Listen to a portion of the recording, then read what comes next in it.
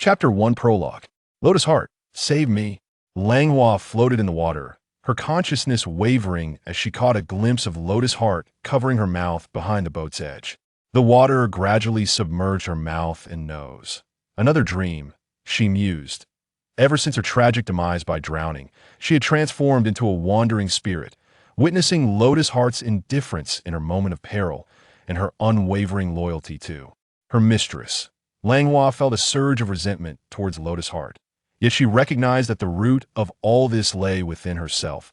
She should not have allowed her selfish desires to plunge Lotus Heart into the abyss. Often, it is only when one escapes such dire circumstances that the true extent of one's madness becomes evident. Later, she beheld her distant daughter, who was being neglected in Mongolia. A sense of urgency ignited within her. This was her only child.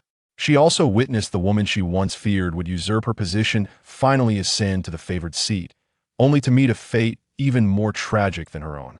The one responsible for her demise, the Qingying clan, had lost her only son. Langhua could not help but recall the words of concubine Mei, an eye for an eye. The fragrance of submerged incense lingered, enveloping the now silent Chonghua Palace, the place where she had wed Emperor Hongli and where she had spent joyful moments with Yonglian and Jingse. Now, her daughter knelt before the incense altar, tears streaming down her face. "Mother, you did not deserve this in your lifetime," Jingse, rarely clad in such simplicity, lamented.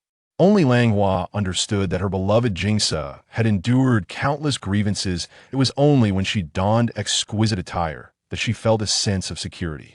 A tear fell from Langhua's eye. If only she could relive those moments, she would surely love Jingse a little more. After her passing, Jingse remained the only one who constantly remembered her mother. "Mother, Ulanara has taken her own life. I believe this is her retribution." Jingse rested on the chaise that Langhua often leaned against. "I miss you so much, mother." Langhua knew that Jingse had sacrificed so much and prepared for this day for far too long. Her daughter had not previously understood such depths. "Mother, if I could, I would love to rest my head upon your lap and sleep peacefully once more." Jingse closed her eyes. "I am so weary, so weary." Langhua's heart felt as though it were being mercilessly squeezed. She reached out, yearning to touch Jingse, but her consciousness began to fade like one drowning. "Am I not to wander this world any longer?" she thought. "Then let me wish for my Jingse to be forever free of worries." Jingse's tears soaked the dragon and cloud-patterned chaise. Unbeknownst to all, the year spent in Mongolia had ravaged her body. At merely 26, she felt like a withered tree. The early birth had left her with lingering ailments to protect her son. She had to muster her spirit to contend with those around her, gradually coming to understand the hardships her mother had once faced. Upon returning to the capital, she finally felt a sense of relief. However, she was unprepared for the palace's transformation. Ulanara had ascended as empress, and the rules established by her mother had long since dissipated. Even the emperor stood by her side, entirely oblivious to her mother's diligent efforts and benevolence. Why, she pondered, should everyone forget her mother while she could not? Her mother had explicitly advocated for the ascension of the pure and noble consort, yet the emperor had chosen to elevate the one her mother despised the most. Ulanara, Jingse, recalled the years when she was compelled to marry into Mongolia. The loathsome visage of the Ulanara clan was a testament to their insincerity. If the court was rife with hypocrisy, the Ulanara family could not even feign it.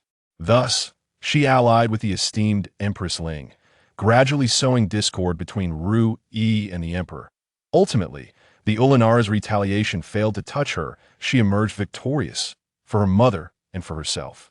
Yet, Jingse found no joy in her triumph. She remained solitary.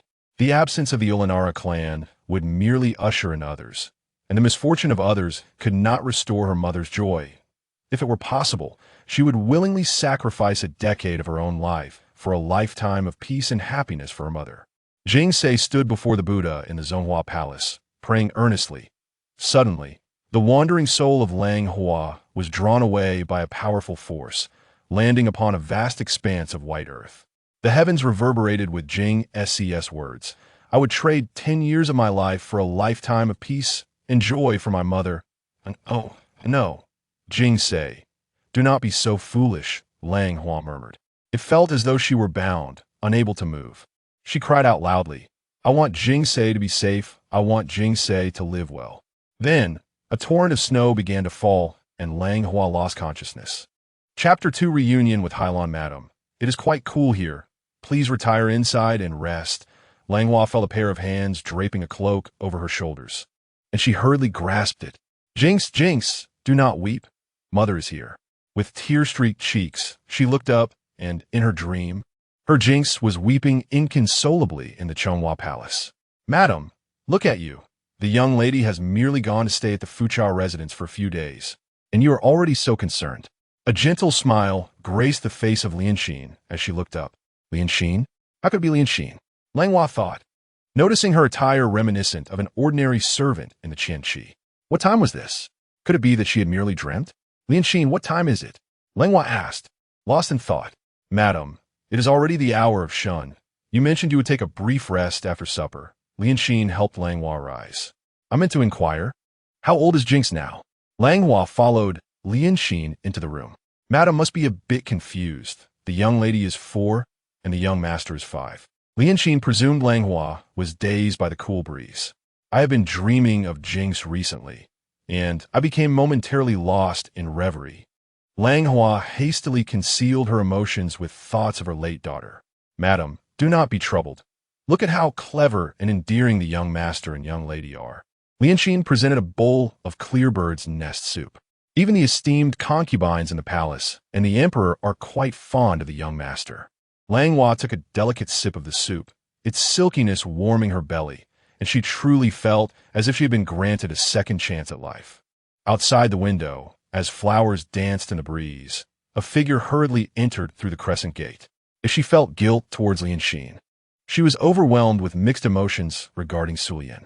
Sulian was her maidservant, devoted entirely to her, yet had spoken and acted excessively, most crucially, keeping too many secrets from her.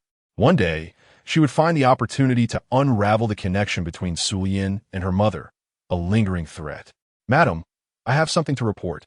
Sulian stood with her head bowed beside Lianxin. Langhua set down her bowl of soup and looked up at Sulian. What is it? Yesterday at the banquet, after the prince had indulged in wine, he favored the embroiderer from the Xiufeng, Coliete. Sulian cautiously observed Langhua's expression. In her previous life, she had been preoccupied with gains and losses, secretly competing with Ulanara, thus neglecting Coliete, who had been favored without any acknowledgement from her. Unbeknownst to her, a simple favor from Ulanara had turned Hailan into her greatest ally. Hailan, such a person, possessed no sense of right or wrong, akin to a rabid dog that only wreaked havoc. Moreover, after her death, she had learned that the demise of Yonglian was also connected to Hailan. In this life, she would not afford Ulanara or Kuliye any opportunities.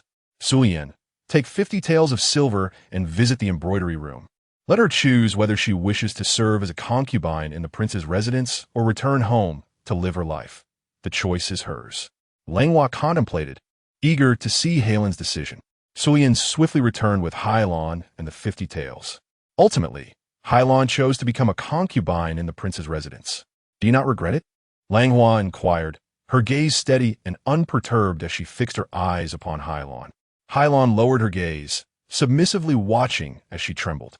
I have no place to go. I have already been taken by the prince. There is no need for further elaboration. I, together with the prince, are united in heart and mind. The prince holds affection for you, and I shall not treat you poorly. You may move in to reside with Su Gij, as she has just given birth, and you may also bask in some of the favor. Langhua seems to see through Hailan. In this lifetime, she will never allow the Kalaite family to become a mere servant to Rui. Thus, from the very beginning, she intends to sever the ties between Hailan and Rui, ensuring that they are given no opportunity to grow close. Watching Hailan being led away, Langhua exhales softly. She wishes to observe whether the current Qingying and the future Rui can maintain their serene demeanor without Hailan's assistance. Lianxin, witnessing her adept handling of the situation, feels a quiet sense of satisfaction. The noble lady is of a prestigious lineage. She has long believed it unnecessary to contend with the concubines in the residence. However, Her sister Sulian is wholeheartedly intent on ensuring the noble lady can thrive in both realms. Lianxin can perceive that the noble lady is frequently discontent in the household. And now, with clarity and openness, she can truly attain lasting happiness. Lianxin is the foremost among the 4 grand maidservants bestowed by the esteemed consort Shi, serving the noble lady, while Ma Xin accompanies the Xian noble lady. Suaxin follows the Qingying noble lady, and Li Xin attends to the Yuyin Gij. Lianxin has always taken pride in being close to the noble lady, whom she believes to be the most compassionate towards her subordinates. Not only does she care for the servants, but the noble lady is also perpetually concerned for others, which often leaves her fatigued in her dealings. And her relationship with the prince is fraught with tension. The noble lady truly bears a heavy burden. In her eyes, the likes of Qingying noble lady and Xia noble lady do not compare to her own mistress. Hailan is taken by Langhua's people to Levian, who feels a pang of sympathy for this timid and pitiful Gij. The heavens are merciful. If the prince desires the favor of a woman in the royal household, there is little room for choice. Hailan cannot discern whether the Su Gij before her is good or bad. As the people in the residence speak of her as having captivated the prince's affections, and perhaps this Su Gij has long since heard the rumors of others. Kalaite Hailan has met the Gij. Her limited abilities allow her to serve the Gij and care for the young age, and she is content with that. Levian helps Hailan to her feet and guides her to a nearby soft stool, speaking gently. You may call me Sister Levian. We are both here to serve the prince. Do not lower your stature so much. Have confidence. Sit upright and proudly. Why should you fear others? Hailan is moved by Levian's words, realizing that in the royal residence, both the noble lady and Sister Levian are truly kind-hearted, and not everyone looks down upon her. Leaning gently against Levian's shoulder, Hailan expresses her gratitude. Thank you, sister, for your understanding. I have come to know. Chapter 3: The Care of Hongli. After Hailan withdrew, Langhua remained in a daze for some time, pondering how a drifting soul from her past life could return to this era of seemingly perfect harmony. In her previous existence, she had a son and a daughter, yet she was haunted by her unresolved feelings for Qingying, manipulating Gao Xia to compete with Qingying and engaging in a contest of wits with Hongli, forcing Yonglian to study day and night while neglecting his respiratory ailments and disregarding Jinx's feelings. It was truly lamentable. In the end, she could not protect a single one of her beloved ones. Now was the 12th year of Yongjing's reign, and Hongli had yet to ascend the throne. Jingsa and Yonglian were still charming children, and there was still time to amend the past. Fujin, the prince has returned from the palace and sends word that he will come to our quarters shortly to settle Hailan and report back. Last night, the prince drank too much and feels unwell. Have the kitchen prepare 2 bowls of yam and lotus soup, and take one to Yonglian in the eastern chamber. Tell him to settle down early and not to overexert himself. Tomorrow, I will bring Jingsa back to see him. Langhua instructed, rising to allow Lianxin to assist her in removing her makeup and changing into a moon-white nightgown. She casually picked up a copy of the collection of Tai Bai left by Hongli and began to read. Under the hazy moonlight, Langhua's long hair fell loosely about her shoulders. You seldom read Tai Bai. I thought you only perused the instructions for young women and admonitions for young women. Hongli, having not permitted Lianxin to announce his arrival, stepped into the room. In my youth, I studied with my elder brother fucking, and I only remember he cherished the line, when the long wind breaks the waves, there will be a time to sail the clouds and cross the vast seas. Langhua closed the book, lifting her elegant neck. At this moment, it was just over a year since the emperor's passing and Hongli's ascension. He had already begun to participate in state affairs. Perhaps the favorable winds had indeed carried her towards the heights of success. Indeed, it is fitting for the daughter of the Fucha clan. Your brother fucking has been appointed by the emperor as a first-class guard at the imperial court and has been granted a position in the military council. He truly is sailing the clouds. The admiration on Hongli's face was palpable, for his father-in-law's family was esteemed. And even the Fujin's younger brother Fu Hong was a prodigy in his youth. Though he cherished Qingying, he held great affection for Fujin as well. Lianxin brought forth the yam and lotus soup along with a plate of milk cheese strips. The prince has been assisting with state affairs in the palace. Let him have some nourishing food. Langhua sat at the table beside Hongli. Last night, I heard that the prince favored the embroidery room's Qingying. Langhua lifted her gaze, and before Hongli could respond, she continued, Qingying is also the daughter of a respectable family, a proper Mongolian from the Blue Banner, gentle and kind. I thought it best to let her keep company with Jun Langhua, serve Hongli another bowl of soup. Honghua, I lost my composure last night. You handled it splendidly. Having you as my wise and supportive wife is indeed a blessing. Hongli set down the bowl and embraced Langhua, stroking her back. Langhua felt a wave of nausea within. If it were not for his incessant affections and inability to control himself, how could he have left behind Hailon, this potential threat?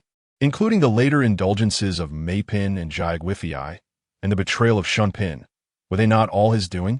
She suppressed the tumult within her heart, and, with a gentle tone, stated that the prince's concerns were her concerns as well, mentioning that her health had nearly recovered.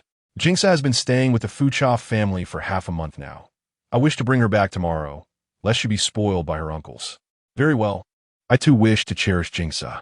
In the household, there are 3 brothers, yet only 1 daughter, Jingsa, whom I hold dear with utmost affection. Hongli embraces Langhua as they move towards the bed. Beneath the veil, their emotions intertwine tenderly. Hongli has succumbed to a deep slumber while Langhua gazes at his profile. In her previous life, before her marriage, she had harbored feelings of admiration. However, during the selection process, Hongli's favoritism towards Qingying and his indifference towards her upon entering the palace had shattered her pride. Reflecting on it now, what significance do those ethereal feelings hold? She is blessed with loving parents, adorable children, capable brothers, and an immeasurably esteemed status. As for affection, given all that she already possesses, Hongli would not dare to withhold his love. Hongli, oh Hongli, in this lifetime, I shall witness your mutual disdain with Qingying. Tomorrow, she is to return to the Fucha family to fetch Jingsa, and coincidentally, she has matters to discuss with her mother. Aware of her mother's concerns about her being mistreated in the royal household, she had discreetly arranged many things through Sulian for in her previous life. These had caused her much suffering and overwhelm. In this life, she must convey to her mother that she is not an oblivious white lotus. Her mother need not meddle in her affairs any longer. If there are any plans, she must be informed, for she does not wish to face a passive situation again. Chapter 4. The Festival of the Late Princess, Part 1. A carriage bearing the emblem of the Prince of Bao came to a halt before the Fucha residence, where mother had already gathered Jingse and younger brother Fu Hong at the entrance to receive her. With the assistance of Su Yin, Langhua alighted from the carriage, and upon catching sight of Jingse's petite figure, her eyes brimmed with tears. The Fucha family, accompanied by their womenfolk, came forth to pay their respects to the noble consort. Madame Fucha was the first to bow, urging mother, please rise. Langhua helped Madame Fucha to her feet. After such a long separation, Madame was deeply missed, and Langhua could not help but leap into her embrace. Good child, do not lose your decorum in public. Let us go inside to converse. Madame Fucha gently held Langhua's shoulder, taking her hand while also guiding Jingse as they entered the estate. 12-year-old Fu Hong trailed behind his elder sister. When she married, he had been merely 6 years old. In his memories, his sister had been dignified and radiant, always smiling graciously and warmly. Yet, it seemed that after the selection event, a shadow of sorrow had settled upon her brow, and the playful spirit she once had towards their parents had faded. However, today, though her eyes were clouded with tears, her expression was relaxed, and she appeared even more affectionate towards their mother. He could only hope that in the coming year, his elder brother would take him to join the army, allowing him to carve out a future for himself, bring honor to their father and mother, and bolster his sister's standing. As Langhua surveyed the familiar furnishings of the residence, Jingse had already slipped from her grasp, turning to frolic with her uncle. Madame Fucha guided Langhua to sit at the main seat in the hall, holding both of Langhua's hands in hers. Langhua, do share with your mother. Have you endured any grievances from the prince or the side consort in the household? Madame Fucha inquired, her face etched with concern. Not all, mother. I am the mistress of the prince's residence. He is not some foolish, incompetent man. Who would dare to bully me? Langhua replied, observing her mother's elegantly maintained yet now slightly lined hands, which felt warm and soft. Turning to glance at Su Lian standing behind her, she steeled her resolve. Mother, there is something I wish to ask you. What is it? Langhua withdrew her right hand, her expression grave. Have you concealed something within the bracelets of my dowry? Su Lian immediately appeared flustered, and Madame Fucha's face expressed surprise. In her previous life, she had been wary of Qingying, fearing that Qingying, favored by the prince, might bear a son before her. Thus, she had taken medicine to prevent pregnancy daily, resulting in 3 failed attempts. However, both Qingying and she had yet to conceive. When she had gifted the gold bracelet, she genuinely did not know its contents until one day when Mother proudly declared that had she not placed the fragrant herb in the bracelet, Langhua's position would not be so secure. Only then did she understand the peculiar nature of the bracelet.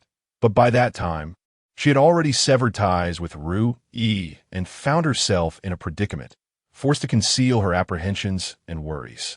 Langhua's brow twitched slightly as Su Lian knelt in fear upon hearing this. Mother, you conspired with Su Lian to ensure the concubines in the residence remain barren. You are harming me. Upon hearing these words, Madame Fucha could no longer restrain herself. How can this be harming you? Mother only fears they might threaten your position. Especially that one. Which one? Langhua pressed it. What are their statuses? Let them bear 10 or 8 children. Can they truly surpass me? Langhua suppressed her anger and extended her hand to comfort her mother. I am the legitimate wife of Hongli, blessed with a son and a daughter.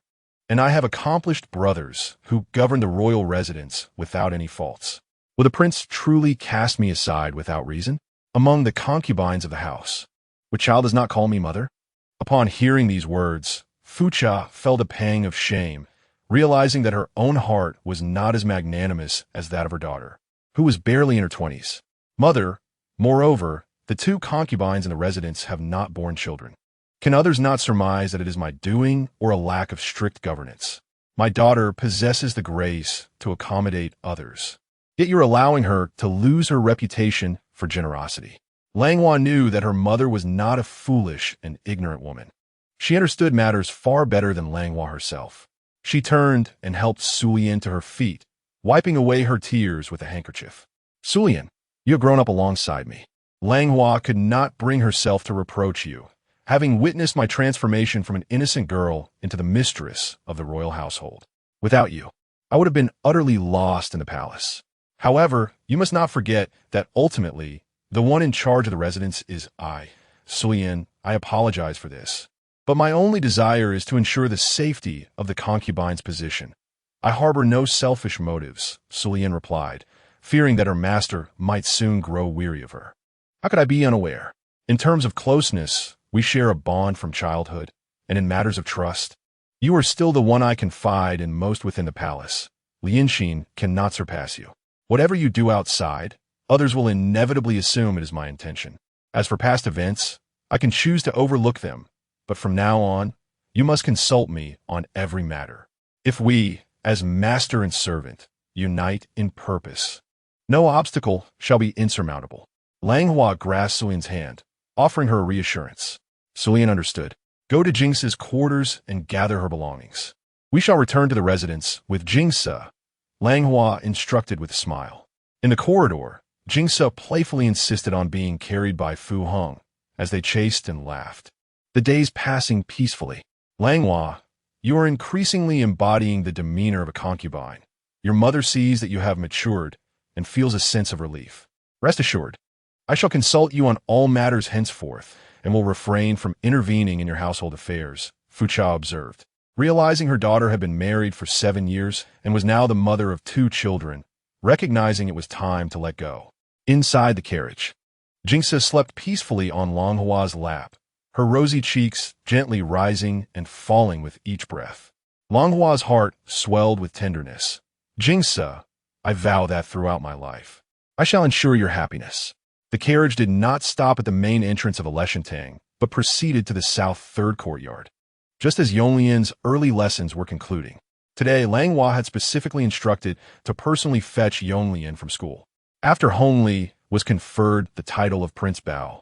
The emperor graciously bestowed Yuqing Palace upon him, naming it Leshentang for his residence, so that he might be closely supervised. Yongwang and Yonglian were required to attend the study daily for instruction. Langhua embraced Jingse, watching from a distance as the 5-year-old Yonglian, dignified beyond his years, quickened his pace upon spotting his mother and sister. "Mother, why have you come in person?" Yonglian exclaimed, rushing over, beads of sweat glistening on his small forehead. Holding a handkerchief, Langhua meticulously wiped her mother's brow, contemplating the arduous nature of her studies. After school, she must long to reunite with her mother and younger sister. Thus, she had come to escort you. Jingse was already clinging tightly to her brother, the two siblings reveling in each other's presence. Suyin and a young servant took the book box from Yonglian's hands, assisting Langhua as she prepared to board the carriage. Yongwang extended a respectful greeting to their mother, as well as to his younger brother and sister. It was only then that Langhua noticed that Hongli's eldest son, Yongwang, had silently knelt behind them to pay his respects. Langhua recalled from her past life that Yongwang had been misled by Jin Yuyin, believing her to be the cause of his mother, Zhu Ying's demise. This had fostered a deep-seated resentment towards her, ultimately leading to his own tragic end. She reflected upon Yongwang's plight, recognizing him as a pitiable child bereft of maternal love. He had never wronged her, so why should she withhold from him a stable life? "Rise, Yongwang. You and Yonglian shall study together in the scholarly chamber. You are both exemplary children of your father." Although Yongwang was a year older than Yonglian, he appeared exceptionally frail. Langhua pondered the harsh treatment he had endured in his previous life. Anyone in such circumstances would inevitably harbor resentment. She glanced back at Sulian, who promptly assisted Yonghuang to his feet. "Thank you, mother, for your praise. The teacher has instructed me to continue practicing my calligraphy in the pavilion," he said, bowing before taking his leave. As he turned, his striking figure bore an air of maturity beyond his years. If Yonglian's composure was a result of her careful guidance since childhood, Yonghuang's independence was tinged with melancholy. It was disheartening that even the attending servant allowed him to traverse alone from the scholarly chamber to the pavilion. "Suyin, tomorrow let Lianxin accompany Yonghuang to Suihua Hall to offer incense for Zhu Ying. Also, provide 100 taels of silver to Zhu Ying's father. After all, she contributed to the prince's lineage, and it reflects a bond among the Fucha clan," Langhua instructed Suyin. Tomorrow marked the 3rd anniversary of Zhu Ying's passing, 3 years ago. She had died in childbirth while Langhua was preoccupied with caring for Jingse. She had neglected Zhu Ying, initially believing her misfortune was due to her own lack of fortune. It was only in her previous life, on the brink of death, that she discovered Jin Yuyin's treachery. Now, adhering to her role as a noble wife, she should strive to expose Jin Yuyin. However, with 2 or 3 years having elapsed, evidence had become elusive. Furthermore, keeping Jin Yuyin in check was prudent. Perhaps it would better equip her to handle Qingying. Chapter 5. The Commemoration of Qingying, Part 2. Upon returning to the Lushan Hall, Yonglian instructed Jingse to practice small calligraphy, while Langhua observed her 2 children in the corridor. "Lian Xian, please inform Shiyu and the other ladies, Qingying, Su Gij, Jin Gij, and Chun Gij, that tomorrow is the memorial for Gij Qingying. It would be thoughtful if they could each copy a Buddhist scripture and bring it along for the morning greetings. I shall deliver them to Rue Hua Palace as a gesture of sisterly affection." Lian Xian nodded in agreement before heading to Qiyu's quarters. Though Qiyu harbored some dissatisfaction, she acknowledged Langhua's directive and complied. Su Lu Jun and Chun Wanyin, being congenial individuals, voiced no objections. However, Jin Yuyin was internally perplexed. In the past, our esteemed lady has always been wary of the birth mother of the eldest son. How is she exhibiting such magnanimity today? Jin Yuyin mused as she nibbled on a slice of fragrant melon. It seems merely a facade to cultivate a reputation for virtue. If she were truly generous, why not take Yonghuang under her wing? Zhen Shu fanned Jin Yuyin, saying, "Indeed, let us humor her intentions. After all, she is the mistress." Lian Xian was the last to visit Qingying's residence, as when she first entered the household, Qingying had chosen the flowing light pavilion at the northwestern corner, distancing herself from Langhua's Chongqing courtyard. Upon entering, Lien Xin found Qingying engaged in play with a Ruo, chasing butterflies, while Ruo Xin attended to them. Noticing Lien Xin's arrival, Ruo set aside her fan and, with hands on her hips, remarked, "Who might this be?" "Ah, it is Sister Lien Xin, the favored one by the lady. What wind has blown you here? Is the Chongqing courtyard too confining for you, that you've come to seek solace in our flowing light pavilion?" Lien Xin, well aware of a Ruo's sharp tongue, merely nodded at Ruo Xin. Yet Qingying did not intervene, allowing a Ruo to unleash her lengthy tirade. Lien Xin thought to herself how disorderly the flowing light pavilion was, wondering why the prince favored such behavior. After greeting Qingying, Lien Xin conveyed the lady's message. Tomorrow marks the memorial for Gij Chuing, and the lady wishes for all the ladies to copy a Buddhist scripture and bring it along as a token of sisterhood. How considerate of a lady. Qingying responded readily. Lien Xin bowed respectfully before taking her leave. As she exited the flowing light pavilion, she overheard a Ruo loudly lamenting, criticizing the lady for her kindness, questioning why they should exert themselves for a mere concubine like Chuing, who did not merit such honor. "We toil only to enhance her reputation," a Ruo scoffed. "A Ruo, do not speak so freely." Qingying admonished her in a tone devoid of severity. Lien Xin quickened her pace, reflecting on how, despite being of noble birth, Qingying surrounded herself with such boorish and disrespectful company.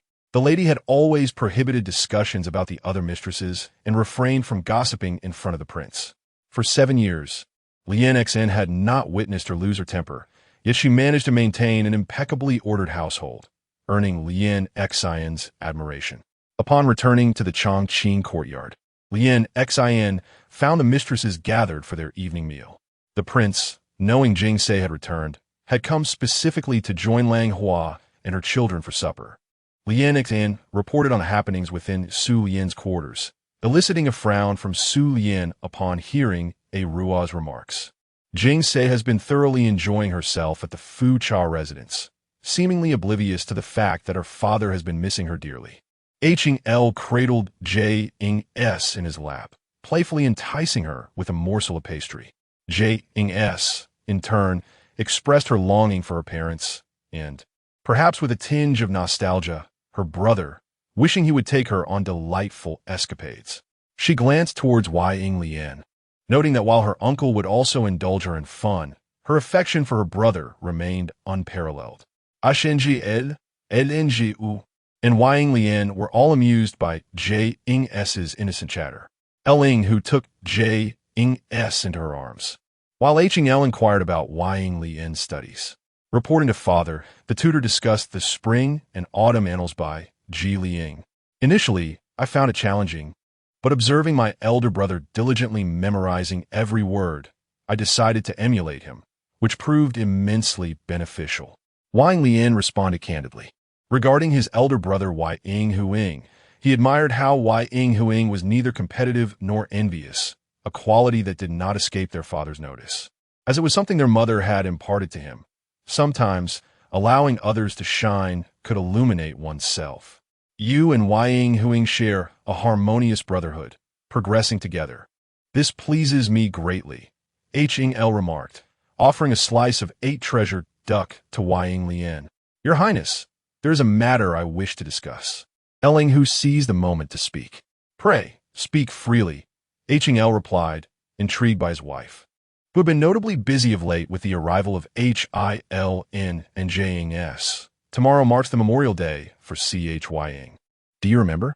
Hngl paused, recalling the meticulous and demure woman Chying had been. It had been 3 years since her departure. He absent-mindedly caressed the jade belt at his waist.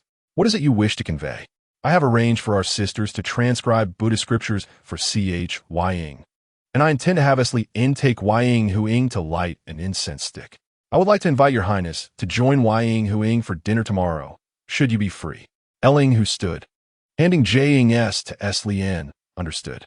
It has indeed been a while since I last dined with Ying Huing. I trust you implicitly with the household affairs. Qingying acknowledged, appreciating Ying's noble demeanor. Though he had initially been drawn to Qingying, over time, he had come to recognize Ying's virtues, her grace, propriety, and ability to manage domestic matters without jealousy, all while their children flourished, bright and intelligent. Ying, who is indeed a gem among women, a testament to a mother's discerning eye. Ying, who, however, did not insist on Qing staying overnight, as he had only just rested there the previous night and planned to visit Qingying's quarters today. Relishing the solitude, she settled on the couch. Peeling oranges with Jing's. Lien quietly recounted to Ying what she had observed and heard that day regarding Ying, who chuckled softly. In the Ulanala household, with a fool like Su, what good can come? As a mistress, one must manage the servants. Otherwise, it reflects utter incompetence. Lien, I tasked you with watching over at Ying's residence. Has it been done? Ying, who inquired of Lien, who was attending outside the curtain. It has been arranged. Lien has been returning home daily, and I have stationed someone to follow her. Lien confirmed. Thank you for your diligence, Lien. You're always so thorough in your work. Now that you are 18 and of marrying age, should you find someone to your liking, do inform me, and I shall prepare a substantial dowry for you. Ying, who recalled the foolishness of her past life, reflecting on the misguided decision to betroth the gentle Lien to someone as vile as Wang Qin. She found it understandable that Lien chose to remain indifferent in times of peril, deliberately prolonging her inaction. The devoted service that Lien had rendered could not go unappreciated any longer. My lady, I refuse to marry, Lien exclaimed, stamping her foot. I wish to serve you for a lifetime, just like Sister Su Lien. Lien, do not speak foolishly. How can you and I be compared? Su Lien replied solemnly. When I was a child, I fell into an icy hole which harmed my body, rendering me incapable of bearing children in this lifetime. That is why I chose not to marry. You, however, are in good health and surely destined to have a house full of children. Su Lien did not shy away from recalling her own sorrowful tale, but Ying, who felt a pang of compassion, turning back to grasp Su Lien's hand. Jingse and Yong Lien will be kind to you. They will treat you with the same warmth they show me. I would never presume to elevate myself to the status of a young master. It is my duty to serve you, Lien responded. I am but your hands, forever by your side. Meanwhile, Jingse, having listened to the conversation between her mother and Su Lien, had already drifted into slumber. Chapter 6. The Day of Mourning for Qingying, Part 3. On the following day, April 16th, it was also the day for the various side consorts to pay their respects to Langhua.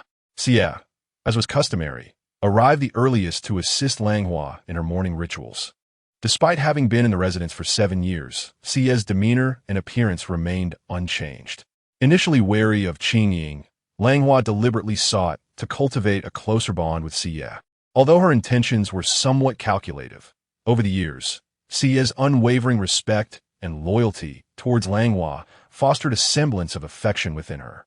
Particularly, upon learning that Xie had harbored grievances against her in a past life, Langhua felt a profound sense of guilt. Xie, your bracelet appears to have lost its luster, Langhua remarked, gazing at Xie as she deftly styled her hair in the mirror. Dear sister, this symbolizes the bond we share from our initial days in the residence. I can never forget it, Xie replied with a warm smile. Hailing from the Bannered Han military class, Xie's father, while esteemed in the presence of the emperor and princes, was acutely aware of the importance of lineage. Prior to the selection ceremony, he advised her not to aspire for the title of consort, but to seek favor without worry. Hence, Xie revered Langhua in all matters and devoted herself wholeheartedly to her service.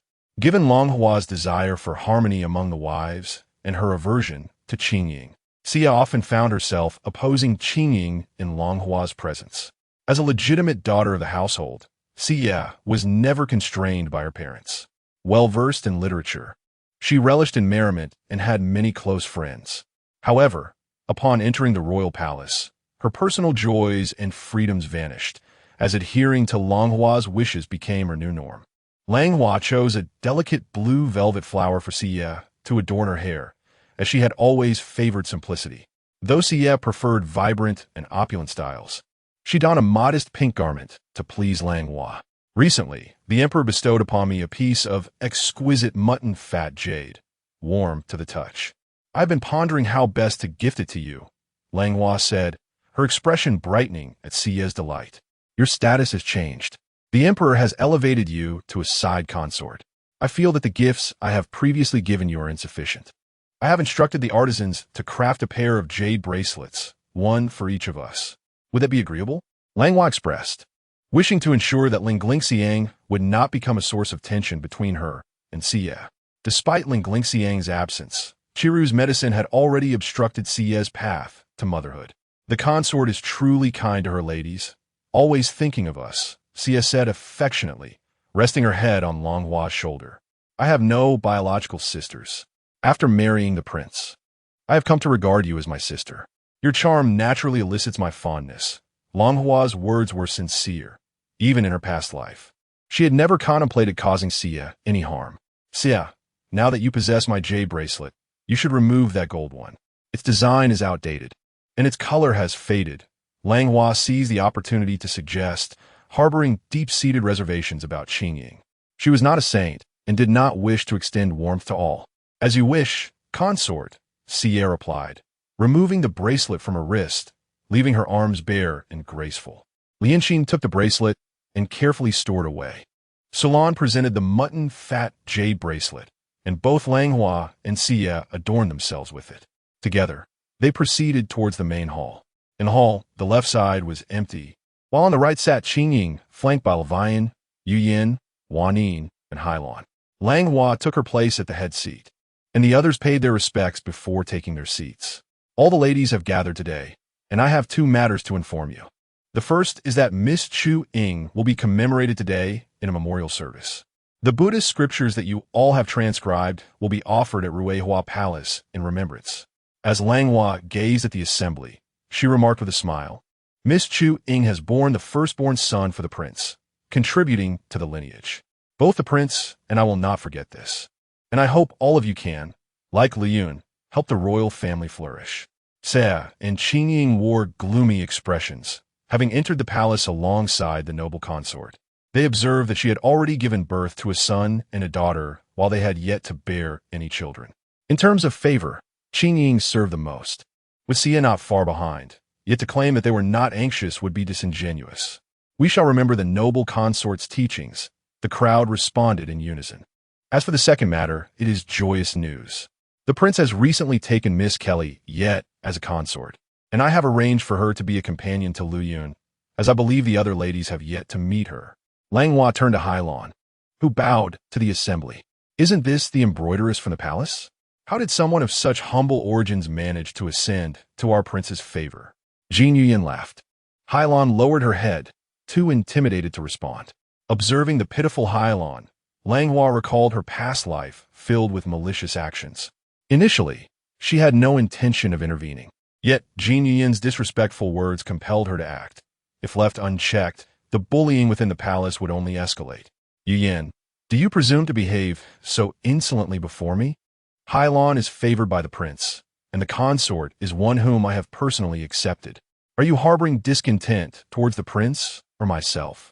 Langhua fixed her gaze sternly upon Yuyin. Surprised by Langhua's rebuke, Jin Yuyin hastily knelt, declaring, I spoke out of turn, noble consort. It was never my intention to offend.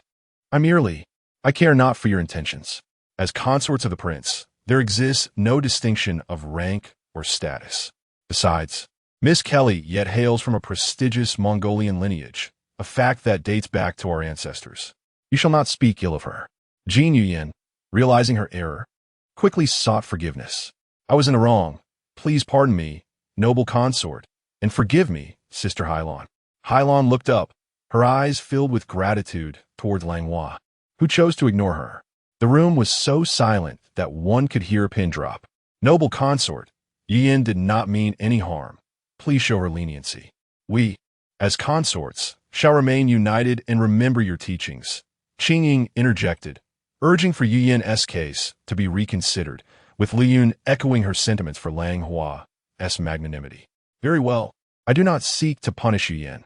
However, certain rules must be upheld. Yu Yan, you may rise. Ladies, you may return to rest. I must proceed to Ruihua Palace. Langhua stood and walked toward the inner chamber. She was untroubled by the possibility of Xie mistreating Hailon. Without her directive, Xie would not dare to be overtly harsh. It was Jin Yu Yan, however, whose venomous nature was concealed beneath her forthrightness, and Langhua felt compelled to instill some fear in her. Dressed in a light blue ceremonial gown adorned with flower patterns and adorned with court beads, Langhua was accompanied by Lianxin as she made her way to Ruihua Palace. This palace was where memorial tablets were enshrined for blessings, honoring consorts who had given birth and those whose offspring had died young.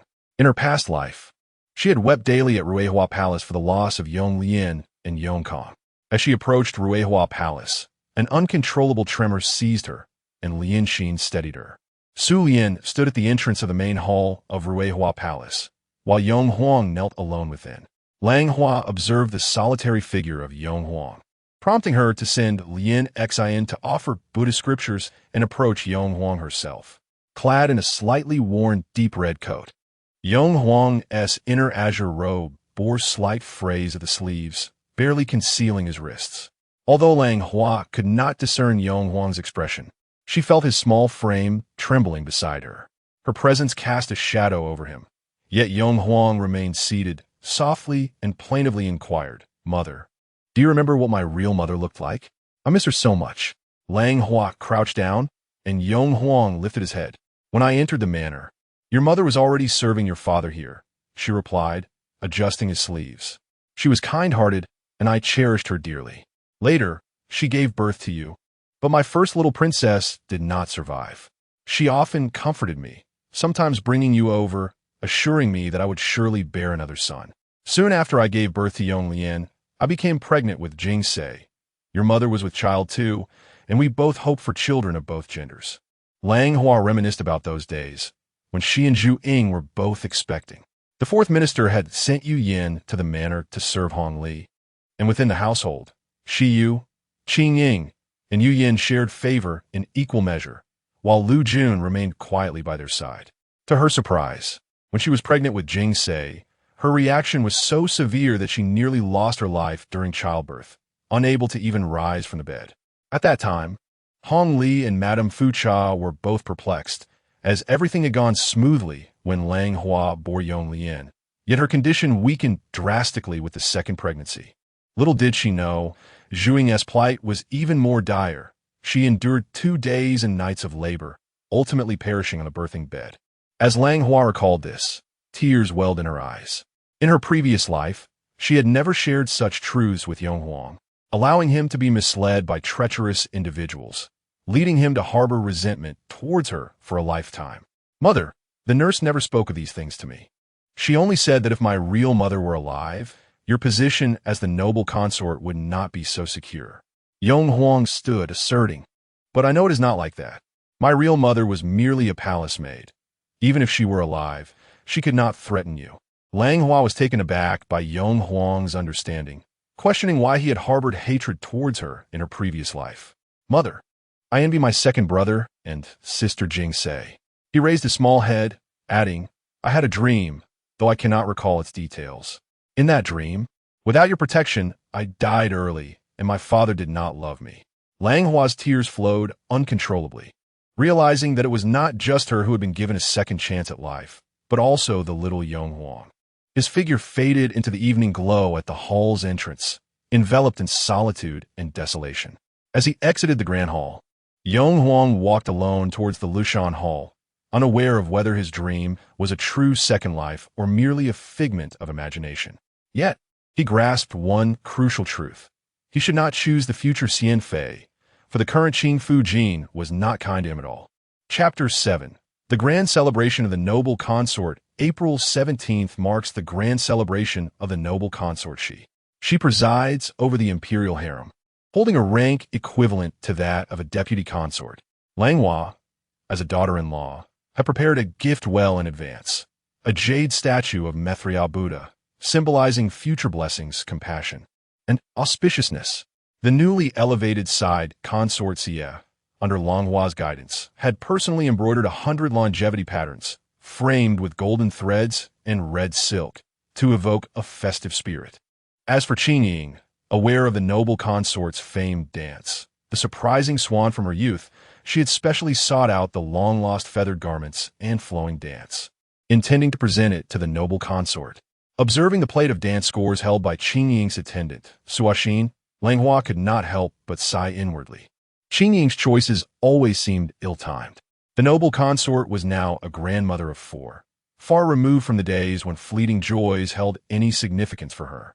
Moreover, who could forget that the noble consort's legendary dance was performed under duress, a stark reminder of her past as a low-ranking consort at the mercy of others. While Hongli went to the Yangxin Hall to attend to state matters, Langhua accompanied Xie and Qingying to the Yongshou Palace to celebrate the noble consort's birthday. The Yongshou Palace, the most opulent within the harem, featured walls adorned with pepper paint, floors laid with golden bricks, and dozens of lotus-filled tanks irrigated by warm spring waters, blooming year-round. Through the towering palace walls, Langhua caught a whiff of delicate fragrance. After traversing a corridor, they finally arrived at the main hall, where the plaque displayed the elegant characters, gentle, kind, compliant. Su Yan stepped forward to adjust Langhua's collar, while Suoxin and Ma Xin similarly ensured her attire was impeccable. Once satisfied, they stood in the corridor as Langhua entered with her companions. Daughter-in-law Langhua, this humble servant Xie, and this humble servant Qingying pay our respects to Mother. We wish you longevity as enduring as Nanshan, and a life surpassing that of the pine. Langhua gracefully bowed, with Xie and Qingying kneeling beside her. Such good children, rise, came a gentle and warm voice from above. The noble consort she sat regally, summoning Jinsi to assist them. Langhua took her seat beside the noble consort, with Xie and Qingying attending on either side. The noble consort appeared well-preserved, with time leaving few traces upon her visage. She exuded a warmth that softened the haughtiness of her youth. I have heard that the Su family has given birth to a dragon son. This is Hongli's 3rd child. The family is flourishing, and much of it is due to your efforts. The noble consort expressed her satisfaction with the daughter-in-law she had chosen, noting her noble lineage, steady character, and ability to bear children. All of this is due to the emperor and mother selecting Lu Jun for the household. I merely fulfilled my duties. Langhua humbly replied, eager to deflect praise.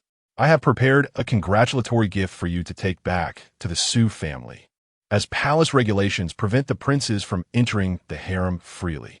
I do not know when I will get to see the children, the noble consort mused, resting her forehead on her protective armor.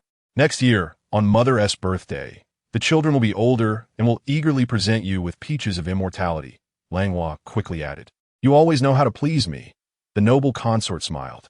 Mother should first take a look at the gifts prepared by the daughters-in-law. I wonder if they will be to your liking, she said, a twinkle of anticipation in her eyes. She jested that noble consort she was particularly kind to her. Hence the 3 of them shared laughter and warmth. Yet, Qingying remained preoccupied, her gaze fixed on the exquisite embroidered patterns of plum blossoms on her flower-pot shoes. She was momentarily entranced, for noble consort she and Empress Elenara had been at odds for quite some time, since Empress Elenara was confined to Jingren Palace. Noble consort she had ceased to extend her usual grace towards Qingying. Qingying wished to alleviate the tension between the two by celebrating the consort's birthday.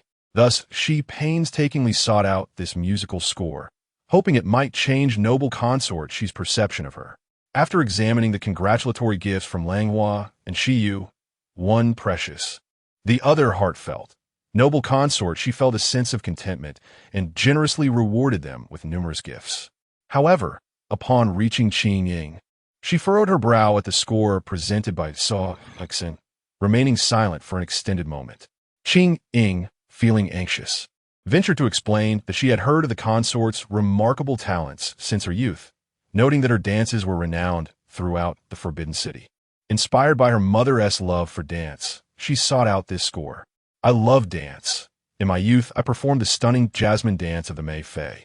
What then is your intention in bringing forth the feathered attire of Yang Gui Fei, the one who caused Mei Fei to fall from grace? Noble consort, she rebuked, returning the score to Qingying. Do not let your cleverness lead to folly. In the palace and in the prince's residence, avoid such futile schemes. Qingying felt a cold sweat break out. Noble consort, she indeed disapproved of her. Noble consort, many matters should not be clouded by fleeting impressions. I understand your intentions. Take this score back with you. Noble consort, she appeared weary, instructing Langhua to escort the two back. As they exited Yongsho Palace, she could no longer contain her frustration. Qingying, why must you be so peculiar? Both the princess and I offered auspicious tokens. Yet you sought an alternative path and ended up with nothing. Qingying replied calmly, Princess Shiyu, I did not intend to vie for favor before the consort. You are overthinking. Langhua recalled Qingying's demeanor in her previous life, where she expected all to trust her, never explaining her actions, remaining indifferent to circumstances. Langhua felt a surge of anger. As companions of the prince, they shared both fortune and misfortune. Qingying's disposition would eventually bring harm to herself and those around her. Be cautious in your words and actions within the palace, Langhua admonished, preventing Shiyu from speaking further. Upon returning to the residence, Langhua organized the consort's gifts, adding a few toys for children, and sent them to Lu Jun's quarters. Shortly after, Lu Jun sent someone to express her gratitude, and to Langhua's surprise, it was Hailan who arrived. Langhua found herself at a loss in dealing with this life as Hailan. In her previous life, Hailan had betrayed Yonglian, yet now she seemed merely a timid, ordinary woman. In this life, Langhua had secured a status for Hailan, and it seemed unlikely that Hailan would grow as close to Qingying as before. Servant Hailan pays her respects to the princess, she greeted, maintaining the demeanor of a humble servant. No need for excessive formality. Rise, Langhua replied, her tone somewhat curt. What brings you here? It was my own request to come. I wish to thank the princess. You granted me a status and protected me, for which I am profoundly grateful, unable to repay your kindness. Hailan replied softly, her hands hanging limply, her gaze averted. Langhua sighed inwardly, recognizing that Hailan was devoid of self. She resembled a toxic vine, clinging to whomever offered support. Langhua wished to keep her distance. If that were the case, let her cling to the prince. For it was my duty as the noble consort to protect all within the household. Langhua bestowed a seat upon her, saying, in truth, the prince holds great affection for you. He has instructed me to watch over you, knowing of your timid nature. Although the prince had indulged in drink that day, his deep feelings for you were unmistakable. He merely felt a pang of sympathy. Langhua painted a picture of Hongli's heartfelt emotions, intending to divert attention away from herself. Is that true? Hailan inquired softly. Why would I deceive you? Today marks the Qianqiu festival for the noble consort. The prince may return late, yet he will certainly seek you out tonight. Langhua seized the opportunity to send Hailan away, encouraging her to prepare herself. Yet, as Hailan departed, she felt no affection for the prince, not even a hint of fondness, only a tinge of distaste. Her gratitude was solely directed towards the noble consort, for she sought not to gain favor through her assistance. Why could the consort not comprehend this? Hailan sighed gently. Chapter 8.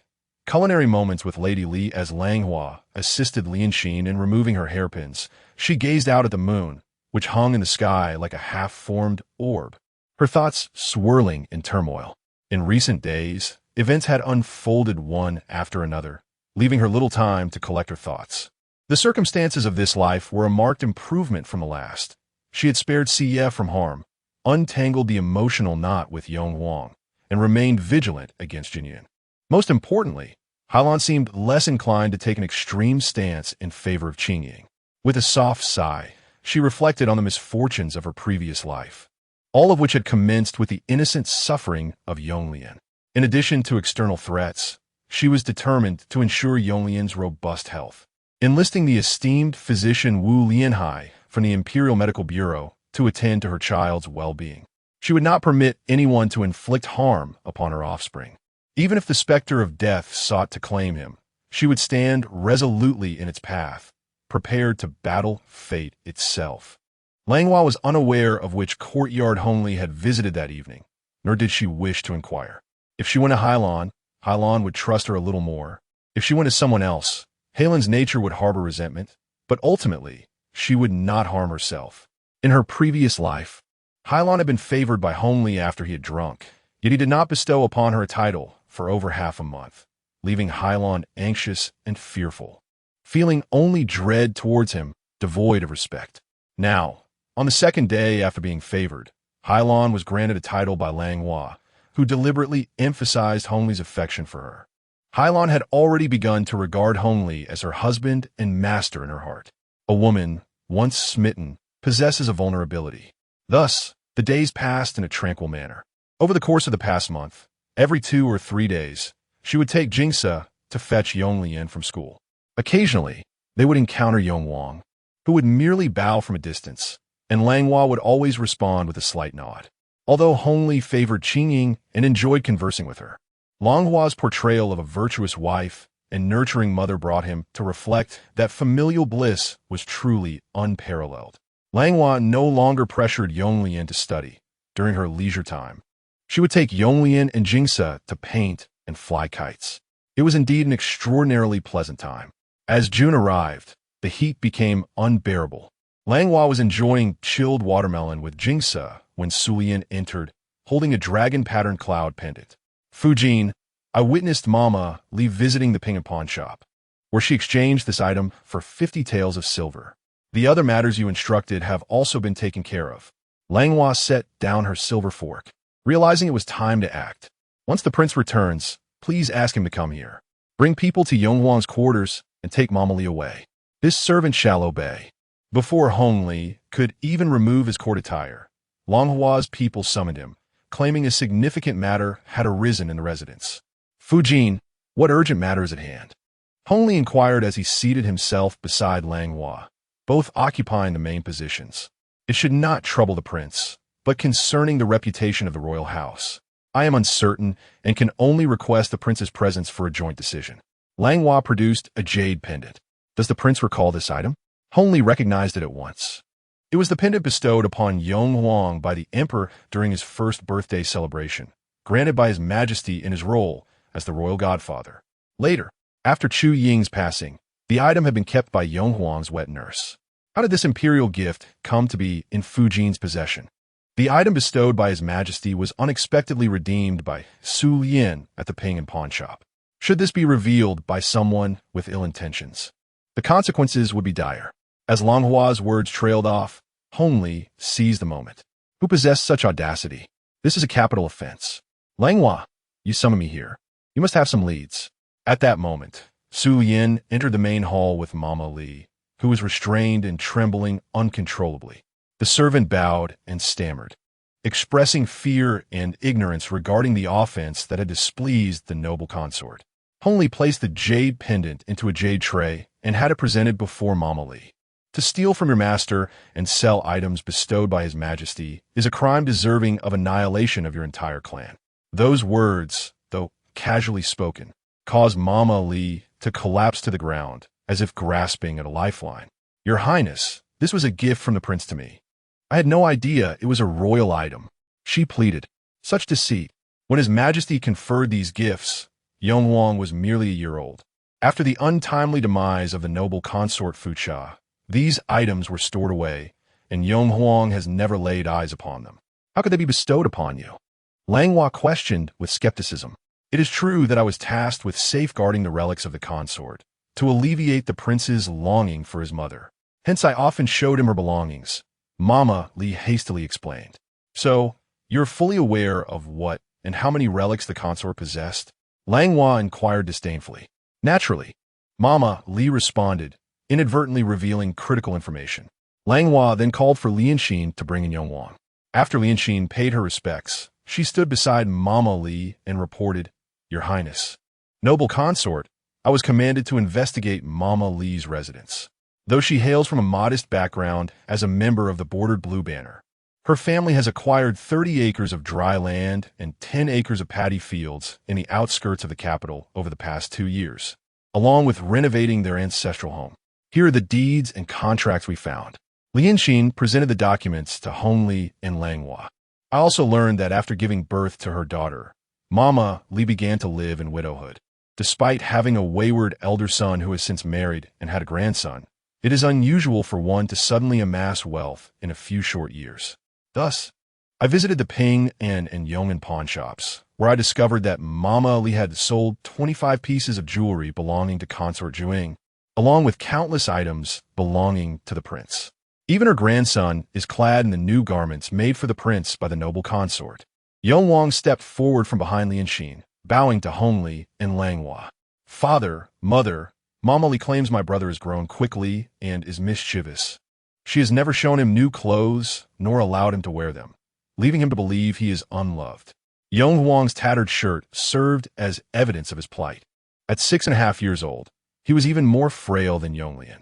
Mama Li abruptly pushed Yong Huang away. You were raised on my milk. How dare you accuse me? I have always cared for you. Yong Huang, with tears in his eyes, protested, Mama, is your love for me denying me food? Each day in class, I am so hungry I nearly faint, daring only to sneak a few spoiled cakes. Langhua's heart ached further with each word, while Hongli's fury surged within him, culminating in a fierce kick directed at Mama Li's chest. You wretched servant, how dare you bully your master? Come here, drag him away, and beat him to death. The anguished cries of Lady Li echoed, lingering in the air. Within the chamber, Yong Huang continued to sob softly, uncertain whether he mourned his tragic fate or the untimely loss of his mother. Langhua knelt before the prince, humbly seeking forgiveness. Ultimately, this matter stemmed from the laxity in governance on my part, allowing Yong Huang to endure such great injustice. I am at your mercy for punishment, my lord. Hongli assisted Langhua to her feet, urging her not to speak so.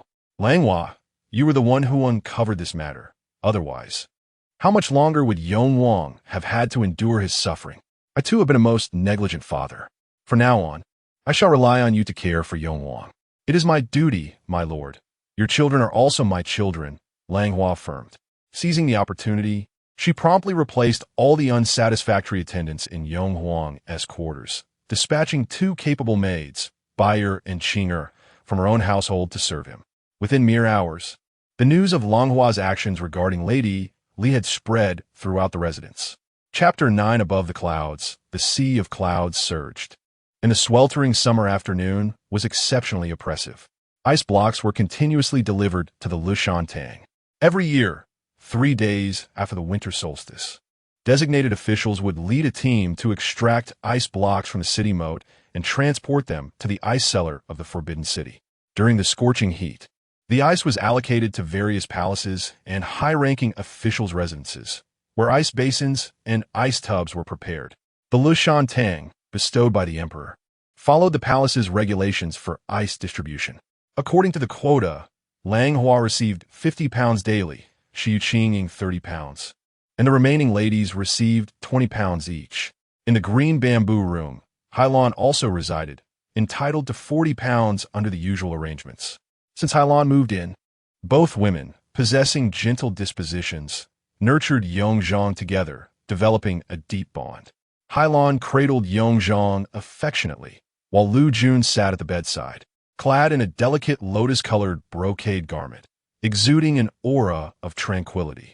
Sister Hailan, you spend each day here with Yongzhang, not venturing outside. Being the youngest among us, why do you choose such a serene existence? Lu Yun spoke sincerely, having been in the residence for 5 years. With Yongzhang, now 8 months old, her mind occasionally wandered to the prince. Yet, Hailan remained composed, dedicating her days to caring for Yongzhang in the exquisite Ling Long Garden. The kind-hearted sister accepted Hailan, whose background was humble, into her fold, while the other sisters were likely less inclined to welcome her. The mistress was perpetually busy, and though Hailan longed for companionship, she hesitated to intrude. Hailan felt a close bond and trust towards Lu Jun, and profound gratitude towards Langhua. However, during their few interactions, the mistress seemed indifferent, which Hailan attributed to her nature, kind yet distant, prompting her to heed Langhua's words and devote herself to Lu Jun and Yongzhang. If I care for Yongzhang well, perhaps the mistress will have fewer worries, she thought. Foolish sister, my lineage is even humbler than yours. You are at least of Banner descent, while I am merely a commoner. Though I have given birth, I cannot compare to the esteemed Yonglian. Lu Jun replied. Yet all I desire is for Yongzhang to grow up safe and sound, acquiring skills to carve out his own path. What you wish for will surely come to pass, Hailan reassured her. As they conversed, Qingying, accompanied by the palace's young eunuchs, rushed into the ice room with a swollen face, weeping. Qingying, what happened? Why are you crying? Lu Jun, known for her kindness towards the servants, had never scolded Qingying, who was strong-willed and had never faced reprimand. I failed to fulfill my duty, and the ice blocks were not retrieved. Please punish me. Your Highness, Qingying knelt before Lu Jun. Get up quickly. Now tell us what transpired, Hailan urged, attempting to calm Lu Jun's concerns. I went to fetch the ice, but encountered a Xian by Qing Fujin's side. A Xian saw that I had 2 portions and insisted that Qing Fujin, being frail, should also receive 2 portions. I let go of the ice, and a handprint on my face is a painful reminder. Lord Qin opposed this, explaining that the ice was meant for you and Lady Hailan, Qingying recounted. Unexpectedly, a Xian declared that I was of lowly birth, unaccustomed to heat, and asserted that Lady Hailan, being a former embroideress, had no right to the ice, attempting to seize it for Lu Guangge. The maid did not yield, and thus Ruo struck her, commanding others to remove the ice. Qingying, feeling increasingly wronged, burst into tears. Such absurdity! It was as if there were no laws to uphold. Qing Fujin was known for her amiable nature, yet her servant's tongue was vicious. Lu Jun had the servants take Yongzhang, holding Hailan's hand, and together with Qingying, they set off to seek an audience with Langhua for justice. At that moment, Langhua was applying nail polish to Jingse. Upon seeing Lu Jun and Hailan approach, looking aggrieved, she instructed Su Yin to take Jingse away. The two relayed Qingying's account to Langhua, who felt a surge of frustration. Ariel, relying on her father's position as a county magistrate, had always considered herself above others, and with Qingying's lack of oversight, her ambition grew unchecked, leading to the calamity that would follow. Langhua ordered someone to summon Qingying and instructed Su Yin to bring Ruo under restraint. She offered words of comfort to Lu Jun and Hailan, finding it somewhat amusing that in this lifetime, Qingying and Hailan stood opposed to one another. She bore no fondness for either, yet Lu Jun was indeed innocent. In the initial years of Qingying's arrival at the residence, Langhua and Shiyu paid her little mind, leaving her without close companions until Lu Jun entered the household, becoming her confidant. Now, it was almost lost to Ruo's folly. Truly, foolishness begets more foolishness. Fujin, may I inquire as to the purpose of summoning me? Su Yin remarked upon arriving at Lu Guang Pavilion, expressing her intent to bring forth Ruo. A sense of bewilderment filled her heart, wondering what transgression Ruo had committed. Qingying entered with Ruo, both bowing and greeting. Lu Jun's eyes were red-rimmed, yet she maintained her gentle demeanor, while Hailan remained silent. This Ruo beside you has dared to insult and bully both Lu Jun and Hailan, even laying hand upon Qingying, who is close to Lu Jun. Qingying, are you aware of this? Langhua demanded, her gaze fixed sternly upon Qingying. Ruo, upon hearing this, quickly knelt before Fujin, asserting her innocence. Mistress, I did not. During a dialogue among masters, when did it become your place to speak? Langhua chastised. Yet Ruo wore an expression of defiance. Is what Fujin has stated accurate, Ruo? Qingying's tone remained indifferent, devoid of any intimidation. I did have a dispute with Qingying, but I did not strike her. She attacked first, and I merely retaliated. Ruo defended herself, though she had forgotten the order of events. She considered Qingying an ordinary maid, with no notable lineage, and assumed Fujin would not impose severe penalties upon them. Nonsense. Qin Li, the steward of the ice chamber, had specifically sent a witness from the ice house, asserting that it was Ruo who first uttered insults. To which Qingying retorted, it was you who struck first. If all within the residence behaved in such a manner, seeking to oppress and seize, would it not descend into chaos? Langhua directed her gaze towards Qingying, who appeared displeased. Ruo, you have been overly indulged. Apologize to Fujin and the 2 young mistresses. Qingying insisted, first glancing at Lu Jun. Sister Lu Jun, I have failed to manage Ruo properly, causing you distress. Please do not hold it against her. Lu Jun, having suffered under Arua's airs of superiority due to her family's standing, had already given birth to a young master. The disdain of Emir weighed heavily upon her.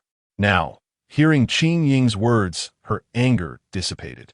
Thus, she led Hailan to bow in respect to Qingying, saying, "How could we ever bear to blame our elder sister? Let this matter be forgotten." Unexpectedly, Ruan, oblivious to the situation, spoke up, "My lord, you mentioned that we should procure an ample supply of ice today, to chill the fruits and milk for this evening's feast for the prince. However, I believe it may not be wise to use too much ice, considering that Miss Lu Jun has just given birth. In the past, Miss Hailan managed well in the embroidery room without ice, even during the summer heat. Furthermore, given your recent ill health, I have only been able to secure 10 pounds of ice daily. Today, wishing to make use of more, I thought to request some from them. What wrong have I committed? Is it truly Miss Lu Jun's fault? Should she not present you with the ice for my share? In the shadowy intrigues of the past, it is no wonder that characters like Langhua and Lu Yun met such dire fates. Observing Hailan in this scenario, she uttered not a single word, allowing Lu Yun to dominate the discourse. You have transcended the emotional entanglements of the past. A servant as duplicitous as Eruo cannot remain in my household. Langhua rose abruptly, slamming her palm upon the table, suggesting that a sound thrashing might serve her well, perhaps even arranging for her to be married off to a lowly servant. "No, please, my lady," Eruo pleaded, panic-stricken. Though her father had attained a position of authority, she remained a mere servant, subject to the whims of her mistress. "Your ladyship, I implore you to intercede on my behalf. I have always acted with your best interests at heart." Eruo bowed deeply, beseeching Qingying for mercy. Qingying, feeling helpless, turned to her mistress. "My lady, Eruo has served me since childhood. We share a sisterly bond. It is my failure to discipline her that has led to this. If you must impose punishment, let it extend to me as well. Allow her to remain by my side." Langhua, stroking her forehead, remarked that without rules, chaos would ensue. Eruo was made to kneel outside the exquisite Linglong courtyard for 3 days as a cautionary measure. Qingying suggested a suspension of her monthly allowances for 2 months as further consequence. Additionally, let us revise the usage of ice blocks at Le Shantang, permitting a 5-day window in which any unclaimed portion may be made up on any day within those 5 days. With a strict household management, my lady's authority is paramount, and we shall follow her lead. Qingying, Lu Yun, and Hailan quickly knelt in submission. With this matter settled, Eruo was supervised by Sulian and sent to kneel in Linglong courtyard as punishment. Langhua instructed that Eruo be closely monitored, ensuring that anyone associated with Qingying did not approach her. Chapter 10.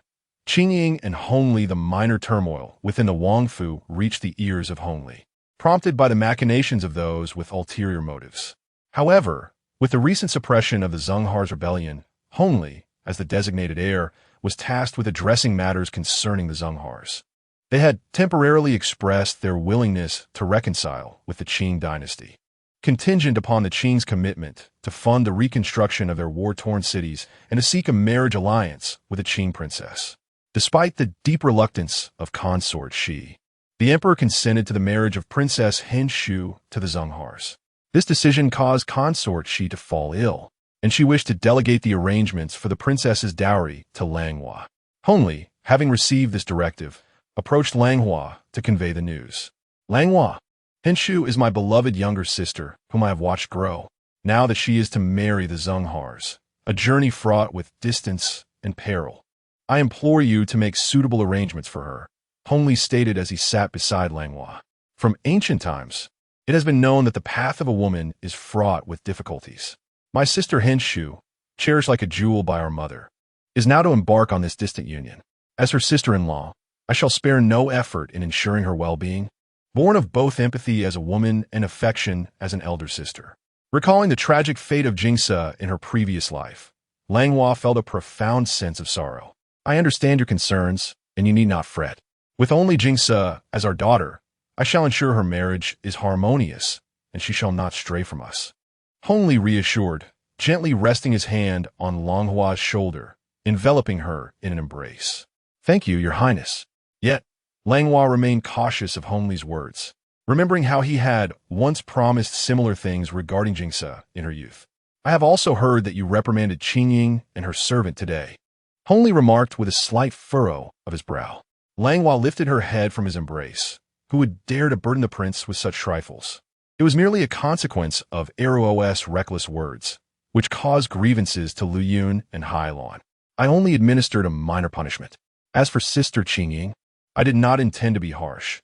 She chose to suffer punishment herself rather than allow Eruo to be beaten, citing her own inability to manage the situation. Langhua explained the circumstances with calm dignity. I have always trusted your judgment in handling matters. Langhua, Hongli conceded, finding no fault in her actions.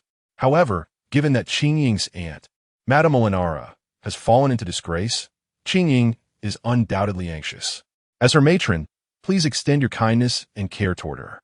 Langhua felt that Hongli's concerns were somewhat misplaced, as he seemed oblivious to the situations concerning Lu Yun and Hai Lan. After all, Lu Yun had just given birth to his child, yet he remained oblivious to the true source of the troubles. After sharing an evening meal with Langhua, Hongli turned to comfort Qingying. Concerned that Eruo might suffer unduly in Linglong Garden, she had sent Yoxin to check on her. At that moment, Qingying was alone in her room, engrossed in a book, specifically by Pu's Pei Xiao Jun on the wall. Allow me to see what fine literature has captured your attention here, Hongli said as he strolled in. Qingying, adorned in an apricot-colored silk dress with crimson accents, greeted him with a bright smile. Then why don't you take a guess? She replied playfully. You seem quite at leisure. I was worried you might have incurred the ire of the Fujin, so I hurried over to check on you, he said, sitting closely beside her. Eruo does have a knack for causing trouble. Perhaps a moment of kneeling will do her good. Qingying pouted. It is well that you do not take it to heart. The other day, Mother made things difficult for you, but do not let it trouble you. Her grievances with your aunt have persisted for some time. It is merely a matter of misunderstanding, and she does not intend to target you. Hongli held the warm hand of Qingying, affirming, my heart is with you. We shall always be together. Qingying, feeling a bit shy, responded, I know that your birthday is just a month away. I have embroidered a handkerchief for you. Admittedly, I am not very skilled at this, but I hope it expresses my heartfelt intentions. The sentiment is what truly matters. Let me see it, Hongli said with interest. Having grown up together in the palace, Qingying had never before gifted him anything of her own creation. In his youth, he had felt inferior about his lineage, believing that Qingying, being of noble birth, would be betrothed to his foster brother, Hongshi, thus strengthening familial ties. However, after his third brother and the empress were cast aside by the emperor, Qingying became his secondary consort, filling him with immense joy. He cherished and cared for Qingying deeply. Though he could not bestow upon her the title of primary consort due to his mother's influence, he vowed to protect her. Qingying rose and retrieved a creamy white silk handkerchief from the bottom of her cosmetics box. Hongli took it, feeling its coolness against his skin. The handkerchief was simple, adorned in the center with a delicate pattern, and beside it lay a plate of red lychees, accompanied by a slender branch of cherry blossoms. To the right, a line of poetry was inscribed. On the wall, we gaze at each other from afar. Upon first sight, my heart is forever entwined. Hongli seemed to catch a faint whiff of cherry blossom fragrance emanating from the handkerchief. The artwork depicted a youthful Hongli, spirited and vibrant, alongside a branch of cherry blossoms, symbolizing his desire for her constant companionship. Qingying offered a courteous bow. Qingying, I shall never let you down. You will forever be my confidant, Hongli declared as he helped her to her feet. Qingying gazed at her young beloved, who remained as handsome and radiant as ever. Once proud like a rose, her heart had long since belonged to Hongli, though she had been reluctant to admit it. She had successfully evaded the selection of Hongshi, but the troubles with her aunt had ensnared her. In a twist of fate, Hongli, like a divine savior, had intervened, allowing her into the royal residence and granting her the title of secondary consort, for which she was immensely grateful. Qingying embraced Hongli, their affection as sweet as honey, seemingly oblivious to the figure of Ashuan kneeling in the Linglong courtyard. Under the blazing sun, Ashuan felt parched and dizzy as she knelt, and from afar, Suwa Xan observed her with a sigh, approaching with a bowl of mung bean soup. Sister Ashwan, there is no one around. Please drink some soup to soothe your throat.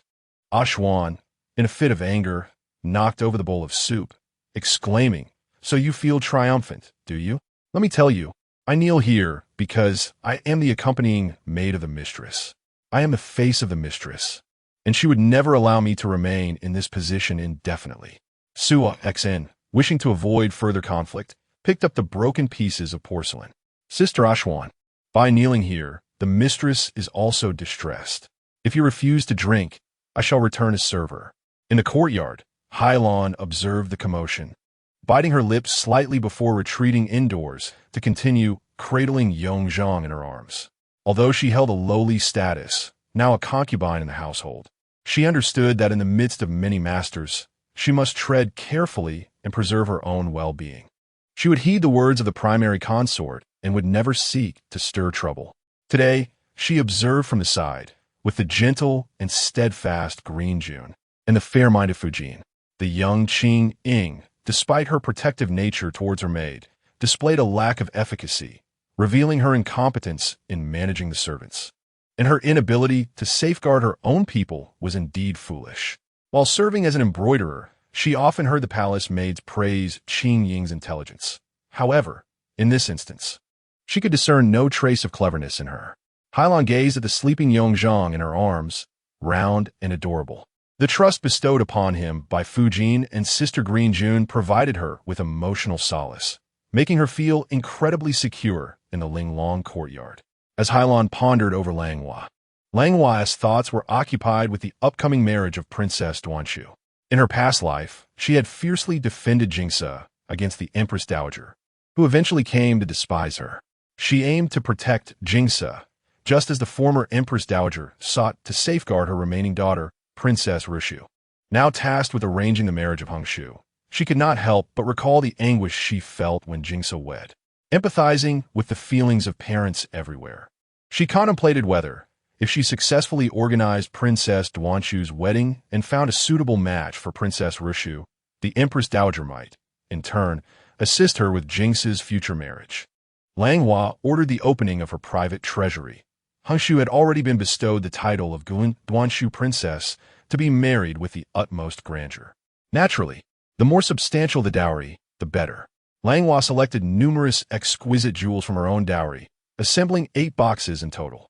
Among the most precious was a Western telescope gifted by her uncle, intended to comfort Hongshu with the thought of home when she longed for the capital after her distant marriage. In addition to the dowry, she planned to arrange for accompanying maids and guards for Hongshu, fully aware of the difficulties a woman might face in childbirth. She prepared to send Weian, the eldest son of the chief physician, along with a batch of rare medicinal herbs, ensuring everything was comprehensive. Moreover, she included messenger pigeons in the arrangement. It was customary for a woman's family to provide these upon her marriage for the purpose of correspondence. The Fucha family was particularly adept at this, and Langhua dispatched Suyin to the Fucha residence to explain her needs, where Madame Fucha readily offered a batch of pigeons. Suyin's return to the estate was not solely for the pigeons. She also had matters to discuss with Madame Fucha, and thus conveyed Langhua's messages. Both inside and outside the palace, praises of Langhua's grace and generosity circulated, to which she humbly attributed to her duties as a sister-in-law. Upon hearing of this, the Empress Dowager remarked on Langhua's filial piety and bestowed upon her numerous treasures. Chapter 11. Raising Yongwang. As the days leading up to the Lunar New Year's Eve passed, Langhua had become significantly thinner after sending Langhua off to her marriage. During this time, she had not a moment to spare, in addition to overseeing the wedding arrangements. She also urged Wu Lianhai to lead the Imperial Medical Institute in concocting a remedy to cure Yonglian's asthma. The physicians of the Imperial Medical Institute toiled day and night, and with the medical texts left behind by Wei and before his departure, they finally fulfilled Langhua's request. The prescription included ephedra, white peony, asarum, dried ginger, cinnamon twigs, schisandra, almonds, and gypsum as a medicinal catalyst, all crafted into pills to be taken daily. With just one winter and one summer of diligent treatment, the asthma could be effectively suppressed. As long as the second prince devoted himself to strengthening his body. Recovery was surely within reach. Overcome with joy, Langhua clutched the prescription, tears of happiness streaming down her face. There was hope for Yonglian's condition. Once the matters were settled, Langhua felt a profound sense of relief. Upon the completion of Yonglian's medication, she intended to request Hongli to assign a skilled tutor to Yonglian, so he could practice martial arts and bolster his health. In the blink of an eye, Levian's Yongzhang had already learned to walk, and Helen's affection for Yongzhang had even surpassed that of Levian. Qiyue's father, Gao Bin, had been promoted to the governor of the Jiangnan waterways during the winter months, and with the Gao family's rising fortunes, Qiyue's standing in the household had far eclipsed that of Qingying. Aside from Hongli and Langhua, she regarded no one else with any significance. Watching Levian, who had entered the household 2 years later, with a son who could already run, and considering the favored consorts with their delightful children, Qiyue felt a pang of urgency, especially as she and Qingying, despite their continual favor, remained childless. Amidst the 3 princes in the residence and a growing little princess, Qiyue grew anxious over her own lack of progress and beseeched Hongli to procure her some fertility medicine, particularly regarding Qingying, who had once overshadowed her. Qiyue harbored a lingering sense of grievance. Langhua recalled from her past life how Jin Yuyin had seen Langhua's concern over the selection of the princesses and had deliberately instigated trouble between Qiyue and Qingying, seeking to benefit from their discord. Now that Langhua had let go of previous grievances, she sought to console Qiyue. Coincidentally, having just recovered from a serious illness, imperial concubine, she was in need of diversion. Thus, on this year's New Year's Eve, the emperor commissioned the imperial Pear Garden troupe to perform several splendid shows, allowing Langhua to lead Qiyue and others in preparing for the palace banquet. As they finalized the arrangements for the banquet and the serving attendants, they gathered around a small red clay stove to enjoy red date tea. Taste this, Qiyue. It is red date tea made from dates that were steamed and dried 9 times during the hottest days of summer. It is particularly nourishing for one's vitality and blood. I recall you suffered from the cold during your time in Qingying with Lord Gao. If you find it to your liking, I shall pack the rest for you. Langhua offered, pouring a full cup for Qiyue. After taking a sip, Qiyue immediately felt a warmth enveloping her, her complexion becoming more radiant. Thank you, sister, for thinking of me.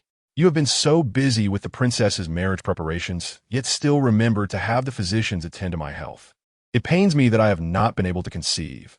I truly feel a sense of guilt.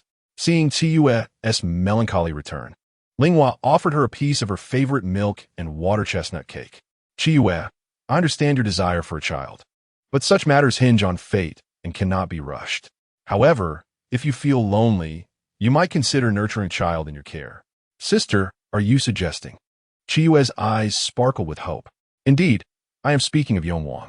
The child is indeed pitiable, having previously suffered torment at the hands of a cruel servant. You and Qingying once shared a close bond. If you were to raise Yonghuang, it would surely be a harmonious arrangement. Langhua gently fed a pastry to the dazed Shiyu, who took a bite and chewed slowly, murmuring, "But will the prince agree? And what of the noble consort? Do you not mind my raising the eldest son?" In her former life, Langhua would have been reluctant to have Yonghuang nurtured by a woman of high status. However, during that time, Qingying had taken in Yonghuang only to be relegated to the cold palace, where Yonghuang was eventually placed in the green bamboo palace. Although green bamboo had her own children, kind-hearted as they were, they could not compare to the affection bestowed upon Yongzhang. Yonghuang perpetually yearned for Qingying. Yet when Qingying emerged from the cold palace, she focused solely on Yongqi, as he was easier to manage and closer to her heart. Thus, Yonghuang became a neglected child, fostering resentment in his heart and drawing disdain from Hongli. Indeed, she had long harbored thoughts of raising Yonghuang herself. She had always believed that if Yonghuang had a spirited and optimistic mother like her, his life would be vastly different. Why should I harbor any reservations about nurturing Yonghuang? All the children in the household are my own. If Yonghuang could have such a wonderful mother as you, I would rejoice for him. Langhua playfully pinched Shiyu's nose. Shiyu's heart had already been stirred by such thoughts, yet out of consideration for Langhua, she had never voiced them. Now, upon hearing Langhua's words, tears streamed down her cheeks. What brings joy to the noble consort and the secondary consort? Pray, let this prince hear, Hongli announced as he entered, a gust of cold air following him. Su Yin promptly closed the door, replenishing the silver charcoal in the heated brazier. Langhua had previously informed Wang Qin to summon Hongli as soon as court adjourned. The night is long and fraught with dreams. Today, she must advocate for Shiyu, ensuring that she does not, as in her past life. Witness Hong Li favoring Qingying. Langhua and Shiyu rose to pay their respects, but Hongli hastily bid them to sit, reaching for the roasted chestnuts warming by the fire. Have you visited Yonghuang and Yonglian? Langhua grasped Shiyu's hand tightly, signaling her to remain silent for the moment. Indeed, I have. Both of them exhibit commendable penmanship. Yonghuang now responds fluently, and Yonglian has grown considerably since last time. Hongli savored the sweet, tender chestnut. You two appear quite comfortable here while I just passed by Linglong Garden, where Yongzhang was crying to play in the snow, leaving green bamboo and high lawn in a fluster. Langhua nodded, indicating that Shiyu could now speak.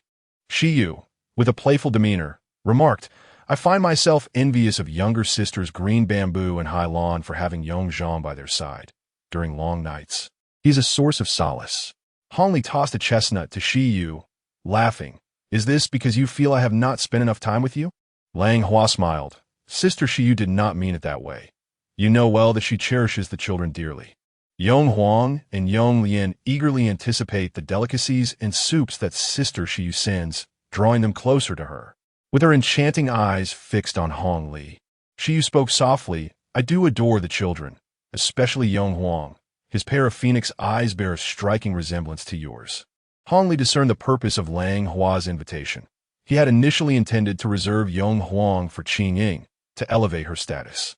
Yet, Shiyu's words were sincere and fervent, and her cheerful, nurturing disposition suited the task of raising children far better than Qingying's obstinate nature. As Hongli grappled with his thoughts, Jingse entered, lifting the curtain. Father, please take a look at the plum blossom I painted, Jingse exclaimed, brandishing a piece of paper nearly as tall as her. On the rice paper, a red plum tree was depicted, despite the delicate strokes.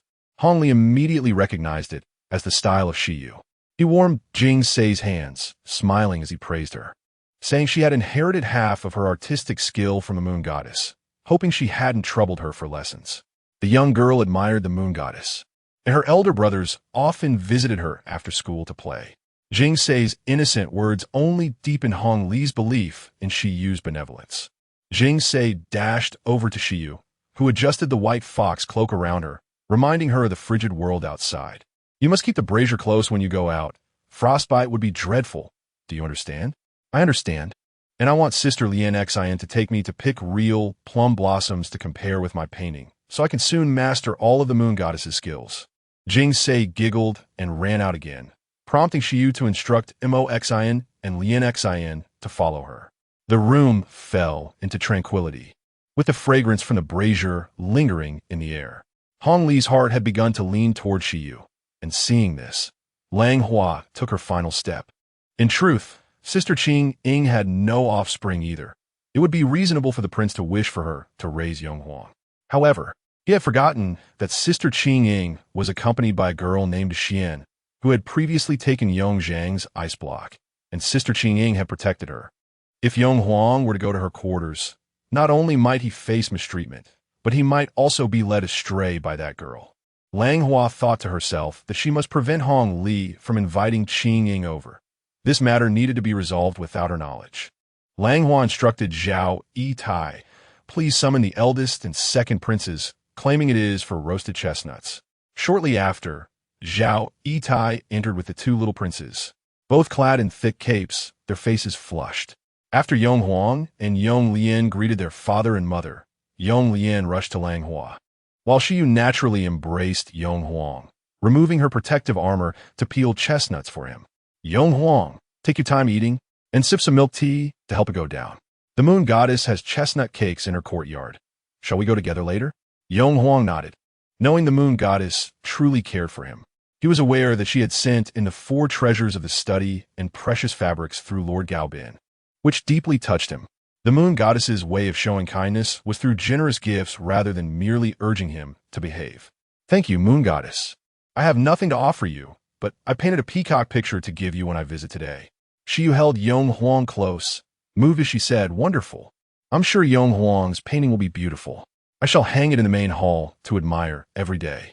Seeing that Hongli had also witnessed the tender bond between Shi Yu and Yong Huang, Langhua knew the moment was ripe. Your Highness, look how well Shi Yu treats Yong Huang. Moreover, I share a good relationship with her. If sister Shi Yu were to raise Yong Huang, the bond between the two brothers, Yong Huang and Yong Lian, would surely grow even closer. Hongli set down the chestnut in his hand. Thus, Yong Huang shall be raised by Xie for the time being. However, considering your frail health, do not overexert yourself. Hongli gazed at Xie. Yes, I shall diligently care for Yong Huang. Treating him as my own son, Xie replied, hastily kneeling in gratitude. Before long, the news spread throughout the estate. Upon hearing it, Qingying was momentarily taken aback. To this day, among the ladies of the household, only she, Qingying, and Wanyin remained childless. Yet how could they compare to her, the favored concubine? A profound sense of disappointment enveloped Qingying, while Axia erupted in agitation. Master, you must devise a plan. The prince initially intended for you to nurture Prince Yong Huang. You cannot remain passive. What can I do? This is the prince and the favored concubine's decision, Qingying replied, holding a chess piece and arranging the board. Axia, infuriated, stamped her foot. Originally, the household consisted only of the favored concubine and you, but now that the emperor has raised Xie to the status of favored concubine, standing on equal footing with you, and now she has Yong Huang, she has completely overshadowed you. If you do not take action, I shall find a way. I will take matters into my own hands, Axia exclaimed, flinging open the cotton doormat as if to leave. You must not do anything. What difference would it make if you acted or I did? Qingying retorted, throwing down her chess piece in frustration, but then suddenly considered that perhaps Axia could indeed channel her anger on her behalf. Chapter 12. The New Year's Eve Banquet, Part 1. What? Are you implying that Xie's side consort will henceforth serve as Yong Huang's foster mother? Yin incredulously interrogated Li Xin. Yes, my lady. Please do not be upset. She is merely the foster mother of a legitimate son, Li Xin replied, fully aware that her mistress, though outwardly forthright, possessed a cunning and ruthless nature. How can I not be angry? The heir brought me to the Qing dynasty, yet only arranged for me to have the lineage of a minor official. Leaving me in this disheartening predicament, Yin lamented. However, she quickly recalled that this was the heir's arrangement, and she had no choice but to suppress her frustration. Jinshu presented a cup of milk tea, saying, My lady, patience is essential. It is said that the emperor's health is not robust, and the prince's ascension is imminent. When that time comes, you shall have the opportunity to assert yourself. Jinshu had served Yu Yin since childhood, and Yu Yin relied heavily on her. The side consort is now quite close with the Gao family. I shall not be foolish enough to provoke them. However, that Qing side consort, who once looked down upon me, I shall see if she remains so haughty, Yu Yin declared, removing her armor and toying with the newly sent poppy flowers from the floral chamber. My lady, are you still taking your medicine as usual? Li Xin inquired cautiously. As long as all remains ordinary, it is not the right time, Yu Yin replied gently, caressing her belly. The child of Jin Yu Yin, upon birth, ought to be of unparalleled nobility. Yet, born into the lowly status of a consort, the child would inevitably face scorn. The poppy petals unfurled gracefully, cultivated in a warm greenhouse to bloom splendidly for the New Year's Eve banquet. On this day, the emperor hosted a banquet for the royal family in the Qingying palace. Among the princes, only Hongli and Hongzhou were of age, with Hongzhou yet to marry. Thus, the emperor graciously permitted Hongli's two side consorts to attend the banquet as well. Within the palace, the maids and eunuchs diligently prepared the main hall. Traditionally, red plums, peonies, and a sprinkling of mimosa flowers adorned the palace banquets. As these blossoms emanate a gentle fragrance, rarely causing discomfort, Xie, having recently taken care of Yong Huang, was busily occupied, her face radiant with joy. As she prepared Yong Huang for the feast, early in the morning, Xie instructed Ma Xin to dress Yonglong in a newly crafted crimson short coat and to adorn him with a tiger hat encrusted with rubies, a gift from Langhua. This tiger hat was shared by Yonglong, Yonglian, and Yongzhong, symbolizing the children's vitality and robust health. Due toElyun's status, Yongzhong was carried by Hongli's trusted wet nurse, Yuhu, to pay respects to his imperial grandfather and grandmother.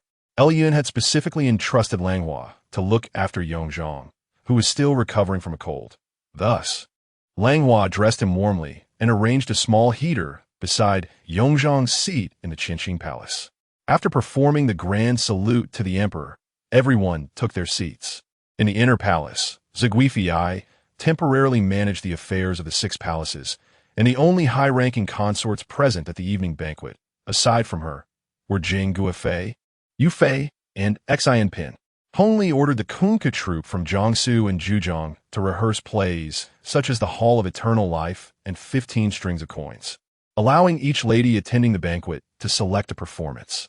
As the lanterns flicker to life and the air is filled with the fragrance of smoke from the willows, the sounds of music and laughter reverberate within the Qingying palace.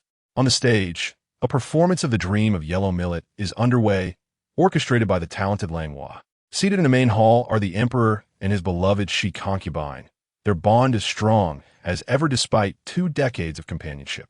The emperor, empathetic to she concubine's heartache over their eldest daughter's distant marriage, has brought their youngest daughter, the gentle Princess Rishu, from the Xiefang Hall to be raised by she concubine herself. At this moment, the 3-year junior, Hongli, is seated alongside her, both enjoying sweet orange juice together. Langhua and Hongli exchange knowing glances, raising their cups in a toast to their son, Hongli, and daughter-in-law, Langhua, wishing for the emperor and empress to enjoy good health and long lives. The emperor and she concubine reciprocate, expressing their delight in the couple's love and harmony. Feeling equally gratified in their own relationship, they drink heartily, and she concubine affectionately praises Langhua for managing Hongshu's marriage so well, assuring her that she is deeply trusted. Langhua, feeling grateful, acknowledges that her care for Hongshu is akin to her affection for Jingse, and she fears she has not provided enough, given her youth and inexperience in such matters. After this exchange, smiles grace the faces of both she concubine and the emperor. As the performance of The Dream of Yellow Millet concludes, the next act, directed by Qingying, begins. The lyrics evoke the passage of dreams and the longing for distant parents across treacherous paths, stirring sentiments of separation and yearning. Upon hearing the poignant lines, she concubine's expression tightens, tears welling in her eyes as she remarks on the sorrowful implications for their own Hongshu. The emperor, upon witnessing his beloved's distress, abruptly halts the performance, prompting the performers to kneel in apology. What manner of music is this that evokes such sorrow on New Year's Eve? The emperor inquires, his voice laced with concern. The responsible musician hastily kneels, explaining that this is a piece selected by the side consort of Prince Bao, titled On the Wall and on Horseback, which they had been commanded to stage.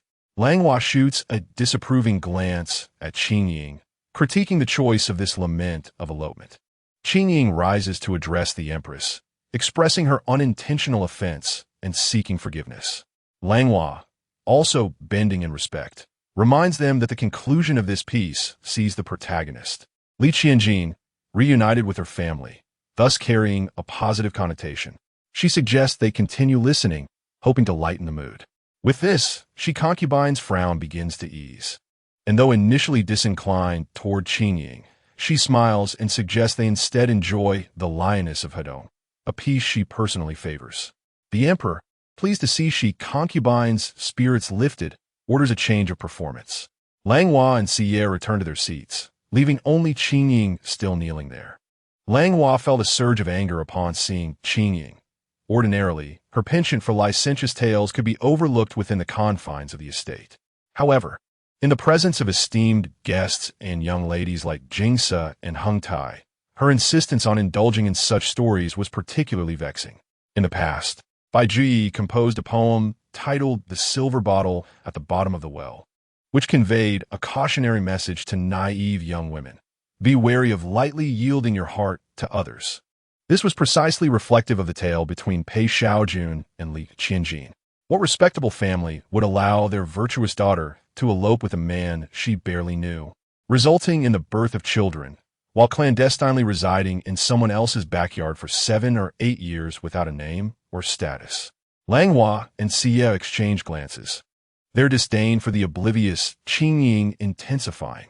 Hongli, relieved that Qingying had narrowly escaped a predicament, gestured for her to rise discreetly. Chapter 13. New Year's Eve Feast, Part 2. After the brief interlude involving Qingying, the atmosphere at the banquet was restored to one of harmony and tranquility. During the performance, several noble relatives praised Yongwang and Yonglian for their remarkable wisdom, noting the brothers' amicable relationship, which even brought great comfort to the emperor. The sight of Yongzhang, chubby and cherubic like a small dumpling, delighted the emperor, who commanded Yu Hu to bring the child forward.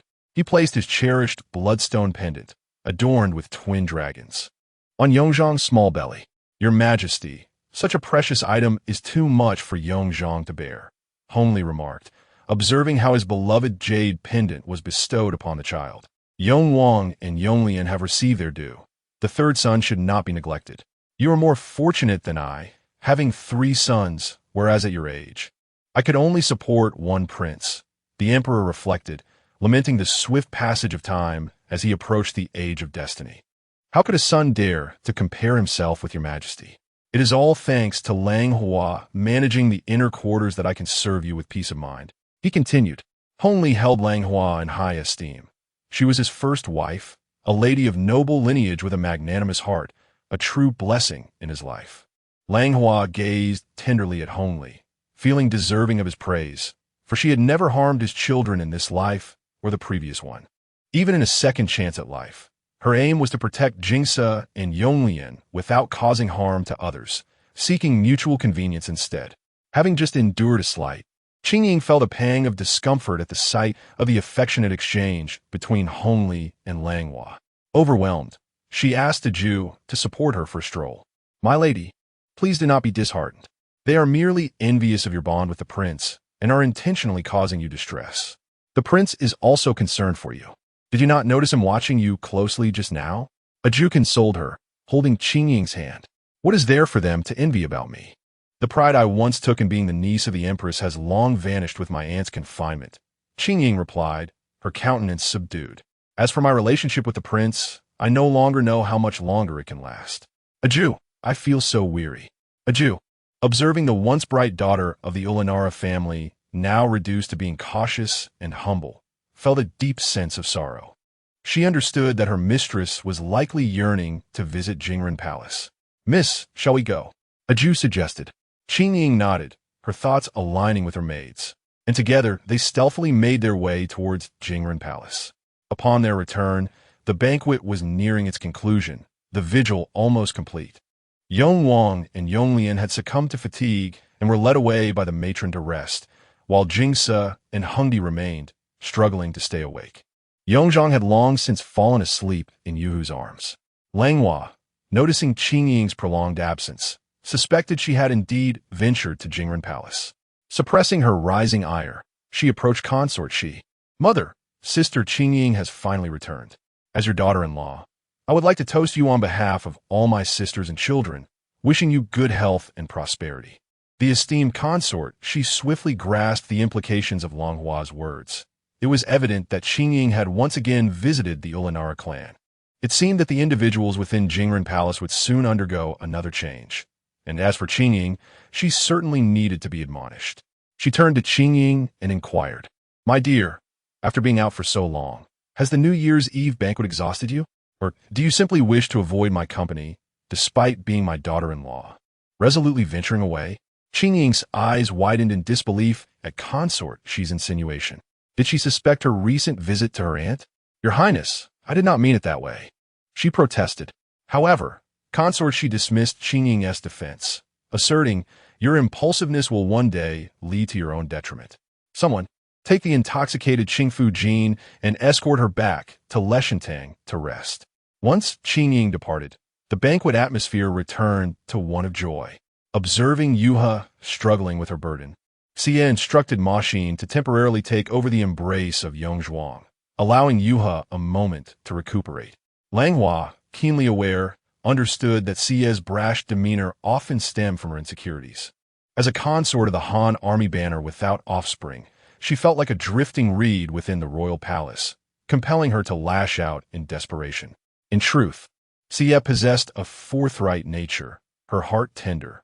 Once she set her mind on something, she would not easily waver.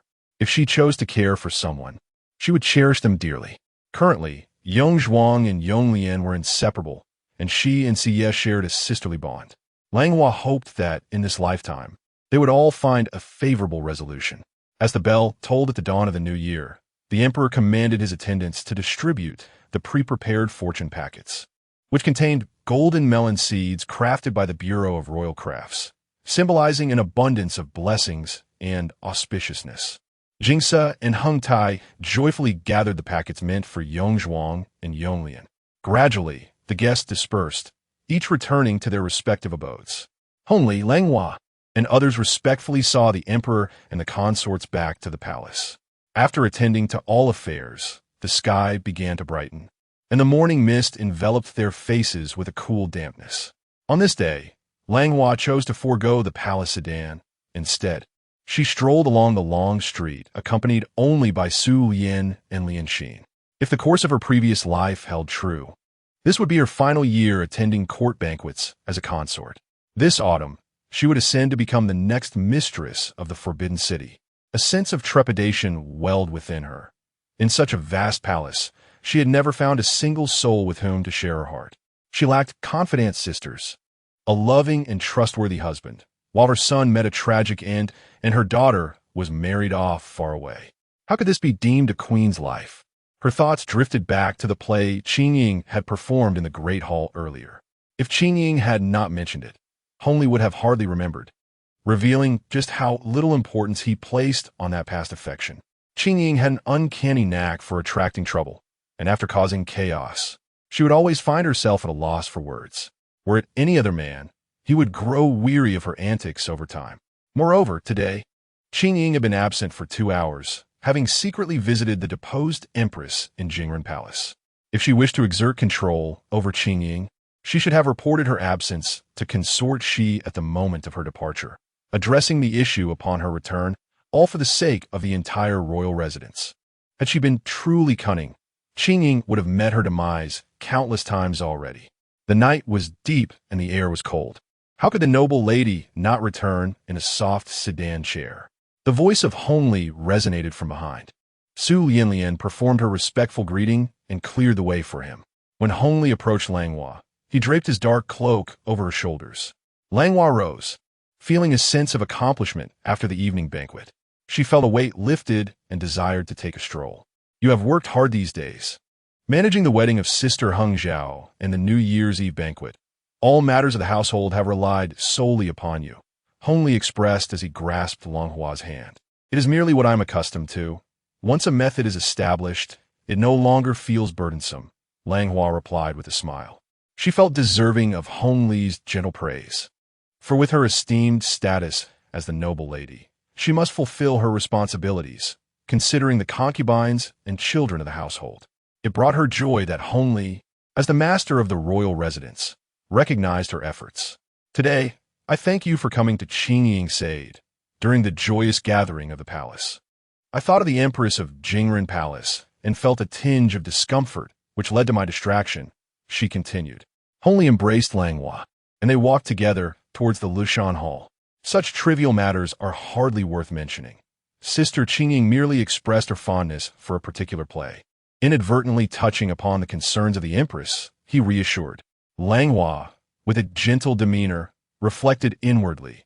At over 20 years of age, even Jingse understands the subtleties of others' feelings.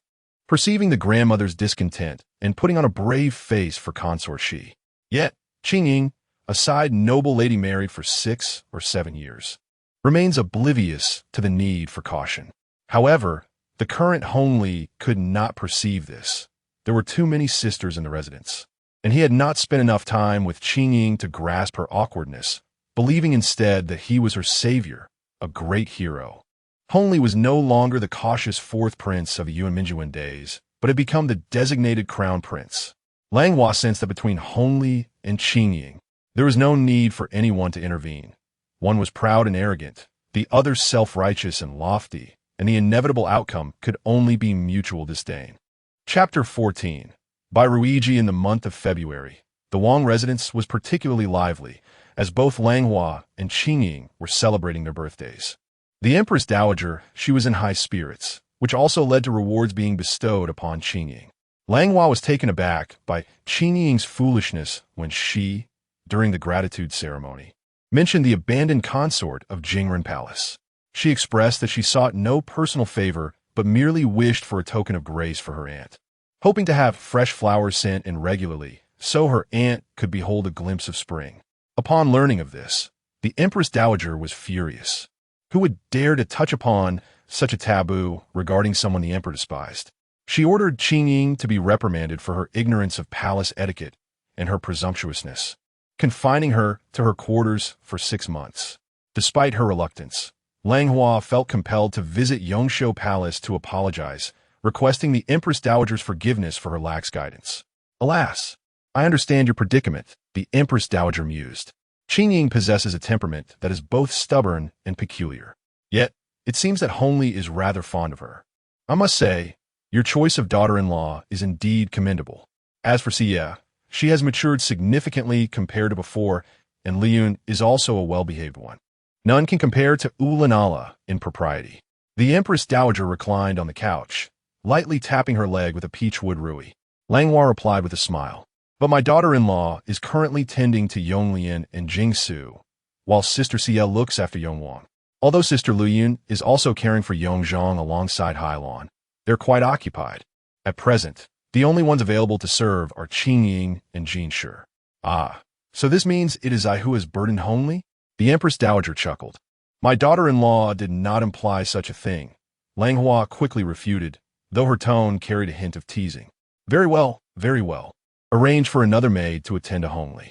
If you have someone in mind, do let me know, the Empress Dowager said, caressing her crimson protective arm guards. In her heart, she wished to place 1 or 2 more individuals by Hongli's side, but Langhua had managed the marriage of Langhua exceptionally well, and she wanted to grant Langhua that honor.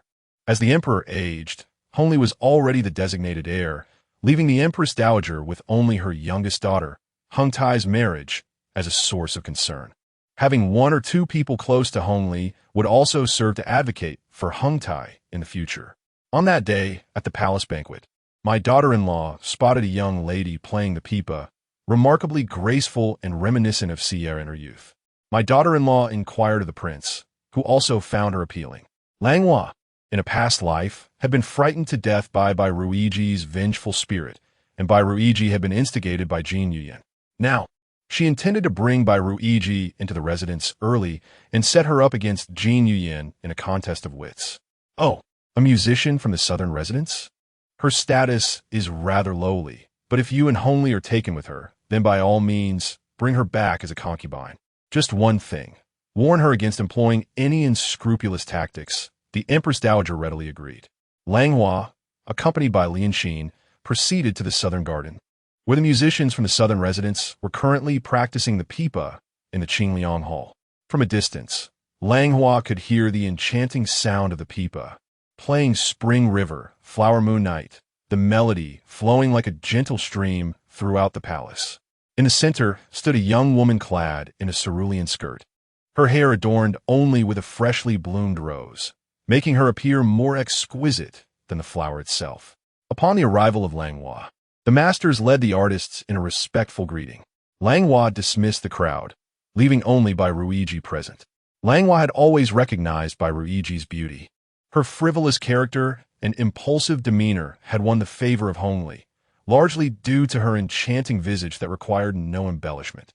Particularly now, at the tender age of 14, she was 3 years younger than when she previously served Hongli, embodying the vivacity of youth, akin to an unrefined gem in the mountains that captivates all who behold it. Ruiji did not seek to ingratiate herself with Langhua, who held the title of Fujin. Instead, she maintained a dignified composure, earning Langhua's respect. You are quite remarkable. Langhua remarked with satisfaction. Would you care to accompany me in serving the prince? Bairuigi eagerly accepted, as her status precluded her from living as an ordinary woman outside the palace.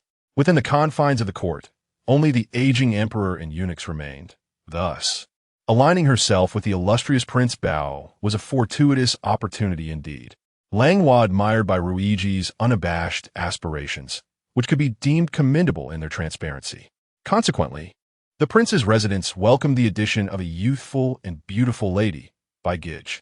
Bairuigi, possessing both beauty and talent in playing the pipa, swiftly garnered attention within the prince's abode, inciting jealousy in Qingying, who felt compelled to confront her.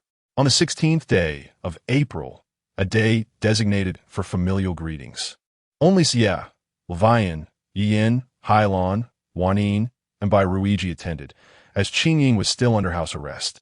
Observing the warming weather, Langhua instructed the seamstress to take measurements for summer garments, while the ladies of the Gij residence hurriedly crafted their attire. A recent imperial gift of Tianxiang silk arrived, with 2 bolts allocated to Langhua and Xie, while the remainder was unexpectedly bestowed upon Bairuigi by Hongli. Qingying, already aggrieved by Bairuigi's presence, seized the opportunity to voice her discontent as Bairuigi arrived late. Isn't this the prince's favorite, who does not know the value of Tianxiang silk woven with rose essence? Fragrant with every step, such a splendid gift, and yet we are left empty-handed, while it all falls to you. Bairuigi, sipping tea from the table, replied, as I'm still young, this light fabric suits me perfectly. Unlike my elder sister, who is more dignified, if there were exquisite Su embroidery silk, I would make a windbreak for you, sister, and would not covet your share. Her expression radiated pride. You seductive vixen. Qingying fumed, wishing to tear her apart. Silence. How can one speak so harshly before the Fujin? CS supported Langhua as they emerged from within. The previous day, they had spent an extended time together in Langhua's courtyard, preparing their appearances for the day. Qingying quickly ceased her remarks as everyone offered their greetings to Langhua. Fujin, this lady has just mocked me for growing older. It is truly too audacious. I cannot refrain from retorting, Qingying explained. Bairuigi is still young. You must guide her. How can she speak so shamelessly? If she is a seductress, does that imply the prince is merely a foolish man ensnared by such allure? Langhua subtly reproached Qingying, emphasizing the importance of unity among the sisters in the residence. If anyone possesses the skill to serve the prince well, I shall rejoice for her. I have been enlightened, and I shall strive to bring joy to the prince and earn your approval. Qingying responded earnestly. Qingying reluctantly conceded, casting a disdainful glance at Bairuigi. Unperturbed by Qingying's provocations, Bairuigi recognized that in the palace, one must rely on their own merits to vie for favor. The bitterness of envy only revealed one's impotence and fury. Langhua inquired about the health of Levian Yongzhang and expressed concern for Wan Yin's well-being, even sending someone to Qingying to ascertain her measurements, not neglecting to prepare several new garments for Qingying as well. The assembly praised Langhua for her virtuous and magnanimous nature, and Bairuigi genuinely admired Langhua. A gentleman is judged by his actions rather than his intentions.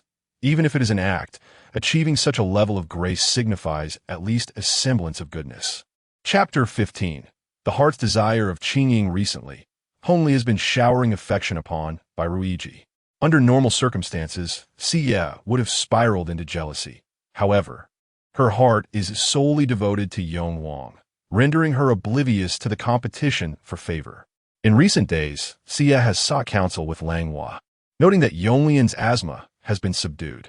Both brothers are now at the age of 7 or 8, the appropriate time for martial arts initiation. Hongli intends for Langhua's elder brother, the current second-class Imperial Guard, Yunkui Shi Fucking, to tutor Yongwang and Yonglian. Yet, Fucking insists on teaching his 12-year-old younger brother, Fu Hong, horseback riding and archery, consistently declining the offer. Having grown up alongside Fucking, Hongli decides to personally mentor Fu Hong, considering that his brother-in-law is also a brother, and as the elder sibling, he must act as a father figure.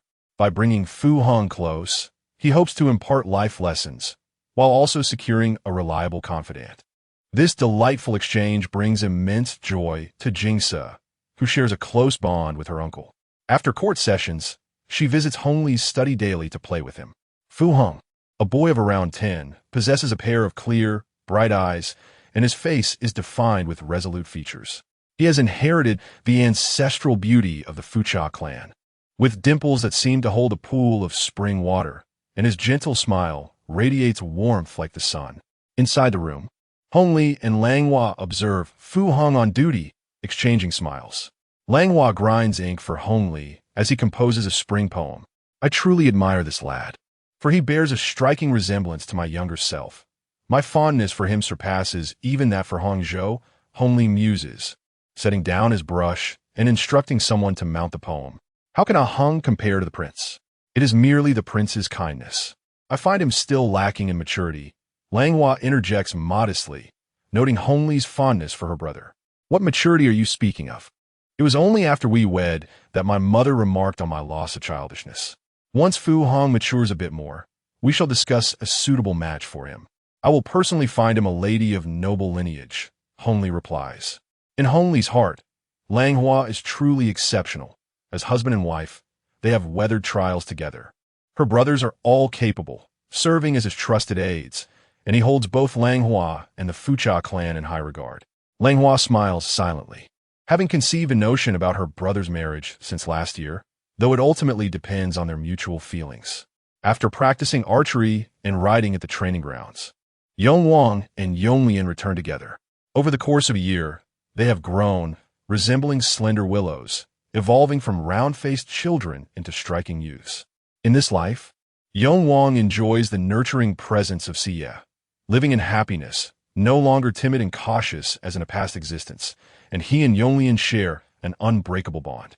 The brothers present their target practice results to Langhua and Hongli, eager for approval. Mother will be pleased with your progress. You must diligently learn from your tutor. As come autumn, we shall accompany your father on a grand hunting expedition at Mulan Paddock, Langhua says, embracing her two sons with warmth. Hongli gazes at the gentle and affectionate Langhua alongside their two remarkable sons, feeling a profound sense of contentment in his heart. In June, the weather grew increasingly warm. The emperor, accompanied by consort Shi, retreated to the summer palace to escape the heat, leaving the affairs of the court to Hongli. Night after night, Hongli diligently attended to matters until the third watch, while the emperor, engrossed in the art of alchemy, summoned common sorcerers to the summer palace. It remains uncertain whether it was a clash of medicinal properties or the emperor's body that could not withstand it, but he fell gravely ill and could not rise. Each day, Hongli found himself tirelessly shuttling between duties, and upon encountering Langhua, he appeared gaunt, with stubble adorning his chin. His return to the residence today was prompted by a letter delivered to him by Qingying through El Jun, indicating that her period of confinement had come to an end. However, consort She was preoccupied with caring for the emperor, leaving no one to lift her restrictions. Upon returning home, Hongli first visited Langhua's chamber, where she and Xie were preparing a meal box for him. They were concerned that he might go hungry during his late hours at court. So they had the kitchen prepare date cakes and refreshing bird's nest soup for him. Upon seeing Hongli, Xie's eyes glistened with concern, and she urged him to take care of himself. Despite his initial indifference towards her, years of tender moments had softened his heart, and he found himself moved by her sincerity. Langhua also inquired about his daily routines, instructing Wang Qin to remind him to rest more. I shall remember your words. Hongli replied, you two should bear the brunt of the household matters. I will visit Liuguang Pavilion to see Qingying. Xie, biting her lip in silence, made Langhua aware of her distress. Langhua, understanding her unspoken feelings, suggested, Sister Qingying has been confined for quite some time. The prince should indeed pay her a visit. Wang Qin, bring the food box for his highness. Hongli noticed a fleeting hint of grievance in Langhua's eyes. Looking at his delicate wife and beloved concubine, he felt an unfamiliar pang of guilt. Upon reaching Liuguang Pavilion, Hongli was keenly aware of how meticulously Langhua managed the Wang residence. Despite being under confinement for half a year, the servants had shown no sign of negligence. The courtyard was adorned with several tubs of water lilies, vibrant under the moonlight. Eruo, upon seeing Hongli, hurried inside to announce his arrival, forgetting even to bow. Hongli frowned at the lack of decorum displayed by Qingying's maid. "Prince, you have arrived." Qingying greeted him warmly. Her chamber was still furnished with an ice basin, even cooler than Langhua's, and she set aside her embroidery to smile brightly at him. Hongli, fatigued from the days past, spoke little, opting instead to sit beside Qingying. "Qingying, I have long desired to release you from your confinement, but I cannot bring myself to plead with my mother. She wishes to see me yield. If I were still her dependent child, I would have approached her without hesitation. Yet now, as a prince and the heir to the Qing dynasty, I must refrain." His tone was weary, and though he disliked voicing such explanations, he felt Qingying must harbor resentment towards him. The letter she had sent contained merely 3 simple words: Chongmen Fu. Qingying likened herself to China Jiao, with Hongli as Emperor Wu of Han, subtly insinuating her feelings of being despised. Upon reading her note, Hongli felt overwhelmed. Her family could not compare to the powerful Princess Guantao, and he was certainly not the illustrious Lu Che. "Prince, do try these icy grapes," Qingying urged, presenting a frozen grape to his lips. The icy fingertips glided over Hongli's lips as he grasped Qingying's fingers, cherishing that fleeting chill. "Your Highness, during these days of confinement, I have never held you accountable. The grievances between the noble consort and my aunt have been long-standing, far beyond our capacity to resolve." Qingying sat beside Hongli, resting her head upon his shoulder. "Yet my aunt harbors deep affections for the emperor, even if the emperor has declared that they shall never meet again in this life. Could you not beseech consort Shi to allow my aunt to see the ailing sovereign?" Hongli was filled with helplessness and a touch of anger. He had dedicated himself to the palace, rising early and retiring late, having spent a month away from home, and it had been nearly half a year since he last saw Qingying. Finally reunited, she persistently brought up the matter of the Empress of Jingren Palace, leaving him in a predicament, showing no concern for his own well-being. Reflecting on the harmonious relationship between Langhua and Xie, he sighed softly. "Qingying, this is not your concern. My mother and the Empress of Jingren Palace are not merely rivals. They are political adversaries. I cannot betray my mother."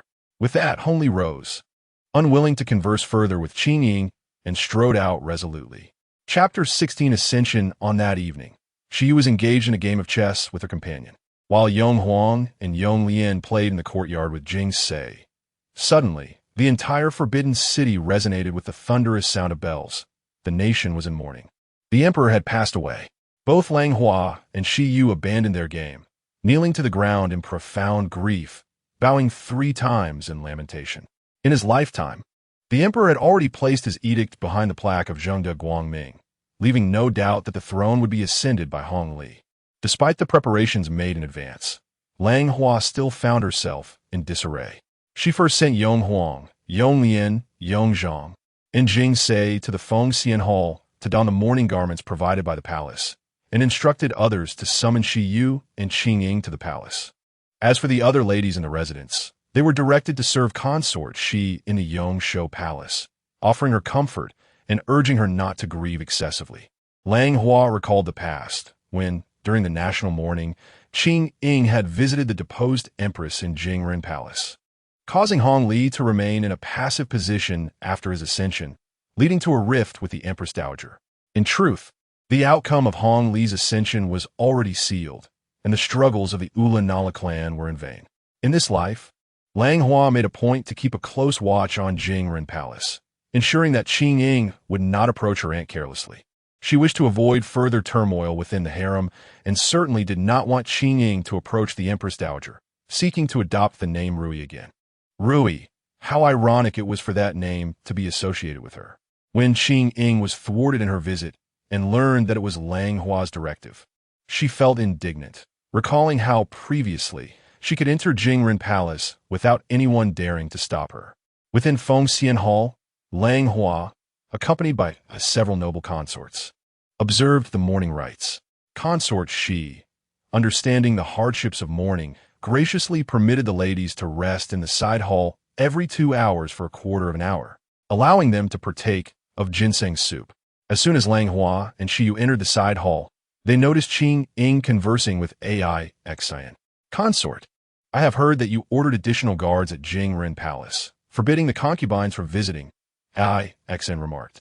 Just as she was about to respond, Langhua quickly intervened. Indeed, it is I who, under the orders of Consort Shi, is assisting in the management of the 6 palaces during this period of national mourning. The late emperor decreed that there should be no further encounters with the deposed empress during his time. Naturally, we cannot allow anyone to contravene the emperor's command during such a time of grief. Are you truly so devoid of sentiment? Qingying's tone grew increasingly vehement. After all, the lady of Jingren Palace has not been formally deposed. The other noble women resting in the side hall, sensing the rising tension, discreetly withdrew, leaving only Langhua and the 2 others. Langhua refrained from responding immediately, instead guiding Shiyu to sit down. Consort, you must exercise caution in your words. Is it I who lack sentiment? You are no longer merely a daughter of the Ulanala clan. You are now a daughter-in-law of the Eisenjoro family, a person of significance to the prince. At this time of national mourning, do you intend to seek out the one whom the late emperor despised and whom consort she abhors, only to ask her to mourn for the late emperor? Shiyu offered a bowl of ginseng soup to Langhua, cautioning Qingying, you have repeatedly disregarded the rules by attempting to visit the lady of Jingren Palace. The consort has been aware of your intentions, but, out of consideration for your filial piety, has turned a blind eye and even concealed your actions before the consort. But what time is it now? Do not be so willful. With that, she lifted a bowl and drank slowly. Qingying, the esteemed concubine she, possesses a heart of great magnanimity. Were you to refrain from your petty machinations, perhaps you could still spare your aunt's life. Yet, should you persist in your cunning antics, you will ultimately bring ruin upon yourself and others. While I may be indifferent to your fate, I must, however, safeguard the dignity of the royal family. As Langhua finished the ginseng soup in her hand, she prepared to rest her eyes. The deep affection shared between the noble consort and the prince truly commands my admiration, as it reflects well upon the royal family's honor. I wonder if the prince anticipated such thoughtfulness on the part of the consort when he was granted the marriage. Qingying, in a moment of candor, spoke out, only to find herself startled by her own words, and she could not help but exclaim, Qingying, you are being outrageous. You must consider the occasion before you dare to speak. Langhua gently grasped Shiyu's hand, urging her to remain calm. Qingying, I suspect you have held these thoughts for quite some time. Today, I shall impart this wisdom. A dream is but an illusion, and the ephemeral beauty of life is destined to vanish. Even in my absence, you shall never become the prince's consort. Moreover, a decade ago, you vehemently dismissed the idea of participating in the prince's selection. Why do you now resurrect old tales? While it is true that you share a connection with the prince, the depth of that bond remains uncertain. Do not be overconfident. Shiyu, accompany me to ensure that the carriages for the other consorts returning today are in order. Langhua wished to avoid any ridicule in the Fengxian palace, and, without waiting for Qingying's response, pulled Shiyu outside. On the journey back to the palace, Lord Zhang Tingyu fell ill while escorting the late emperor, and after 7 days and nights, Lord Irtai also succumbed to exhaustion and fainted in the Qingying palace. Hongli, burdened with mourning and state affairs, found himself unable to attend to the crowd in the Fengxian palace. On the 17th of October, 10 days after the mourning period, Hongli ascended to the throne in the Taiha Hall, posthumously honoring the late empress as the Mother Empress Dowager and concubine, Shi, as the Holy Mother Empress Dowager. The consort Fucha was elevated to empress, while the side consort Gao was named noble consort, and the side consort Ulanala was designated as the refined consort, with formal ceremonies to follow after the mourning period of 1 year. On this day, Qingying sought an audience with the Empress Dowager, foolishly hoping to receive a new name that would grant her protection from Langhua. To her dismay, the Empress Dowager refused to meet her, sending Aunt Jinsi to convey the message that she should behave and heed the words of the emperor and empress. Filled with indignation, Qingying believed the empress was behind her misfortunes and brazenly intruded upon the Jingren palace. This time, she caught but a glimpse of her aunt through a gap in the window before being forcibly removed. On the same day, the lady of Jingren Palace passed away, and was laid to rest alongside the late emperor. In this lifetime, Qingying did not receive a name from the Empress Dowager. In her previous life, Langhua had been baffled, wondering why one would wish to abandon the past by changing their name. Fortunately, this time, no further complications arose. Langhua and Shiyu deliberated the ranks of the secondary consorts. Besides Shiyu and Qingying, the consort Lu Jun, who gave birth to Yongzhang, was to be regarded as the foremost among them, although she was Han Chinese and thus was granted a rank. As for Jin Yuyan, being the daughter of a high-ranking official and with her brother enjoying success in the court, she was conferred the title of noble person. Hailan, Wan Yin, and Bai Ruiji were all granted positions in the palace. Hongli raised no objections, waiting for the following year to conduct the formal ceremonies of rank. Chapter 17. The Empress Dowager's Council on yet another New Year's Eve, following the national mourning period for March. A modest family banquet was held in the Qingying Palace. Despite the absence of extravagant displays, Hongli had temporarily housed the Empress Dowager in the Shokong Palace under the pretext of refurbishing the Qingying Palace. Although the Empress Dowager felt anxious, she could not directly propose moving into Qingying Palace. Thus, she took the opportunity of preparing for the banquet to summon Langhua. As Langhua entered Shokong Palace with Jingse, she encountered Hongzhu, who was picking plum blossoms with a young palace maid in the corridor. Hongti, adorned in a crimson cloak, appeared even more enchanting against the backdrop of white snow and red plum blossoms, her charming smile and beautiful eyes captivating. "Sister-in-law, you've come. Look at this plum blossom I picked. Isn't it lovely?" Hongti exclaimed, hurrying toward Langhua while holding the blossom, bowing with the palace maid. "Slow down. It looks absolutely stunning. A scene of beauty with the white snow and red plums," Langhua remarked, brushing the snow off Hongdi's cloak. Hongli cherished his younger sister Hongdi and had gifted her this exquisite red cloak made from the finest black fox fur, a rare treasure in the palace. "I intend to present this branch of red plum to my elder brother in the Eastern Warm Room. He is so preoccupied with official documents and meetings that he rarely takes the time to appreciate the snowy scenery," Hongdi said with a playful smile as she led her entourage toward Yangxin Hall. Langhua genuinely adored Hongti's bright and delightful nature. Although in a past life, Hongti and Jingse had to make a choice regarding a marriage alliance, Hongti's personal feelings were undeniably valid. "Daughter-in-law pays her respects to the Empress Dowager," Langhua said gracefully, bowing to the seated Empress Dowager with a warm and composed smile. "Rise, Empress. The Emperor has been preoccupied with affairs of the state and seldom visits this old one.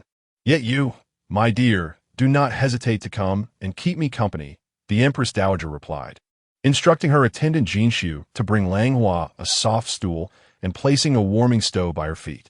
"Your words are too kind, Empress Dowager. Attending to you is indeed the duty of a daughter-in-law. Although the Emperor is busy, he often thinks of you," Langhua observed, noting that the arrangement of Shokong Palace was no different from that of Qingying Palace, though residing with several concubines in the side chambers rendered it less dignified. Langhua recalled that in her past life, Hongli had been reluctant to welcome the Empress Dowager into Qingying Palace, intending to prompt her to invite Qingying into the palace. In this life, with the early departure of the lady of Jingren Palace, Qingying had no opportunity to meet her, and the Empress Dowager had not placed any burdens upon her, leaving Langhua to ponder Hongli's true intentions. "I understand the Emperor's busy schedule. Yet as the year draws to a close, the outer ladies must come to the palace to pay their respects to me. It would not be appropriate to receive them in this crowded Shokong Palace, would it, Empress?" The Empress Dowager spoke plainly, leaving her statement unfinished, waiting for Langhua to elaborate. "The daughter-in-law is aware of your intentions, Empress Dowager. The Emperor, being dutiful, surely desires to perfect the arrangement of Qingying Palace. As the saying goes, a mother and son share a bond. Does the Empress Dowager know what occupies the Emperor's thoughts? He has been preoccupied with a certain old acquaintance." Lianghua was aware that Hongli had long been preoccupied with the memory of his ancestor, who had met a tragic end at the old summer palace. During the reign of the late emperor, he had refrained from mentioning it, and now that he had ascended the throne, he could not bring it up for the sake of the nation. The wives and concubines, even if they were privy to the truth, dare not cross the line and offend the emperor. The Empress Dowager, with a trembling finger, addressed the Empress. "How dare you? Are you attempting to sow discord between me and the Emperor? I have devoted myself to raising him, for I am his biological mother." She understood the emotional turmoil that plagued Hongli. It was on a winter night, just before the new year, that the palace maid Li Jinggu died alone in a storage room at the old summer palace. Although Hongli had become her son, he had never spoken of his lowly born mother again. Yet, the bond of gratitude cannot be forgotten. How could he find peace knowing that Li Jinggu's spirit had no resting place? Lianghua knelt in repentance, but raised her head, her eyes calm and composed. "Your Majesty, the Emperor harbors deep-seated concerns that only you can alleviate. It is precisely because you are his closest kin that he longs for your warmth."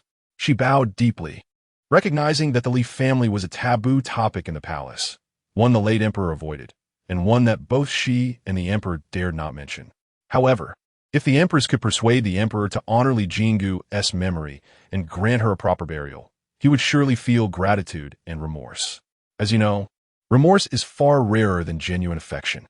In this way, the emperor would likely invite you to reside in the Qingying palace. After a long sigh, the Empress Dowager finally spoke. "Empress, you may arise. You are indeed a sensible one." Lianghua walked ahead of Qingying, fully aware that she had won this gamble. In her previous life, Qingying had been foolish. The emperor was not only Hongli, her husband, but also the true dragon son of heaven. To connect with him through the matter of his mother, one must present an irrefutable reason and provide an avenue for him to accept. The Empress Dowager was undoubtedly the best choice to resolve Hongli's dilemma and gain his trust, leaving Qingying unprepared. As Lianghua exited the Shokong Palace, she encountered Fu Hong returning with Hongli. Upon seeing the red plum blossoms brought by Hongli, the emperor's countenance brightened, and he rewarded Hongli with numerous rare treasures, including a splendid self-ringing clock from Great Britain. Additionally, noting the slippery roads and the snow, he instructed Fu Hong to escort Hongli back.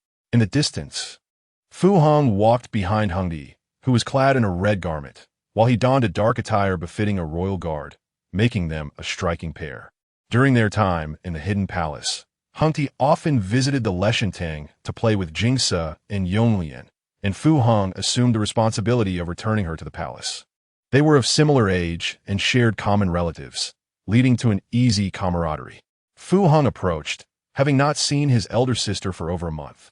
The palace's strict regulations prevented him from entering the inner city, even as a royal guard when off duty, let alone the inner court where the consorts resided.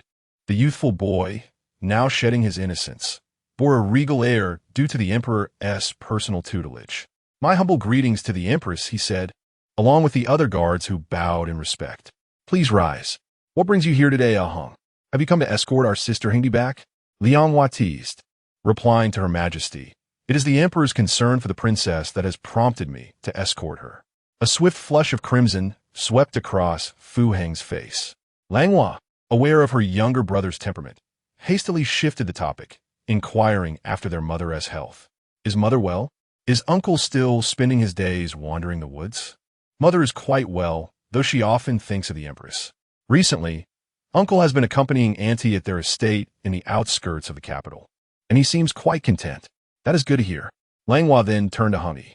"Sister Hongli, I have recently acquired some exquisite Persian snail dye, which I find delightful. At your age, you are likely fond of beauty. Why not accompany me to fetch some? I shall have the kitchen prepare a hot pot for you and Jingsu." "Indeed, that sounds splendid. In this icy weather, nothing is better than indulging in hot pot. You truly are the most caring sister-in-law." Hongli linked her arm with Langhua's and instructed the servants. "Be sure to show these gifts bestowed by my elder brother to the empress.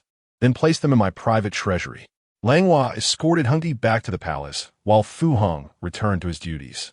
Chapter 18. A harmonious gathering. Langhua instructed the little kitchen to prepare the pot and sent Lianxin to the imperial kitchen to fetch fresh lamb leg meat. At this moment, she was preparing tofu balls with Sulian.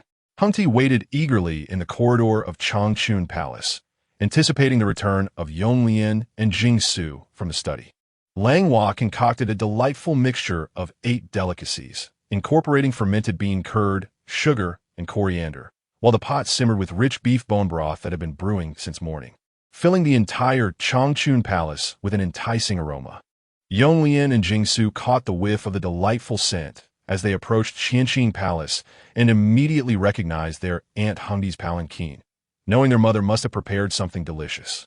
The trio of Hongti, Jingsu, and Yonglian engaged in light-hearted banter, critiquing the stern demeanor of Grand Tutor Chao in the study.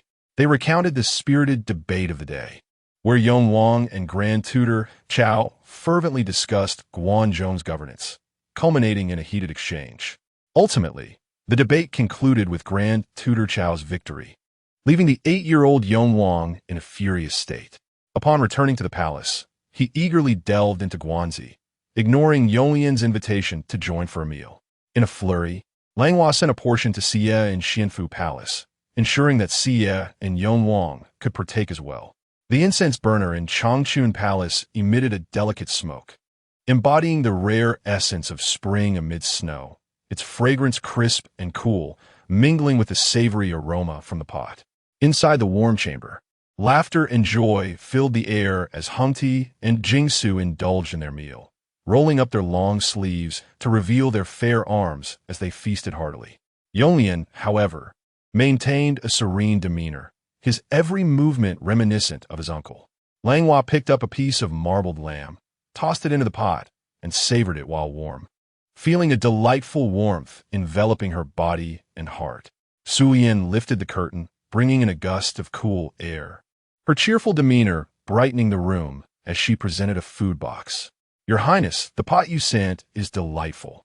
Today, Lord Gaobin has sent over a few mountain chickens for a taste of freshness. The Empress has had them prepared and asked me to bring some for the Prince and Princess to sample." Hongdi's eyes sparkled as she wiped the perspiration from her brow. "Wonderful. Your Highness, I crave this so dearly. Lianxin, quickly bring me another warm flask of fruit wine, so I may indulge." As Lianxin stepped out to warm the wine, she encountered Liu. Liu lifted the curtain for the Emperor, remarking, "It seems lively in here with feasting and drinking. Why has no one come to invite me?" Hongli entered with a feigned air of annoyance, hands clasped behind his back. Langhua set down her chopsticks and led everyone in a respectful greeting. The Emperor took a seat beside Langhua, allowing everyone to rise. "Your brother's occupied with state affairs, so Hongti sent me with plum blossoms, and you hastily dismissed me, leaving me no choice but to seek out the Empress." Hongti pouted. Langhua took the new dishes brought by Sulian and prepared a dipping sauce for the Emperor, saying, "It is merely an ordinary pot, and with so many children here, I thought it best not to trouble your majesty with the crowd. Since you are here, do indulge in our pot and sample the mountain chickens sent by Xie. You thought I would not come, yet I was contemplating bringing you fine delicacies." Hongli clapped his hands. "Liu, bring them forth." Liu entered with several teacups, ready to serve. Qingying presented me with red plums, and thus I combined the plum blossoms, Buddha's hand, and pine nuts, simmering them in snow water. To my astonishment, an enchanting fragrance wafted through the air, invigorating the senses. I thought to share this delightful concoction with the Empress, only to discover that you all had been secretly indulging in its exquisite aroma. Langhua, Qingying, and Yonglian lifted their teacups, and indeed, the aroma was distinctive, perfectly alleviating the heaviness of the pot. The plum blossoms were not overly flamboyant in color, the Buddha's hand fragrant and pure, and the pine nuts flavorful and rich. These three elements were remarkably refined, as Hongli observed with satisfaction. "The Emperor is truly cultured. It seems we, the courtiers, are rather pedestrian," Langhua praised. "The Emperor is akin to a docile donkey. He must be coaxed gently." Having dined with Langhua, the Emperor proceeded to pay his respects to the Empress Dowager, lingering in the Shokong Palace for quite some time. 3 days later, the Emperor issued an edict, which essentially conveyed that following the passing of the late Emperor, the Empress Dowager, reminiscing about the numerous sisters who had served alongside her, felt compassion for many concubines who had not been formally enshrined, thus instructing the Emperor to grant posthumous titles to the deceased concubines of the late Emperor, including those from the Yuanminjuan and Rihe palaces, and to allow the living to reside in Shokong Palace to enjoy their twilight years. With the addition of several dowagers and concubines in Shokong Palace, the Emperor escorted the Empress Dowager to the Qingying Palace, bestowing upon her the esteemed title of Chongqing. In the Yinshi Palace, Qingying, upon receiving news from Shui, was momentarily taken aback. Why had the emperor suddenly issued such a decree? She understood all too well. It must be for Li Jinghua. Qingying had initially planned to request the emperor to confer a title upon the late emperor's concubine during her own birthday, thereby granting Li Taifei a rightful status, which would also endear her to Hongli as being considerate and in sync with his thoughts. However, she never anticipated that Hongli would take the initiative to bestow titles at this moment. Qingying pondered in confusion. Did Hongli not regard this with caution? Had she misjudged the situation? Qingying instructed Shui to prepare Hongli's favorite delicacy, the white jade square cake, and together they made their way to the Yangxing Palace. Amidst the red walls and blue tiles, Qingying, adorned in a pale lavender gown, walked gracefully. In the distance, the procession of the favored consort Xie could be discerned. Xie, who was notoriously sensitive to the cold, always ensured that thick blankets were laid upon her palanquin whenever she ventured out. From afar, one could see her seated like a celestial being against the backdrop of pristine white. "My lady, you are a consort. Why walk to the Yangxing Palace? You ought to travel in a palanquin like the favored consort," a Shui complained. Qingying, however, did not catch a Shui's words, as her attention was drawn to the sight of the favored consort's procession being obstructed by Ruiji in the palace pathway. Ruiji had just exited the Qingying Palace, riding in her palanquin, brimming with confidence, and upon noticing Gao Xie's failure to dismount and pay her respects, neither party yielded, resulting in a stalemate in the palace corridor. Ultimately, Ruiji, prompted by her attendants, leisurely dismounted her palanquin to offer her salutations. Xie, perceiving her arrogance, chose not to command her to rise, and after a quarter of an hour, finally admonished her. "A mere commoner dares to show disrespect to this palace. The favored consort enjoys leisure, while I endure hardship accompanying the emperor. Furthermore, this is the emperor's palanquin. I can yield my passage, but does the consort intend to undermine the emperor's dignity?" Ruiji retorted defiantly, raising her delicate face. Enraged, Gao Xie signaled for Shuangxi to teach Ruiji a lesson. Before entering the palace, Shuangxi had practiced martial arts. With a powerful swing of her arm, she struck, causing one side of Ruiji's face to swell instantly. Ruiji, weeping and wailing, contemplated seeking an audience with the emperor, but recalled that he was engaged in council, which restrained her. Thus, she reluctantly retreated to her palanquin to hasten back to the palace for treatment. Gao Xie observed the approaching Qingying, her fury still simmering, as she was presented with yet another spectacle. Qingying bowed to Xie and remarked that she should not indulge in momentary satisfaction at the expense of the emperor's favored consort. Favored consort? What claim does she have to that title? Is it not my duty to discipline her for her insolence? Qingying, not everyone possesses your restraint. When one receives a slap to the face, not all can endure it in silence. Xie proudly straightened her posture, asserting, "I shall indeed see whether the emperor will impose punishment upon me for her sake." Chapter 19. The justification of Xie struck Ruiji. Yet she recognized that if she did not maintain appearances, it would be difficult to explain herself before the emperor in the future. Upon returning to the palace, she commanded Ma Xin to deliver a vial of jade facial cream to Yonghe Palace, stating it was a medicinal gift for Consort Mei, urging her to reflect and avoid offending the empress in the future. When Qingying arrived at Yangxing Hall, she encountered Yu Zhongqi and others who had just been released by the emperor.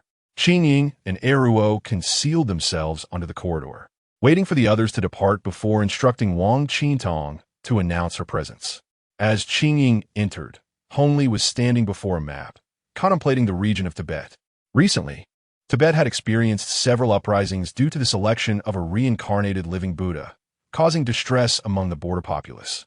The summons of Yu Zhongqi was intended for him to atone for his past misdeeds by leading troops to quell the unrest. Upon seeing Qingying, Hongli turned to her, and with a gentle smile, she remarked, "Your Majesty, it has been several days since we last met. I have been thinking of you. I have indeed neglected you of late, and was just contemplating your presence when you arrived," Hongli replied. His treatment of Qingying was always distinct. Despite the trouble she had caused, He could never truly forsake her. He took her hand and seated her, while Qingying presented the white jade square cake Eruo had brought, offering it to his lips. I have heard of your majesty's posthumous honors bestowed upon several concubines of the late emperor. It seems you have resolved your inner turmoil, which is indeed commendable. Hence my visit, Qingying said, observing Hongli's expression closely. His demeanor was calm and relieved. It was the Empress Dowager's decree. I merely complied. It is pitiful for a woman to be neglected, and those who receive no favor are even more so.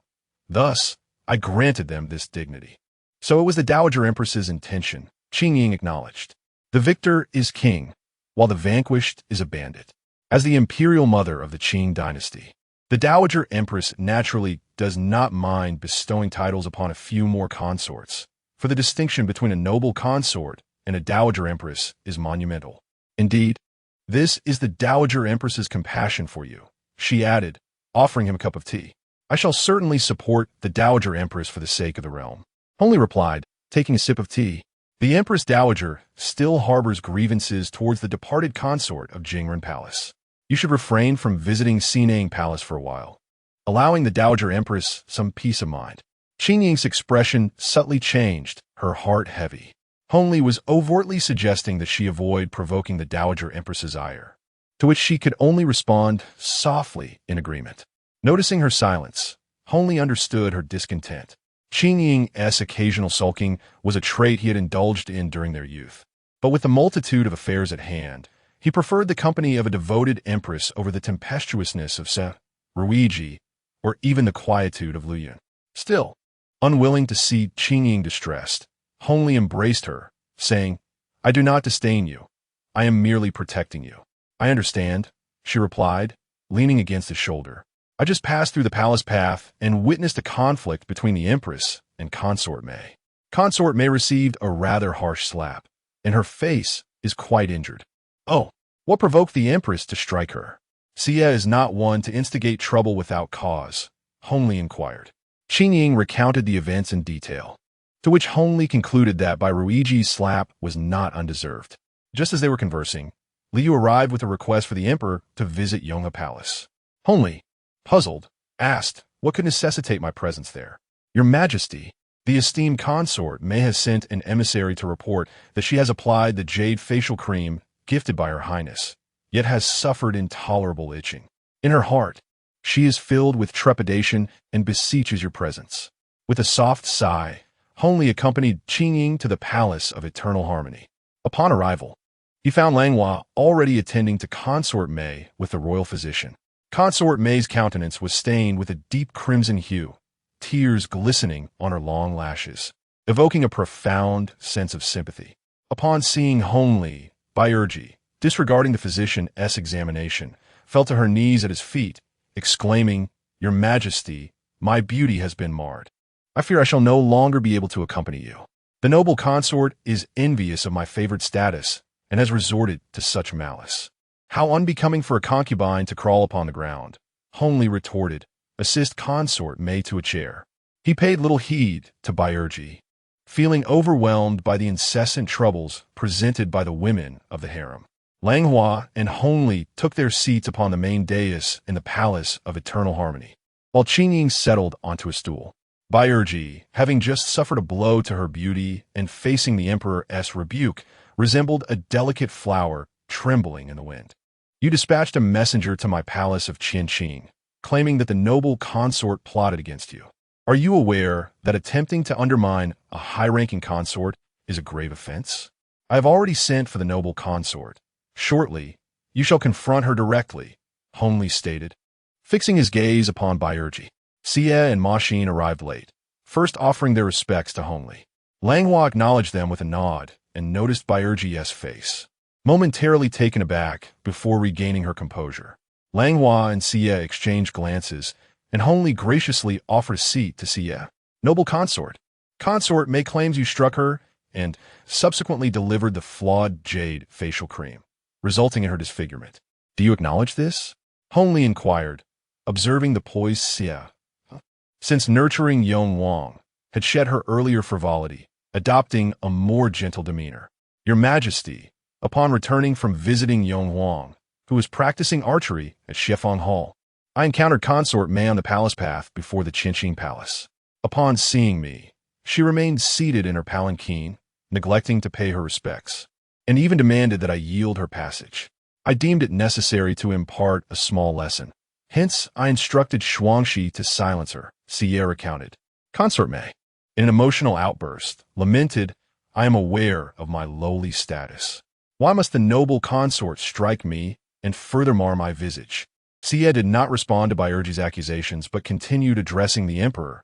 Upon returning to the palace, I too regretted my impulsive actions and thus sent the jade facial cream, bestowed upon me by your majesty last mid-autumn festival, as a gesture of amends. The jade cream is indeed precious, and the noble consort was willing to part with it. Hongli mused, casting his gaze upon the alabaster square bottle on Baierji's table. Langhua interjected. The jade cream is crafted from the rare, subcutaneous fat of northeast sable combined with ground east pearl, making it exceedingly valuable. Over the past 5 years, only 3 bottles have been presented as tribute from the northeast. Last year, 1 was sent to the imperial household, 1 to the Empress Dowager, and the remaining were bestowed upon me and the noble consort. Hongli instructed the physician Qi Ru to examine the jade cream for any anomalies. After discerning its scent, Qi Ru bowed and reported to the emperor, "The jade cream contains poppy flower extract. Though non-toxic, it will cause wounds to fester rapidly and become difficult to heal. Such a malicious scheme deserves severe punishment." After a prolonged silence, Qingying finally spoke. She glanced at Qingying, who was watching from the sidelines, and let out a cold laugh. The empress had just mentioned the rarity of the Yuyin ointment, which I have always hesitated to use. Moreover, the Yuyin ointment is prone to drying out. Once opened, it is difficult to preserve. A few days ago, while reading under the Yonghuang lantern, I accidentally knocked over the candlestick and burned my arm. I was deeply pained and took out the Yin ointment to apply to Yonghuang, and that very night, it showed results. She turned her gaze towards Mo Xian. Indeed, the concubine had instructed the maid to apply the Yuyin ointment to the first prince. Once applied, the ointment forms a protective layer on the skin's surface. This can be verified by sending someone to the Ministry of Appointments to examine the prince's arm. Mo Xian knelt to respond. However, this does not prove that you did not poison the ointment afterward. Bai Rui Ji interjected, pointing at Shiyu. Mai Shengzhai, when the concubine and the emperor converse with me, you have repeatedly been disrespectful. If you continue in this manner, do not blame me for punishing you. Langhua intervened to stop Bai Rui Ji. Shiyu offered a radiant smile, as I had anticipated this. After applying the Yin ointment to Yonghuang a few days ago, I had someone immediately seal it with a layer of rose oil, and I sent the Yuyin ointment to Mei Changzai first. I even specifically sent someone to the pharmacy bureau to consult with the pharmacist, confirming that there would be no adverse effects, and had the pharmacist reseal it before sending it over. You may inquire with the pharmacist for verification. This was merely 2 hours ago. She ordered Mo Xian to retrieve the Yuyin ointment from the physician, allowing the emperor to examine it. The juice of the poppy is floating atop the rose oil, having been added later, and the juice is a vivid red, indicating it was infused just moments ago. How could I have had the time to do this? Hongli took the Yin ointment and indeed found it to be as she described. Your Majesty, Empress, even if Bai's family is merely a minor court lady. As a concubine, I have no reason to harm her. If I wish for Mei Changzai's beauty to be marred, why would I go through such trouble to personally deliver the medicine, thus giving her leverage against me? She then turned to Bai Rui Ji. I wish to inquire. Mei Changzai, why engage in such foolish antics that only serve to amuse others?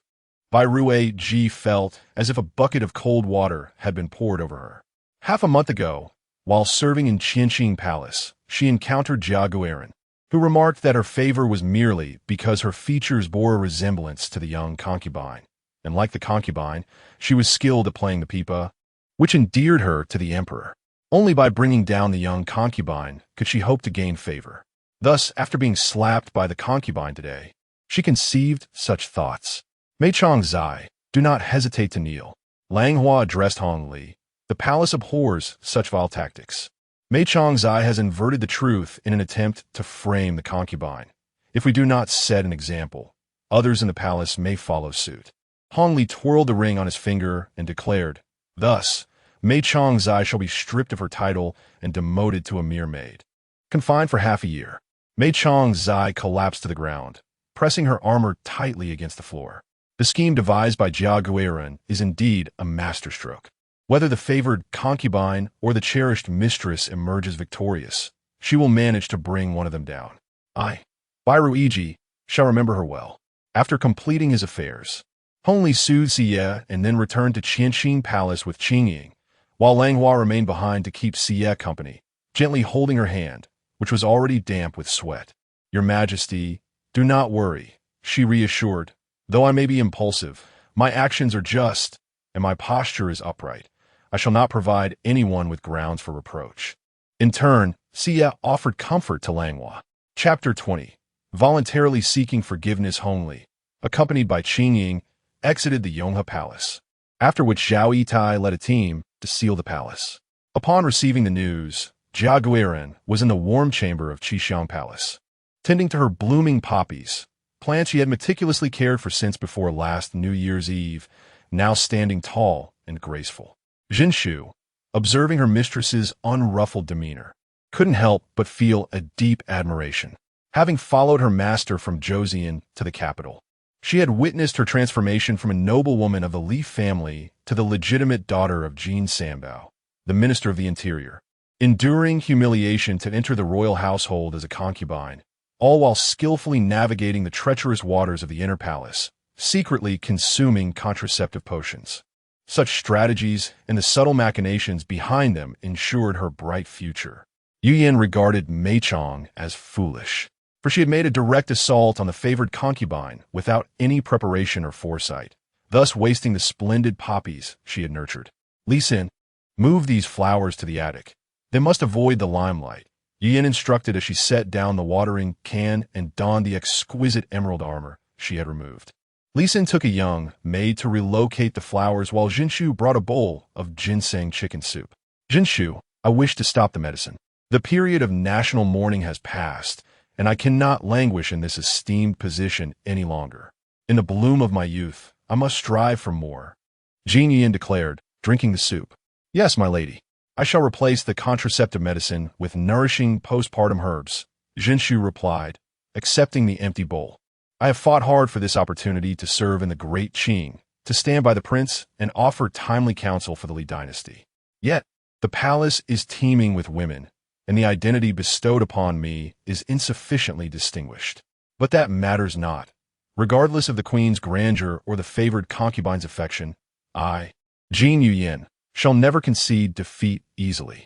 The usually demure Jin Yuyin's eyes sparkled with determination. The mother of the prince, the Empress Dowager, also hailed from humble origins and captured the heart of the sovereign, ascending to the highest echelons of power. "I too shall reach that pinnacle, bringing glory to the Li dynasty." Jinshu knelt, pledging her unwavering loyalty. "I shall stand by your side, dedicating myself entirely." Meanwhile, Hongli and Qingying returned to Qingying Palace just in time for dinner. As Qingying served Hongli, he, ever mindful of his diet, avoided spicy foods and indulged sparingly in rich meats, consuming his daily requisite of 3 tails of bird's nest. "Qingying, I'm quite troubled today. I disapprove of Mei Chong's tactics. My days are already filled with busyness, yet they persist in creating disturbances," Hongli remarked, setting down his chopsticks after a few bites. "The inner palace is but a small corner of the world. Those within rely on your favor. Their well-being hinges on your grace, and they merely vie for your affection. Mei Chong has simply employed misguided methods," Qingying stated, ladling a bowl of duck soup for him. "And you, Qingying, will you contend for my favor?" Hongli teased. "I will, yet I would rather hope for your initiative," Qingying replied, her expression earnest. Hongli grasped Qingying's hand, saying, "I shall do my utmost to care for you, but I hope you will never deceive me or become like the others. May your heart mirror mine, unwavering in affection and devotion," Qingying answered with a smile. Unlike the warm ambience of the Qingying Palace, the atmosphere in the Changchun Palace seemed somewhat melancholic. In a previous life, Mei often directed her grievances towards Qingying, who was rescued by Hailon. However, in this life, a twist of fate had turned by Ruiji's ire towards Xie. Although Xie managed to defuse the situation today, there loomed the possibility of a more profound retaliation from Ruiji should she return. Observing the emperor's attitude towards Xie, while marked by respect and trust, there lingered an undercurrent of detachment. In this renewed existence, she remained oblivious to who had instructed Qi Ru to substitute Xie's medicine, or whether Qi Ru was merely following the emperor's orders without question. Langhua found herself in a state of distress. The emperor had visited Yonghe Palace, accompanied by Qingying, and she could discern that the emperor harbored distinct feelings for Qingying. The golden bracelet adorning Qingying's wrist shone with an almost blinding brilliance, a painful reminder. Since she no longer feared Qingying's threats in this lifetime, it seemed unnecessary to entrap herself in potential dangers. A few days later, the Lantern Festival arrived, and the Empress led the court to the Qingying Palace to pay respects to the Empress Dowager. This marked the first gathering of everyone since the Empress Dowager had relocated to the Qingying Palace. Initially, the Emperor had prevented the Empress Dowager from moving in under the pretense of renovations of the Shokong Palace, but it was not solely an act of spite. The Qingying Palace had indeed undergone a remarkable transformation, particularly with the addition of a newly planted bamboo grove, which included the construction of a Xia pavilion for the Empress Dowager's Buddhist rituals. The yellow glazed tiles of the Qingying Palace contrasted beautifully with its dark red walls. At that moment, the most esteemed woman of the empire sat upon a golden phoenix throne, receiving the congratulations of the concubines. Time had left its marks on her countenance. Yet having weathered 3 reigns, the Empress Dowager exhibited an even greater poise, having shed much of the arrogance she once possessed as a consort. As she surveyed her daughters-in-law, her heart was particularly warmed by Langhua, the empress, who was considerate and understanding, having helped resolve her emotional rift with the emperor. Although the noble consort occasionally displayed a haughty demeanor, she was devoid of malice. Regarding Qingying, the Empress Dowager had tolerated her visits to the venomous woman in the past solely for the sake of preserving Hongli's reputation. Now that Olenara was deceased, she had no intention of complicating matters for Qingying, yet there remained the concern that Qingying might inherit Olenara's cunning and cruelty, potentially disrupting the inner palace. Please rise. I appreciate your early arrival. In the future, a visit on the 2nd day of each month will suffice. Your duty is to serve the emperor well. My old bones require no attention, she advised. To accompany the Empress Dowager is a blessing for us daughters-in-law, Langhua hastily asserted. As long as you do not find my presence bothersome, I am more than willing to serve by your side, Xie responded with a sweet smile. The Empress Dowager raised her jade hand gently, signaling for Aunt Jinxi to bring forth several boxes. Since moving to the Qingying Palace, I have organized some old possessions, including several pieces of jewelry bestowed by the late emperor that I had hesitated to wear. Now, having reached an appropriate age, I wish to present them to you as gifts to celebrate your titles. The maidens presented the corresponding gifts before each lady. For the esteemed empress, the Empress Dowager had selected a 9-tailed, intricately designed golden crown adorned with emeralds. For the noble consort, who had recently faced grievances, 2 gifts were prepared: a jade magnolia hairpin embellished with emeralds and a necklace of 8 treasures. As for the consort Xian, a pair of white jade bracelets engraved with lotus patterns was chosen, simple yet perfectly suited to her. The gentle and graceful nature of Chunpin is likened to an exquisite jade hairpin adorned with 7 treasures. Jia Guiran possesses a striking beauty, and the Empress Dowager has gifted her a splendid red gold and ruby necklace. Haichong and Wan are each bestowed with a pair of purple jade hibiscus earrings. After the assembly pays their respects to the Empress Dowager, she notices the golden bracelet on Qingying's wrist. Owing a favor to Langhua, she's inclined to assist her with a request, especially as Langhua has promised to apologize in person afterward. The Empress Dowager is curious about the secret Langhua holds. Xinfei, your golden bracelet seems to have lost its luster. Moreover, given your youth, it fails to accentuate your vivacity. Remove it, and wear this pair I have gifted you instead. The Empress Dowager's rare tenderness towards Qingying leaves her astonished. Qingying casts a glance at Langhua, uncertain whether to speak. The gifts from the Empress Dowager are surely superior to what I have bestowed upon you, dear sister Qingying. Do remove the golden bracelet and try on the splendid gift from the Empress Dowager. Langhua interjects at an opportune moment. Thus, Qingying graciously complies. Adorning herself with a white jade bracelet embossed with lotus patterns, her hands, though not particularly slender, appear delicate against her fair skin, which is the result of her fondness for milk baths, giving her a complexion that rivals snow. The white jade bracelet enhances her creamy wrists beautifully. It truly is exquisite, Langhua praises, and even the ordinarily aloof Se cannot help but admire the Empress Dowager's discerning eye. With a sigh of relief, Langhua kneels before the Empress Dowager once the assembly has departed. I beseech your forgiveness, esteemed Empress Dowager. She bows deeply. Pray tell, why did you plead so earnestly for me to keep Qingying's golden bracelet? The Empress Dowager tosses the bracelet onto the table. When I first entered the palace, I was overwhelmed by uncertainty. With the birth of my son to Qingying and Qingying's esteemed status as a side consort, I was filled with trepidation, striving diligently. Yet my worries led to illness, culminating in the loss of my eldest daughter. Langhua recalls her deceased child, her gaze filled with sorrow, prompting even the Empress Dowager to feel compassion. In a moment of folly, I concealed 0 ling incense within the bracelet I gifted to Qingying, hoping to ensure the smooth birth of my legitimate son. Langhua is acutely aware that she must not reveal her mother's involvement. I see, the Empress Dowager responds. But why insist on removing the bracelet today? She questions, for she herself would never act so inconsistently. Your Majesty, I do not wish to harm anyone. My previous actions were driven by self-preservation. Now that Qingying's fortunes have declined, her situation in the palace is precarious. I see no reason to let her suffer further. Furthermore, I am no longer merely a consort, but the empress of the Qing dynasty, and it is inappropriate to act in self-interest at the expense of the crown prince. What Langhua refrains from saying is that even if Qingying were to bear a son, Yonglian has already been designated as the emperor's chosen heir, rendering any threat moot. You speak with honesty. Very well, rise. The Empress Dowager exhales deeply. Though I have never been an empress, I understand the challenges you face in maintaining balance within the harem at such a young age. My assistance to you also serves to aid the emperor. She picks up the golden bracelet. Let Jinshu handle this bracelet for you. Langhua is overwhelmed with gratitude. Thank you, Your Majesty. Rising, she swiftly regains her composure. Watching Jinshu personally take a hammer to flatten the bracelet into pieces brings a sense of relief to her heart. Her candidness this time merely stems from her understanding that the Empress Dowager and she share no conflicting interests. Both harbor disdain for Qingying.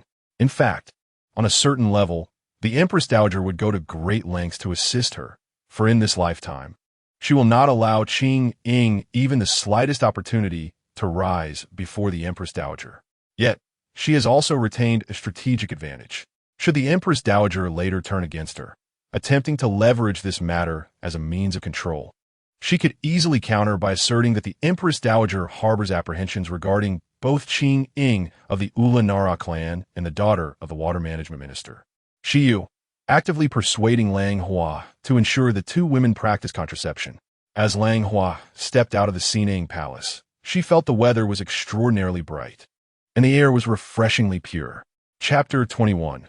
The ever-existing rose in pregnancy under the vast expanse of the starlit sky. Hailan and Lu Jun leisurely enjoyed the coolness in the courtyard of Zhongshui Palace, while the third prince busied himself with a game of chess on a stone table, holding small embroidery frames.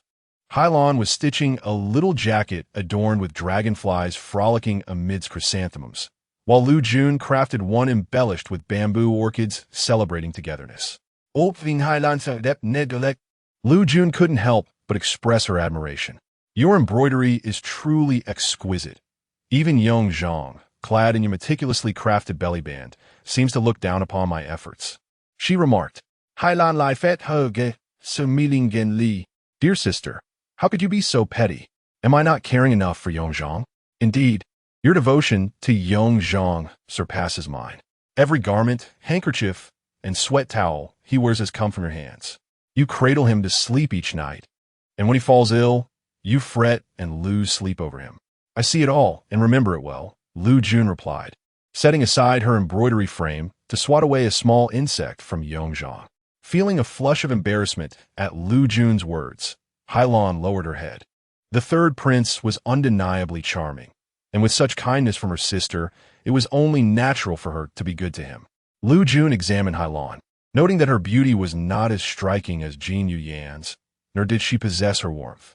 Instead, she resembled a roadside daisy, fresh, pure, and bright, with two shallow dimples appearing when she smiled, evoking a sense of endearment. Though not the most outstanding in the palace, she possessed her own unique charm. Hailon, have you never considered vying for the emperor's favor? You are still young, and focusing solely on me in Yongzhang is rather unwise, Lu Jun suggested. Genuinely wishing to see Hailon gain the emperor's affection, for mutual support within the palace was advantageous, and she truly admired Hailon. I have pondered it, but I find it difficult to conceive what might attract the emperor's attention. I am so ordinary, Hailon replied, finishing her last stitch and taking the little jacket off to assess how it would look on Yongzhang. Sister, I have an idea that may aid you, Lu Jun declared, setting aside her fan, a plan forming in her mind. As the summer heat intensified and the cicadas in the Forbidden City chirped incessantly, the emperor, as was his custom, led a group to the summer palace for respite. The empress dowager resided at Zhou Qingying with her attendants, while the empress hosted Yonglian and Jingse at Changchun Xiangguan. She took Yonghuang to Shao Jingxian. Qingying settled in Qingliangdian, and Lu Jun, Hailon, and Wan Yin accompanied the third prince to Chun Yushuhiguan, with Jiagaran residing at Bai Tongshu Yuan. Due to recent unrest in the western regions, the emperor convened with Minister Zhang Tingyu and others at Tiandi Jiachun, conveniently located near Bai Tong Shu Yuan. Jiagaran, known for her warmth and attentiveness, had recently garnered the emperor's favor. Jinyu Yin consumed a secret prenatal tonic sent from Korea daily, eagerly anticipating the birth of a son. Unexpectedly, the first news of pregnancy came from the demoted Bai Ying, who had kept her condition hidden for nearly 5 months. Conceiving before her confinement was lifted just over a month ago. Upon hearing the news at the summer palace, reactions were mixed. First, the noble concubine accidentally shattered a glass cup gifted by the emperor. Then, Jiagaran, just having exited the empress's palace, collided with one of her young servants. The empress dowager dispatched a physician back to the palace to ensure the well-being of Lady Mei's pregnancy, bestowing a considerable array of rare medicinal herbs upon her. In a bid to placate Lady Bai, the emperor reinstated her status as a favored concubine and lifted the restrictions imposed on Yonghe Palace. Following the traditional practice of rewarding expectant consorts, Langhua arranged for several gold and silver items to be presented to Lady Mei. As Langhua was perusing the list of attendants sent from the respectful affairs room, Sit burst in with great fervor, exclaiming, "Your Highness, I am utterly incensed. That malicious wretch, who sought to harm me, has conceived the emperor's child and has been so easily released from her confinement. I cannot swallow this indignity. Without a thought for decorum, Xie sat directly across from Langhua. Have you seen the emperor? Langhua inquired, setting aside the list. I went to Tianxia Jiachan, but the emperor was occupied with military discussions alongside the state ministers, leaving me no opportunity to meet him. Hence, I have come to you, Your Highness, Xie lamented, attempting to calm her tumultuous emotions. Xie, I understand your rage, but you must heed my counsel. Do not, under any circumstances, reveal a hint of discontent regarding Lady Mei's restoration in the presence of the emperor and the empress dowager. Why, as a noble consort, should I not be above her? Xie protested, her face flushed with anger. Xie, this child is not merely Lady Mei's. It is the emperor's child as well, and both he and the empress dowager hold great expectations for this offspring. Langhua instructed Lianxin to bring a bowl of icy sweet tofu, garnished with toasted almonds and candied fruits, for Xie. Upon tasting it, Xie exclaimed, I know that I cannot simply let this go. Once she bears a child, she will undoubtedly become even more arrogant. Xie, the innocent child bears no guilt. Under no circumstances should you act against the child. We shall address matters after Lady Mei has safely given birth. Furthermore, given her lowly status, it is customary for the child to be entrusted to other consorts for care. At that time, you may confront Lady Mei, and I shall not stand in your way." Langhua offered Xie a sense of reassurance, deeming it a strategic delay, knowing that Xie's temper would flare and dissipate swiftly. After consuming a few mouthfuls of the sweet tofu, Xie acquiesced. "I shall heed your words. This sweet tofu is delightful. The almonds are so fragrant. Please prepare 2 more bowls for me to take back for Yongwang." Langhua found amusement in her words, having already arranged for Yongwang and Yonglian to receive refreshments at the martial training grounds, where they were practicing archery under the blazing sun. "You are truly kind to Yongwang," Xie remarked, draining a bowl of sweet tofu and having completely forgotten her earlier fury. Meanwhile, in the Qingying palace of the Cool Breeze Hall, tensions brewed as the women of the palace began to bear children. Lady Mei, having served for merely 2 years and hailing from the lowly southern house as a musician, had managed to conceive the emperor's child through her shameless allure. Why could she not achieve the same? How she longed to bear a child with the emperor to solidify their bond. She believed that the emperor also yearned for a child with her, as their connection was distinctly profound. Eruo, observing Qingying's distracted state, felt a surge of resentment. Even a mere musician had garnered favor and conceived the emperor's heir. Yet, her own mistress was a legitimate daughter of a high-ranking family. Eruo herself was also of noble birth. If only her mistress could enlist her assistance in vying for favor, perhaps they could secure a notable position within the palace. Aksu gazed at the reflection of Qingying in the bronze mirror. If she were to confide her feelings to her mistress, would she acquiesce? She understood that she would inevitably marry one day, if she ended up like other palace maids. Being released only after turning 25, her prospects for marriage would indeed be bleak. Yet, her mistress had never broached the subject of finding her a suitable match. Aksu felt an overwhelming sense of urgency. Should her mistress enjoy favor, her worries would dissipate, but alas, her mistress lacked ambition. With a sigh, Aksu turned and exited the main hall. Chapter 22. Helen's favor that wretched woman has managed to conceive before me. Upon returning to the palace, Lady Jia kicked over several stools in frustration. Jinshu, she must have deliberately concealed the news, keeping it hidden from those in the palace, only to release it just before the emperor's return. Now, she's already 5 months along. Lady Jia sat in a soft chair, her nails digging deeply into her palm. Although she has secured the dragon seed before me, whether she can bring it to term is not in her control. Jinshu, have you procured the medicine from Lord Jean for me? My lady, communication with the Summer Palace has become much more convenient. Not only has Lord Jean sent you the medicine, but he has also prepared 5,000 taels in silver notes, hoping you will give birth to a dragon son and bring glory to the Jean family. Jinshu presented the medicine and silver notes, bowing her head and standing to the side. At least she is perceptive, not wasting the efforts of the heir. Jin Yuyin took the medicine, remarking, "This medicine is precious. Let us first have Consort Mei try to see if it is effective."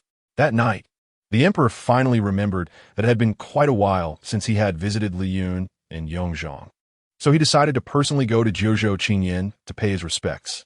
Upon receiving the imperial edict from Wang Qin, Li Yun did not rush to prepare herself, but instead summoned Hailon. Today, Hailon was different from usual, clad in a simple moon-white silk nightgown, her hair lightly styled, with most cascading down her shoulders. A subtle touch of powder enhanced her bright eyes, and the faint scent of sandalwood wafted from her, creating an atmosphere of tranquility. Simple yet graceful, she was indeed captivating. The emperor, having grown accustomed to Lady Jia's flamboyance, would surely be moved by this water-lily-like beauty. Lu Yun smiled and took Helen's hand, examining her closely. "Sister, I feel a bit scared." Hailon nestled her head on Lu Yun's shoulder, resembling a timid little creature. "Do not fear. Hailon, this is for your own good. In your journey through this world, how can you let yourself down?" Lu Yun gently embraced Hailon, offering comfort. The emperor has arrived. Wang Qin's announcement echoed, and Lu Yun, adorned in her finery, led Hailon out to greet him. Hongli observed the two ladies bowing before him. Lu Yun was dignified and graceful, yet her speech was often clumsy, while Hailon, standing beside her, seemed even more tongue-tied and unable to amuse him. However, today, Hailan appeared particularly refreshing, especially after spending several days with Lady Jia. Though Lady Jia was skilled in pleasing, the novelty would inevitably wear off over time, prompting him to seek respite with Lu Yun. As Lu Yun and Hailan entered the room to greet the emperor, the air was infused with a subtle yet invigorating scent of dragon brain incense, blending harmoniously with Hailan's fragrance, instantly refreshing and alleviating fatigue. Consort Chun, what incense are you burning in your quarters? The summer heat is oppressive, and the other palaces dare not use incense for fear of exacerbating the heat. Yet your incense not only avoids discomfort, but also brings a cooling sensation. Pray, tell me your secret, Hongli inquired, casually picking up an embroidered piece from the table. Lu Yun responded with a smile. This is my sister Hailan's clever idea. Yongzhong is sensitive to heat and fearful of mosquitoes, and she cannot tolerate heavy scents. Thus, Hailan added dragon brain and mint to the light sandalwood for Yongzhong's use, and I find it truly effective. Indeed, Hailan was quite wise. Hongli raised his gaze. The embroidery appears to be incomplete. As I gaze upon the figure of the man depicted, he seems to be wearing the python robe I once donned during my time in the secluded palace. Hongli scrutinizes the woman behind Lu Yun. Hailan was indeed a fleeting indulgence of his after bout of drinking, yet her demeanor is modest and compliant, which has led Hongli to harbor no particular disdain for her. Your Majesty, the man in the painting is undoubtedly you. I am acutely aware of my humble status and fortunate to be graced by your presence. I dare not trouble you with my feelings. However, I truly. Hailan's voice trembles, her frail shoulders quivering, evoking an instinctual desire to embrace her. Sister, today you must express your true sentiments. You toil endlessly in embroidery, and it pains me to witness, Lu Yun implores, her tone urgent. A spark of interest ignites in Hongli's eyes. I cherish you dearly. That night may have been an ordinary evening for you, but to me, it was like a pair of warm hands amid a turbulent sea. I can only reminisce about that night and stitch your likeness. Hailan lifts her gaze, her tear-streaked eyes glimmering. Hongli sighs softly. If you hold such affection for me, why have you been so discreet these past 2 years? I understand that your Majesty is preoccupied with matters of state. As long as I can behold your contentment and well-being, that is sufficient for me. I am willing to care for the third prince and my sister day and night.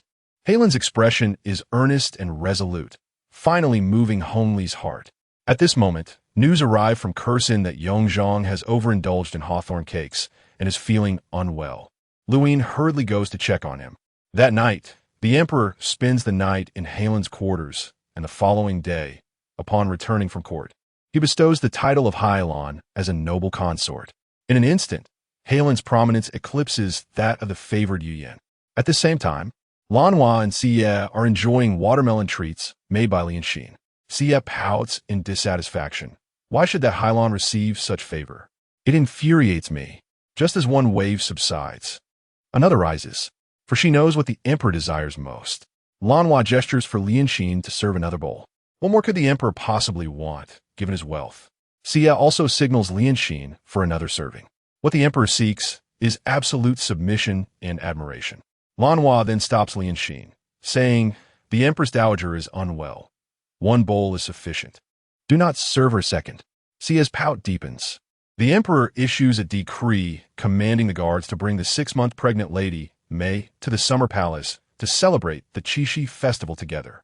Fueng, having taken over the duties of his brother in the palace, was not present, but did not anticipate that a significant incident would occur just a few miles away.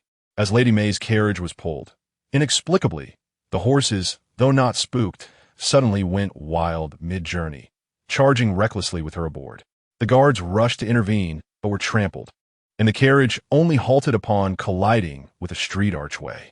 Tragically, Lady May suffered a miscarriage, losing a fully formed male fetus. The incident unfolded swiftly, prompting Langhua to report to Hongli, and everyone hurried back to the palace. In the carriage returning to the palace, Jia Guiran closed her eyes to rest, suddenly breaking into a triumphant smile. Jinshu, has everything been handled discreetly? Rest assured, my lord. The medicine from Lord Jin and the actions of young Lord Jin's subordinates remain a mystery to the stable hands on duty that night.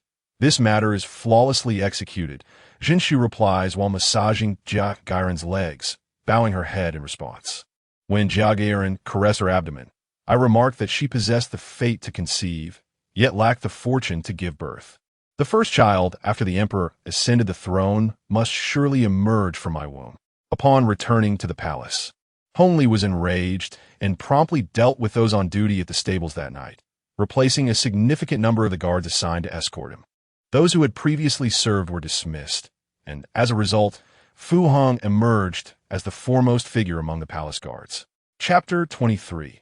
Comforting by Ruiji, the circumstances surrounding Mei Chongzai's miscarriage are peculiar, well known to all, yet the affair transpired outside the palace walls, and the numerous concubines remain in the Yuan Minjuan. Even if the emperor and the empress dowager wish to investigate, they find themselves at a loss. Ultimately, they can only lament that Mei Chongzai is out of fortune. According to custom, Hongli should have visited Yonghe Palace to inquire about Mei Chongzai's well-being. However, the outbreak of the border dispute with the Zhenghars consumed him with work at the Grand Council, leaving him no choice but to send Langhua to offer comfort instead. As Langhua arrived at Yonghe Palace, she was momentarily reminded of by Ruiji's word from a past life, an eye for an eye. In that previous existence, Bai Ruiji had misattributed her grievances to the wrong individuals. In this life, who could be deemed her adversary? Or perhaps it was merely a tragic accident. Having been under house arrest for an extended period, Yonghe Palace had only recently lifted its restrictions, only to be met with a significant upheaval. The eunuchs and maidservants appeared despondent, but fortunately, under Langhua's stringent management, there was no visible neglect towards their mistress. The air in Yonghe Palace was thick with the scent of medicinal herbs. Though autumn had barely begun, vitality seemed to have already ebbed away. Bai Ruiji lay upon the bed, her eyes vacant. Though she had entered the palace merely 2 years prior and was yet to reach 18, she appeared aged and weary, devoid of the pride she once possessed. "Your Majesty, I cannot bow before you." Bai Ruiji forced herself to sit up, prompting the young maid to repeatedly apologize.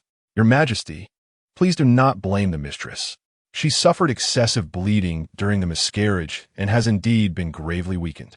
These words struck a profound chord within Bai Ruiji. Her countenance shifted to one of deep sorrow as she grasped the quilt tightly, breaking into inconsolable tears. "Your Majesty, my child departed unjustly. I struggled for over 5 months to protect him." Langhua felt an acute empathy for this heart-wrenching anguish. Memories of Yonglian, Yongtsong, and even earlier, Jingmin, flooded her mind, and she felt an unbearable longing to join them in their departure. The loss of a child is akin to the extraction of one's very heart. In truth, Bai Ruiji had sensed the irregularity of her menstrual cycle just 10 days into her confinement. A month later, she confirmed her pregnancy and was overwhelmed with joy. As an orphan sold into servitude by her kin, she had fought tirelessly to acquire skills, ultimately serving the emperor devotedly and basking in his favor. However, she knew that only by bearing her own child could she find genuine security. Yet, the timing of this child's arrival was ill-fated. Under the instigation of Jia Gairen, she had conspired against the noble Gui Fei. Now, confined and vulnerable, she felt like prey on a butcher's block, fearing retribution and thus concealing her news. With steadfast determination, she endured until everyone had left the palace, until her child was over 4 months along, and only then did she dare to reveal her condition. When the emperor ordered her to the Yuan Minjuan, her heart brimmed with joy as she donned her beloved light blue attire and meticulously adorned herself. She believed all was secure, yet a frenzied horse sent her careening down the long street. Desperately, she clutched the window frame of the carriage, but despite her efforts, she was violently thrown out, collapsing amidst a pool of crimson, feeling her child slipping away. In excruciating pain, she closed her eyes, and amidst the chaos of guards' frantic shouts, she truly grasped the palace's treachery. "Mei Chongzai, the emperor still holds you in his thoughts. Regain your strength, and you shall surely conceive again," Langhua spoke soothingly. Bai Ruiji wept bitterly, shaking her head in despair, declaring that she would never bear another child again. This was her firstborn, and the imperial physician had said that the child was sufficiently developed, but due to an unfortunate incident where she had collided with her abdomen. The palace's delicate balance had been disrupted, rendering her chances of future pregnancies exceedingly slim. "Your Majesty, who is it that seeks to harm my child?" she implored, suddenly sitting upright. "I share a maternal bond with this child, and I shall seek justice for him. My child must not perish in vain." Langhua sighed, instructing Sulian to deliver the nourishing medicines to Mei Chongzai's private treasury. At that moment, only the Empress and Bai Ruiji remained in the chamber.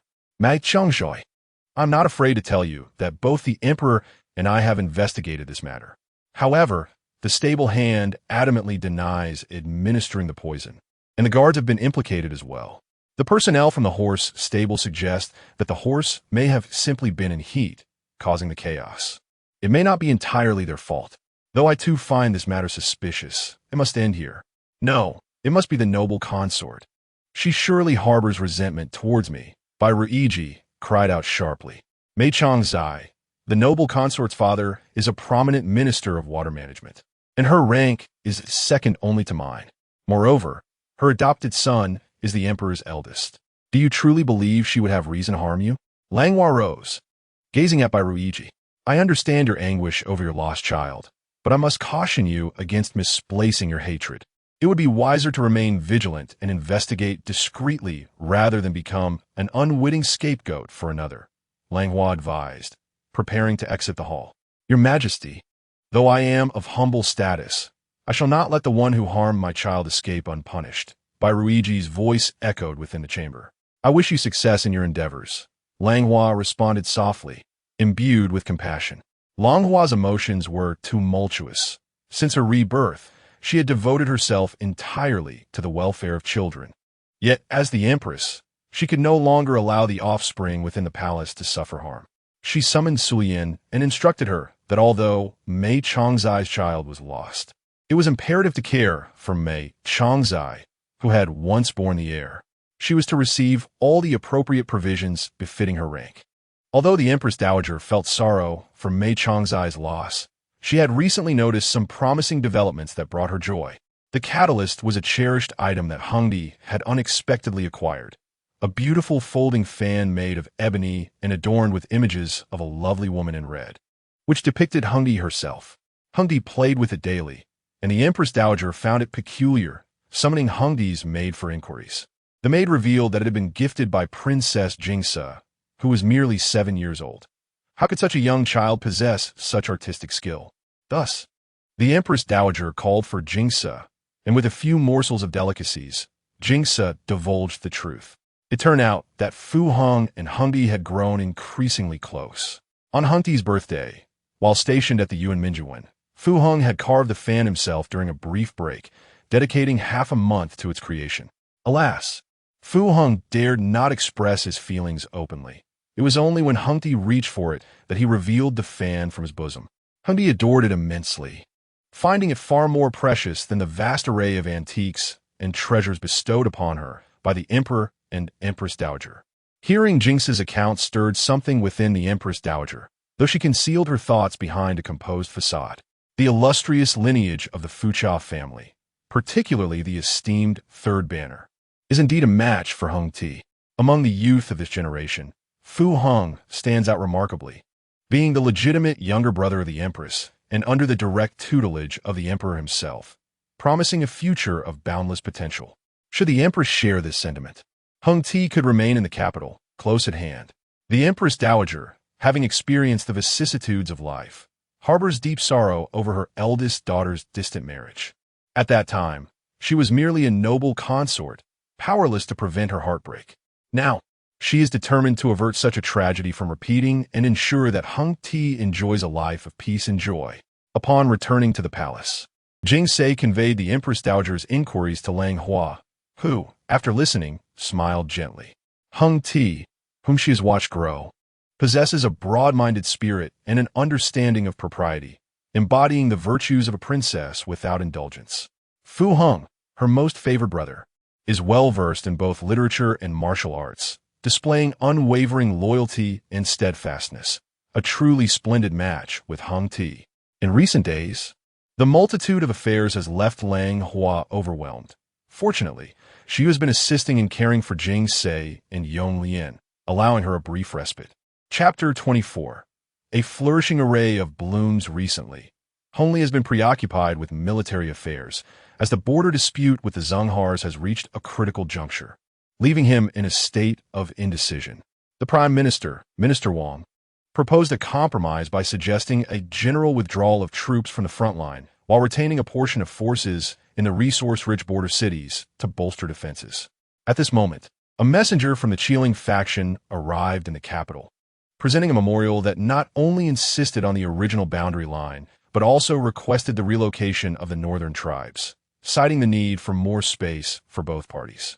Hongli perceived Qingying's lack of sincerity in negotiations, believing they feigned interest merely to facilitate trade, and he rebuked them accordingly. Burdened by his political responsibilities, Hongli summoned Qingying to join him for lunch. By the time she arrived, the table was already adorned with freshly steamed crabs and his favorite duck hot pot. Yet Hongli found no pleasure in the meal, consuming only a bowl of sago pudding. Noticing Hongli's furrowed brow, Qingying spoke up, "Your Majesty, I recently read an interesting Western book." "What is it?" Hongli inquired with a forced smile. "The Western notion suggests that a man may have only one wife, committing to a lifelong bond with no one else." Qingying's eyes sparkled as she spoke of the deep affection between husband and wife, united in heart and hand for eternity, with no third party. "Are you implying that I should have only the Empress and dismiss the rest of you?" Hongli responded with displeasure. "Do you and the Empress share such a bond?" Qingying pouted. "The Empress is my first wife, the mother of the nation, and she shares my name on the royal registry," Hongli stated as he set down his spoon. "Then I have nothing further to say," Qingying retorted defiantly, turning her head away in silence. "I see you are becoming increasingly audacious. Should you wish to adopt Western ways when the British envoy arrives next, I shall allow you to accompany them. I am curious to know if the British monarch has only one queen." Hongli's tone was stern, his annoyance compounded by Qingying's provocation regarding foreign matters. "Qingying, you must understand your position in governance. I must consider the well-being of all citizens and ensure lasting peace. The Empress is not only my wife, but also a shared responsibility. As a consort, you too bear your own obligations. The Empress performs her duties admirably, and I hope you will also remain steadfast in yours, lest you betray my affections," Hongli said as he rose. "I am weary. You may return now. Your Majesty, I bid you farewell." Qingying knelt on the ground, feeling deeply wronged. Hongli had once professed that she was the sole wife in his heart, and that her status as a side consort was a slight to her. Why now did he speak only of rules and propriety? Were his previous oaths and affections mere fabrications? Liu noticed Qingying kneeling for an extended period, unable to rise, and gently urged, "Noble consort, please stand. His Majesty has been troubled by the Zhenghars, losing sleep and appetite for several days, which has made him irritable. Do not take it to heart. Once this turmoil passes, His Majesty will surely come to see you." "Thank you, Liu," Qingying replied, rising with her long protective armor hanging at her sides, her body stiff from kneeling too long, and she leaned on the doorframe as she exited. Wang Qin observed Liu fixating on Qinger's companion, Su Hexen, and approached with a sardonic remark. "Did you see that, Liu? This is the fate of those lacking discernment. In this palace, the foremost rule is to read the master's countenance. It seems that concubine Xian has likely provoked the emperor this time." Liu bowed his head, absorbing his mentor's counsel. As Wang Qin rose to become the grand guardian of Yangxin Hall, he also elevated Liu to the emperor's side, evidently preparing him for succession, which made Liu even more respectful towards Wang Qin. The scene in Yangxin Hall did not stir any ripples within the palace. However, that evening, Hongli summoned Hailan to his chamber. Since being promoted to Hailan Guerin, her status in the palace had significantly changed. The Imperial Household Department promptly delivered any new items, particularly knowing her fondness for embroidery, sending a plethora of fashionable fabrics and designs from across the land to Zhongsue Palace. Not to mention the exquisite jewelry bestowed by the emperor. Hailan retained only a few of her favorite fabrics, sending half to Langhua at Changchun Palace and the other half to Levian to create winter garments for Yongzhang. Langhua gazed at the materials sent from Zhongsue Palace, recognizing that Hailan had indeed emerged from her struggles. In this life, devoid of companionship with Qingying, she could be deemed to live in comfort and ease. In truth, the harem was far from a realm of romantic entanglements. Each individual performed their duties, showcasing their talents to gain the emperor's favor. Meanwhile, Jia Guiran received delightful news, announcing her 2-month pregnancy. After a previous miscarriage, both the Empress Dowager and the Emperor placed great importance on this pregnancy, instructing the Imperial Medical Bureau to attend to her with utmost care to ensure a safe delivery. To placate Mei Changzai, Hongli rewarded Jia Guiran, appointing Minister of Rights, Lan Ji as the Chief Envoy, and Cabinet Scholar, Wu Jieqi as the Deputy Envoy. Jia Guiran was elevated to Jia Pin, while Mei Changzai was designated Mei Guiran, with a formal ceremony scheduled for May. Given the presence of expectant mothers in the palace, those nurturing their children continued to do so, while others quarreled with the emperor. The Empress Dowager and the emperor deliberated on conducting a grand selection to replenish the harem. In this selection, the Manchu 8 banners were secondary. The Han Army banner presented numerous outstanding young ladies. After several preliminary rounds, 38 candidates remained for the final selection. Langhua inquired of Hongli if there were any particular favorites. Hongli, perusing a portfolio of portraits, took a long pause before closing it. The empress should be gentle and compliant above all else, followed closely by filial piety and loyalty. As for beauty, that too must be considered, he stated with a serious demeanor. Langhua could not contain her laughter. Tomorrow's grand selection at Shushio Palace, Your Majesty. Please do not be dazzled. I am eagerly anticipating the sight of these blossoming flowers. Her words, devoid of mere politeness, shimmered with yearning in her eyes. Hongli then recalled the words Qingying had spoken a few days prior in Yangxin Hall, feeling a twinge of unease. Will my broadening of the harem not disturb the empress? He queried tentatively. The empress replied with a smile, Your Majesty jests.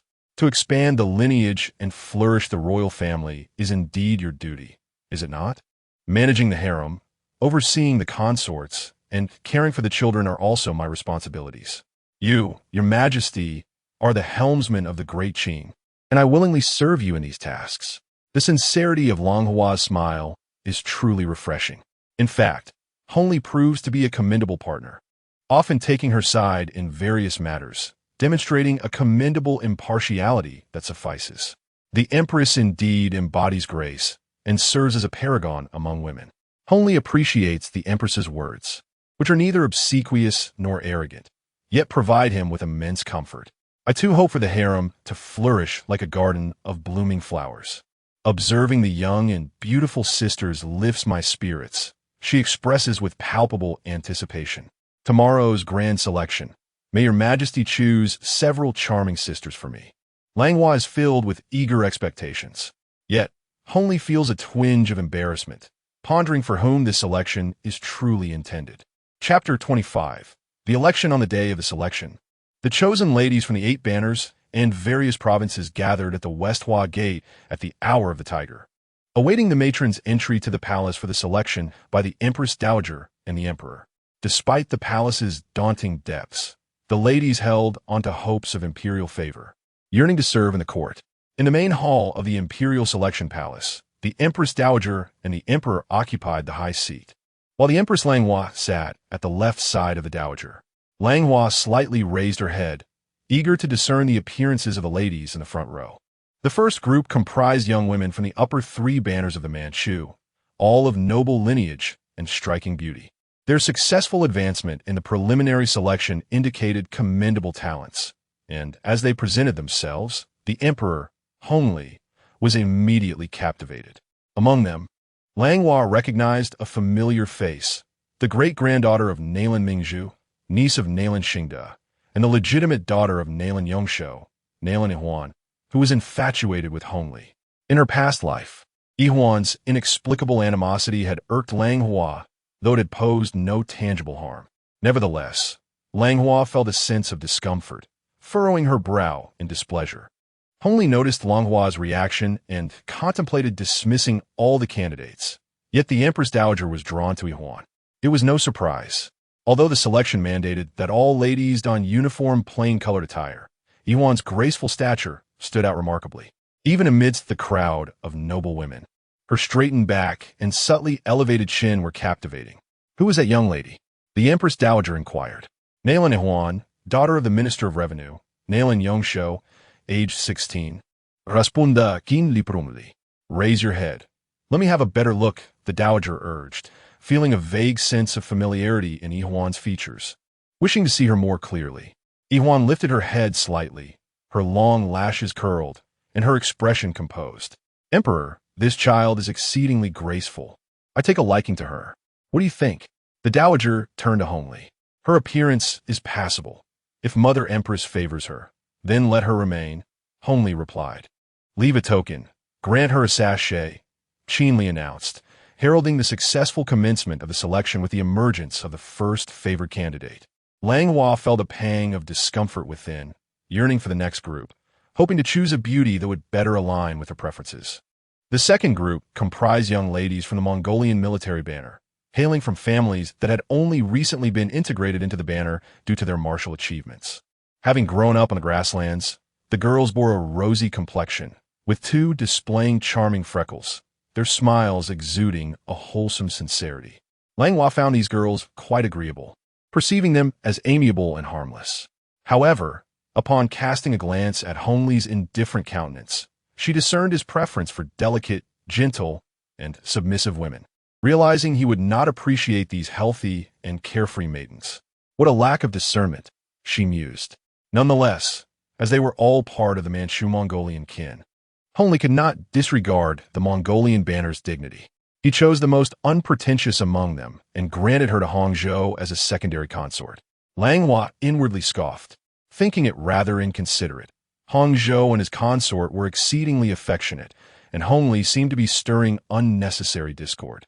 Yet, she reassured herself that this discord would likely pose no significant threat, as these girls seemed content with their lot in life.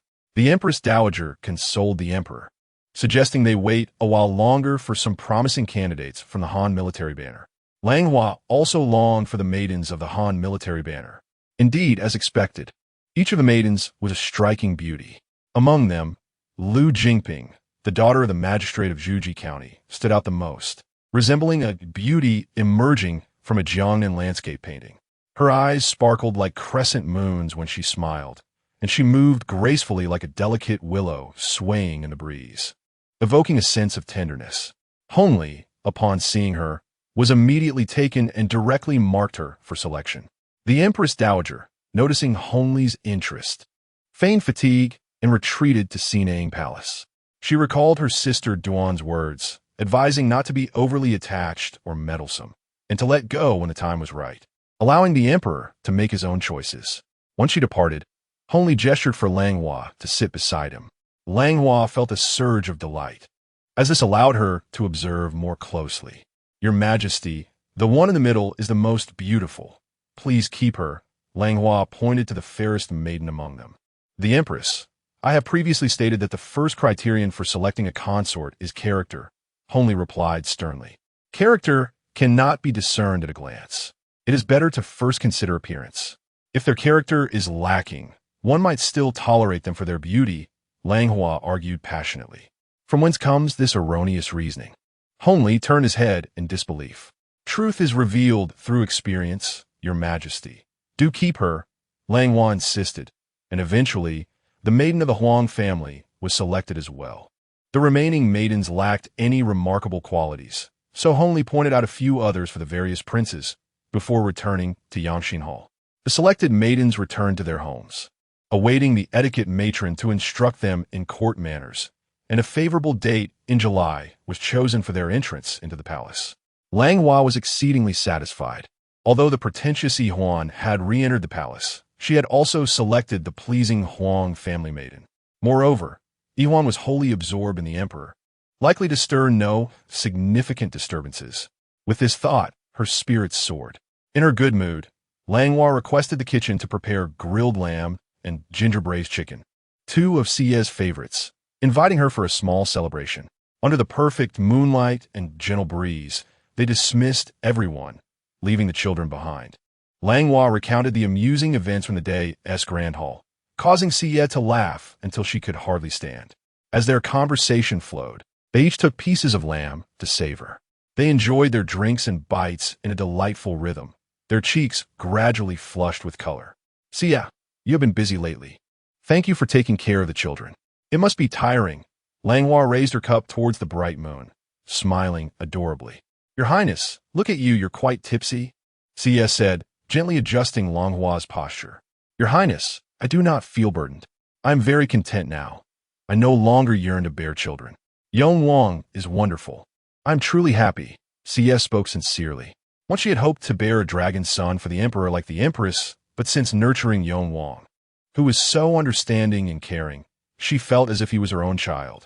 Langhua gazed at Xie's soft features and suddenly understood why she was so fond of Huang. The maiden's fair skin and cherry-like lips bore a striking resemblance to Xie. With a chuckle, Langhua leaned against Xie's shoulder, succumbing to the effects of the wine. Xie gently patted Langhua's face, realizing she was truly asleep. She promptly summoned Lianxin and Sulian to assist in guiding Langhua into the room. After personally washing Langhua's face, she collapsed beside her. The following day, upon awakening, Langhua felt a slight headache, and upon noticing Xie beside her, with her clothes still unfastened, she comprehended the extent of her indulgence the previous night. She hastily called for Sulian to prepare a hangover remedy and rouse Xie from her slumber. The two then proceeded to adorn themselves. For today marked the coronation ceremony of Jiapin and Mei Guiran. Jiapin and Mei Guiran would first visit Ruihua Palace to pay homage to their ancestors, followed by a visit to Qingying Palace to receive the Empress Dowager's teachings, then proceed to Chonghua Palace for the coronation ceremony, and ultimately arrive at Changchun Palace to express their gratitude. Just as they completed their preparations, they were approached by Li Xin from Jiapin's palace, who informed them that an incident had occurred during the coronation ceremony and requested the Empress to hurry over. Chapter 26. Wei Qingtai's conviction. When the Empress and Xie arrived at the Chonghua Palace, the ceremonial enfeoffment was hastily concluded. Jiapin, clad in a resplendent blue ceremonial robe, wore a displeased expression as she vented her frustrations, kicking at a small eunuch at her feet, while several enfeoffment attendants knelt at a distance. Mei Guiran stood nearby, her face cold, observing Jiapin with an air of amusement. The Empress has arrived. The noble consort has arrived. Upon hearing the announcement, everyone quickly knelt in greeting. Jiapin ceased her antics, and the small eunuch huddled pitifully, crawling a few paces away. Rise, Langhua commanded as she approached Jiapin, instructing that the small eunuch be taken away. Jiapin, still seething, seemed inclined to kick again. Cease this, Jiapin. I am present. Your behavior is utterly disrespectful, Langhua admonished, glaring at her. Upon witnessing Langhua's anger, Jiapin immediately knelt once more. Xie signaled to Langhua, indicating the importance of the matter at hand. Noticing Jiapin had bowed her head, Langhua dismissed the others, retaining only a few female officials and Jiapin, along with Mei Guiran. The attendants brought forth 2 chairs for Langhua and Xie. Once seated, Langhua addressed Jiapin, "Pray, enlighten us on the matter at hand." "Your Majesty, today is a day of great joy for me and Mei Guiran," Jiapin lamented. "I was filled with happiness. Yet upon arriving at Chonghua Palace to don the ceremonial crown, I discovered that my crown is missing a precious pearl, rendering it identical to Mei Guiran's ceremonial attire." The heads of the female officials bowed even lower. Langhua examined Jiapin's crown and confirmed that it contained only the 4 pearls appropriate for those of lower rank, just as Mei Guiran's crown did.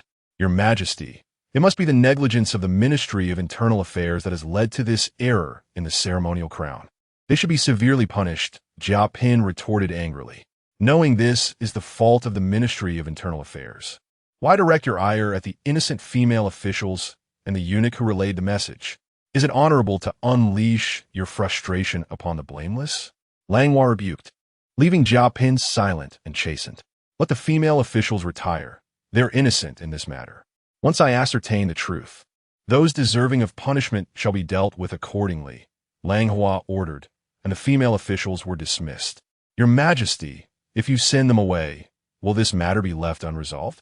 Jiapin protested, observing that those she had just scolded were now excused. On what should have been a joyful day, she felt compelled to endure this misfortune in silence. Jiapin, the empress has her methods of handling affairs. If you seek justice, silence is your best course, Xie replied curtly. Jiapin, who was with child, and Mei Gairan, still recovering, were granted seats by Langhua. The head of the Ministry of Internal Affairs and the official responsible for ceremonial attire were summoned. The head, Chaji, brought forth a middle-aged official who knelt before them, his head bowed in submission. Chaji pays his respects to the empress, noble consort, Jiapin, and Mei Gairan, Chaji said, offering several respectful bows. Speak, Chaji. What transpired? Langhua inquired, well aware of Chaji's meticulous nature. Your Majesty, it would be prudent to allow this official to respond, Chaji suggested. The guilty servant kneels before the empress, deserving of the gravest punishment, the official declared. For a decade, the official in charge of the ceremonial garments and crowns for the imperial consorts within the Ministry of Internal Affairs had diligently upheld his duties. However, following the ascension of the emperor, the regulations established by the late emperor, who championed frugality, were altered. During his reign, the crowns for consorts below the rank of imperial concubine were adorned with 4 eastern pearls. Yet, with the nation's flourishing power under the new emperor, a revision of the ceremonial regulations was deemed necessary when the pure consort was elevated, particularly as she had given birth to a son. The official meticulously documented each alteration from the previous regulations, ensuring no discrepancies arose over the years. Nonetheless, the official was reminded that despite the changes, the crown for the honored consort remained adorned with 4 pearls. Observing the clarity with which he recounted the events, Langhua, intrigued, decided to inquire further. The official, admitting his grave shortcomings due to his ill health, expressed that he had neglected his responsibilities while managing the imminent ceremony, resulting in the inadvertent adherence to the former regulations. He humbly accepted his fate, pleading that his family's honor not be tarnished by his transgressions.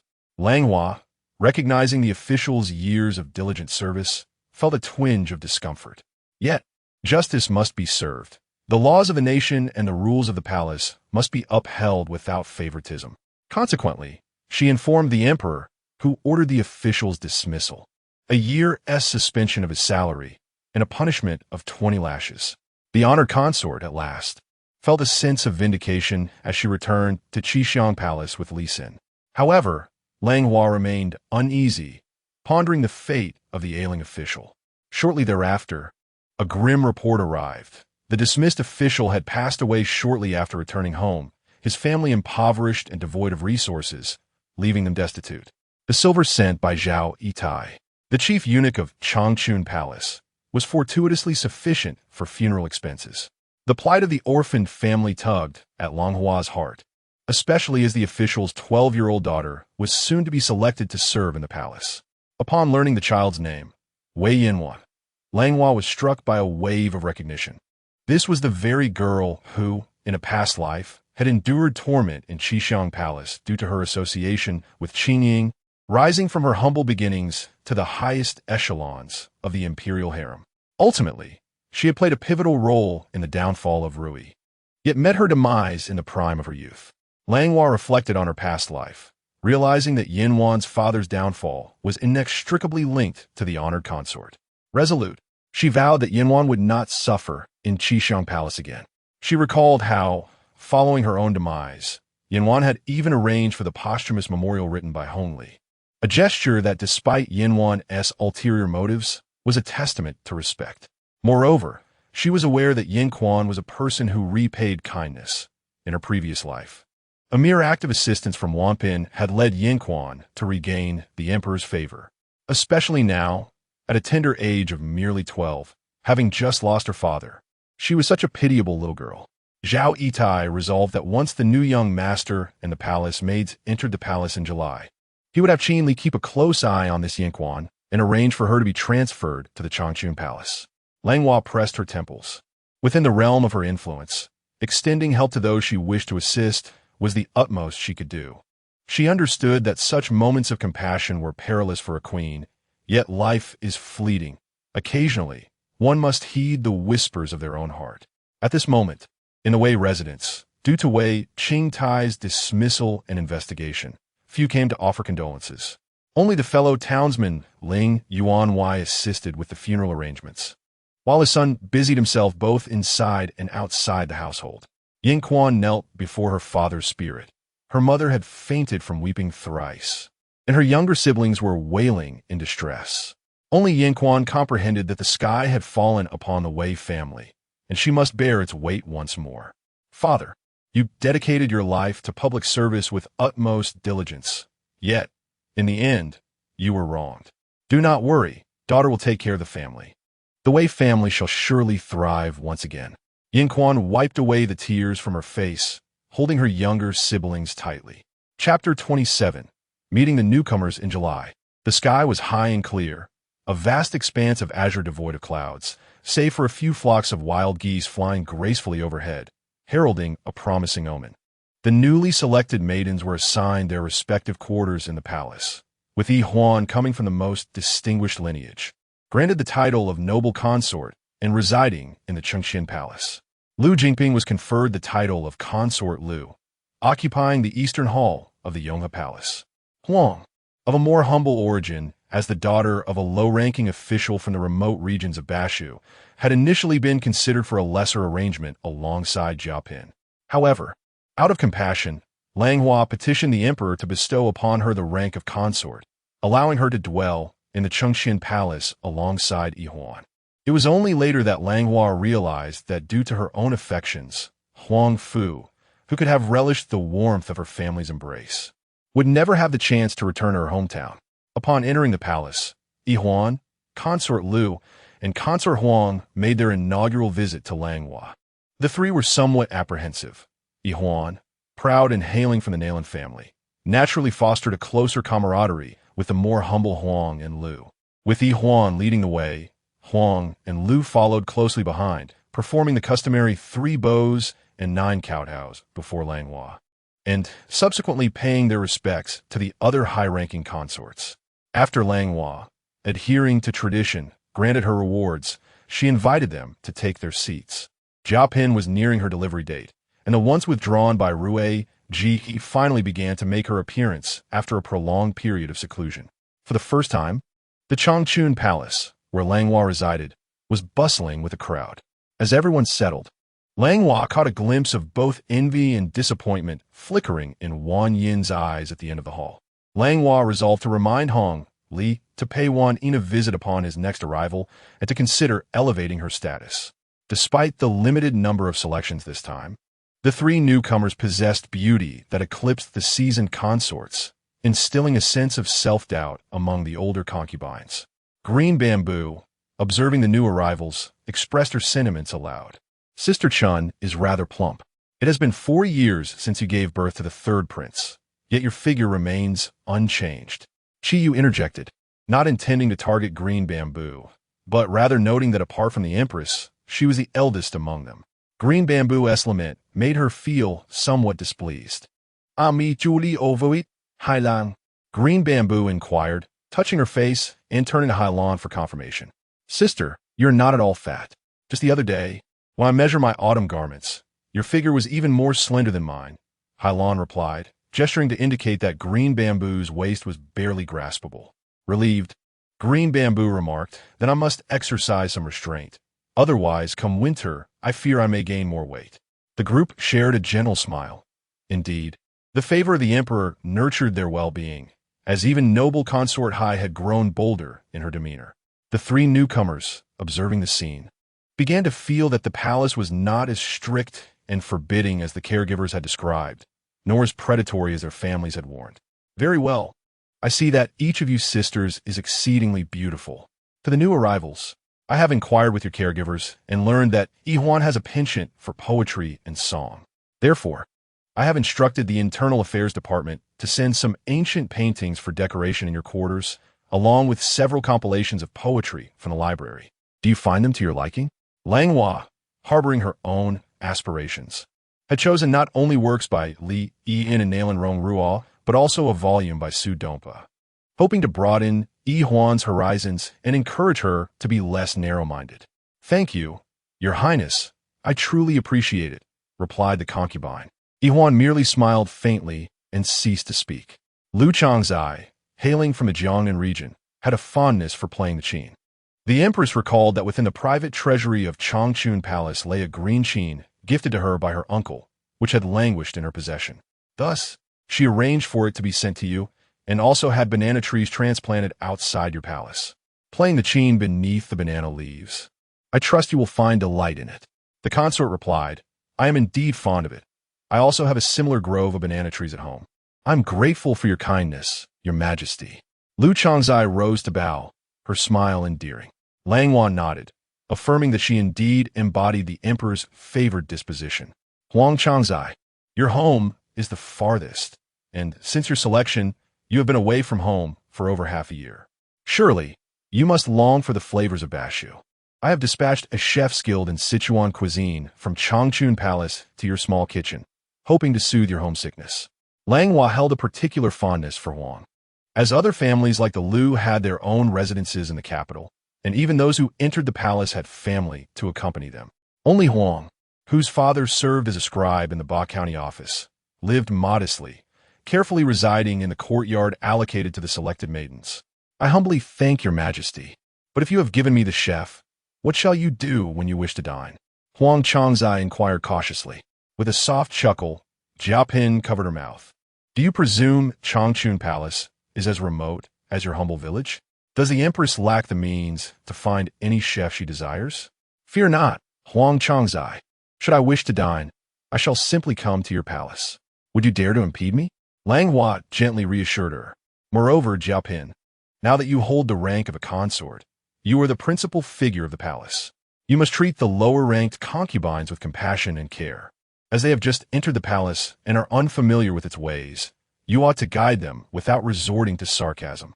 I understand, Jiao Pin replied, falling silent. Outside Changchun Palace, as the various consorts dispersed, Jiao Pin observed the departing Gui Fei and Xian Fei, internally amused. The Xian Fei, silent within Changchun Palace, likely felt more anxious than herself. The empress and Gui Fei had family backgrounds and children, while the pure consort had offspring. Only the Xian Fei, from a declining lineage and without children, was forced to feign composure, which struck Jiao Pin as hypocritical. Upon reaching the imperial garden, she noticed a Xian from Yinshi Palace carrying a pot of Yaohuang flowers. Jiao Pin called out to her, Is that not Mrs. Xian from Yinshi Palace? I recall your family background is quite respectable. Your father holds a position in the Ministry of Works, and even the esteemed consorts cannot compare to you, yet you willingly serve as a maid. It seems the Xian Fei treats you well. A Xian lowered her head, having been reprimanded for speaking too freely on previous occasions, making her hesitant to engage in conversation. The Xian Fei must have arranged a suitable match for you, much like the Empress did for Lian Xin, who I hear has been paired with a blue-feathered guard from Xuanwu Gate. It is said he hails from the Ma Jia family and is a distant nephew of the revered Rong Fei. Truly, he possesses immense potential, Jiao Pin said casually, tightening her grip on the protective armor she wore. In truth, the Xian was already aware that the Empress had arranged for Lian Xin's suitor, named Helongwu, who was not only handsome, but also commendably willing to take Lian Xin's younger siblings, who resided in an orphanage, into his care. I dare not presume to understand my mistress's intentions. If you have no further matters, I shall take my leave, the Xian replied, holding the flower pot as she headed toward Yinshi Palace, her thoughts swirling. The echoes of Jiao Pin's final words lingered in her mind. One must consider oneself. Eruo returned to the palace, seemingly soulless. Upon seeing her, Qingying hurriedly called her over to inquire about her distress. I merely heard on the way that Lian Xian's wedding is set for February next year. I was contemplating what gift to present, Eruo concealed. From my observation, you might need to prepare gifts for Suo Xian and Jiang Yubin from the Tai Hospital first. Qingying teased regarding Suo Xian. Suo Xian and Jiang Yubin? Eruo whispered. Indeed, she is 22 this year, and Suo Xian is 21. I shall not marry. I will accompany my master, Suo Xian declared, her face flushed with embarrassment, prompting another round of laughter from Qingying. Eruo hesitated to share Jiao Pin's words with Qingying, for she had previously tested her master's intentions regarding marriage, and it was clear there were no such plans. Silently, Eruo withdrew to her quarters, curling up in contemplation. Meanwhile, in Changchun Palace, Langhua summoned Su Lian and Lian Xian to her side. Lian Xian, within this box are silver notes totaling 1,000 taels and some small silver coins. At the very bottom, I have placed a deed to a property on Gulu Street, a modest courtyard for your use. Langhua instructed Lian Xian, who knelt and repeatedly declined before finally accepting. Su Lian, I have asked my mother to find you a match, yet you remain unwilling. However, I cannot withhold my goodwill. Within this small box is a portion of my dowry, a small estate of over 100 acres of fertile land, along with a residence. Once you turn 30, you may visit the palace for 3 days each month and stay in this house I have provided for you. I have also arranged for 2 servants to attend to you. Langhua continued, her gaze shifting to Su Lian, who had been by her side for nearly 20 years, and she could not let her remain empty-handed. Your Highness, you often bestow rewards, and I have been saving them. These are unnecessary, Su Lian replied, tears streaming down her face. Accept it, Su Lian. Being by my side, you naturally deserve a more comfortable life than those in other palaces, Langhua insisted, placing the box in Su Lian's hands. Do not cry. Lian Xian, I have tasks for you. You must teach the newly assigned Yanwan and Chun well, or else when they marry next year, I shall summon you back. Langhua feigned seriousness. I would gladly serve you every day, Lian Xian sniffled, promising to manage her responsibilities diligently. Chapter 28. Hongli falls ill. Hongli was engrossed in the handling of memorials when the officials from the Jingshi Fong timely presented the green headboard. Although he initially intended to rest in the Qingying palace, he recalled Wan Cheng's mention of the long absence of Wan Yin. Despite frequently visiting the Zhongsui Palace to see Lu Jun and Hailan, Wan Yin, being unassuming and rarely appearing before him, had slipped from his memory. He vaguely remembered that she had served him for 14 years. Upon reflection, even the recently arrived Huang and Lu clans had been granted titles, while Wan Yin, an old servant of the palace, remained of low rank. Hongli set down his pen and summoned the head of the Jingshi Fong. Promote Wan Chong to be a noble consort and summon her to my chamber tonight, he commanded. With the recent resolution of the border dispute with the Zhenghars, the officials have been incessantly presenting their formal greetings, and Hongli found himself overwhelmed with the paperwork. Having been in continuous work for several days, he was feeling particularly restless with the onset of autumn, his body radiating heat. However, calling for the imperial physician would delay his affairs and invite the inevitable scolding from the Empress Dowager. He believed that a brief rest would suffice for his recovery. Wan, being a composed and tranquil presence, would be ideal company. He could engage her in ink practice without the need for conversation. Upon receiving the news of her promotion, Wan was overjoyed, thinking to herself that the emperor still remembered her. After a long period without meticulous grooming, she donned the exquisite brocade gown gifted during the Qiqiao festival and made her way to the Yangxing Palace. After completing his pressing matters, Hongli finally rose, exhaling deeply.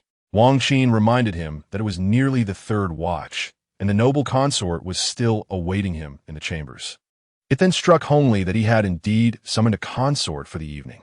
In the hall, one was nervously clasping her hands, having not seen the emperor's countenance for a considerable time.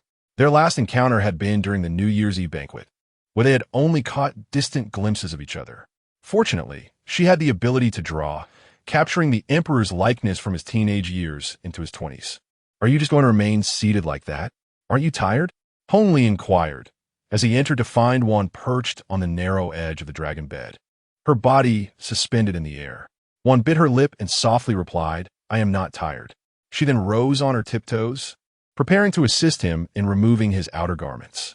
Although Hongli felt somewhat reluctant, upon noticing the clarity and joy in Wan's eyes as she approached, he instinctively opened his arms, allowing her to come closer.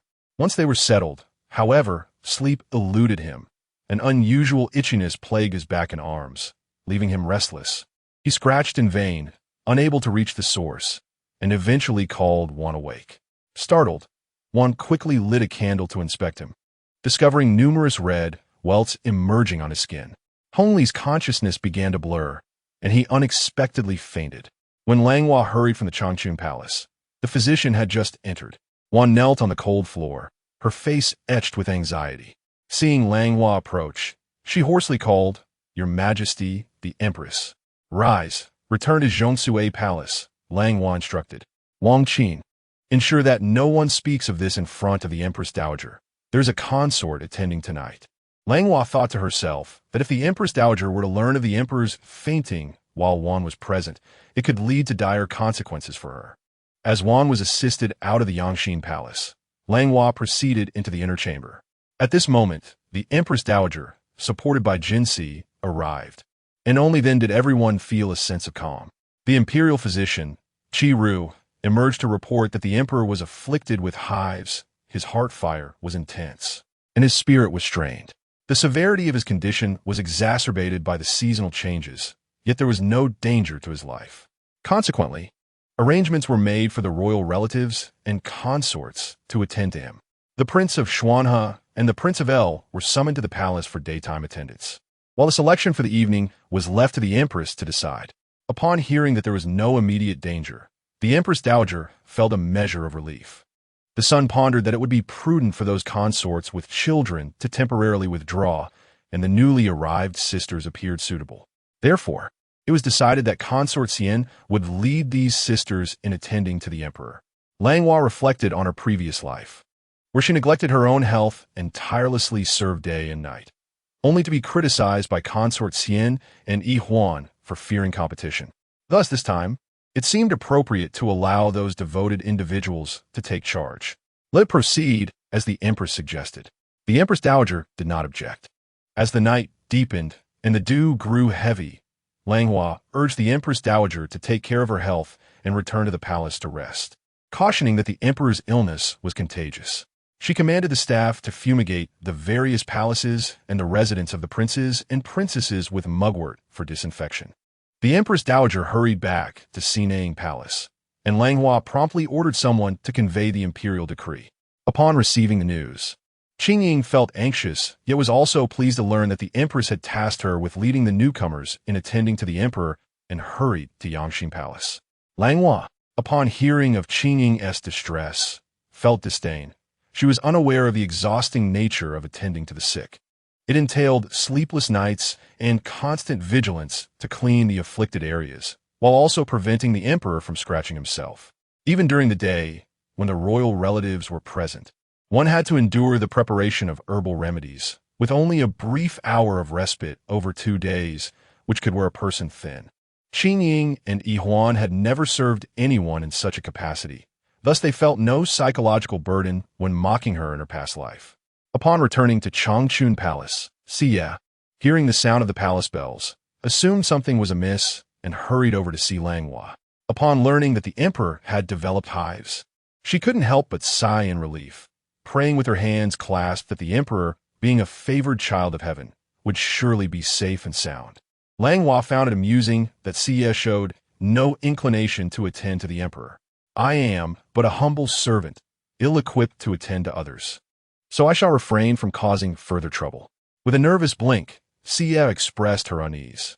"Yet, is it not delightful that you have been styling my hair and enhancing my brows so well?"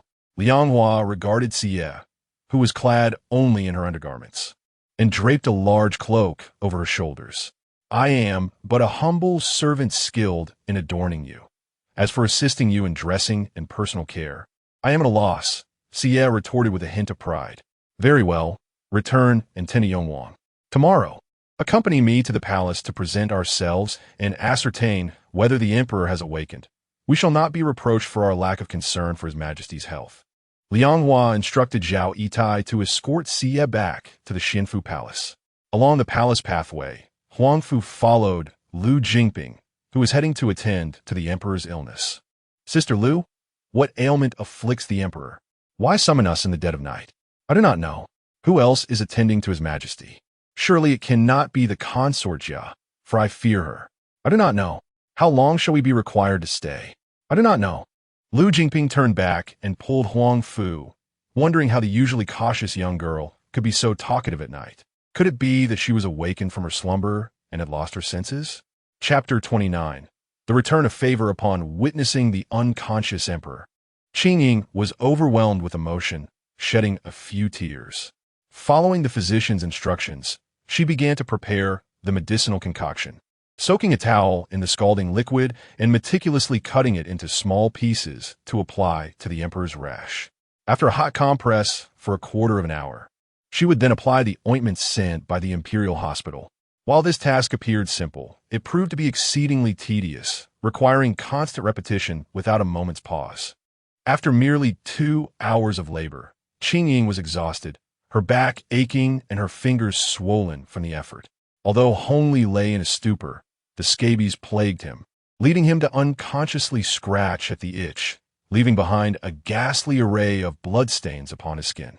Huang Changzai, despite feeling anxious on the journey, was unfaltering in his duties, assisting Qingying with the preparation and application of medicine. As Qingying was inexperienced in attending to others, she occasionally dropped the cloth, necessitating the preparation of a fresh one. Observing the 2-inch-long armor on Qingying's hands, Huang Changzai contemplated suggesting she remove it for ease of work. But Qingying insisted that the Manchus wore armor for elegance and dignity, leaving him hesitant to press the matter further. In contrast, Lu Changzai performed her duties when required, but took every opportunity to rest, never overexerting herself. This made Yihuan's earnest dedication all the more apparent. She not only assisted with the emperor's care, but also set up a desk in the Yangxin Hall to transcribe scriptures for him. Qingying, unable to master the art of service, sought to keep herself occupied. As Qingying conversed with Lu Changzai, the latter expressed her ignorance upon entering the palace. In her discussions with Huang Changzai, the latter posed peculiar questions tinged with a Sichuan accent. However, it was with Yihuan that Qingying found a kindred spirit, both being noble ladies with a penchant for poetry and the arts. Especially after learning of Yihuan's infatuation with the emperor even before entering the palace. Captivated by his literary prowess, Qingying felt an instant connection and shared tales of her own acquaintance with Hongli. Thus, the bond between Qingying and Yihuan deepened rapidly, and even Huang Changzai and Lu Changzai became well acquainted with their story, to the point of becoming weary from hearing the same phrases repeated. Fortunately, Hongli's state of unconsciousness did not linger long. After 2 days of slumber, he awoke to find Qingying asleep beside him and Yihuan at the desk, diligently copying scriptures. Seeing Qingying resting next to him softened Hongli's heart. He reached out to touch the hairpin in her hair, causing her to stir awake. "Your Majesty, you are awake. Are you still feeling itchy?" Yihuan summoned the physician. He instructed, prompting Yihuan to hurriedly exit to relay the message. "Qingying, how long have I been asleep?" Hongli's voice was faint. "You have been in slumber for 2 days. It has caused me great distress." Qingying replied, "The Empress Dowager entrusted me with your care, and I have been by your side for 2 days." Grasping Hongli's hand, she asked, "Your Majesty, are you still angry with me?" Hongli shook his head gently. "How could I truly harbor any resentment towards you?" Hongli was acutely aware that his initial affection for Qingying stemmed from her bold and outspoken nature. However, as their statuses evolved, Qingying's audacity increasingly struck a nerve with him. He understood that he could not place the blame on her, yet as the ruler of the realm, he found it challenging to consistently yield to her. "Qingying, refrain from such stubbornness in the future. It will wound both you and me," he murmured, his voice tinged with hoarseness, causing tears to cascade down Qingying's cheeks. Indeed, he held feelings for her, she thought. On the night he entered the royal residence, Hongli cast aside Xie and sought refuge in her chamber, reminding himself that although she held the title of a secondary consort, in his heart, Qingying was his true wife. This sentiment remained etched in Qingying's mind. Even while she humbled herself beneath Langhua, she steadfastly believed in the unparalleled love Hongli held for her. To her, the essence of being a wife transcended mere titles. It resided in Hongli's heart. As long as he remained devoted to her, she felt an unwavering confidence before Langhua. Yet at that moment, Hongli's thoughts drifted to Langhua. Their youthful bond had been tenuous, but over the years, their interactions had carved a niche in his heart. Upon awakening and finding Langhua absent, he felt an inexplicable emptiness within. Qingying, sensing the depth of Hongli's affection, was profoundly moved, burying her head in his blankets until the physician's arrival prompted her to rise. The physician elaborated on Hongli's ailment, and recognizing that this episode had no connection to Guren Wan, Hongli chose not to pursue the matter further. As he regained consciousness, his condition stabilized, allowing the attending royal family members to return home, leaving only the consorts to serve him. The physician cautioned that the illness could leave lasting scars and recommended 100 days of rest. Hongli intended to send Qingying and the others back, requesting the empress, the noble consort, and Lu Yun to attend to him. However, Qingying insisted on remaining, expressing her familiarity with the duties and her uncertainty about others managing the preparations for medicine and treatment. Lu Changzai and Huang Changzai exchanged glances, realizing that if Consort Xian wished to stay, they should not hinder her. Under Qingying's subtle encouragement, the diligent service of Yi Huan earned her praise from Hongli, leading to her exceptional promotion to Shupin, and the two became the center of attention. It was widely acknowledged that once the emperor surpassed the most perilous month of his illness, he would be out of danger, and those who remained in Qingying Palace would enjoy 2 months of favored status. However, aside from Jiaping, the others were less concerned with such matters, particularly Langhua and Siye, who relished the rare respite.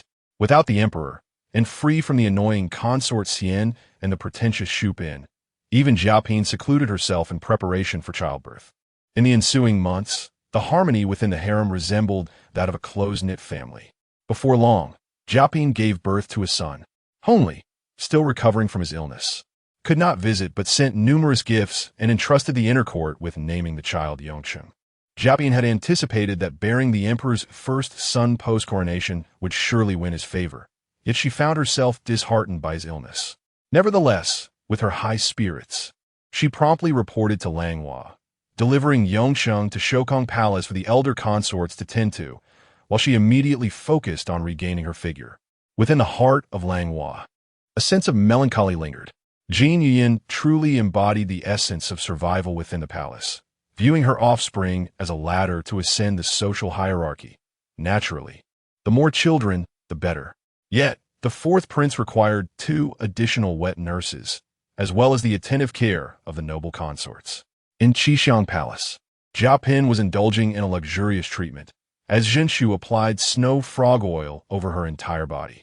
This exquisite oil, a tribute from Korea, was derived from the rare snow frog, whose vitality was enriched by the frigid environment of Korea. Each autumn, the snow frogs would store energy in preparation for hibernation, with the female's oviduct, snow frog paste, accumulating all the nutrients necessary for future progeny. The Korean nobility would send their subordinates into the forest to capture these female frogs.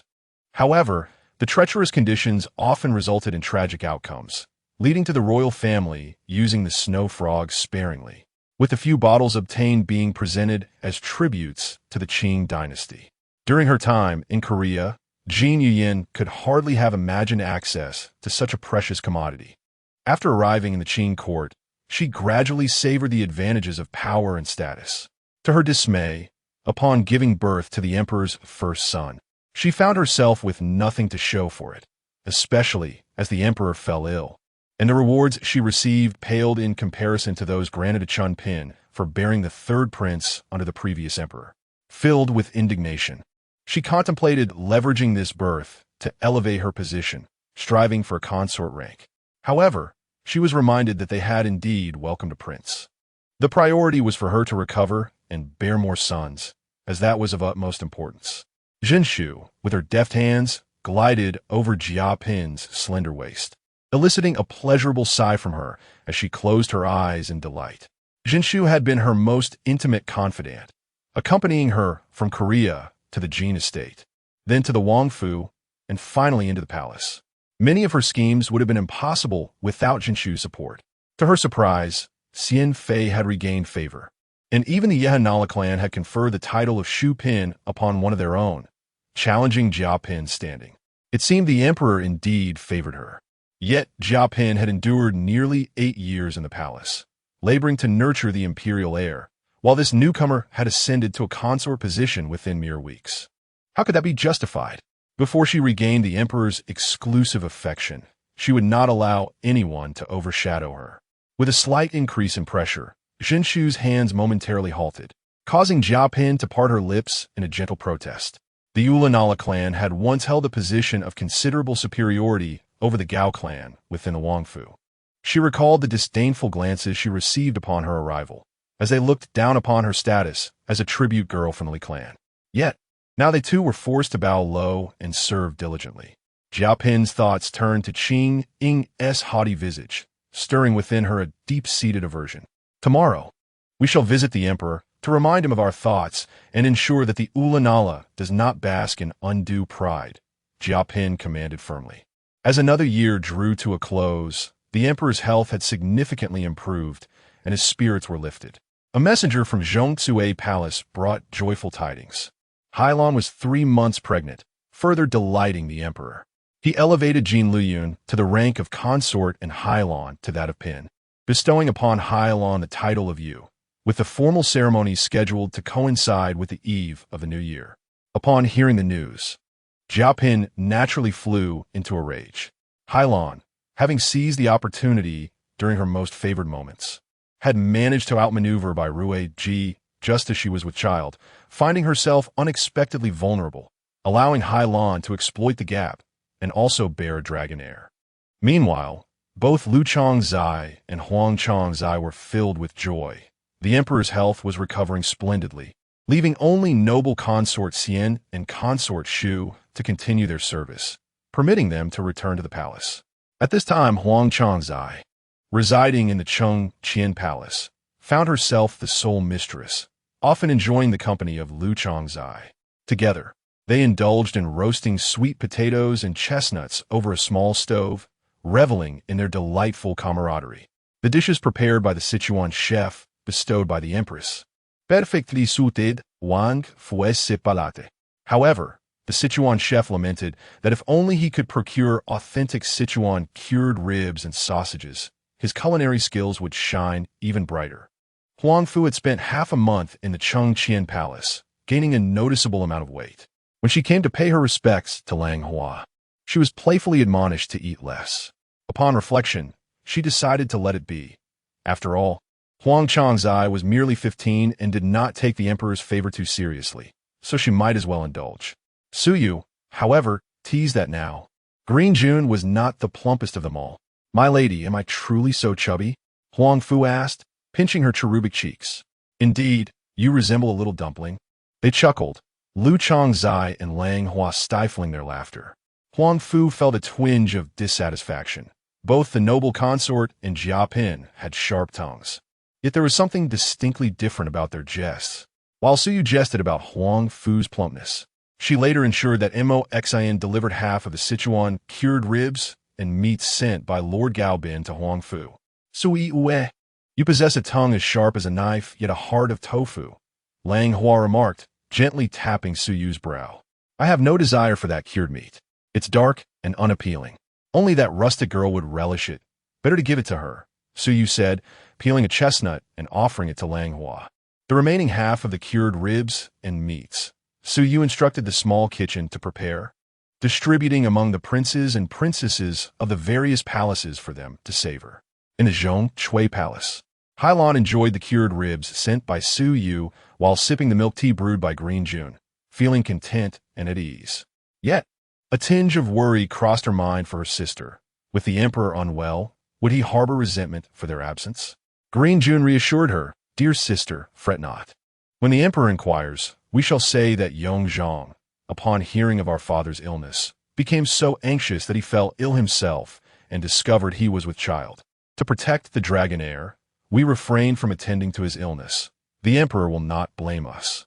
Hailan found her sister's reasoning most persuasive. In truth, she had not intended to win the emperor's favor during that time at the Yuan Minjuan, but if she and Green June were to have 2 children, whether a pair of sons or a son and a daughter, it would surely lead to a more prosperous life. Moreover, she yearned for a child connected to her by blood. Ever since Hailan's pregnancy, it was Yongzhang who became the busiest, eagerly anticipating the arrival of the little one in Yunyang's womb, yet also fearing that she would no longer favor him. Recognizing Yong Zhang's feelings, Hailan found herself even more affectionate towards him, stitching several little tigers and rabbits for him. When Yongzhang saw his older brothers Yonghuang and Yonglian, he could not resist showing off, only to have one of his treasures surreptitiously pilfered away. That evening, Yongzhang quietly wept beneath the covers for quite some time. The following day, he sought out the Empress and Princess Yu to voice his grievances. The little Yongzhang, with tear-filled eyes, recounted the misdeeds of his two elder brothers, eliciting hearty laughter from Langhua and Xie. Langhua instructed Sulian to retrieve from the private treasury the red-eyed tiger figurine made of agate, a gift from the late emperor to Yonglian, along with a collection of trinkets to present to Yongzhang. Xie also offered Yongzhang the intricate 9-linked rings sent by Minister Gao. In no time, the entire palace was abuzz with the news that the third prince had arrived empty-handed but left laden with treasures. Upon hearing of this, the Empress Dowager expressed her admiration, declaring Yongzhang to be an adept steward of finances. After returning, Yongzhang discreetly informed Li Yun and Hailan that he had intentionally observed his elder brothers take the small tigers, for he possessed several. Hailan and Li Yun sighed in exasperation, pondering whom the child resembled. He appeared naive and easily duped, yet his mind was astutely calculating. Yongzhang smiled sweetly, attributing his cleverness to the teachings of his mother and the Empress. As the years passed serenely, another New Year's Eve approached, marking the third celebration since Langhua's rebirth alongside Xie. Yongwang and Yonglian were now 9 years old, while Lingsu had reached the age of 7. Next year, the Mongolian princes from Korchin and Xingyezu would arrive in the capital, and another old acquaintance would be reunited. Chapter 30. Undercurrents. The emperor, regaining his composure, realized that both Langhua and Xie were absent from his side, and it was already the day before New Year's Eve. Thus, he first made his way to the Xianfu Palace, only to be informed by the waiting Shuangxi that Xie had taken all the palace maids with culinary skills to the Changchun Palace. Undeterred, Hongli proceeded to Changchun Palace, only to find its doors firmly shut. "Your Majesty, shall we knock?" asked Li Yu, who had just begun serving in the imperial presence, in a hushed tone. "Do not knock. Let us go to the Yinshi Palace. As you depart, raise your voice so that they may hear," Hongli replied, his irritation palpable. "Your Majesty is proceeding to Yinshi Palace." "Yinshi Palace," Li Yu proclaimed, his voice breaking with the effort. However, the occupants within remained oblivious, for Langhua and Xie were diligently guiding the maids and preparing dumplings. Had the emperor ventured to the locations of Liu Kang and Huangchang, he would have been pleasantly surprised to find them engaged in brewing vinegar. Should he have visited Levian and Hailan, he would have discovered them embroidering lantern patterns for the New Year celebration. If he had continued to Wanin, he would have found her composing spring festival couplets and peach charms. As for Jiaopin, she was likely practicing Korean dance behind the closed palace doors, while Yihuan was certainly transcribing the emperor's poetry collection. Amidst the flurry of activity, Langhua and Xie busily directed the palace maids, instructing them to add more oil to the dumpling filling, while also cautioning them against adding pepper to the vegetarian dumplings intended for the Empress Dowager. This elaborate preparation was due to the New Year's Eve banquet, where the masters and nobles of the palace would revel in song and dance. Yet the palace servants would scarcely have the opportunity to enjoy even a single dumpling. The imperial kitchen was far too occupied to prepare these delicacies. Hence Langhua and Xie took it upon themselves to prepare in advance, ensuring that each maid and eunuch would receive a bowl of dumplings and a red envelope come the new year. In truth, the dumplings served during the New Year's Eve banquet had long been in preparation, as Langhua and Xie had begun crafting them with colorful dough made from fruit and vegetable juices. By incorporating glutinous rice flour and potato starch, they crafted translucent dumplings. This idea was proposed by Huangchang, who reminisced about her mother often preparing sour soup dumplings for her back home. Langhua, taking note of this, inquired about the recipe from the imperial kitchen and sought Huangchang's opinion on it. Liu Kang chimed in, sharing that she hailed from Jiangnan, where it was customary to enjoy tangyuan and rice cakes during the new year, prompting Langhua to arrange for these treats as well. Considering it was their first time celebrating the new year away from home, a rather pitiful circumstance, As fate would have it, when Hongli arrived at the Qingying quarters, he found the doors of Yinshi Palace wide open. Ajuo, accompanied by Lingji and Yunji, was busy tidying up the courtyard, while the main hall was sealed off with thick felt, obscuring the activities within. Upon noticing the emperor's arrival, Ajuo quickly led her companions in a respectful greeting. "Where's your master? Why does she not come forth to greet his majesty?" Hongli inquired of Ajuo, who was attired in a delicate pink palace gown, adorned with a simple white magnolia hairpin, a stark contrast to her previously flamboyant appearance. "In response to your majesty, my master is in the warm pavilion at the back, gathering roses," Ajuo replied, slightly tilting her head, revealing her exquisite profile. "Oh, then I shall go and take a look." As Hongli prepared to depart, a melodious laughter echoed from behind the palace. "Your majesty has left, and I have finished gathering." Qingying, clad in a cerulean long gown, delicately held her hands, while behind her, Suixin cradled a basket of rose petals. Suixin offered a bow before heading to the small kitchen, and Qingying approached Hongli, inviting him to savor the fragrance of her hands. Hongli leaned down to inhale, and indeed, the floral aroma was enchanting, infused with a hint of crisp dew. "On such a cold day, what brings your majesty here personally?" Qingying embraced Hongli as they entered the warm hall of the main palace. "I missed you, so I came to see," he replied. Liu, standing behind, could hardly suppress his amusement. It seemed the emperor had faced a closed door and was fortunate to find one ajar. Suixin, noticing Liu's smile, cast a curious glance in his direction. Suixin, Liu, and Jiang Yubin hailed from the same hometown, naturally fostering a bond that surpassed that of strangers. Liu winked at Suixin, implying they would discuss it later. With the grand banquet tomorrow, they would all reunite, yet the emperor had made this special trip. Qingying wiped her hands with a silk cloth and settled beside Hongli. "With so many people tomorrow, it will be noisy and rather dull. But what do you intend to do with those rose petals?" Hongli inquired nonchalantly. "I shan't tell you. Just wait and see my intentions tomorrow," Qingying replied with a gentle smile. Aruo brought in 2 bowls of osmanthus milk pudding, and after enjoying them together, they took a brief respite. Upon waking, Qingying found that Hongli had already returned to the Yangxin Hall. She noticed Aruo standing behind the screen, her face flushed as if lost in thought. "Aruo," Qingying called softly. "When did the emperor leave? Why didn't you wake me?" Aruo came to her senses, her hand brushing against her warm cheeks. "The emperor said to let you sleep longer and not to disturb you. Please, my lady, rest a while longer." Hearing this, Qingying gently lay back down. However, Aruo's heart remained restless, tinged with youthful excitement. "You look exceptionally lovely today. That white magnolia hairpin is exquisite." The emperor had departed quietly, but paused to admire her appearance as he passed by, even allowing his yellow dragon jade pendant to brush against her knee.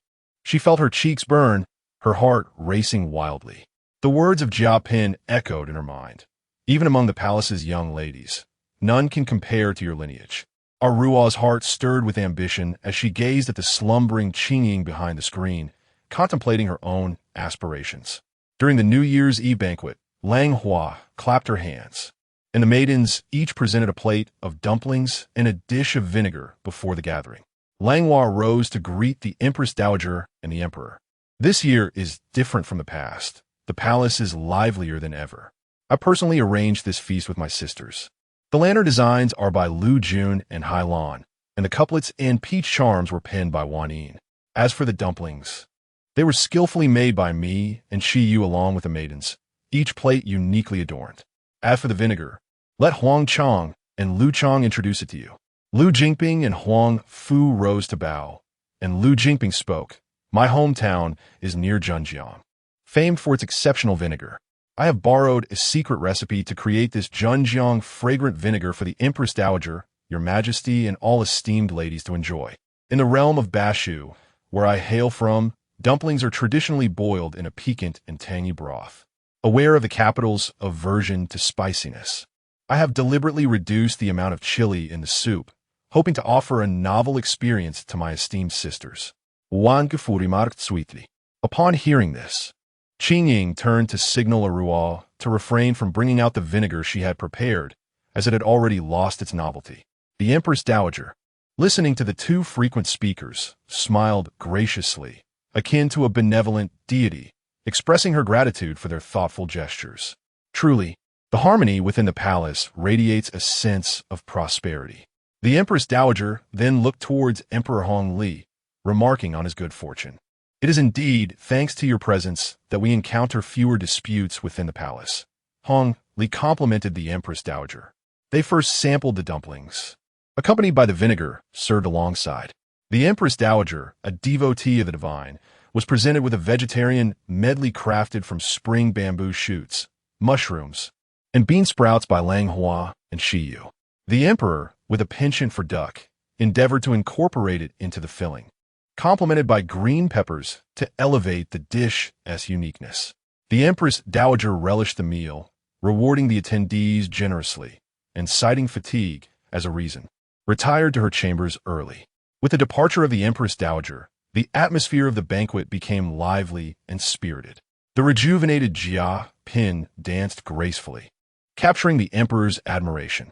Langhua and Shiyu joyfully indulged in a variety of dumplings, while Jun and Hailan raised their glasses in a toast, wishing the emperor many more days like this. Yet, Huan sat apart, drinking alone, her countenance forlorn. Qingying approached and inquired about her melancholic demeanor. I merely feel that this vibrant scene is akin to a shooting star streaking across the night sky, brilliant for a fleeting moment but ultimately transient, Huan sighed. Qingying shared her sentiment, reflecting on her own fleeting moments of joy during the early years at the Wang residence. Unbeknownst to them, their words reached Emperor Hongli, who, in a fit of annoyance, slammed his wine cup down, chastising. On this day of reunion, why must you speak such dismal words, Shupin? You are being overly sentimental. Qingying hastily rose with Huan to apologize, only to find Hongli glaring at Langhua before turning away. In truth, Hongli had harbored discontent for some time, feeling slighted that Langhua engaged only with Shiyu and her companions during the feast, neglecting to respond even to his praise of Jia Pin's dance. He believed a serious conversation with Langhua was in order. As the gathering concluded with a sense of unease, Qingying, anxious about Hongli's displeasure, instructed Eruo to deliver a bowl of hangover soup to him. Eruo complied, but took longer than expected to return. Chapter 31. A chance for Eruo. Qingying awaited Eruo's return in the Yanqi Palace, only to be met by Li Yu, who came to deliver an imperial decree. In an instant, Qingying's mind raced with possibilities. Could it be that Eruo had caught the emperor's eye? Every moment Eruo had spent near the emperor replayed in her thoughts, forming a narrative of cause and effect. However, Li Yu's words revealed a startling truth. Eruo had clashed with the emperor, and on the eve of the new year, the emperor, unwilling to execute her, had demoted Eruo to the laundry bureau, along with her father, who had also been suspended from his post. How could this be? I refused to believe that Eruo would confront the emperor. Qingying paced the hall, murmuring to herself. It was Suashin who first addressed Li Yu, inquiring if he could shed light on the circumstances, as their master was indeed unaware. This way, if the emperor were to question them in the future, they would be prepared. Li Yu sighed and recounted the events in detail. It turned out that when Eruo brought the sobriety soup to the Yangxin Palace, Emperor Hongli was brooding alone. Your Majesty, our mistress noticed you were unwell and specially instructed me to prepare this sobriety soup for you, Eruo said, her demeanor shy as she entered. Before stepping in, she had even loosened her hairpin, checking her reflection in the copper mirror by the palace entrance, appearing as enchanting as ever. Hongli remained silent, his thoughts consumed by the joyous memories of the banquet, where he had watched Langhua's exuberance while she introduced dumplings, and the laughter shared with Xia over their cups. He knew he might not truly harbor feelings for Langhua, yet, as the sovereign of a nation, the empress should revolve around him. Lost in contemplation, he suddenly noticed Eruo lifting the bowl higher, drawing closer, as if her head sought to rest on his lap. Hongli abruptly rose, and the sobriety soup spilled all over his attire. You incompetent fool, Hongli exclaimed, kicking Eruo away for her carelessness. How can you serve in front of Consort Xian like this? Go to the laundry bureau and wash those clothes. Liu hastily assisted Hongli in changing his garments. But Eruo, undeterred, clung tightly to the hem of his robe. "Your Majesty, it is I, Eruo. You praise my beauty today, and my father is Suochulan." Before she could finish, a nearby eunuch pulled her away. "Suochulan, you say? Bring forth Eruo's father and dismiss him from his post. Let him remain at home." Hongli shed his outer robe. "Give me another outfit. I shall accompany the Empress for the New Year vigil." As Hongli traversed the palace path, he beheld the vibrant red lanterns adorning the way, particularly the two at the entrance of the Changchun Palace, embroidered with magpies heralding spring, exuding festive cheer. Within Changchun Palace, maidens gathered merrily around the hearth, consuming the dumplings prepared by Langhua, their hands filled with generous red envelopes, laughter echoing their contentment. Upon seeing Hongli's procession, they set aside their bowls to pay their respects. Through the translucent silk of the window, he glimpsed several indistinct figures gathered around flickering candlelight, the warm atmosphere reminiscent of a typical family gathering. The women inside, hearing the commotion, emerged to greet him. Langhua, Sa, Liyun, Hailon, Wanin, Jingping, and Afu, all exuding their unique charms, whether radiant or serene, each possessing her own distinctive beauty. "Arise," Hongli said. "I thought to join you for the New Year vigil. Yet I find that after the evening banquet, you have all remained here together." Hongli stepped into the room, motioning for everyone to follow. I sensed that His Majesty was somewhat displeased today due to Shupin's words. However, it would not be appropriate to publicly humiliate her, so I took a moment to comfort her. The other sisters lamented their solitude in their own palaces, prompting me to invite them here. Langhua offered a warm couch to Hongli. Since His Majesty had come to visit the Empress, we decided to withdraw. Recognizing the situation, Xia decisively chose to lead her sisters away. "Well, it is getting late. You should all return and settle in," she advised. Hongli picked up a bowl of milk tea and took a sip. Langhua instructed Sulian and Lianxin to escort the ladies out, leaving only Hongli and Langhua in the room. "Is Your Majesty feeling better now? I was quite worried when you left the banquet in a huff," Langhua said, taking the bowl from Hongli's hands and adding a spoonful of osmanthus honey from the pot. "Do try this. It tastes even better," she smiled sweetly, revealing dimples that Hongli seldom witnessed. "Do you genuinely care for me? It has been over an hour since I left. Yet you did not send anyone to inquire after me," Hongli finally questioned. "Did any other sisters send inquiries?" Noble consort dispatched Eruo to check. "Then why did Your Majesty come to me?" Langhua merely smiled. "That servant offended me, so I sent her to the laundry room." Despite his anger, Hongli still answered Langhua's questions. Langhua rose and gently stood behind Hongli, massaging his back. "Your Majesty is undoubtedly displeased with me more than once, is it not? Perhaps since your illness began, you have blamed me. If you're aware, why not visit me?" Hongli softly closed his eyes, savoring Langhua's delicate hands resting on his shoulders. "Your Majesty, when you fell ill, I was also anxious, but I knew I must remain composed. See, although I could not attend to you directly, I comforted the Empress Dowager, assisted Jia Pin during her safe delivery, cared for the princes and princesses, and arranged for the consorts to serve you. I managed everything well." Langhua paused, her hands weary. "Yet, upon your awakening, you favored Qingying and elevated Shupin's status while remaining cold towards me. I felt wronged." Langhua seldom complained, yet her words stirred a bittersweet ache within Hongli. "However, I understand you are the ruler, my husband, which is why I personally managed the banquet. Despite your lack of consideration for me and leaving early, the sisters came to console me." Tears welled in Langhua's eyes, evoking deep guilt in Hongli. He turned to grasp Langhua's hands. "I have wronged you, Langhua."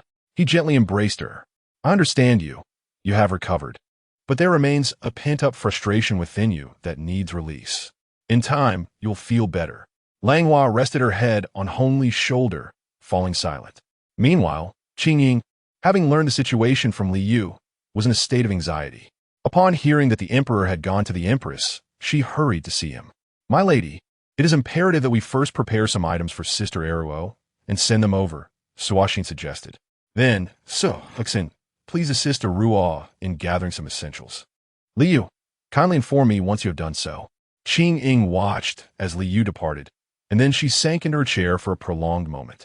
A Ruo had been dispatched by Hongli to undertake arduous labor. What should she do now? In truth, Suo Exiled yearned to inquire whether a Ruo required some small silver coins, yet she ultimately refrained from voicing her question. Instead, she withdrew a handful of coins from her purse and hurried off to deliver them to a Ruo. Chapter 32. The Mongolian Prince. As Su Exiled walked along the official road back to Yinshi Palace, the new year had arrived, yet her heart felt heavy, the voice of a Xian echoing in her mind. Upon reaching the laundry bureau, she witnessed a Xian, disheveled and bound, being thrown into the firewood room. After a few days of restlessness, hunger, and tidying up, she'll naturally comply and work diligently, the matron of the laundry bureau said obsequiously. Su Exiled slipped a few silver coins to the matron, gaining just enough time to exchange a few words with a Xian. Su Exiled, please plead with our master to bring me back. I cannot stay here. A Xian's voice was filled with anguish. Sister, a Xian, this is all the silver I have left. Use it wisely and do not cause further trouble.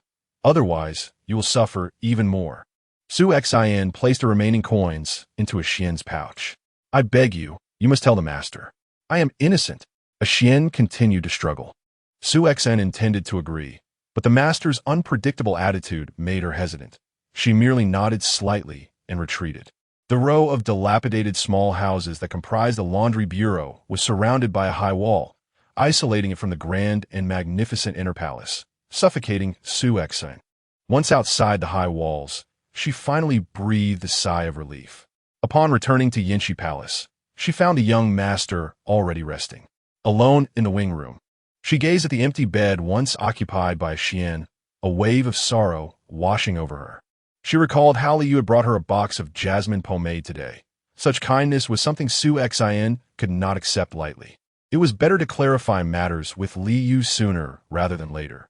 Meanwhile, in Changchun Palace, Hongli lay entwined with Langhua in bed, her delicate arm resting lightly on his chest. Your Majesty, Yongwang and Yonglian have been studying diligently lately, and Yongzhong has reached the age of enlightenment. In a few years, there will be more princes. Should we not select companions for them? I have contemplated this matter since last year. Historically, the Manchus and Mongols are one family.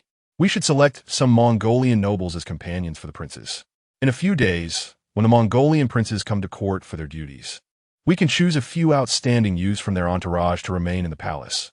Hongli replied, stroking Langhua's silky hair, inhaling the faint fragrance of gardenias, feeling a sense of tranquility. I also consider that we have already married off one sister in alliance. Jingse, as a princess, has her own responsibilities, yet I wish to keep her in the capital. In the future, we could select a suitable companion for her from among the students, he continued. Langhua recalled the years when Jingse had left the capital in her past life, tears streaming down her face.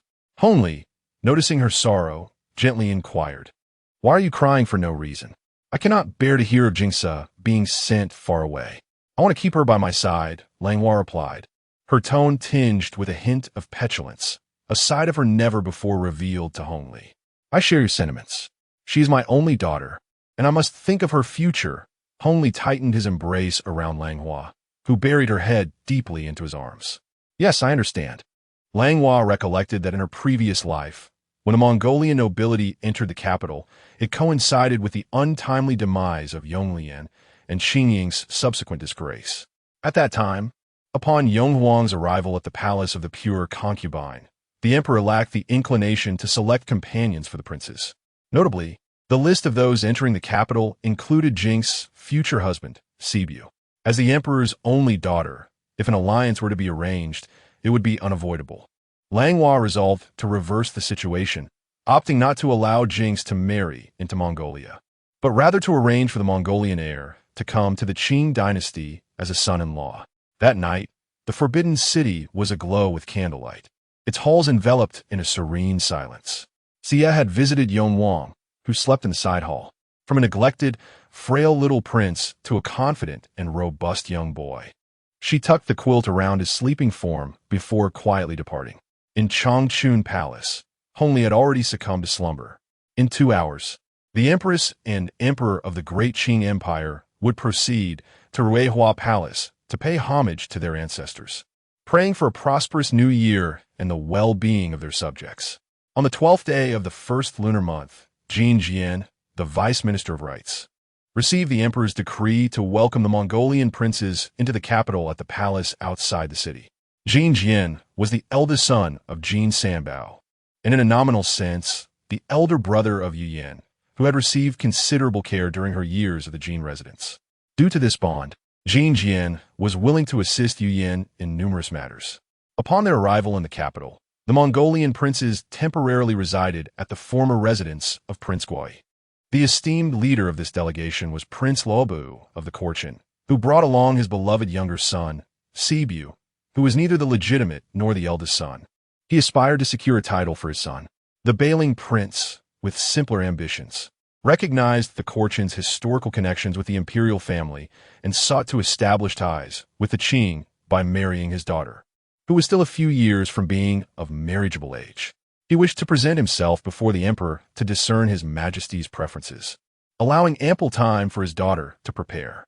Notably, the Prince of Zhonghars had recently sent envoys to the capital for negotiations, thus not participating in this year's entry, which provided the Mongolian princes an excellent opportunity to approach the emperor. They arrived with precious treasures, hoping to win the emperor's favor and protection. Each had their own motives, and that night at the Gui residence was almost sleepless. On this day, the Mongolian princes paid their respects to the emperor, marking the first occasion since his ascension for such an audience. The emperor, seated under the plaque of Zheng de Guangming, exuded a commanding presence reminiscent of the holy ancestor, while the Bailing prince silently resolved to send his daughter next year.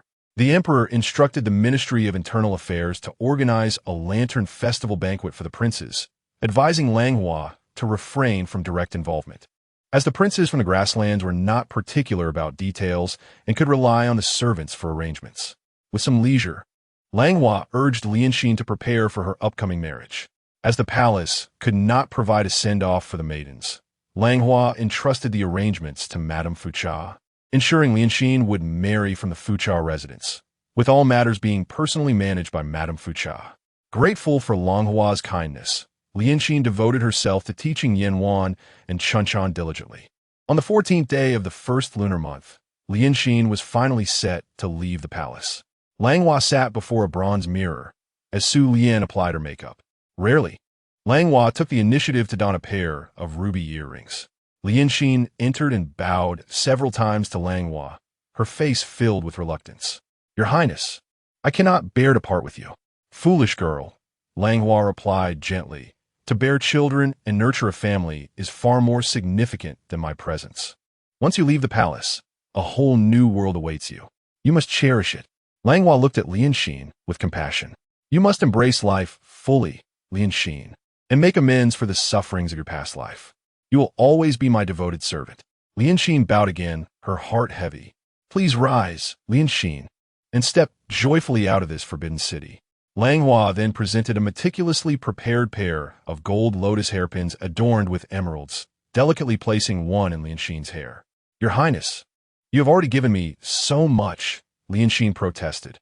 "You have departed, yet you have also arranged for Yanwan and Chunchan to be well taken care of. This is your rightful reward." Langhua smiled warmly. Lianxin then turned to summon Yanwan and Chunchan into the room. Chapter 33. Dealing with Wang Qin. As Lianxin finished speaking, two young palace maids entered with their heads bowed, one after the other. They appeared to be no older than 11 or 12, petite in stature, and upon reaching Langhua, they knelt in unison behind Lianxin, greeting her with, "We are the servants Yanwan and Chunshin, paying our respects to Her Majesty the Empress." Their movements were poised and decorous, reflecting Lianxin's diligent instruction. "Rise, lift your heads, that I may behold you," Langhua gently commanded. Leaning forward slightly, she recalled her first encounter with Yanwan in her previous life, marred by her association with Qingsheng, which had left her with an unfavorable impression of Yanwan, leading to her torment at the hands of Jiapin for 5 long years. A sense of unease washed over Langhua. As the two girls raised their heads, Yanwan's bright, apricot-shaped eyes sparkled with vitality, her cheeks still possessing a hint of youthful roundness, rendering her both innocent and charming. Chunshin while not as striking as Yanwan, exuded a grounded and stable presence. "Your appearance is quite pleasing to me," Langhua remarked. Upon closer inspection, it was evident that Yanwan bore little resemblance to Qingying. Qingying's features were rather plain, often accompanied by an air of aloofness, whereas Yanwan's smile was akin to a gentle spring breeze, endearing her to others. Indeed, to claim that Yanwan resembled Qingying would be an overstatement. In terms of beauty, temperament, and intellect, Yanwan was truly exceptional. Langhua remained perplexed as to why Qingying had brought Yanwan to the Changchun Palace in her past life, only to abandon her there. It was difficult not to suspect that Qingying was envious of Yanwan's youthful beauty. "Thank you for your kind words, Your Majesty," the two girls said in unison, bowing once more. "Let Aunt Su Yin guide you to familiarize yourselves with the Changchun Palace. For the time being, you shall serve outside," Langhua gently instructed. Aunt Su Yin led the two young maidens away, and Langhua took the opportunity to remind Lianxin of a few matters. With daylight still upon them, she instructed Zhao Yitai to escort Lianxin out of the Xuanwu gate. When Zhao Yitai returned, his expression was notably uneasy, standing at the corridor's entrance, hesitating to speak. Recognizing Zhao Yitai's steady nature, Langhua surmised that whatever he had to convey must be quite troubling, and she beckoned him to enter. "Your Majesty, I do not wish to burden you, yet I cannot bear to remain silent." Zhao Yitai's face flushed crimson, reluctant to voice his concerns. "Since I have taken on the role of Empress, I must address even the most difficult matters. Speak freely," Langhua encouraged, inclining slightly to signal him to proceed. "After escorting Lianxin, as I passed by the corridor of Qingying Palace, I heard someone crying out in distress, and a young eunuch, no older than 10, rushed out to cling to my leg, pleading for help for his brother," Zhao Yitai explained, standing upright to meet Langhua's gaze. "I thought, regardless of the circumstances, the servants of Qingying Palace should not be subjected to such brutal treatment, so I allowed him to lead me to the corridor," Zhao Yitai continued, his expression grave. "Having risen from the ranks of a young eunuch myself, I have faced many trials, but I have never witnessed such torment." "What transpired?" Langhua inquired urgently, knowing that this matter pertained to the safety of those within the inner palace. "I fear not to disturb Your Majesty, nor to sully your ears. I wish to speak on behalf of that young servant," Zhao Yitai said, bowing deeply 3 times. The young eunuch who led the servant inside had pierced the veil of secrecy. The servant beheld the horrifying sight. Wang Qin, that brute, had stripped the young eunuch of his garments and was mercilessly tormenting the child, whose body bore no unscathed skin and was on the brink of death. Zhao Yitai, having long immersed himself in the palace's intrigues, was seldom moved. Yet, at this moment, tears glistened in his eyes.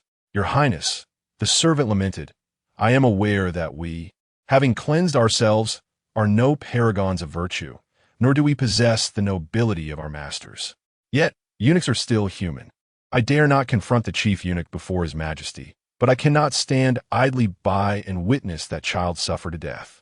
Zhao Yitai bowed his head once more, this time remaining prostrate on the ground. Such foul and despicable individuals could not be tolerated within this palace. Although Langhua was incensed, she understood the necessity of preserving a witness. Upon hearing Langhua's inquiry, Zhao Yitai lifted his head and admitted the waiting eunuchs. A tall young eunuch entered, immediately kneeling and imploring, "Your Highness, I beseech you, grant my brother and me a chance to live. Please save my brother. I would serve you as a humble beast of burden in gratitude for your kindness." Langhua's fury intensified, yet she maintained her composure and instructed Zhao Yitai, "Take this royal decree and discreetly apprehend Wang Qin in the Qingying Palace. Ensure the child is swiftly taken to the Imperial Hospital for treatment. Jin Zhong, accompany me to present our case to His Majesty." Zhao Yitai accepted the decree and departed without delay. Jin Zhong followed closely behind Langhua, running so quickly that he stumbled several times, covered in dust, yet hastily rose to rejoin her, for his brother's life rested upon his shoulders. By the time Langhua arrived at the Qingying Palace, twilight had begun to descend.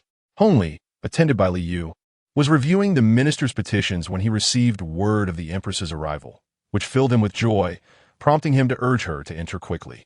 Upon entering, however, Langhua knelt without hesitation, noticing the unfamiliar young eunuch behind her.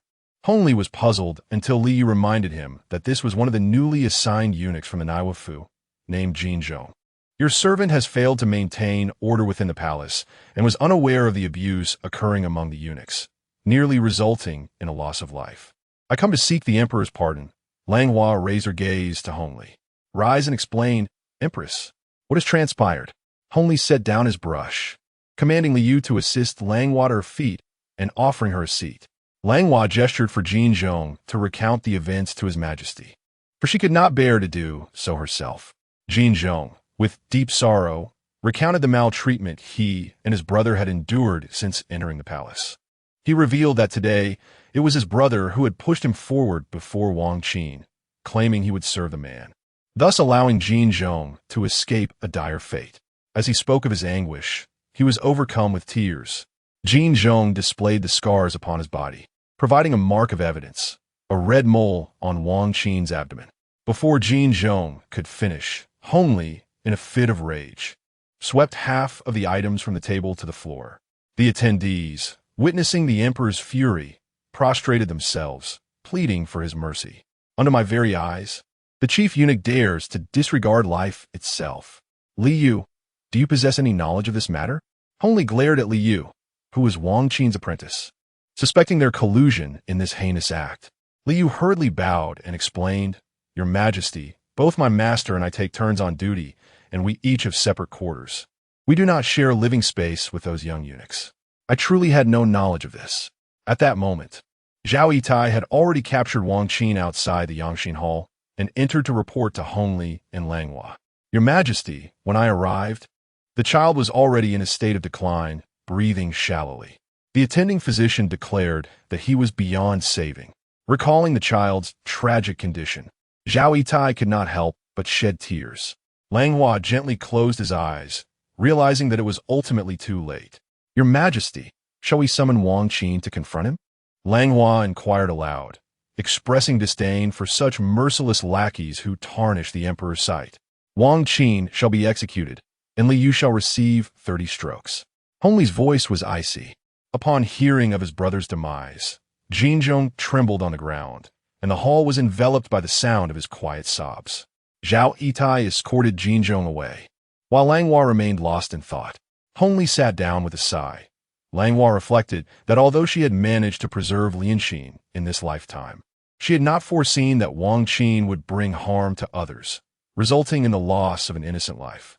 Although Wang Qin faced justice, what fault lay with Qingying's brother? Noticing Langhua's prolonged silence, Hongli felt compelled to console the empress. This matter is not your fault. It transpired within my Qingying palace, and your timely discovery is already a commendable deed. I am merely filled with trepidation. Langhua replied that such treacherous individuals served the emperor for so long. Thankfully, they did not commit any acts of harm against you. Following Hongli's words, she added, Today, we have dealt with the eunuch Wang Qin, though he deserved his punishment. One cannot help but worry that if Hongli were to be in a foul mood one day, he might perceive my actions as overreaching. Hongli was touched. Indeed, Langhua was an unparalleled empress. Chapter 34. The subtle observations of the Prince of Balan as Langhua escorted Zhao Yitai out of the Qingying palace. They encountered Li Yu, who was limping awkwardly ahead, clearly in discomfort. Noticing Langhua's perplexity, Zhao Yitai leaned down to explain, Just now, while you were conversing with His Majesty, noble consort Xian arrived and instructed eunuch Li to fetch medicine from the Yangshi palace. Langhua nodded, yet inwardly questioned the necessity. Could not a servant be dispatched from the Yangshi palace? Or was the journey of half an hour to Yangshi palace somehow superior in healing to the quarter-hour trek to the Tai hospital? Shaking her head, Langhua concluded that if some individuals insisted on enduring hardship, her counsel would be of no avail. Zhao Yitai, upon returning to the palace, please gather some silver to ensure a proper burial for Loyal's brother, and arrange for a ritual to guide the departed spirits. Langhua instructed Zhao Yitai. In Zhao Yitai's eyes, his mistress resembled the compassionate Guanyin, heroically rescuing the young eunuch while showing kindness to the beaten Li Yu. In loyal heart, Langhua was a benefactor deserving of his utmost loyalty. He would forever recall her poignant words. It is precisely because those who have passed leave a heavy burden that the living must strive to live well. After returning to the palace, Langhua did not dwell in sorrow for long, for the morrow held greater significance. She summoned Yonghuang and Yonglian, advising them to cultivate a rapport with a noble scion from the Qingying family during the banquet. Should the emperor inquire whom they favored, it must be the scion. Yonghuang and Yonglian were puzzled. What if the scion proved to be a foolish young man? Langhua remained undeterred, asserting that regardless of the scion's perceived dullness, he must be nurtured within the forbidden city, growing under her watchful eye. She desired to ensure that Jinx's future prospects were secure, ideally not with this scion. But if it were to be so, he must not take any harmful concubines. She envisioned the scion as a consort of the Qing dynasty and the most loyal servant to Jingsa. Yonghuang and Yonglian acquiesced, recognizing that their empress mother had her reasons for such directives. Their only task was to comply. The two brothers reached a consensus. The scion would be their focus the next day. Langhua, observing her two sons working in harmony, felt a sense of satisfaction. These were indeed the good children she had raised alongside Xie. Xie, watching the three as if they were pledging allegiance, could only shake her head in disbelief. On the evening of the Lantern Festival banquet, not all from the harem were present. Only Langhua, Xie, and Qingying graced the table. Langhua's full attention was fixed upon the scion. Observing Yonghuang and Yonglian settle beside him, she could not divert her gaze. This scion was 3 years younger than Yonglian, but notably shorter, possessing a decent appearance.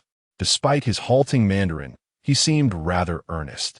In his previous life, he must have been spoiled by the Prince of Qingying, acquiring numerous concubines at young age. Now he was to learn the ropes within the Forbidden City before taking on the role of a consort. In Xie's eyes, only Langhua and Yonghuang existed. She felt that in contrast to the scion, Yonghuang's demeanor appeared even more refined and courteous, truly a testament to her teachings, growing increasingly endearing with each glance. Seeing that Langhua and Xie were ignoring him, Hongli turned his attention to Qingying at his side. Qingying, it has been a few days since we last met. You seem to have lost weight, he remarked, gently taking noble consort Xian's hand and caressing it. The Prince of Balan observed the emperor gazing affectionately at the consort, mentally setting his sights on this favorable inclination of the emperor. Your Majesty, Eruo. Qingying's words remained unuttered as Hongli delicately offered her a slice of osmanthus sugar lotus root. Such moments were not to be sullied by trivial matters. Hongli urged Qingying to eat promptly, forbidding her to speak. The king of Balan sighed inwardly, witnessing the emperor's tender care for this favored consort, a true testament to his affection. He then inquired of the young eunuch beside him about her identity, receiving the answer that she was consort Xian of the Yinchi Palace, a noblewoman of the Ulanara clan. The king of Balan understood well. Should his daughter enter the palace, it would be prudent to forge a bond with this esteemed lady. Qingying expressed her gratitude to the emperor for the food he had fed her, yet her thoughts of Eruo lingered unvoiced. Before she could continue, the king of Balan raised his goblet to propose a toast. I, Balan Na, am honored to be graced by your presence, your majesty. I wish for you and the empress long lives, and may consort Xian's beauty remain everlasting. The emperor, the empress, and the astonished Qingying all raised their cups in appreciation.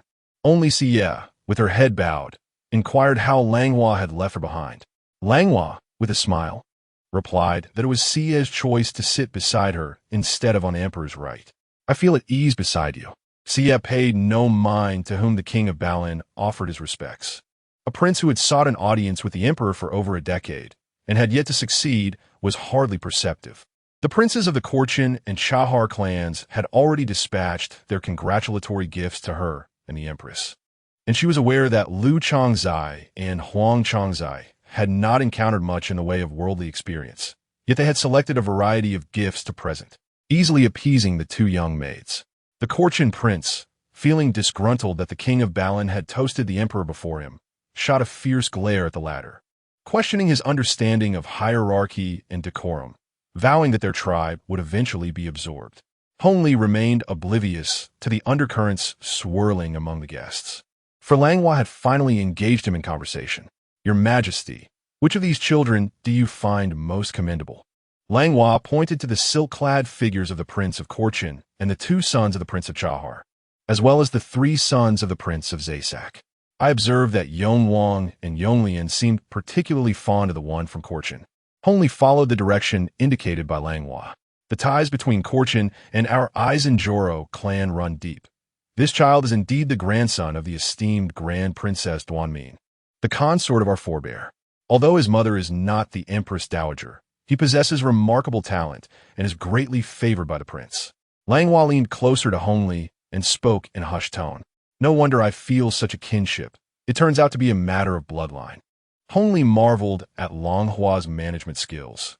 With a multitude of intermarriages among the Manchus, he often found it difficult to unravel the complex relationships. Yet Langhua could navigate them with ease, demonstrating her dedication to helping him govern the inner palace.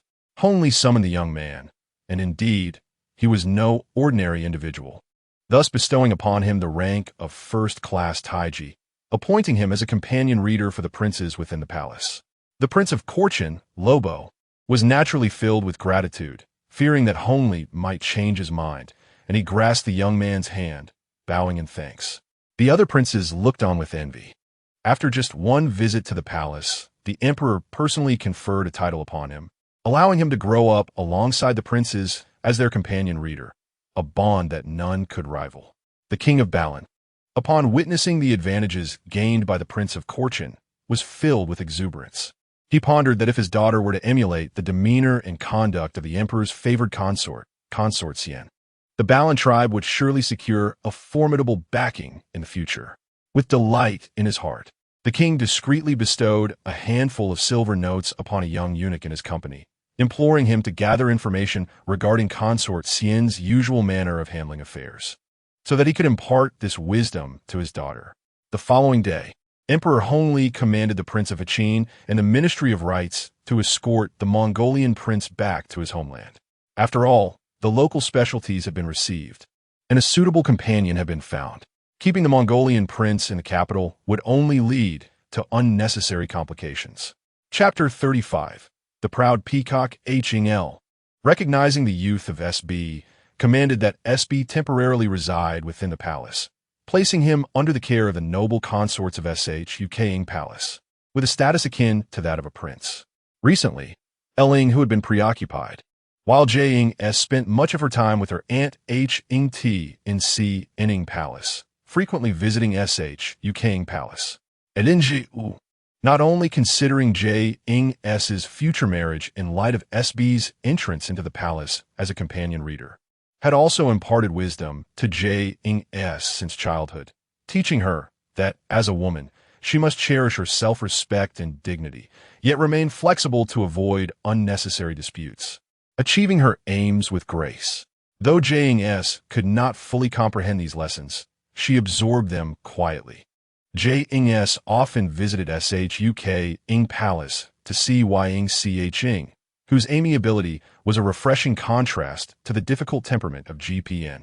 Observing Jing-S's affection for her younger brother, L-Ing, who devised a plan. Jing-S, Qingying has reached the age of speech, and SB, having grown up in KRQN, is unfamiliar with etiquette.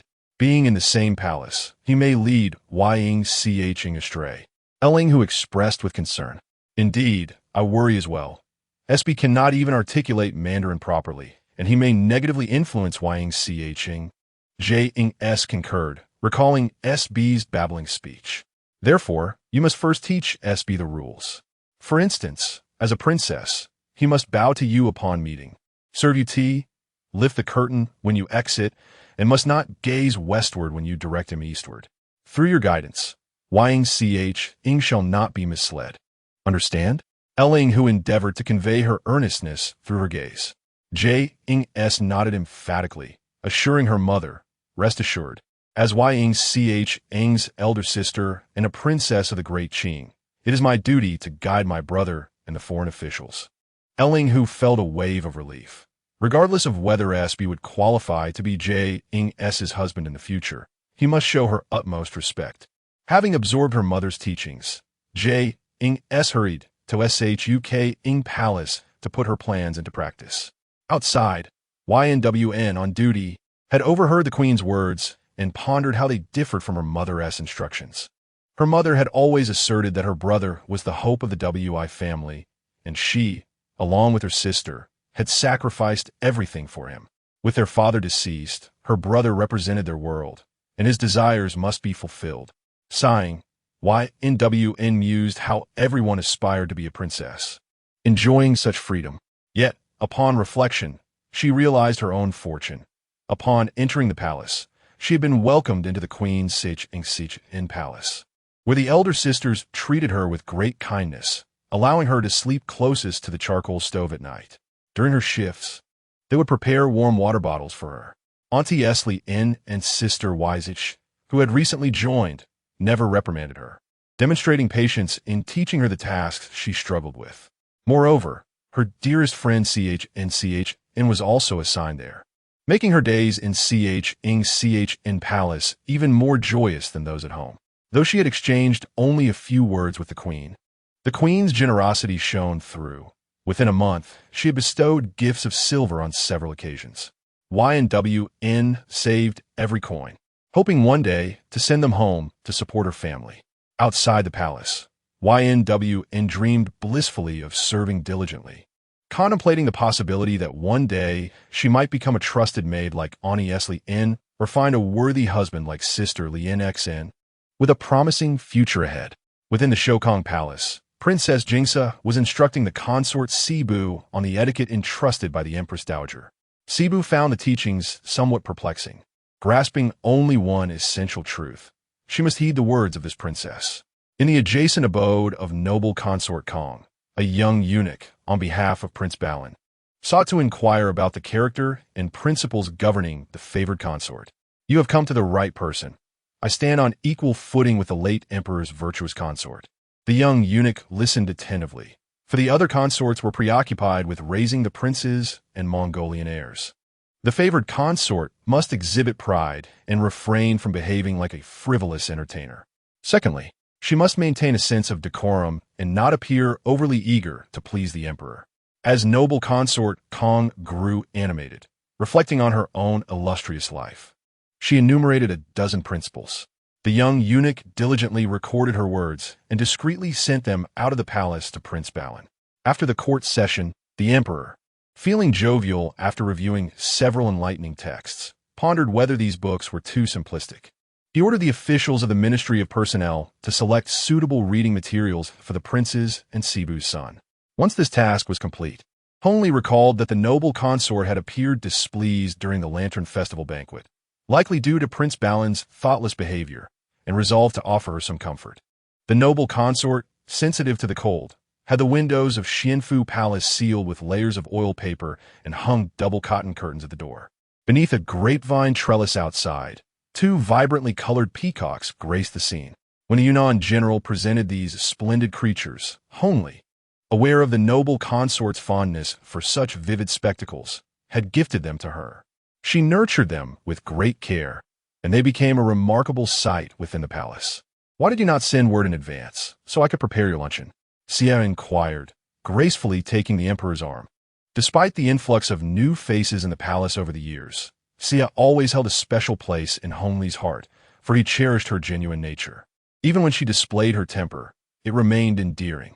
Much like the peacock gifted to her, she was proud and beautiful. I merely came to see you. I shall dine with the Empress Dowager in Qingying Palace, Hongli replied as they entered the hall. Why are you perusing the Zhuang again?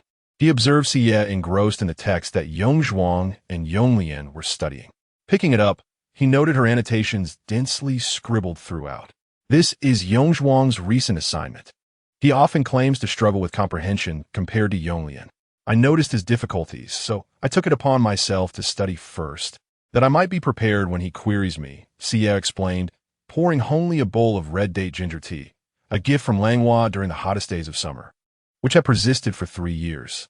Hongli was deeply touched by Xie's words. When she first entered the palace, she had been proud and willful, and many deemed her formidable. Yet, before him, She always found ways to bring him joy. He had assumed she would maintain her youthful spirit forever. But now she was learning to embody the role of a mother for his sake. You are truly devoted to raising Yongzhuang. However, while he is exceptional, I also yearn for a child of our own, Hongli remarked, taking Sie's hand. Despite the warmth enveloping the room, her hand remained cold as ice. The chill that this month brings from the womb has persisted despite the consumption of various remedies, showing no signs of improvement. Your Majesty, Yongwang is your child and now also mine. He is our dear child, without distinction. Please refrain from mentioning such matters again, for it may cause him heartache. Sie pouted playfully. Very well, I shall not speak of it again. Your well-being is of utmost importance. I shall summon the imperial physician to examine you on the morrow, replied Hongli, who had merely come to check in, sipped a bowl of tea, and then proceeded to the Qingying palace for his meal.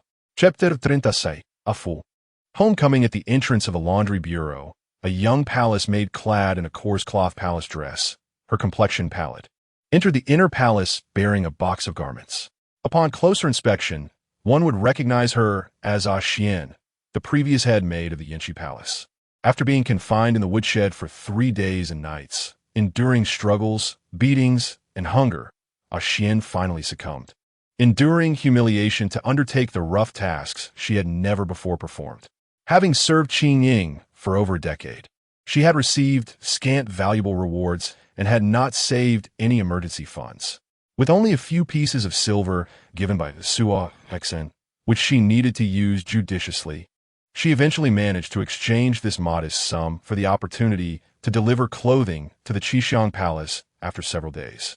Once you accomplish this task, I shall ensure you are brought to my side and provide you with a promising future, the alluring voice of Jia Pin promised. Gritting her teeth, Xian acquiesced. The early spring weather was pleasantly warm, with green bamboo and yellow blossoms adorning the royal garden.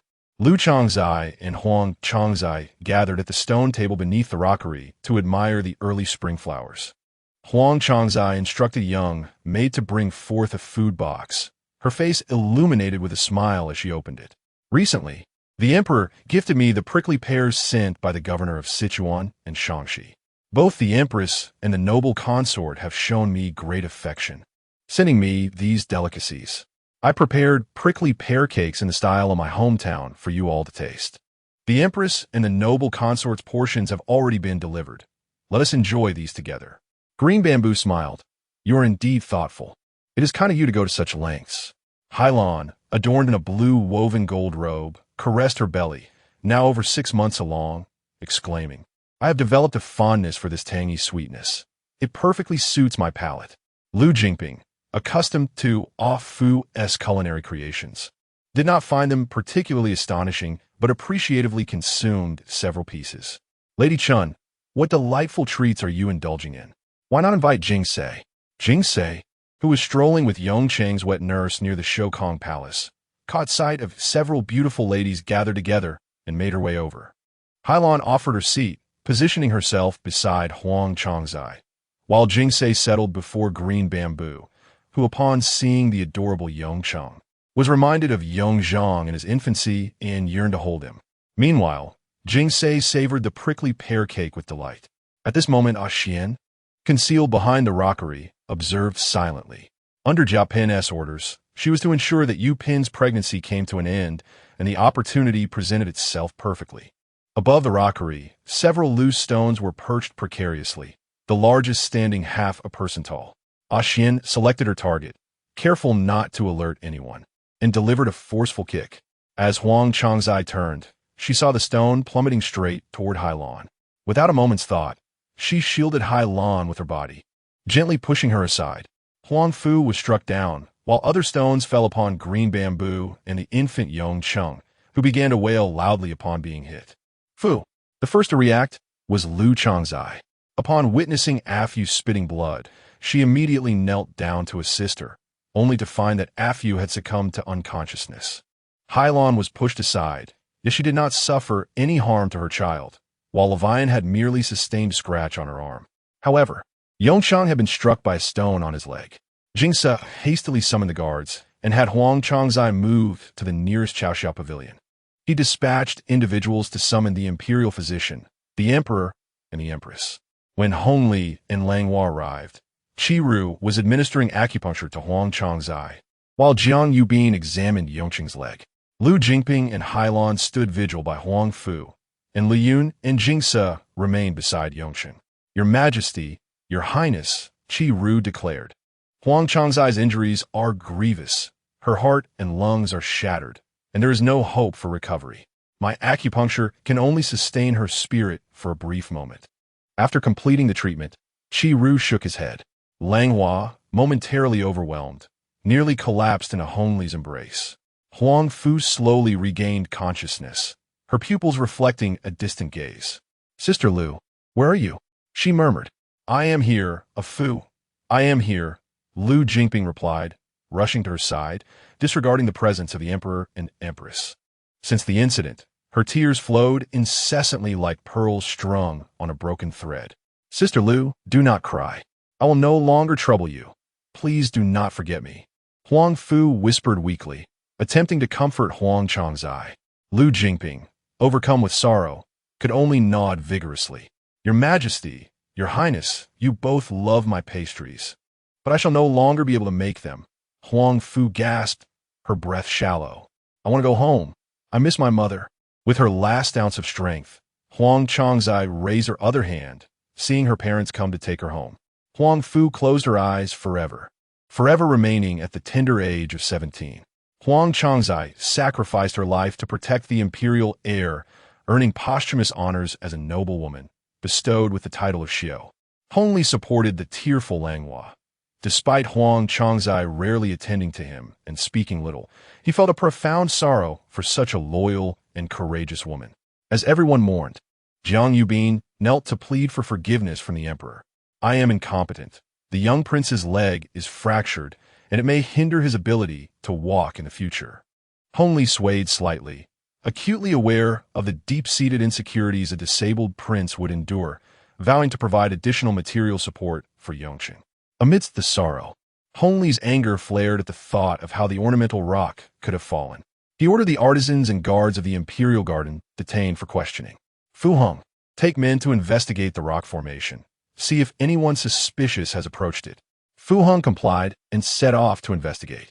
At that moment, Jia Pin received the news.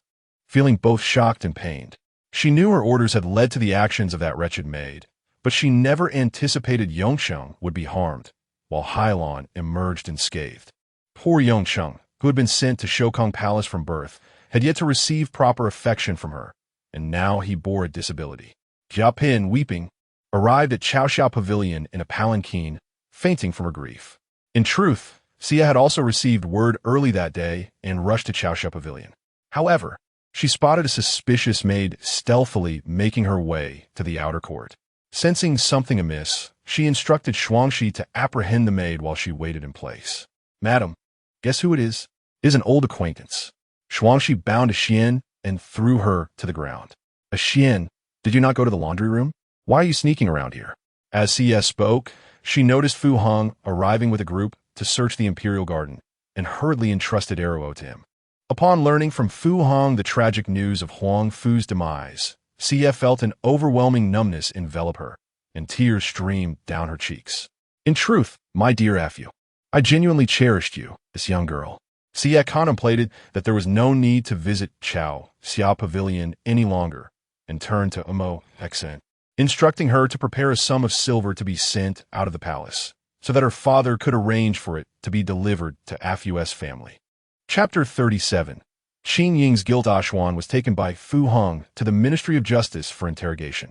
Believing her predicament to be hopeless, she felt despair engulfing her. Initially, she contemplated implicating Jia Pin, but upon reflection, considering the involvement of the fourth prince, she doubted anyone would believe that Jia Pin would risk her own child. Furthermore, the exposure was the result of her own folly. Jia Pin had never coerced her. Yet, resentment brewed within her, directed towards her mistress, Consort Xian. Countless times she had suffered punishment on behalf of her mistress, yet Consort Xian had never come to her aid. Ashuan also recalled the promise made when she accompanied her young lady into the royal residence, vowing to find her a good match, a promise that had never been revisited. The only transgression she had committed against her mistress was the mere thought of tempting the emperor. Yet Consort Xian had left her to fend for herself in the laundry department for over a month, indifferent to her plight, with only the maid Saw Exen, whom she often bullied, visiting her twice. Having endured torture, Ashwan's once delicate hands, accustomed to luxury, were now stained with blood. With a bitter smile, she swept her hair aside and expressed her willingness to reveal the truth to the emperor and Consort Xian, pleading for some relief from her suffering. Dear mistress, Consort Xian, grant me this reprieve, for I am on the brink of death. Let my suffering be shared. The blood on her hands trickled down to her cheeks, reminiscent of tears. Such a significant incident had reached Yinshi Palace swiftly, and Sua Exen inquired whether Qingying wished to visit the Chaoxiang Pavilion, check on the frightened Yupin, or see the emperor in the Yangxin Hall. Yupin is unharmed, and the fourth prince has been returned to Shokong Palace. My presence would make no difference. It is better for the emperor to find some peace. Qingying replied calmly. Your wisdom is commendable, Sua Exen praised while gently massaging Qingying's back. Meanwhile, San Bao sighed quietly, reflecting on how admirable his master was, yet lacking in understanding of human sentiment. He thought it was unwise not to visit the noble consort. As the child in Yupin's womb was the emperor's own flesh and blood, a visit would surely bring him solace. As San Bao pondered, the eunuch Jin Zhong from Qingying Palace arrived to deliver an edict, requesting Consort Xian to proceed to the Yangxin Hall. Surprised, Consort Xian promptly inquired of the eunuch, "What is the emperor's business with me?" Jin Zhong bowed and relayed, "The maid Ashwan, once under your service, has confessed to conspiring against the heir and noble consort Xiao during the interrogation by Lord Fuhong." Qingying felt a moment of dizziness. How could Ashwan be so reckless? She had intended to wait a few more days to plead for the emperor's help in rescuing Ashwan. As Sua Exen supported her into the Yangxin Hall, the atmosphere was eerily silent. The empress leaned against the emperor's chair, her expression one of despair, while the noble consort sat beside her, rising upon Qingying's entrance, only to be restrained by the empress, left to glare resentfully at the two. Beside Shiyu, Lu Jun Gom fought Hailan. I bow to the emperor, the empress, and the noble consort, Qingying said as she knelt in greeting. Rise and take a seat. Qingying, I have some inquiries for you. The emperor's tone was frosty, yet Langhua could discern his effort to rein in his emotions. Qingying sat opposite Xie, her face tinged with guilt. I have come to know that Eruo has harmed the fourth prince and caused the demise of noble consort Xiao. Eruo is but a maidservant who accompanied me, and I too am deeply saddened by this turn of events. Xuanxin, standing behind, was anxious and restless, wondering how her astute mistress could appear so foolish at such a critical moment. She should be distancing herself from Eruo instead. Are you truly sorrowful? I cannot discern any signs of it, Xie mocked, as she learned that the person she had inadvertently captured, Eruo, was the very culprit responsible for Huang Fu's demise. She yearned to exact vengeance upon her. Are you aware, she continued, that Eruo has confessed it was you who instigated her to harm Yupin's fetus, which inadvertently led to the misfortune of noble consort Xiao and the fourth prince. Hongli refrained from rebuking Xie for her bluntness. Instead, he inquired about Qingying. He had harbored discontent towards Eruo for quite some time, yet each time he contemplated taking action, Qingying would shield her. If Eruo's claims were indeed true, it would elucidate everything. Your Majesty, I have done no such thing, Qingying exclaimed in astonishment, repeating her denial. Hongli placed a hand on his forehead, realizing that Qingying offered no defense, only a flat denial, leaving him momentarily at a loss for words. Your Majesty, given the gravity of a human life and the two imperial heirs involved, it would be prudent to bring Eruo forth for confrontation with Consort Xian, Langhua suggested, mustering the strength to rise from her seat. She was aware that in her previous life, Qingying had been framed. Although she recognized that this life was inextricably linked to Qingying, reason urged her to verify the facts from multiple angles. Fu Hong, bring Eruo here. Hongli finally recollected his purpose and hastily commanded. The guards under Fu Heng's command callously threw Eruo to the ground. She rose and knelt, her posture rigid. It was her first encounter with her liege since her demotion to the laundry bureau. Criminal slave Eruo pays her respects to the esteemed masters, consort Cien. It has been a long time. I regret that I failed to fulfill the tasks entrusted to me, which resulted in harm to Yupin. Hylon trembled as she pointed at Eruo, exclaiming, "You treacherous woman, please do not blame Yupin. If there is blame to be had, it lies with my mistress." Eruo retorted coldly, "Eruo, why do you defame me? I never commanded you to undertake such actions." Qingying gazed at Eruo in confusion, noting her disheveled attire and wild hair, her speech frenzied, devoid of the dignity once held by a head palace maid. "Does your highness assert that it never happened? During your tenure in the palace, you instructed me to torment noble consort Chun and Yupin, taking their allotted ice blocks. On New Year's Eve, you led me to intrude upon Jingren Palace to visit the confined Ulanara Empress. This year, upon seeing Yupin and Shu Pin favored, you sent me to deliver wine to the emperor as a pretext to seduce him. Once I arrived at the laundry bureau, you dispatched silver to me, urging me to further harm Yupin." Eruo, articulate and resolute in her intent to make Qingying pay, unleashed a torrent of accusations. "I have never sent anyone to deliver silver to you." Qingying hastily refuted, convinced she had grasped the crux of the matter. "I'm sorry," Suffix Eruo thought, as she produced a pouch from her bosom. "This is the token that Consort Cien instructed Sua Xen to give to me. I have kept it all along." Suashin had indeed visited the laundry several times to see Eruo hastily kneeling before the emperor. "Your Majesty, I merely went to deliver some money to Eruo, to ease her plight." "Enough, Qingying. Do you acknowledge Eruo's words?" Hongli's gaze towards Qingying was frigid. "Your Majesty, do you not believe me?" Qingying's eyes brimmed with tears. She was at a loss for words. Langhua felt a surge of indignation. Qingying vehemently denied everything, yet the evidence was irrefutable, and there stood Suashin, offering no substantial defense. "Your Majesty, I know I am doomed, but the most malicious one is my mistress. Though my status is lowly, I shall not be easily sacrificed."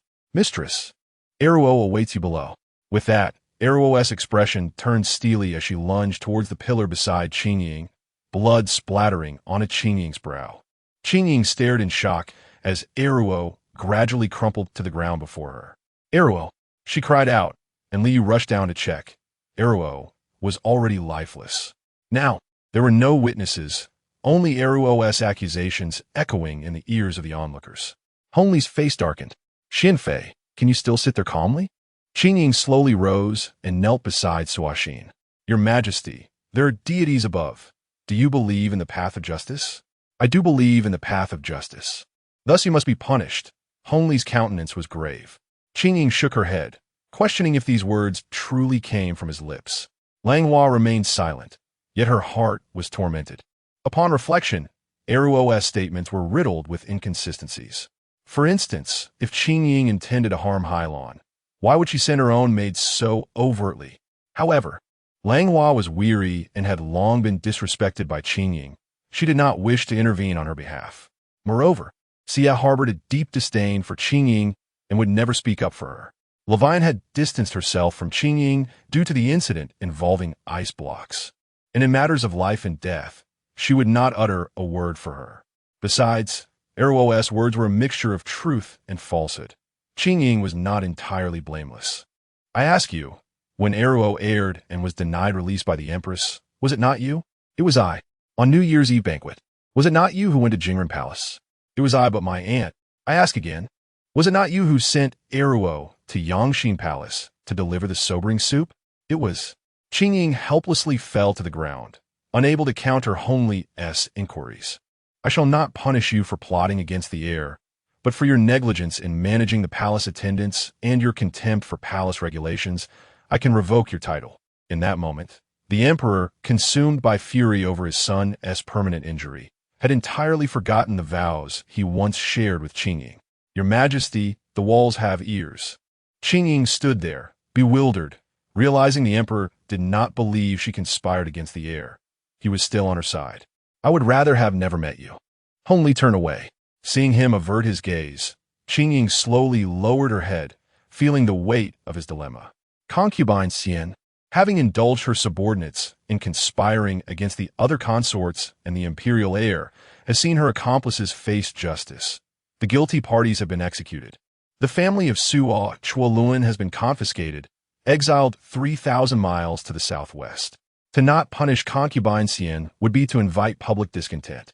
Consequently, all attendants of the Yinshi Palace are to be dismissed, and concubine Xian is demoted to a mere consort, confined within the Yinshi Palace for 3 years, barred from leaving without imperial decree.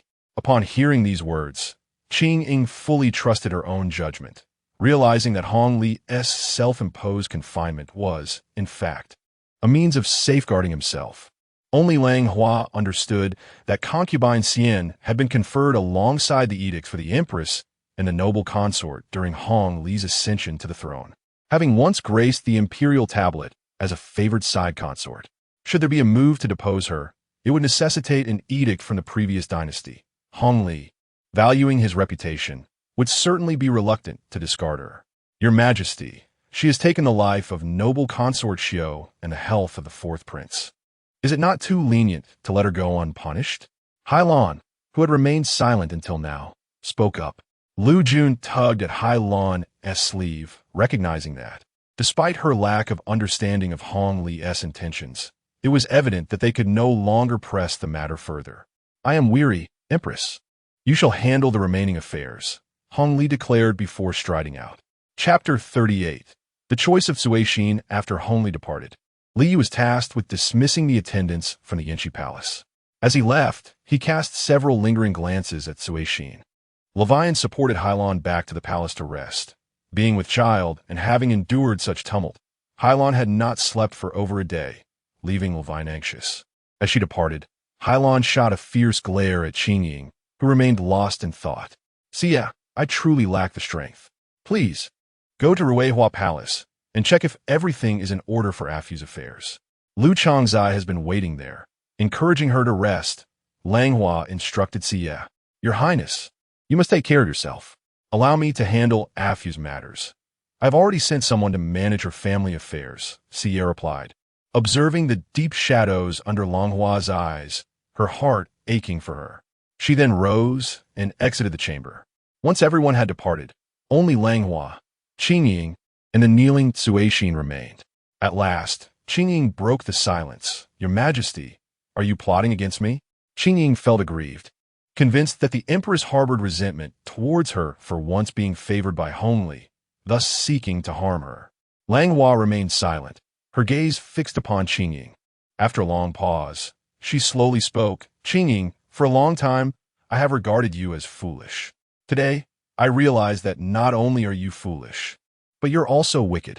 Does your Majesty not recognize my innocence? I have done nothing wrong. Qingying retorted, her expression twisted in fury, losing the panic she had shown before the emperor.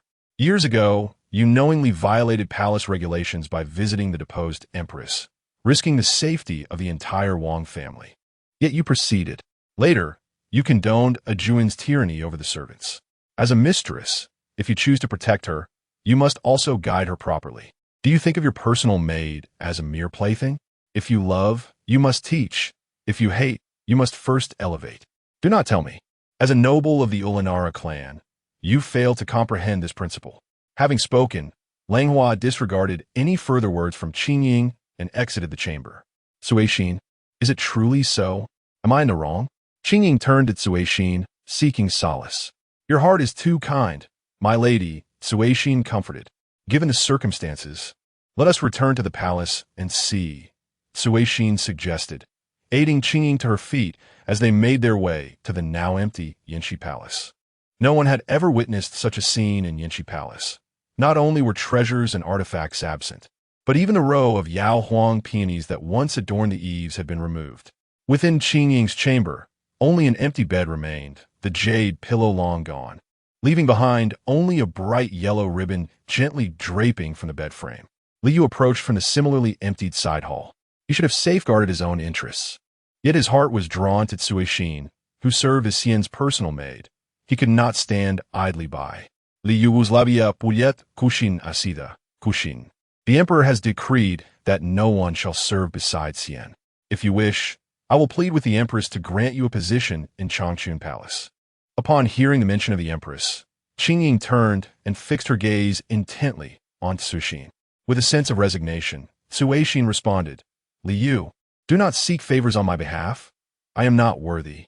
I have yet to return that box of jasmine balm to you, and now I do not even know who has taken it." Upon hearing Ruoxin's words, Li Yu understood that Ruoxin was rejecting him.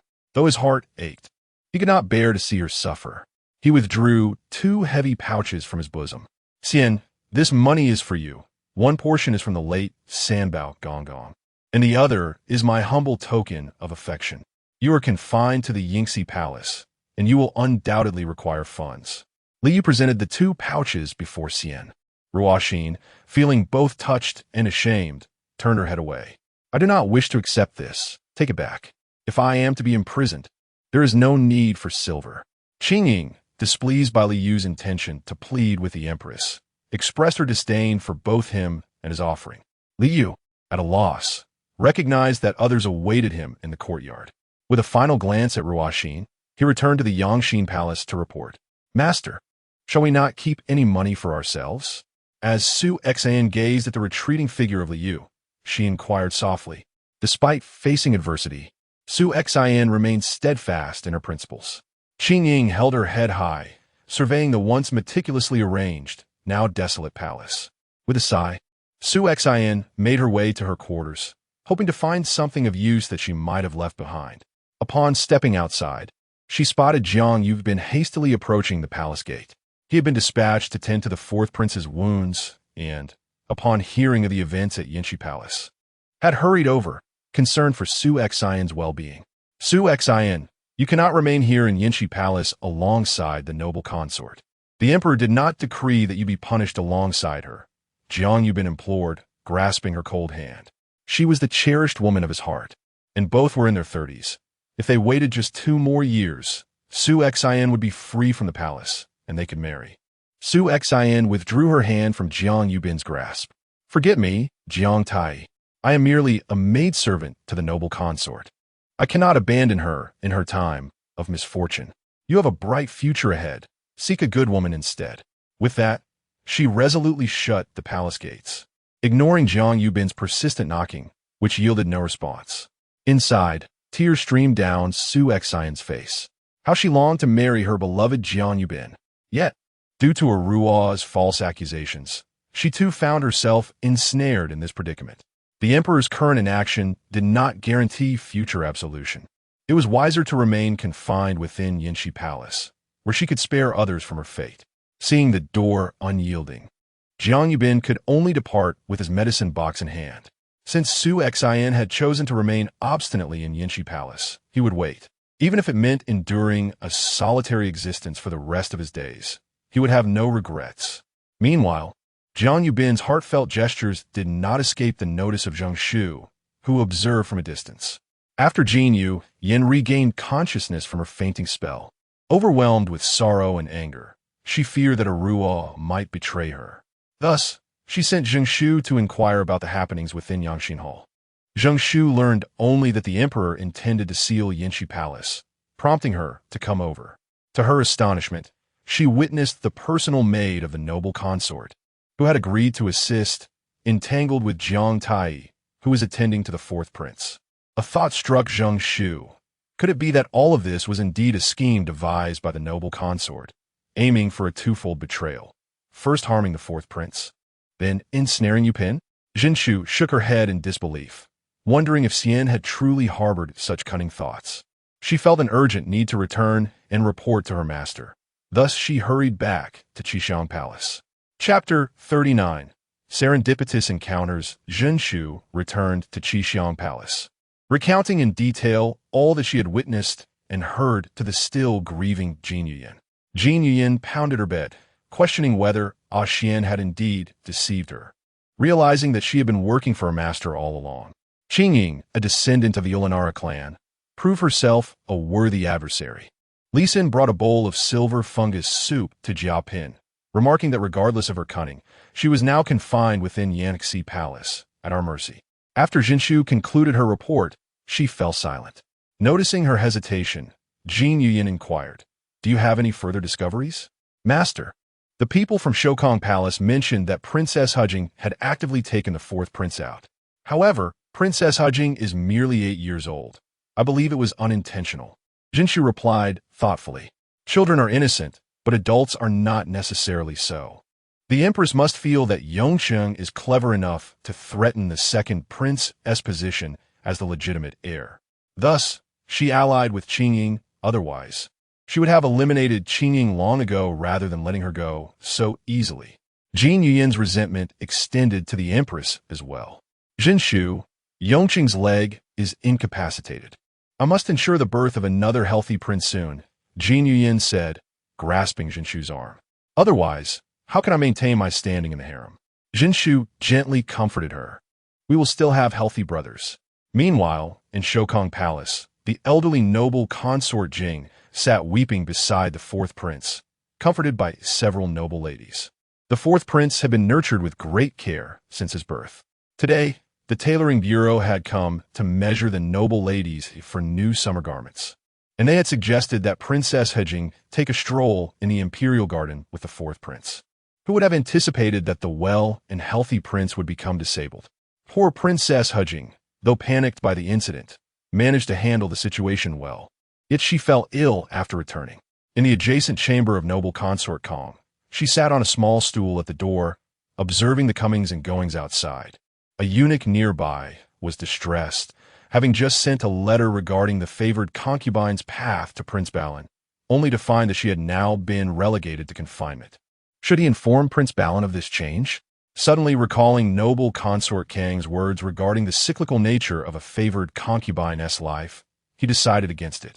Informing Prince Balin was unnecessary, as the fall of Xian Danying was in accordance with the established pattern.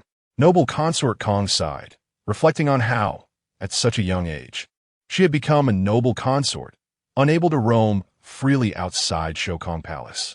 With such turmoil in the harem, it was indeed a pity that she could not witness it all. She couldn't help but think of her late dear sister, Zhen Pin. If only she were here, they could share a conversation. Returning from the Ministry of Personnel, the ever-oblivious Seibu was unaware of the commotion within the palace, having merely heard that the princess who taught him etiquette had fallen ill.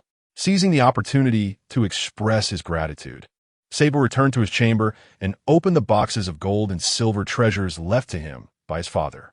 He intended to select the finest piece to gift to Princess Hujing, thanking her for imparting the lessons of decorum. Now, he was capable of lifting the curtains for all the noble consorts of Shokong Palace and serving them tea, earning him compliments for his respectful demeanor. Was that how it was phrased? In the presence of the exquisite Jingsa bed, Langhua appeared notably haggard. Over the past few days, she had been shuttling between Ruihua Palace, Yongchang's quarters, and Jingsa's, while also offering condolences to the grieving Empress Dowager. The Dowager, heartbroken by the loss of a consort, the injury of a prince, and the illness of a princess, commanded that the proper mourning rites be observed for the deceased Xiao Guiran. She procured numerous restorative medicines for Yongsheng and had scriptures placed before the Buddha on behalf of Jingsa. The Empress Dowager had never held a fondness for Qingying, and her disdain only deepened at this moment. Upon learning of Qingying's grievances, she could not suppress a cold laugh. Did Qingying truly have the right to feel wronged? Did she suffer as the wronged Huang clan did? Did she share the burdens of Yongsheng or the murderous grievances of the ill-fated Axian? As a palace matron, failing to please the emperor above and earning the respect of the servants below rendered her utterly ineffectual. Although Jingsa had not been unconscious for long, she remained in a state of confusion, afflicted by a high fever. The physician attributed her condition to severe fright, asserting that she must wait for the malevolent influence to dissipate. A plethora of medicines was prescribed, yet Jingsa could not retain any of them, vomiting each dose without fail. Langhua's heart ached as she observed her daughter's diminished form. Suddenly, a small head peeked through the doorway, only to retreat upon being noticed. "Who is it?" Langhua inquired sternly. When the maid knelt and revealed herself to be Yanwan, Langhua's tone softened. "Yanwan, why are you here instead of attending to your duties?" The maid, sensing her mistress's concern for the princess, replied brightly, "I have a method that may help the princess reduce her fever and regain consciousness." Her voice was clear, and her youthful face radiated determination, inspiring an involuntary trust. "Come in and speak," Langhua beckoned the clever girl, whose untainted innocence reminded her of her own children. "Your Highness, my maternal grandfather once served in the imperial apothecary and occasionally brought me medicinal texts to study. Once, when my sister was frightened into convulsions by a vicious dog, my mother lost hope. However, I discovered an ancient remedy in the texts and was able to save her." Yinwan explained, eager to demonstrate her knowledge of fever-reducing methods, fearing the Empress Dowager might doubt her. "But the problem with Princess Hujing remains that she refuses to take medicine." Langhua countered, "My sister also resisted taking medicine, but this remedy does not require ingestion," Yinwan replied, her eyes glimmering with foresight regarding the Dowager's concerns. "Pray tell," Langhua invited, intrigued. "Using jus fueling fresh licorice and fresh dragon bone. Boil them into a thick decoction. Add peppermint. Then knead the residue into pills and place them over the princess's navel," Yinwan explained, watching Langhua attentively. "Su Yan, go to the imperial apothecary and present this prescription to the chief pharmacist. Obtain the necessary ingredients for the princess," Langhua commanded, turning to Su Yan. "Thank you for your trust, Your Highness," Yinwan beamed, bowing deeply. The feeling of being trusted was truly delightful, and she sighed contentedly. "You may return to your duties. Should the princess recover, I shall certainly reward you." Langhua's tone was notably gentler just moments ago. Su Yan swiftly procured the prepared pills and administered them to Jingse, who indeed began to recover from her fever, murmuring about her hunger. Langhua felt a sense of relief and returned to the main hall, summoning Yinwan. "Yinwan, your remedy has proven effective. The princess is on the mend, and this is the promised reward from me." Langhua instructed Yuzhu to present Yinwan with 50 taels of gold. Yinwan was overwhelmed with joy, hastily expressing her gratitude, for this sum would alleviate her worries regarding her younger sibling's education. "Yinwan, you are a clever child. Given time, you will surely achieve great things.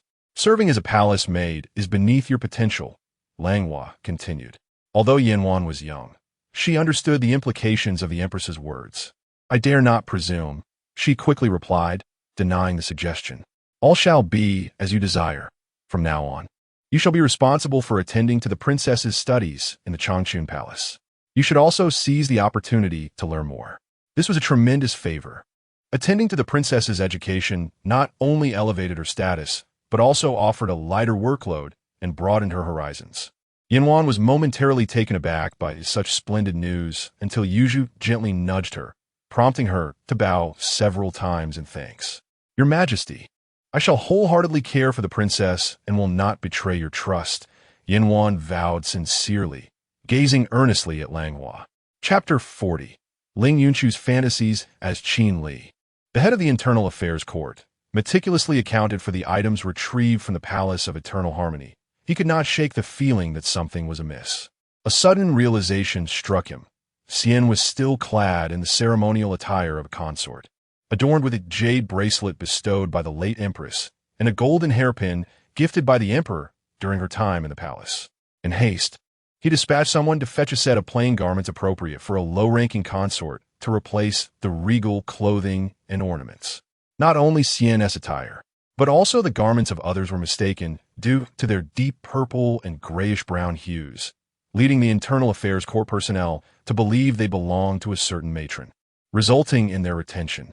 Xian silently rejoiced, for these were indeed exquisite pieces crafted with the esteemed Su embroidery techniques of Qingying, ensuring that even in confinement, she could wear something both comfortable and dignified.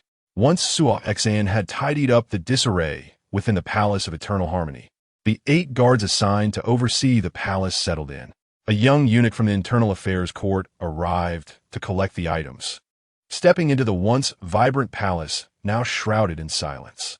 Xian, seated on the steps, was arranging her clothing when she noticed the young eunuch. A flicker of hope ignited within her. Was he sent by the Emperor to deliver something to her?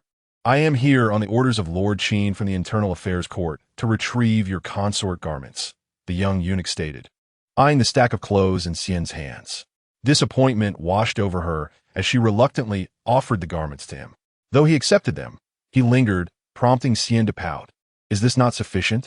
The eunuch, with a resolute expression, replied, I must also take the attire you are currently wearing, along with your hairpin and bracelet. Despite his reluctance, he knew he had to follow Lord Qin's directives. Here, take it all, Xian said hurriedly, stripping off her belongings. It is rather inappropriate for you to remain in only your undergarments, the young eunuch said, covering his eyes. This is what you should wear. Hastily, he tossed down the plain garments and fled with the items he was instructed to collect. Suo Xn, they're being excessively unreasonable, Xian lamented, her expression one of profound grievance. My lady, allow me to assist you in dressing, Suo Xn, having donned a simple cloth garment herself, offered. The fleeing young eunuch paused to catch his breath at the palace entrance and instructed the guards, quickly seal this gate. That lady inside must be out of her mind. This place is far from normal, pointing to his head. Upon hearing this, the guards promptly affixed a seal, allowing the young eunuch to return and report back. Among the guards were two brothers who had known each other since childhood, Zhao Jiuxiao and Ling Yinshu. Ling Yinshu was none other than the son of the late assistant minister Ling, who had managed the funeral arrangements for Wei Qingtai. Now 16 years of age, Ling Yinshu, hailing from the lower five banners and facing familial hardships, had seen his father exhaust their wealth to secure him a position within the palace guards. However, due to his clumsiness and lackadaisical nature, he was only superficially appealing, leading him and his brother Zhao Jiuxiao to be assigned to the seemingly mundane task of guarding the Palace of Eternal Harmony. Bah, what a palace of eternal harmony! It's nothing but a cold palace, Zhao Jiuxiao scoffed, lamenting the fate that had befallen them. Ling Yinshu, you said that following you would lead to a bright future. This is that promising future? Zhao Jiuxiao, unable to contain his frustration, delivered a sharp kick to Ling Yinshu's posterior. Why did you kick me? Ling Yinshu retorted, his dissatisfaction boiling over as he reached for his sword, only to abruptly remember that drawing a weapon within the palace was a grave transgression. All he could do was bellow in fury. It was you worthless fool. While others are at Changchun Palace and Xinfu Palace enjoying their duties, I foolishly listened to your nonsense and ended up in this wretched Yinshi Palace. After unleashing his tirade, Zhao Jiuxiao returned to his post. Ling Yinshu, reminded by Zhao's outburst, suddenly recalled that he had an acquaintance in Changchun Palace, Wei Qingtai's daughter, a close friend of his father. He had taken special note of her during her father's funeral. Even at such a young age, she was strikingly beautiful, particularly in her white mourning attire, which rendered her utterly captivating. Consequently, he had exerted himself exceptionally during the funeral. The glimmering admiration in her eyes as she looked at him filled Ling Yinshu with hope. If she were to speak a few words on his behalf while serving in Changchun Palace, it might just enable him to leave this dreary place. Unfortunately, Yinshi Palace was already remote from the other palaces, and with the lockdown, even the palace paths were devoid of any passers-by. He had heard that Yanwan was thriving in Changchun Palace, often sending money outside to support her family, truly a devoted daughter. He resolved to seek an opportunity to visit Yanwan, bringing along small gifts to win her affection, thus securing both a promising position and a good woman. Lost in such thoughts, Ling Yinshu couldn't help but let out a laugh, prompting Zhao Jiuxiao to inwardly curse him for his peculiar behavior, akin to that of the one inside. Meanwhile, on the other side, Levian and Hailon had taken 2 days to recuperate.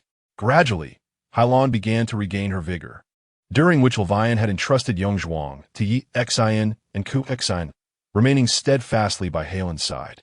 Although Hailon's first pregnancy had not harmed the fetus, the fright she had endured filled Levian with concern that Hailon might succumb to worry.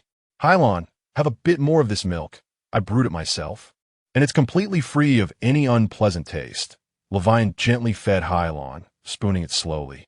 Thank you, sister, for your kindness, Hailon replied, her delicate features having grown noticeably gaunt, her eyes reddened with emotion. I keep thinking of Afu, and it pains my heart. She sacrificed herself to save me. My dear sister, I understand your sorrow, and my heart aches too.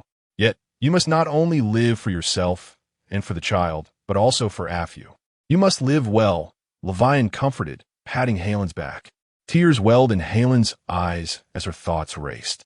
Today, Not only the Empress, but also Sister Levian, and she herself could discern that Xian's agreement with that foolish pawn was not the ultimate conspiracy. Who could it be? Mai Guzhen, Zipin, Supin? No matter who it was, she was determined to unearth the truth and avenge Huang Fu. Moreover, she needed to ensure the safe arrival of her child, and when he grew up, she would tell him of the one who sacrificed her life for his salvation. Seeing Helen's distress, Levian set down the bowl and gently caressed Helen's back. "Dear sister, let your tears flow.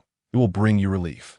This palace is rife with deceit and treachery, and we share the same gentle disposition, which makes life here equally burdensome.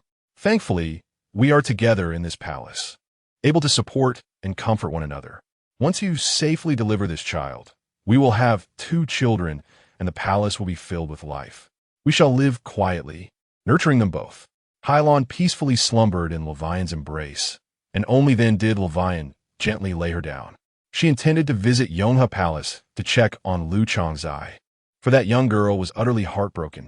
Levian softly sighed and led her companions towards Yonghe Palace. Chapter 41. Beneath the Earth. Your bones disappear in the mud. As Lu Changzai arrived at the side hall of the Yonghe Palace, she found only a young maidservant attending her. The girl had her hair down and wore a simple white shirt, cradling a poetry collection in her hands. "Beneath the earth, your bones disappear in the mud. I send my regards amidst a world of snow."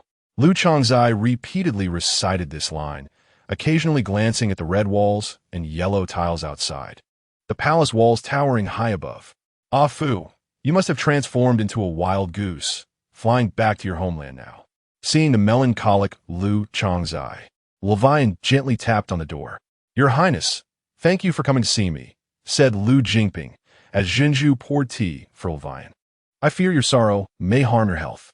Levian spoke with concern, noting that while Lu Changzai appeared aloof, she shared a deep bond with Xiao Guiran. With Xiao Guiran gone, she was undoubtedly left in solitude. "I promised Ah Fu not to cry. Rest assured, your Highness. The Empress and the noble consort have also come to offer their counsel, and I have taken their words to heart." Lu Changzai comforted Levian in return. "That is well. Lu Changzai, there is something I wish to advise you." Levian took a sip of tea, contemplating before deciding to speak. "Please do not hesitate, your Highness," Lu Changzai replied, closing her poetry book and meeting Levian's gaze. "This palace is a place that devours its inhabitants without a trace. Without the Emperor's favor, it is difficult to stand firm. Look at Mei Guiran and Wan Guiran. They have faded into obscurity within these walls. You once had Ah Fu by your side. But what will you do in this long life ahead?" Levian spoke slowly, observing Lu Jingping's expression and seeing no resistance. She continued, "At merely 17, you have already experienced a year of dwindling favor, with the Emperor now favoring Shupin. What are your plans for the future?" Lu Changzai, hailing from the water towns of Jiangnan, usually possessed a temperament as gentle and unassuming as water, yet she harbored her own resilience. "What does it matter if I have favor, your Highness?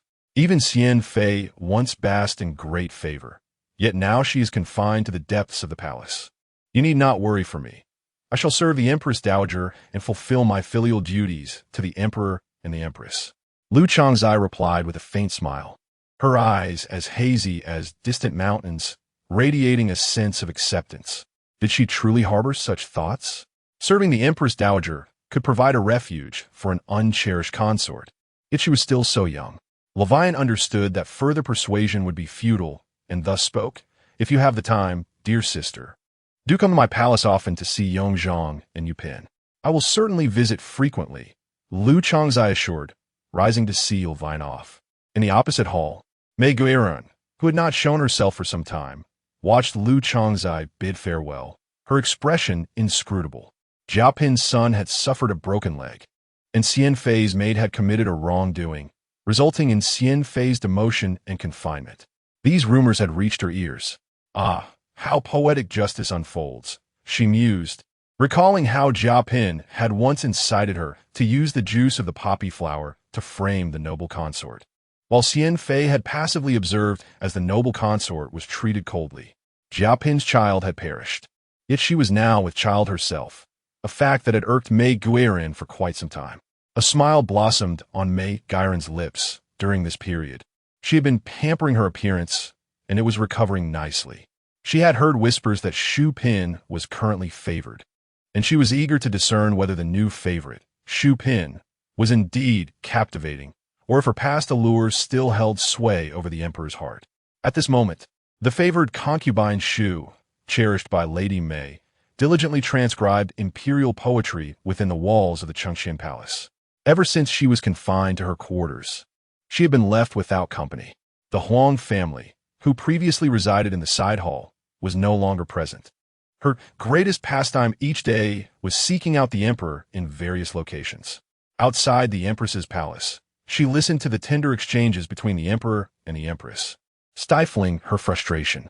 Outside the Zhongsui palace, she observed Yu Pin's coy demeanor before the emperor, feeling a quiet disdain. Outside the Yangxin hall, she stood all day, cradling a pot of pre-rain Longjing tea. Eventually, the emperor was moved by her affections and entrusted her with the task of copying the imperial poetry.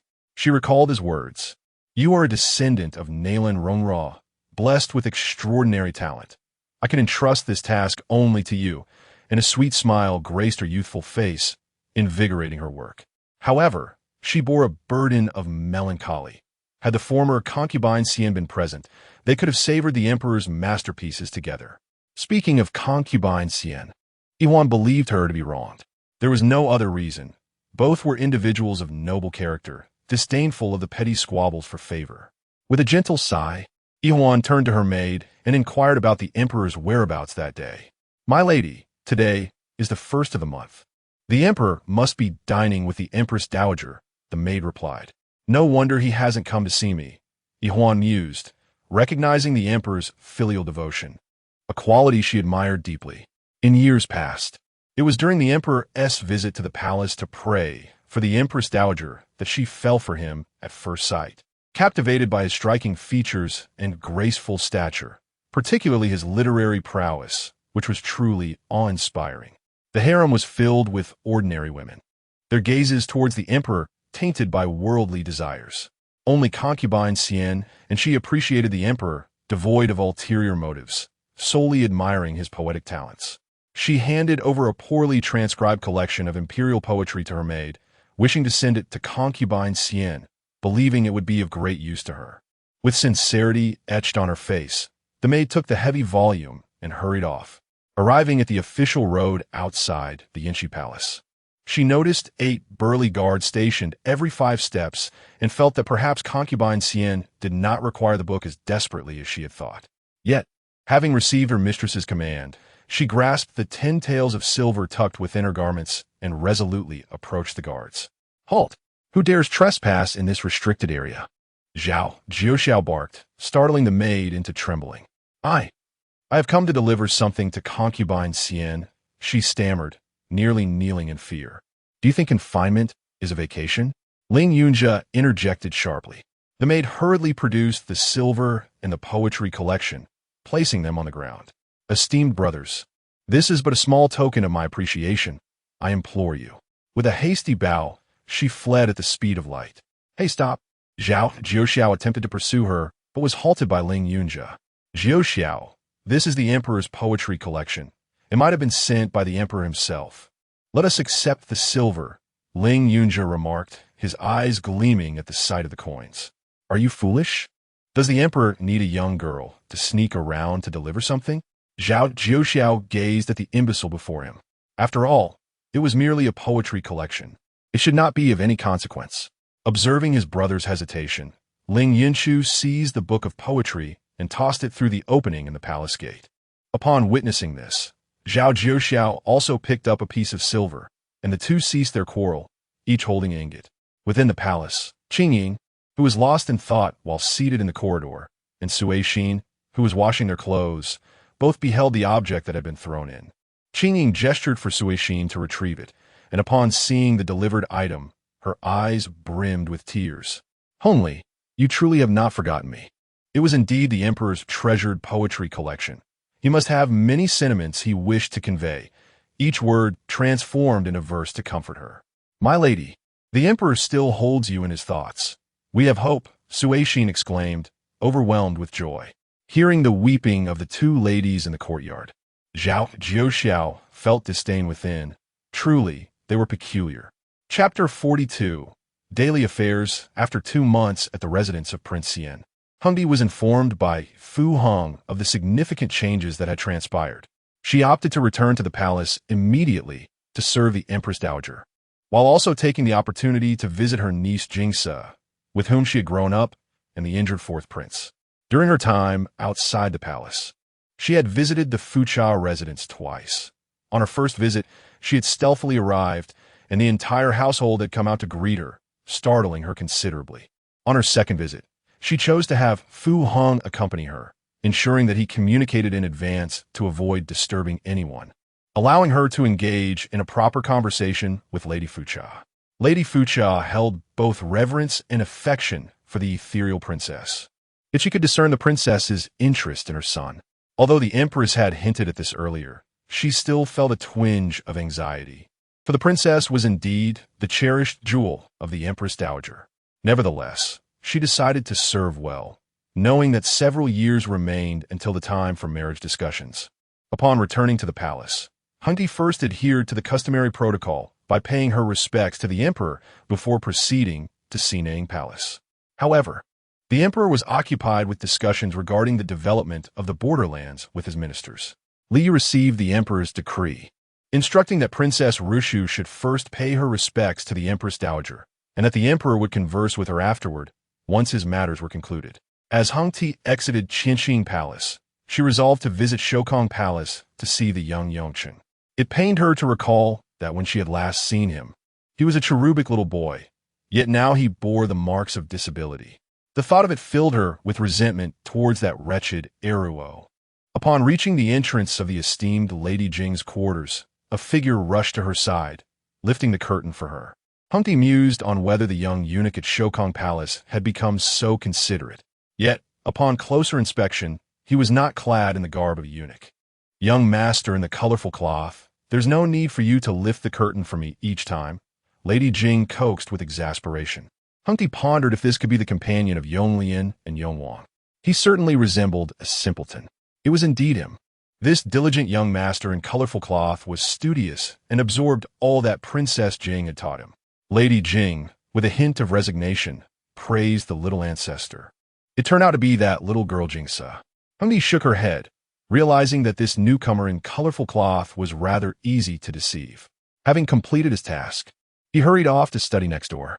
Esteemed Lady Jing, I have come to see Yongcheng, and I have brought him a rattle drum, Hongli announced, producing the gift she had prepared earlier and approaching Yongcheng's small bed. The pain had emaciated the barely 1-year-old child, whose little legs were wrapped in thick layers of cloth, causing Hongli's eyes to well with tears. To come see Yongcheng, yet his mother, Jia Pin, only visited him on the day of the incident, Lady Jing lamented. How heartless! This is her own flesh and blood. Hongli remained silent. The empress often said one could not judge without knowing the full story. No matter how pitiful she felt for her little nephew, she could not reproach a mother. Esteemed Lady Jing, I appreciate your care for Yongchen. I shall go and check on Jingse now, Hongli said, moving towards the exit. The young master in colorful cloth, hearing the commotion, hurried over to lift the curtain again, even slightly bending his body in respect. During dinner, I must speak with my royal brother about this young master, lest he befuddle the princes as well. Hongli resolved quietly to herself. Upon arriving at Changchun Palace, it became evident that Jingse's health had significantly improved, a feat attributed to the diligent care of a young palace maid named Yanwan. Since taking on the responsibility of attending to Jingse, she had engaged her in games, poetry, and calligraphy daily, thereby restoring Jingse's vitality. Hongli made a long circuit and finally returned to Qingying Palace. Mother Empress, how I have missed you. Upon seeing her mother seated gracefully on the phoenix chair, writing, Hongli realized that her mother must be aware that she had returned to the palace last. Eager to please, she quickly sought to sweeten her mother's mood. Oh, you miss me? After wandering around the palace for so long, I see your heart has strayed. The Empress Dowager playfully tapped Hongli's forehead, unable to suppress her affection, embracing her daughter and admiring her from all angles. You've grown taller and more handsome. I imagine Madame Fucha is quite fond of you, the dowager teased.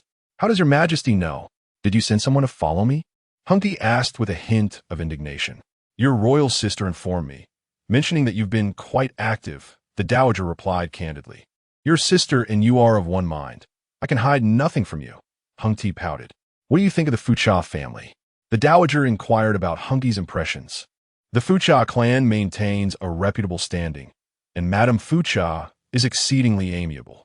I believe they are a flourishing family, Hongli articulated earnestly. During her stay with the Fucha family, she had genuinely felt the strength of their unity, where brothers treated each other with respect, sisters lived in harmony, and even the wives and concubines shared a unique camaraderie. When everyone worked together, the family would surely sail toward success. The dowager nodded, recognizing her daughter as seemingly carefree, demeanor belied, and meticulous and astute mind, adept at discerning nuances. In Changchun Palace, after Princess Rusha departed, Yinwan continued to accompany the princess in her studies. Jingsa held great affection for this sisterly companion and picked up a book titled Appreciation of Song in Yuan Porcelain, and they began to examine it together.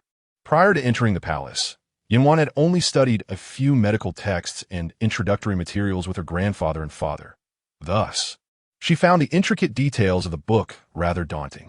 Princess, this book is far too complex, filled with treasures I have never encountered. I fear I won't be able to remember it all, Yinwan confessed honestly. My father says that honesty is invaluable. To know is to know, and not to know is to acknowledge ignorance. Jingsa was deeply touched by Yinwan's sincerity, finding her far superior to those who feign superiority. Do not worry, Sister Yinwan. I shall speak to Mother Empress. Her private collection contains every kind of porcelain. We can compare it to the book and observe the actual items, and naturally, we will remember, Jingsa exclaimed, pulling Yinwan towards Langhua. Langhua readily agreed. Yinwan, in this lifetime, pursue whatever you wish to learn, without fear of mockery or derision. Titles and nobility do not determine one's worth. As long as you are diligent and strive to ascend, what you once could not do will become your forte. I am willing to be the stepping stone that supports your ascent, Langhua said, watching the two little girls joyfully run out hand in hand beneath the setting sun, her heart brimming with affection. Empress, I have come to join you for dinner with the Empress Dowager. As Hongli stepped through the palace gates, he was immediately captivated by the radiant warmth emanating from Langhua's face, rendering him momentarily spellbound. Just moments ago, Jingsa had dashed away with someone exuding such joy. Curiosity piqued. Hongli inquired, who was it? It was a little palace maid from Changchun Palace, currently attending to Jingsa. Langhua began to explain, but before she could finish, Hongli took her hand in his. I understand now. Let's be on our way. His tenderness towards a mere palace servant stirred a hint of jealousy within him, causing him to completely forget about his childhood companion, Qingying, over the past few days. Chapter 43. The Birth of Hailan in June. The lotus flowers in the palace pond were in full bloom. The warm summer breeze gently swayed the vibrant red blossoms and the lush green leaves, soothing the restless souls of those nearby. Within the halls of the Zhongsue Palace, maidens busily brought in basin after basin of hot water, while the anguished groans of the favored concubine, Yu Pin, echoed incessantly. The emperor paced anxiously in the side chamber. Outside the main hall, Langhua and Levian stood vigil. Both women had experienced childbirth and understood the arduous nature of a woman's first delivery, especially Hailan S, which had been preceded by a fright and a month of sleepless nights, rendering the situation perilously uncertain. Langhua, wiping the sweat from Levian's brow with a handkerchief, reassured her. Do not fret, Levian. Lu Mama and Hua Mama were the experienced midwives when I gave birth to Yonglian and Jingxi. They are reliable and attentive, and they will ensure Halin's safe delivery. In soothing Levian, Langhua also sought to comfort herself. When I gave birth to Yongzhang, it took merely a little over an hour. Yet Hailan has been laboring for nearly 3 hours now. I fear that the prolonged strain may exhaust her completely. Levian clenched the hem of her garment, wishing fervently that she could fly in and take Halin's place. Earlier that day, Hailan had partaken in lunch, intending to accompany her to visit the elder brother in Yongzhang. However, Upon exiting the Zhongsui Palace, she complained of abdominal pain, prompting them to hastily summon the imperial physician and request Langhua's presence. Yet, Langhua insisted that the emperor must be informed of Helen's tribulations in childbirth, so he might learn to cherish her. Thus, she personally went to summon him, embellishing the narrative of Helen's plight, which compelled the emperor to discard the memorial from the northwest and follow her immediately. Suddenly, a resounding wail filled the air from the delivery room, followed by the emergence of Huang Mama, who joyfully announced, "Your Majesty, the favored concubine has given birth to a healthy young prince." Langhua and Levian instantly felt a wave of relief. "Levian, you go check on Hylon. I shall convey the good news to the emperor." With the empress's permission, Levian lifted her skirts and entered the delivery room. Turning back, she noticed Lu Chongzai accompanying the Empress Dowager as they entered the grand doors of Zhongsui Palace, with the emperor also emerging from the side chamber. "Your son and daughter-in-law pay their respects to the Empress Dowager." They both bowed deeply. "Empress Dowager, although the weather is warm, it is quite late for you to come personally," the emperor remarked, assisting the Empress Dowager into the side chamber, while Lu Chongzai respectfully retreated to the back. "Since Yongqing's injury, there has been little joy in the palace. With Yu Pin's delivery, I felt uneasy and came to see for myself," the Empress Dowager replied, settling onto the couch with the emperor's support. "Your Majesty, just now Huang Mama emerged to announce the good news. Hylon has given birth to a healthy young prince, our fifth," Langhua exclaimed with delight. "Excellent. A flourishing lineage. May there be ever more," the Empress Dowager nodded approvingly. It was then that Langhua noticed Lu Chongzai standing dutifully behind the Empress Dowager, who leaned trustingly upon her, indicating a strong bond between them. On that day, Jingping visited the Changchun Palace, requesting to relocate to the Chuanxi Hall in the Qingying Palace, which was the outer courtyard of the Qingying Palace. It was known that apart from a monthly audience with the Empress Dowager, few passed through that place. Observing Jingping's insistence, Langhua reluctantly acquiesced, as Jingping was now closer to the Empress Dowager's residence. Initially, she sought to pay her respects daily, but the Empress Dowager had graciously declined for various reasons. Jingping remained undeterred, diligently preparing her handmade pastries each day, performing her rituals with utmost propriety, and then returning to Chuanxi Hall to play the green qin gifted by the Empress. At times, the ethereal sound of her music would drift to Qingying Palace, and those who understood the qin would surely recognize the melody of longing. A month later, the Empress Dowager finally consented to meet with Lu Jingping. "Your daily offerings of lotus powder and osmanthus sugar cakes, along with your renditions of longing, are truly heartfelt. If only this passion were directed towards the emperor. Why must you cling to the sorrow of our family?" The Empress Dowager's expression was grave. She perceived the intricacies of the world and preferred to maintain her distance from the concubines. "Your Highness, please forgive my deliberate intrusion. I harbor no desire for imperial favor. I merely wish to serve you closely. Consider me a mere palace maid. I seek only tranquility," Jingping implored earnestly. The Empress Dowager inquired directly, "Why?" "I am painfully aware of my own limitations.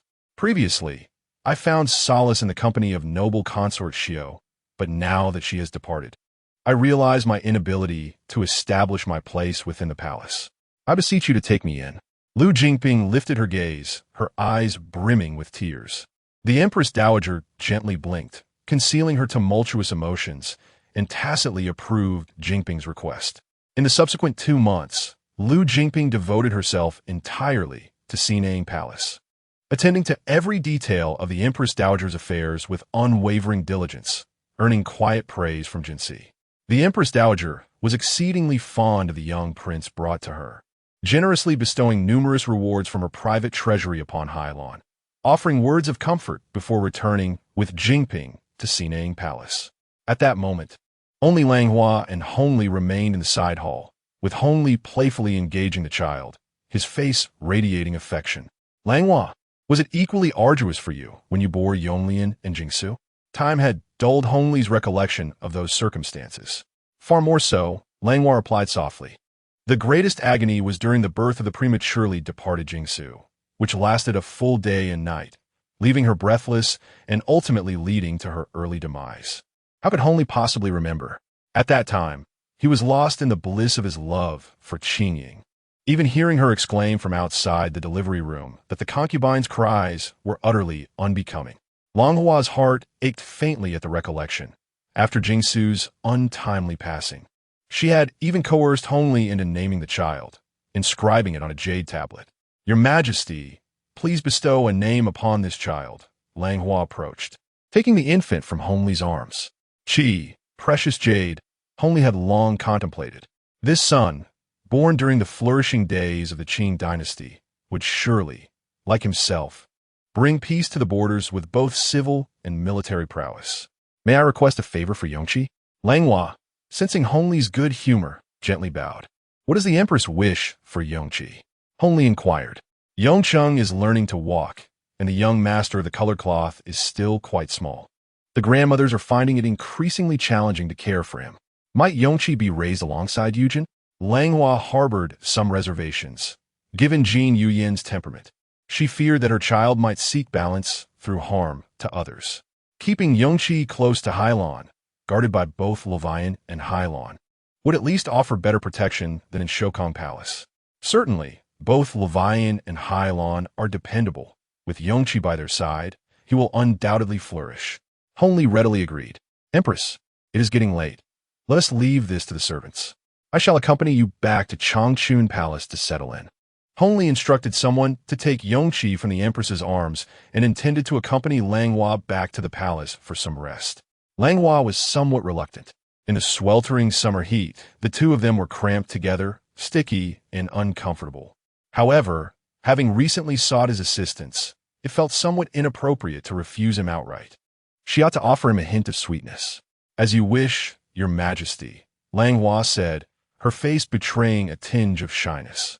Hongli joyfully took Langhua's delicate and soft hand, and together they returned to the palace.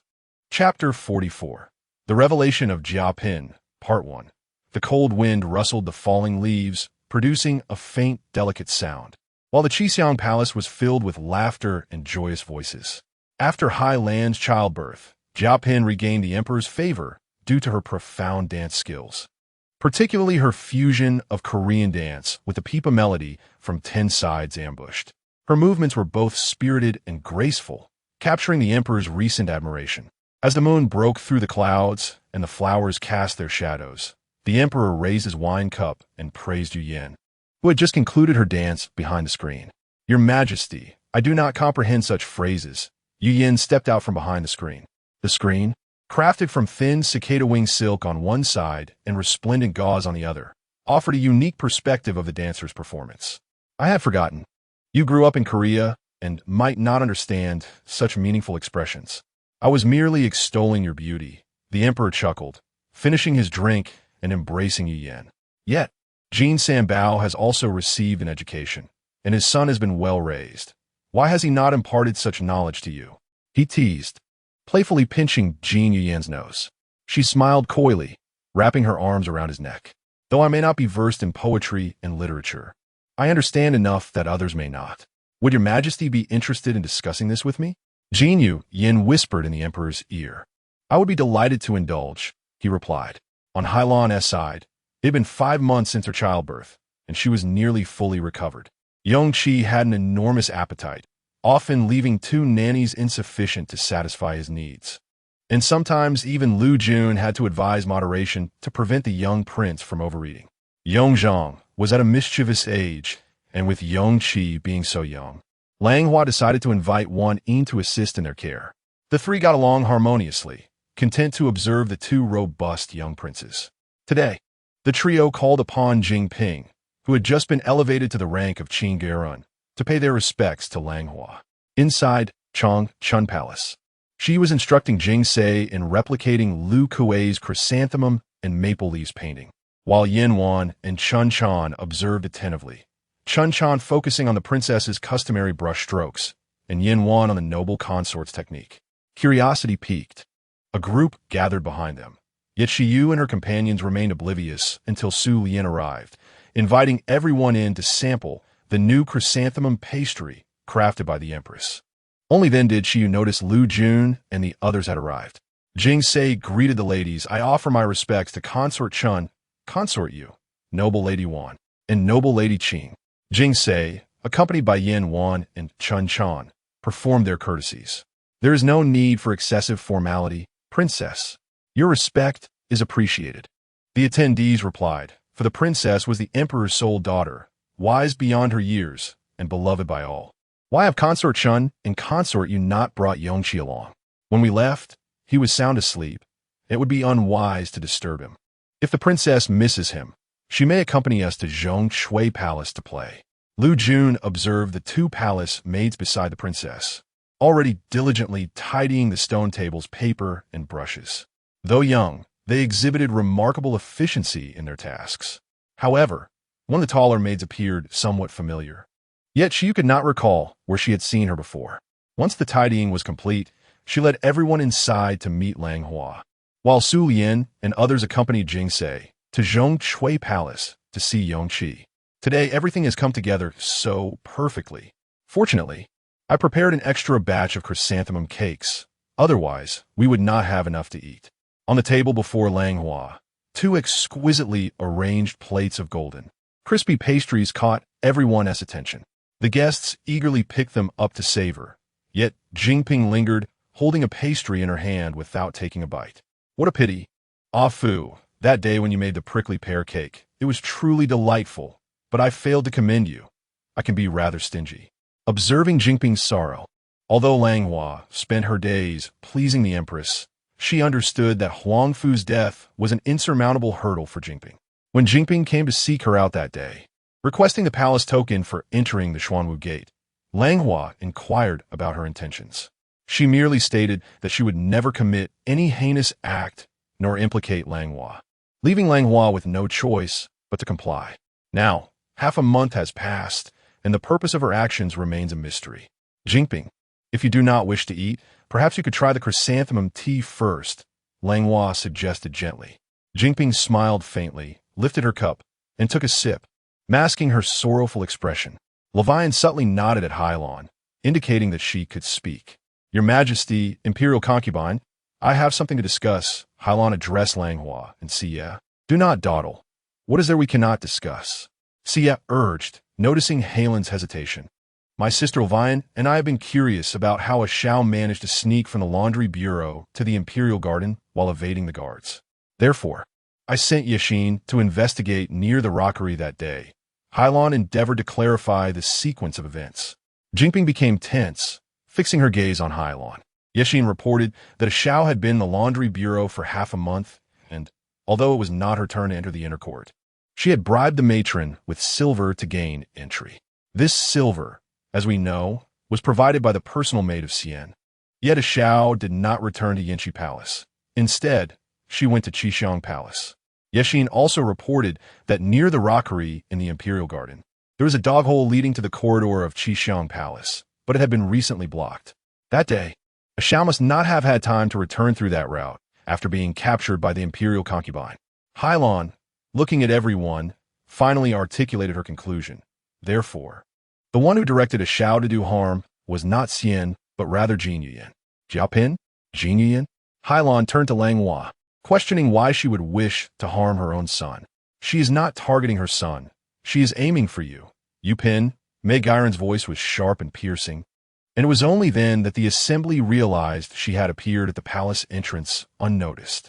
Jiaopin not only seeks to harm you, but also wants coerce me to frame the noble concubine, hoping to kill two birds with one stone. Mei Gairen's eyes flared with anger, and the mere recollection of this incident filled her with seething resentment. At that moment, Jingping smiled, reminiscent of a rose atop withered leaves. Sorrowful yet poignant. So it was indeed her who caused Ah Fu's demise. Moreover, Mei Gairen, do not smile just yet, before I enter the palace. You lost a son as well, and that too was orchestrated by Jiaopin. The instant Jingping spoke, Mei Gairen fell silent, and the room was enveloped in a heavy stillness. Langhua's mind raced as she began threading these events together. You are aware of the truth. Tell me, did Jiaopin truly cause the death of my child? Mei Gairen was almost ready to rush forward to demand clarity, yet she was ultimately restrained by the crowd. After being held back, Mei Gairen surprisingly maintained her composure, questioning how one could know such matters when they had not even entered the palace at that time. Perhaps it was fate, for on the day that Yu Ping gave birth, I accompanied the Empress Dowager to pay a visit, only to witness the imperial guards capturing a frenzied wild cat that seemed intent on entering Zhongsui Palace. Lu Jingping reminisced about that day, astonished at such occurrences of which she was previously unaware. Langhua was equally taken aback. Upon exiting Zhongsui Palace, I noticed a white paper package beside the stone lion at the entrance, containing remnants of a yellow powder that emitted an exceedingly peculiar odor.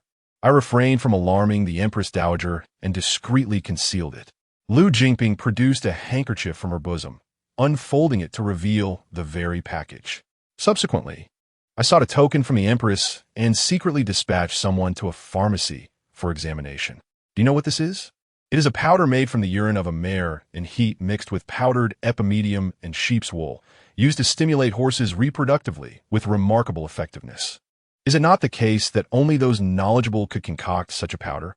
Qi Yu inquired, as Mei Guiran trembled all over. The powder itself was not particularly astonishing. Rather, what was remarkable was the paper, which bore the seal of Lord Jin Sanbao from the Shaanxi courtyard. Lu Jingping trembled as she unfolded the paper, revealing 6 faint characters: Shaanxi courtyard Jin Sanbao. Langhua, Qi Yu, and Wan Yin were rendered speechless in astonishment, while only Mei Guiran laughed heartily, declaring that she had harmed my child, yet had rendered her own child disabled, a true case of poetic justice. With fierce determination in her eyes, Mei Guiran addressed the Empress. If you do not punish her, I shall take matters into my own hands and demand her life in retribution for my child. Langhua took the handkerchief, gazing at the crowd whose eyes were already red with emotion, while only Qi Yu held her hand tightly. This palace shall ensure that justice is served, restoring peace to the departed and to you all. Chapter 45. The Revelation of Jia Pin, Part 2. Langhua glanced at her sisters before her, contemplating for a moment. All of this is merely conjecture on our part. Take this piece of paper, for instance. Even if it bears the name Jin Sanbao, who can guarantee it is indeed his? And who is it that caused the wild cat to go mad with the poison? If we do not uncover the truth, shall we assert that Jia Pin did it herself?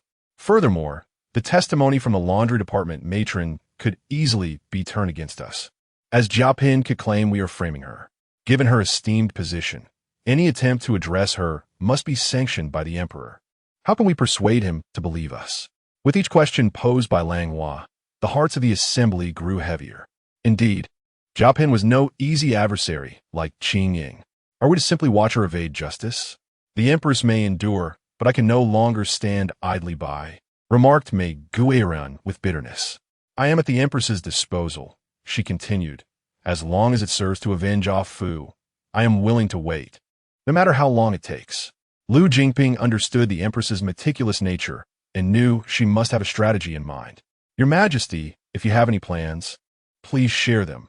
We shall cooperate fully, Wan Yin added, recalling how the Empress had defended the Emperor during his illness. In recent months, the Emperor had often sought the Empress's counsel, visiting her chambers several times. Langhua rose to close the door, unfolding her plans one by one. 2 days later, Yong Huang and Yong Lian petitioned the emperor to select tribute horses from the upper horse courtyard. Both young men had matured, and the steeds previously used for riding and archery no longer sufficed for the robust princes. The emperor readily consented, ordering Jin Sanbao, the left minister of the upper horse courtyard, to accompany them. After their studies, Yong Huang and Yong Lian proceeded to the upper horse courtyard office outside the left-wing gate of the Tai Hall.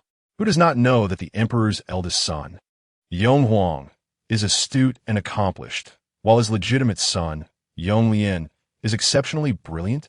Among the princes, they stand out prominently. Jin Sanbao dared not show any negligence, and thus received them with utmost respect. Esteemed princes, you need not lower yourselves, he said. I shall send someone to the pasture to choose the finest horses for you, to be delivered to the training grounds. With a smile, Jin Sanbao gestured for Yong Huang and Yong Lian to take their seats, offering them tea. As the saying goes, we Manchurians seize the world on horseback. Thus, horses are akin to our legs, and we must select them ourselves, Yong Huang replied, impeccably polite and measured. I kindly request that Lord Jean write a hand order and affix your seal, so my brother and I can swiftly head to the suburban pastures, ensuring we do not miss our riding and archery lessons. Yonglian spoke with subtlety, leaving no room for Jean Sanbao to refuse. Witnessing Jean Sanbao pen the order and stamp it with the seal of the upper horse courtyard, Yong Huang inquired, "Might I ask if the Ministry of Personnel stipulates that this seal is singular, or may one create a private version?" "Your Highness, you yist. To forge an official seal is a capital offense. The seal of the left minister of the upper horse courtyard exists in but one form, and may only be retrieved by the elder statesman when required," Jean Sanbao replied, eager to ingratiate himself with the two princes. His ancestors had entered the realm alongside the Qing soldiers, eventually becoming part of the Right Yellow Banner elite, and he had diligently worked his way up to the position of left minister of the upper horse courtyard. Subsequently, he received a letter from his hometown, informing him that the noblewoman Li Xian was summoned to the capital, uncertain of which prince's residence she would be assigned to as a consort. This young lady possessed an extraordinary beauty, being the half-sister of the heir apparent. The heir was willing to offer a staggering 10,000 taels of silver to have Jean Sanbao adopt her as his goddaughter, thus elevating her status. Naturally, Jean Sanbao was eager to oblige, for he had no daughters of his own and would gain a valuable asset capable of serving the royal family, along with a generous sum of money. Such a fortuitous opportunity was rare indeed. Upon entering the Jean residence, Shuyan adopted the name Jean Yuyan, and Jean Sanbao arranged for her to receive lessons in dance from esteemed masters as promised. Yuyan remained somewhat reticent with the others in the household, except for his eldest son, Jean Jian, with whom she maintained a harmonious rapport. Whenever Jean Jian ventured out, he would bring back delightful novelties for her. Eventually, Yuyan achieved her aspiration of entering the Prince Bao's residence, and subsequently that of the current imperial concubine Jia. Although she had not provided any tangible benefits to the Jean family, their standing in the previous dynasty was undeniably enhanced. Yong Wang and Yonglian, having obtained the hand order, were aware of the answers they sought. However, instead of heading to the suburban pastures, they made their way to the imperial stables, perusing the duty roster from the past 2 years. Langhua, upon seeing the items brought back by Yong Huang and Yonglian, mused to herself that her 2 eldest sons had not been raised in vain. They were remarkably efficient in their endeavors. Meanwhile, Qingying of the Yinshi Palace had been confined for over 6 months.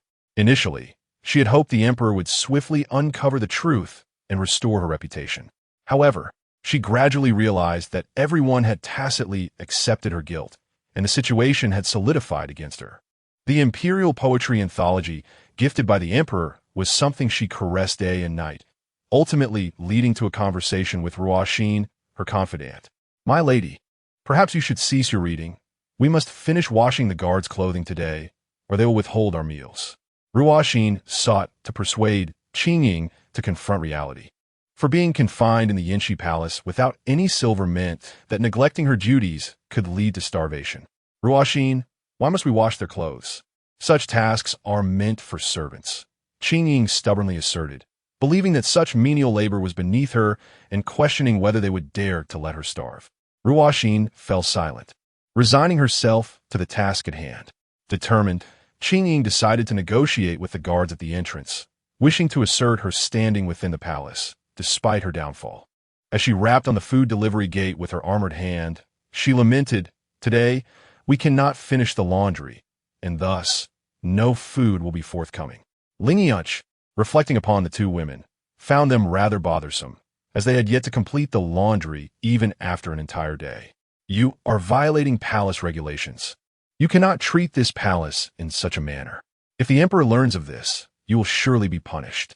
Qingying, incensed, kicked the door, seemingly forgetting that only those of higher rank could refer to themselves as this palace. "Who remembers you? A mere concubine. The emperor is currently occupied with the 3rd prince's coming-of-age ceremony." As Lingyunch spoke, an unexpected sense of empathy arose within him. He too was in a precarious position. He thought of Yanwan from the Changchun Palace, who had ignored his messages despite his repeated attempts to reach her. Truly a woman of superficiality. Lost in thought, Lingyunch's tone softened. "Ah, Do you possess any silver? If you do, I can make your days a little more bearable. Ling Yunjia said to Qingying. A woman who has served as a consort to the emperor must have saved some money. If I use this money to buy Yin one a hairpin, perhaps she will come to see me. Money? Can it be used even when one is under house arrest? Qingying asked, her mouth agape. Had I known, I would have stubbornly refused the money offered by Li Yu, enduring such humiliation for the sake of pride. There is no place in this world where money cannot be utilized. Even in the underworld, wealth can persuade ghosts to grind mills. It dawned on him that this foolish woman had not saved a single coin, and Ling Yunjia felt disinclined to engage with her further. Then how am I to procure money? Qingying inquired once more. Do you know how to embroider? If you can create some handkerchiefs or shoe covers, I can sell them for you, and we shall split the earnings, Ling Yunjia replied, resignedly offering the most common solution. Sui Xian, come quickly. We have found a way to earn money. Qingying called. Though she herself could not embroider, Sui Xian certainly could. Do you have needles, thread, and fabric? Ling Yunjia asked again, knowing that without fabric, all efforts would be in vain. No. Qingying and Sui Xian exchanged glances, realizing they possessed nothing. Master, could you sell your armor to buy some fabric? Sui Xian had long harbored a disdain for the tortoise-shell armor. Ling Yunjia concurred with Sui Xian's suggestion, and Qingying, feeling helpless and reluctant, removed the armor and handed it over. You still haven't told me your name? Qingying asked the tall man before her. Ling Yunjia. Much later, as Ling Yunjia reminisced about that afternoon, he could not help but regret revealing his name to her. Chapter 46. The Revelation of Jia Pin, Part 3, under the vast expanse of the starry sky, with the heavens clear and bright. Jia Pin was escorted to the Yangxin Palace for the night. Zhenshu, assigned to guard the palace, stood outside, while Li Xin walked alone along the path back to the Qingying Palace. At this moment, Ma Xin quietly approached, calling out, Li Xin, wait for me. Upon hearing her name, Li Xin turned to see Ma Xin from the Xianfu Palace, accompanied by several senior palace maids who served in the secluded quarters. Ma Xin was the closest confidant to Li Xin, and even though they had since taken their respective positions, they could still share laughter and conversation in private. Ma Xin, arriving at Li Xin's side, inquired, You just returned from a Yangxin Palace, didn't you? Yes, Li Xin replied.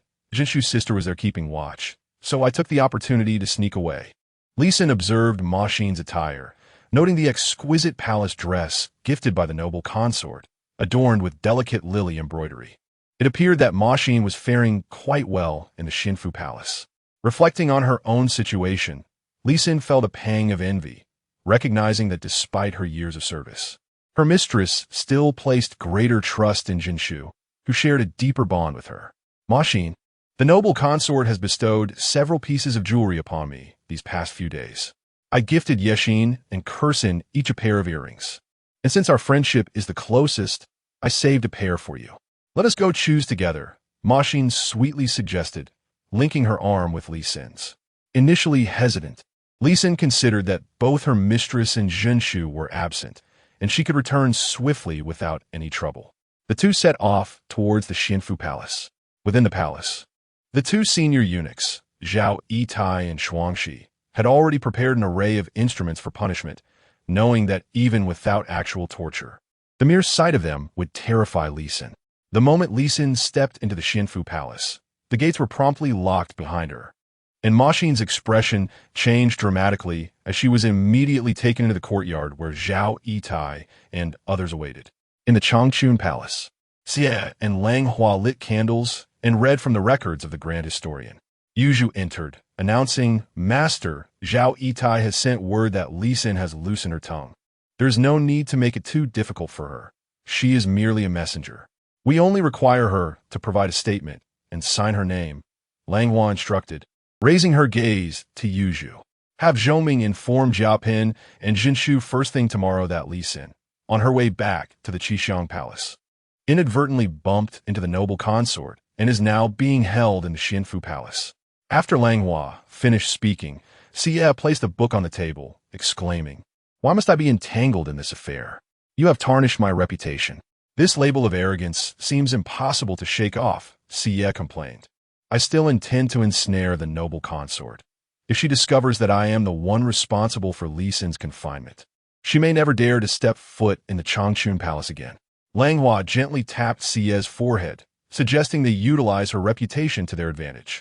Moreover, you must assist me in delaying Jia Pin for a while tomorrow. Yuzhu, you and Sulian must visit the laundry bureau to speak with the matron in charge and those who once shared a room with the Ruo. This final step is crucial. Langhua emphasized, wary of any oversight. The following morning, Madame Fucha delivered a message, providing Langhua with the information she had sought. As anticipated, there are discrepancies concerning Jin Yuyan's identity. After the morning court, Emperor Hongli learned that the Empress had invited him to partake in breakfast. In this deep autumn, he felt as though a spring breeze had caressed his face. My virtuous wife has prepared a meal for me following my court duties. Accompanied by Qingying, Hongli journeyed forth, daydreaming of the gentle and virtuous Langhua. Upon entering the Changchun Palace, he was surprised to find all his consorts in attendance. Langhua, Shiyu, Lu Jun, Hailan, the esteemed Mei Guirun, the gentle Wan Guirun, and the dignified Qingying, alongside the visibly displeased Jia Pin, whose tear-streaked face resembled a weeping pear blossom. As Hongli arrived, the ladies rose in unison to pay their respects, and Langhua graciously invited him to sit beside her. Stifling his hunger, Hongli raised his gaze and inquired of Langhua, "Did you not summon me for breakfast? Why are there so many present?" Langhua glanced at Jia Pin, who insisted that she had no desire to trouble her sisters. Yet Jia Pin interjected, "The noble consort has detained my chief maid, and thus I had no choice but to invite my sisters here. Your Majesty, Li Xian has served me loyally. Even if she is erred, the noble consort should not have withheld her," Jia Pin remarked, her recent favor leading her to believe she had surpassed the noble consort in the Emperor's affections. "Did a maid offend you, Shiyu? Were you frightened?" Hongli turned his attention to Shiyu. "Your Majesty," Jia Pin retorted in feigned indignation. "In response to your Majesty, I am unharmed. I intended to report to you and Her Majesty the Empress this morning," Shiyu replied, her tone gentle as she prepared to weave her tale. "I overindulged yesterday and was strolling the Imperial Garden to digest when I noticed a rather discreet hole at the corner, where someone was crouching and moving items in." Shiyu endeavored to render her story plausible, ensuring it remained engaging despite its ulterior motive. "I approached the figure, who turned out to be Miss Li Xian from Qingying Palace, and she was busily transferring a pot of poppies. As the memory of the poisonous flower's juice surfaced, Shiyu's tone grew increasingly animated. "Your Majesty, as you are aware, since the last incident, the flower room has refrained from cultivating this toxic bloom, and I naturally felt compelled to interrogate Li Xian," she said, casting a glance towards Bai Ruiji. "Your Majesty, I am wronged. I was once instructed by Jia Pin to use poppy juice to frame the noble consort, and I acted foolishly." Bai Ruiji knelt before them, her complexion pale and sorrowful. "Subsequently, my child perished due to a startled horse, and that was my retribution." Upon hearing these words, Hongli felt a pang of emotion, as he too had harbored hopes for Mei Guiren's child. "What nonsense are you spouting?" Jin Yuyan scolded, feeling the weight of the situation shift towards her. "Rise. You have already been punished for that incident, and any fault lies with Jia Pin," Hongli asserted, pointing at Jin Yuyan, compelling her to kneel. "Your Majesty, perhaps we should have you take a party to Qingying Palace for verification," Langhua suggested. "Liu did not accompany us." "Qingying. You shall lead a group there," Hongli instructed, turning to Qingying. "Understood," Qingying replied, gathering a contingent to head to Qingying Palace. "Your Majesty, you must not take the words of others to doubt me," Jia Pin pleaded, casting a hopeful gaze towards Hongli, yearning for his compassion. Beside them, Jinshu felt an increasing sense of panic. Within her cosmetic box lay potential evidence of her correspondence with the young master. She contemplated seizing the opportunity amidst the crowd to stealthily slip away. "Jiapin, uncovering the truth is also to clear your name," Langhua remarked, casting a glance at Hongli, who affirmed her statement. Jinshu, having lingered by Jiapin's side for so long, had indeed begun to adopt some of her grace. Liu Yun keenly observed Jinshu's furtive movements and promptly seized her. "A mere servant as I am, how could I dare to compare myself with my master?" Jinshu trembled, bowing her head in trepidation, too fearful to raise it again. Shortly thereafter, Qingying returned with his entourage, having not only brought all the poppies but also 2 additional items. Upon seeing her cosmetic box, Jinshu could no longer contain herself and rushed forward to snatch it, only to be thwarted by a guard who knocked her to the ground. "Do not harm Jinshu," Jiapin interposed, shielding her. "Your Majesty, Your Highness, I have been commanded to search Qingying Palace. In addition to the poppies in the loft, we have recovered these letters and some powders from the intimate maidservant Jinshu." Qingying presented before Hongli, ensuring all was in order as he had instructed Qi Ru to wait outside. Upon unfolding the letters, even Langhua held her breath. These items had been reviewed last night after Li Sin's confession, which she and Xie had already examined. Throughout history, the Joseon dynasty has adhered to a system of slavery, with each noble family practicing primogeniture, rendering the status of illegitimate children akin to that of servants. Yuyin was one such daughter of the lowly official Li Shiqing. Her mother, despite bearing children, continued to serve in the household. Later, Yuyin's legitimate elder sister married the young master, and Yuyin, along with another illegitimate sister, was sent as a concubine to accompany her. Unexpectedly, the young master was captivated by Yuyin's beauty, sending her as a tribute maiden to the Qing dynasty, while the other illegitimate sister served as her maid. The tribute maiden is now Jin Yuyin, and her half-sister is the present Jinshu. The hall fell into a profound silence, as still as stagnant water, with Hongli's hands clenched tightly, his knuckles turning pale. Ordinary individuals struggle to endure deception. How much more so for a sovereign? "Scoundrel! Cursed be this outrageous behavior!" Hongli cursed thrice in quick succession. "Your Majesty, please allow me to explain. Nothing untoward has occurred between me and the young master," Jiapin implored, crawling forward but finding it difficult to approach. "Your Majesty, what might this powder signify?" Hylon inquired softly. "Summon Qi Ru." Qi Ru, advanced in years, entered trembling, and upon identifying the powder presented, immediately knelt, exclaiming, "Your Majesty, this substance is vile. I fear I may have offended the esteemed ones." "Speak freely, Master Qi," encouraged Langhua. "This powder is commonly used as an aphrodisiac for cattle, horses, and donkeys." Qi Ru's face flushed crimson. "Your Majesty, the paper wrapper appears to bear writing," she added. The position of noble consort Qing allowed her a clear view, awakening those in a stupor. Qingying presented the wrapper to Hongli, and upon recognizing the inscription, he flung the powder into the air. "Your Majesty, my child's madness was merely a result of the horse's inexplicable frenzy. It was Jiapin who caused the demise of both my child and yours." Mai Haoren wept bitterly. "Your Majesty, this seal was also stamped by Yonglian and Yongwang yesterday. You may compare it." Xie presented the golden order sent by Yongwang and Yonglian yesterday. "Jiapin, you deserve a fate worse than death. Jin Sanbao deserves to be subjected to 1,000 tortures." Hongli wished to execute Qingying immediately, but noticed Shuangxi kneeling outside the hall, presenting a confession. The maid Li Sin from Qingying Palace confessed that it was Jiapin who instructed the laundry matron to send a ruo to deliver clothing. And it was Jiapin who used the dog hole of Qingying Palace to allow a ruo into the imperial garden with the intent to harm Yupin, inadvertently leading to the demise of Xiao Guirun and the fourth prince. Shuangxi held the confession with both hands, proclaiming loudly. Behind Shuangxi knelt the laundry matron. At this moment, Jiapin and Jinshu resembled kites severed from their strings, collapsing to the ground as the chain of evidence ensured their inevitable doom. "Your Majesty, I have no recourse. Both my mother and I are under the control of that old scoundrel. Only if I stand firm can my mother hope for better days," Jiapin lamented. "You do not understand. My elder sister and I are both our father's children. Why must I serve her as a slave? Jinshu has done no wrong. Lacking my beauty, she is destined for a more miserable fate. The heir has provided me with an opportunity to take Jinshu away from there. I cannot fall into such a plight again." Suddenly, Jiapin rose as if grasping at a lifeline. "Your Majesty, you are magnanimous. Spare Jinshu and send her back." Jiapin attempted to grasp the Empress's sleeve, but was kicked away by Hongli. "You are so malicious. In the end, you harmed Yongsheng, who bears no guilt for having such a wicked mother. I tell you, I shall not only execute you both, but also eradicate Korea.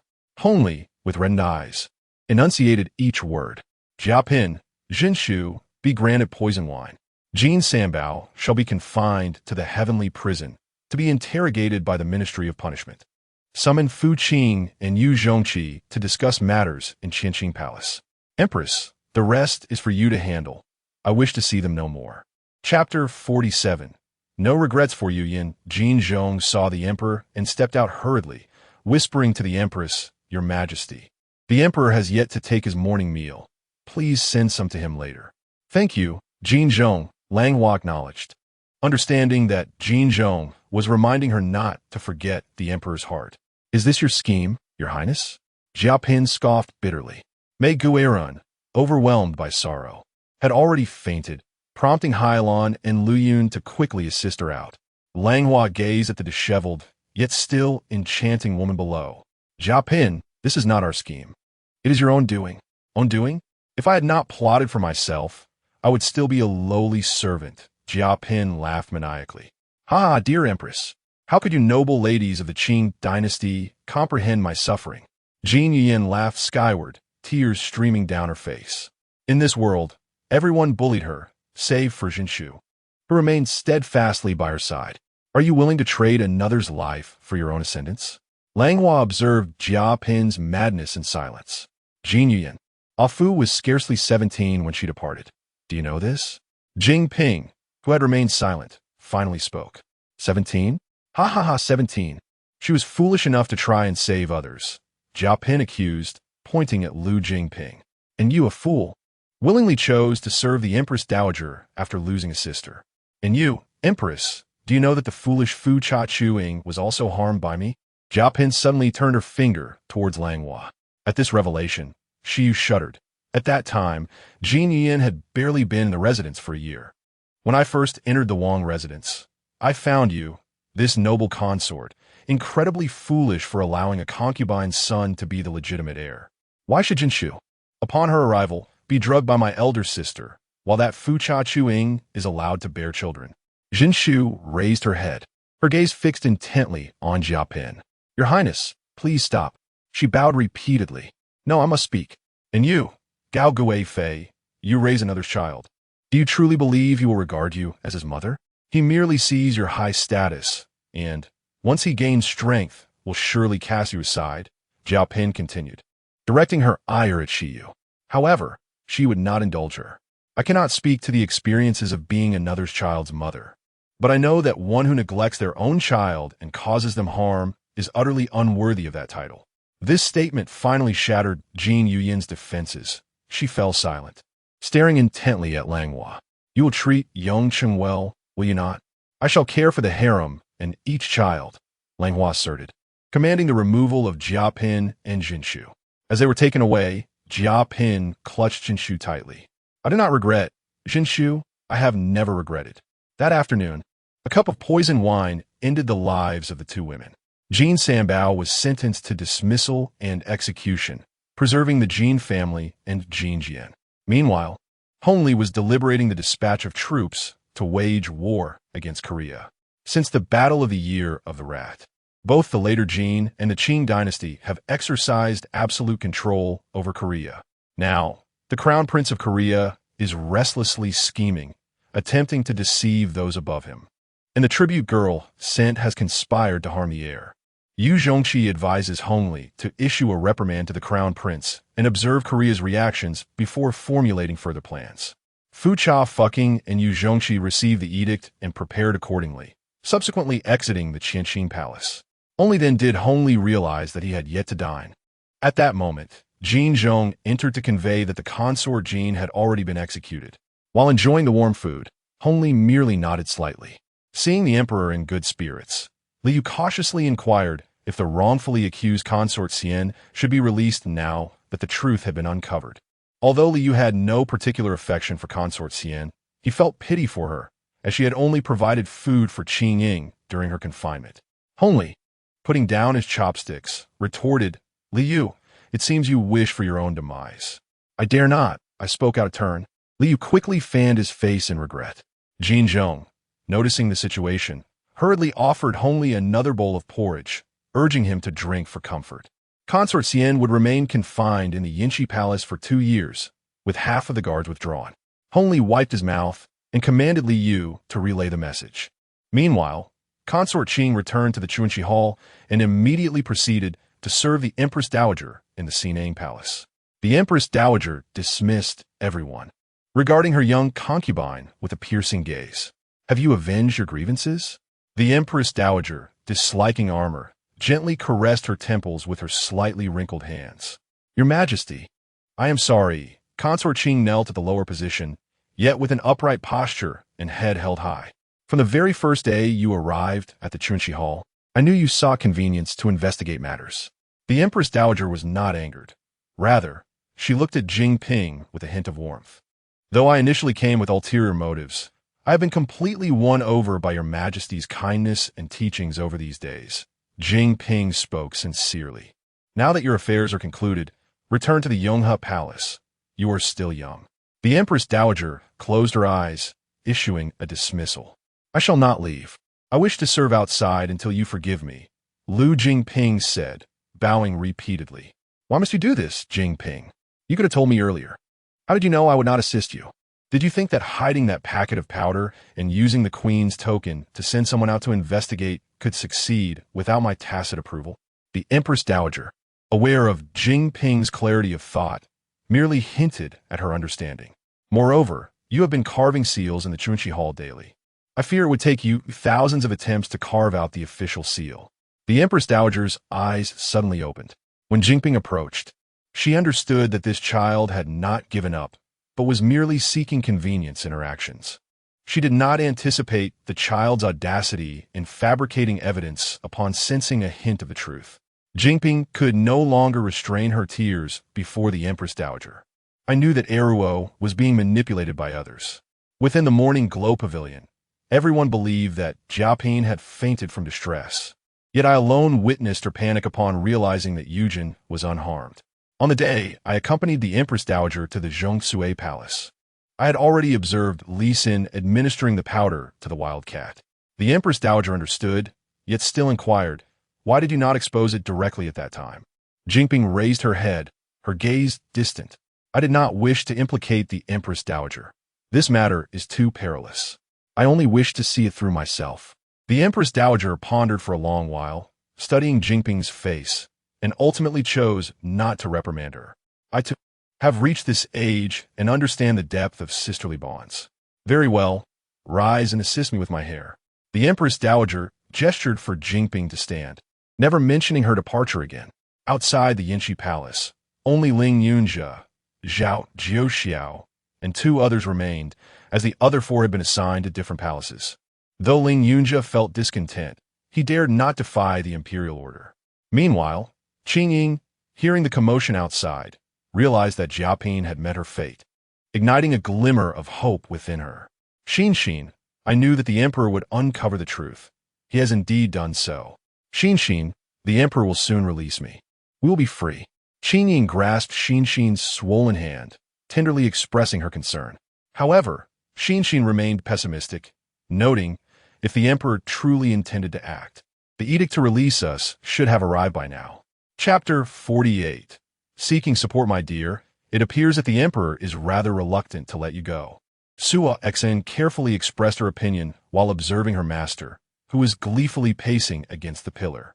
"How could that be, Sua Xen? Does the emperor believe that there are still scheming concubines outside, which is why he insists I remain here for a while longer to ensure my safety?" Qingying mused, convinced of her reasoning. To validate her thoughts, she leaned out and called, "Ling Yunche, what are you doing now?" Ever since Qingying learned Ling Yunche's name, whenever there was something inconvenient within, she would poke her head out and call out playfully.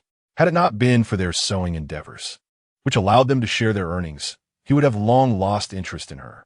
Zhao Jiuxiao often teased Ling Yunche, mimicking Qingying's tone to call out with an exaggerated flirtation. Each time, before Ling Yunche could react, Zhao Jiuxiao would shiver in discomfort. "Ling Yunke, has something happened again? Is the emperor about to release me?" Qingying felt deeply grateful for Ling Yunche's care over these past days, touched by the warmth still present in this world. I haven't heard such news, but the emperor has withdrawn half of the guards. It seems his attitude has softened. Ling Yun pondered. Suixin, look, the emperor has removed half today. In a couple of days, perhaps he will withdraw them all. Suixin nodded, choosing to say no more, returning to her sewing. However, Qingying wished to engage Ling Yunche in conversation while the mood was light. Leaning against the doorframe, she gazed up at the sky outside Yinshi Palace. Ling Yunche, have you ever had someone you liked? Qingying blinked her eyes. Ling Yunche couldn't help but reminisce about the past 2 to 3 months spent pursuing Yanwan. After a month of sending messages to her, Yanwan finally agreed to meet him in the palace corridor. Upon seeing her, Ling Yunche realized that the young girl no longer bore the shyness and vulnerability of before. Instead, she radiated confidence and joy. His initial reaction was one of fluster. If she were still pitiful, he could adopt a protective stance as her guardian. But now, with Yanwan flourishing, how could he possibly win her heart? Master Ling, what brings you to summon me today? Yanwan asked directly, cutting to the chase. In truth, were it not for his assistance at her father's funeral, she would never have agreed to meet him. In the palace, it was a grave offense for maidens and guards to engage in clandestine interactions, and she could not afford to disgrace the empress. Ling Yunche scratched his head, feeling unexpectedly timid before the petite girl who stood a head shorter than him. There's nothing of great importance. I merely thought that since we have known each other for a while and both serve in the palace, it is only natural that we look out for one another, which is why I came to see you. Master Ling, we are in the palace to serve our superiors, and there is no precedent for maidens and guards to care for one another. Please be cautious with your words. Yanwan stepped back, unwilling to pursue any further connection with Ling Yunche. Ling Yunche was taken aback by how challenging Yanwan was to engage, and he could only produce a ring from his pocket. Yanwan, this ring adorned with a Lingtian flower caught my eye the other day. I believe it would suit you beautifully. Please accept it. Lord Ling, engaging in private transactions is a grave offense. I implore you to return to your duties. Unless there is a matter of great importance, do not seek me out again. It suffices for us to fulfill our respective roles. Yanwan cherishes her current position immensely. She is no fool and can easily discern Ling Yunche's intentions. Ling Yunche did not anticipate Yanwan's persistent refusals. He simply thrust the ring into her hand and departed swiftly. Reflecting on his interactions with Yanwan, Ling Yunche gazed at the woman before him, the one who looked up at him, the emperor's consort, and deemed it harmless to engage in conversation. Indeed, I have known her for quite some time. I even arranged her father's funeral. Ling Yunche cast his gaze skyward. She must be quite grateful to you. You were the one who extended a helping hand during her time of distress. Qingying's admiration for Ling Yunche surged. He was indeed a man of responsibility. She disregards me. She now serves in the empress's palace. Her wings have grown strong. Ling Yunche lamented, convinced he was merely stating the truth. Qingying recalled the day of sealing the palace when Liu mentioned securing a position for Xiang Xin in Changchun Palace. Her expression soured instantly. Her eyes filled with disdain for those in Changchun Palace. They certainly look down upon a mere guard like you. She added, once I regain my status, I will assist you in bringing that maid out. She will then be unable to part from you. Ling Yunche's eyes sparkled at her earnest words. He had not expected this fallen noble to exhibit such kindness. Perhaps he could afford to treat her with more courtesy in the future, as her release might indeed benefit him. Of course, Ling Yunche, you are young and capable, with a promising future ahead. Why should you suffer over a vain woman? Pray tell, what is the maid's name? Qingying counseled him, oblivious to the nuances of the situation. Her name is Wei Yanwan. Qingying quietly committed this name to memory. Regardless, she had already established enmity with the empress. They exploited their elevated status and offspring to torment her, with the emperor, under their pressure, left with no choice but to confine her. Once she is released, she will surely reclaim what is rightfully hers. As they conversed, Liu arrived at Yinshi Palace bearing an imperial decree. By the grace of heaven, the emperor proclaims, Yinshi Palace grants leniency to the Ulan Nara clan. Previously, They allowed palace maids to conspire against the imperial heir and were confined for 3 years. However, considering their sincere remorse and past associations, the term is reduced by 1 year. On the next double ninth festival, the confinement shall be lifted. Thus it is decreed. Qingying accepted the decree, her heart fluttering with joy as she rubbed the hem of her garment. The emperor had indeed not forgotten her. Liu looked sorrowfully at Xiang Exiled, who knelt behind them. In just over a year, she had lost considerable weight, while the noble Yin appeared unaffected by hardship. Xiang Exiled, how have you been? Each time Dr. Jiang visits the inner court, he inquires about your well-being. I am powerless to assist you. You must take care of yourself, Liu encouraged her. Yin was indeed heartless. Xiang Exiled could only suffer under her. Liu resolved that when Xiang Exiled was released next year on the Double Ninth Festival, he would, even if it meant betraying the Empress and confronting Yin, ensure that she was transferred to another palace. Liu, thank you for your concern. I am well, truly well. Upon hearing that Jiang Yubin had not yet relinquished hope, Xen felt tears cascading down her cheeks. Under ordinary circumstances, she and Jiang Yubin would be on the verge of their engagement. Qingying, observing the nostalgic exchange between the two, interjected, Li Gonggong, has His Majesty mentioned me? Liu pondered for a moment before replying. The emperor initially confined you due to the matter of Xian's injury. He merely wished to temper your disposition, encouraging you to reflect sincerely in anticipation of future events.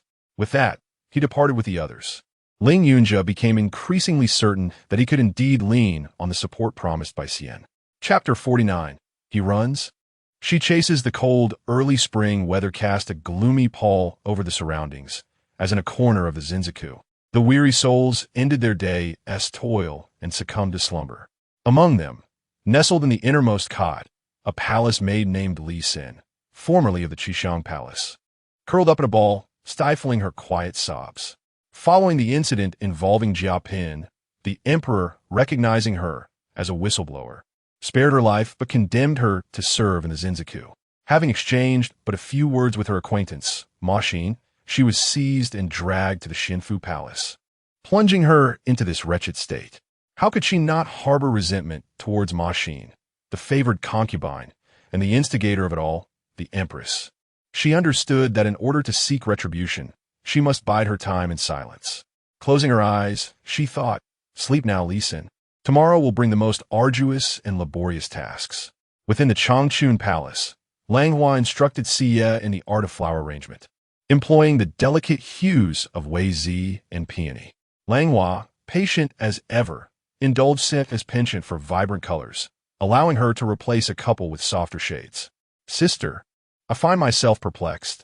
That day when you exposed the Jin family, why did you not permit Qingying to mention the matter of the wildcat's frenzy?" Pondered Xie, considering that it could have served to add another charge against her. As Langhua placed a pink peony into the vase, she looked at the puzzled Xie and elucidated. The charges against Jia Pin were already sufficient to ensure her demise. The wildcat incident, on the other hand, bore no tangible consequences. Moreover, my intentions were to protect both the Empress Dowager and you. Protect the Empress Dowager and me? Xia's confusion deepened. Langhua set down her scissors, her gaze drifting to the arrangement before her, and smiled. The wildcat incident was uncovered by Qingying herself. Had it been scrutinized further, the emperor would undoubtedly have inquired why the Empress Dowager had not acted, thereby endangering the bond between her and the emperor. Consider this. Who could have introduced the powder that incited the wildcat's frenzy within the Qishang Palace? Most likely it was Li Xin. Should this matter be disclosed, Li Xin's life would be in jeopardy, for she was brought to the Xinfu Palace by Ma Xin, and I fear she might lash out in desperation.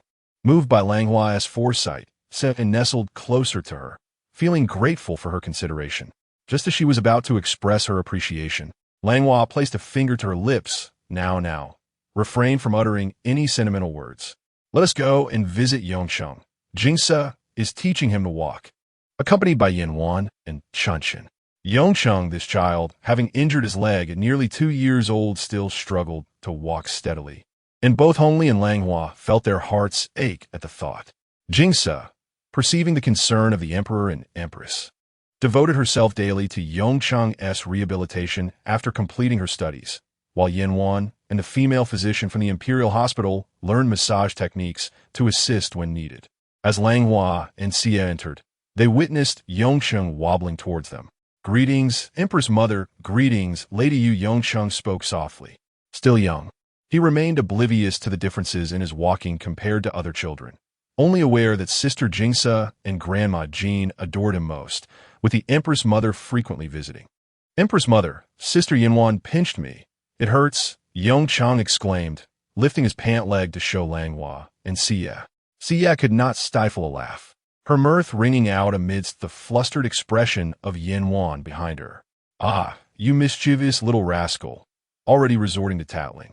Jingsa swiftly approached and lifted Yongcheng, gently patting his bottom. As she playfully scolded, she glanced back at Sibiu, remarking, "You've learned this from him, haven't you?" Sibiu grasped a fragment of the Central Plains language, though not fully comprehending it, believing that learning this character was inherently beneficial, especially as he too was following the princess in mastering etiquette. "No need for thanks," Sibiu said succinctly, his words brimming with pride. Observing Sibiu's demeanor, the onlookers couldn't help but shake their heads. Sibiu took Yongsheng from Jingsa's arms, cradling him and teasing him. "Yanwan, it seems your massages are quite effective. The fourth prince can walk quite a distance now," Langhua praised Yanwan. This child diligently absorbed everything she learned and progressed rapidly. So when she expressed a desire to learn from the female physician, Langhua readily consented, unaware that her intent was to assist Yongsheng. This is all thanks to the Empress for having physician Zheng personally instruct her. Her medical skills are exceptional, while I have only grasped the basics, Yanwan humbly acknowledged, ensuring to commend physician Zheng thoroughly. "You, my dear girl, are far too modest," Xie remarked, observing Yanwan as she studied alongside Jingsa, noting that Yanwan had even managed to make a few strokes of her own. "Your Highness, this little girl deserves proper cultivation. Of course, Yuzhu. Once we return to Changchun Palace, let us retrieve the scholarly treasures my late uncle gifted me and bestow them upon Yanwan," Langhua instructed. "Thank you for your generous affection, Your Highness." Yanwan sweetly expressed her gratitude. Suddenly, Jingsa remembered the few storybooks she had prepared for Sibiu, still left in Changchun Palace, and promptly instructed Yanwan to fetch them. Langhua, accompanied by everyone, proceeded to Qingying Palace to pay respects to the Empress Dowager. Meanwhile, it was said that Hongli had appointed Yu Zhongqi as the commander and Fucha fucking as the vanguard to launch an assault on Korea. Yet, a letter from Korea, as a vassal state, arrived, and on the very day of Qianlong's admonitory letter, the Korean king executed the crown prince, intending to present his head to the capital as an apology shortly thereafter. Given the circumstances, further aggression might jeopardize the dignity of a great nation. Yet Hongli felt an unresolved resentment, especially as the act of killing one's own offspring was hardly commendable. He commanded the Korean king to end his own life and to install his brother as the new monarch. Upon the ascension of the new king, he sought to pay tribute with a new Korean noblewoman, which Hongli categorically rejected. Reflecting on his refusal of the Korean tribute, Hongli surmised that if he were to share this with Langhua, she would undoubtedly perceive him as possessing the majesty and wisdom of an emperor. Thus, accompanied by Jinzhong, he made his way to Changchun Palace. To his surprise, the empress was absent, having gone to Shokong Palace with the favored concubine, leaving Hongli no choice but to wander aimlessly. Your Majesty, please wait for me." Both Hongli and Jinzhong instinctively quickened their pace, recognizing the voice of Lady Shu. Lady Shu dashed to the emperor's side like a gust of wind, performing a graceful curtsy. "Your Majesty, the royal poems you requested me to organize are all arranged. But there is one line I cannot discern the sentiment behind. Might you enlighten me?" Lady Shu earnestly inquired, holding out a piece of paper. Over the years, Hongli had composed numerous poems, rendering him unable to recall the specific circumstances of this particular line. He could only stroke his chin, glancing between the paper and Lady Shu. In regard to this situation, he felt a genuine headache. If he were to assert that she was in the wrong, he knew she had committed no transgression. Conversely, if he claimed her innocence, she would merely gaze at herself dreamily, often uttering perplexing remarks. even when he wished to reprimand her. The tenderness reflected in her eyes rendered him speechless. Moreover, this Lady Shu had an uncanny ability to appear precisely before him at various moments. Oftentimes, he would arrive somewhere only to find her trailing closely behind, which truly vexed him. However, this Lady E, who had attended to him when he first entered the palace, had been among the few who cared for him during his ailments. The others had either been confined, met untimely ends, or had succumbed to despair.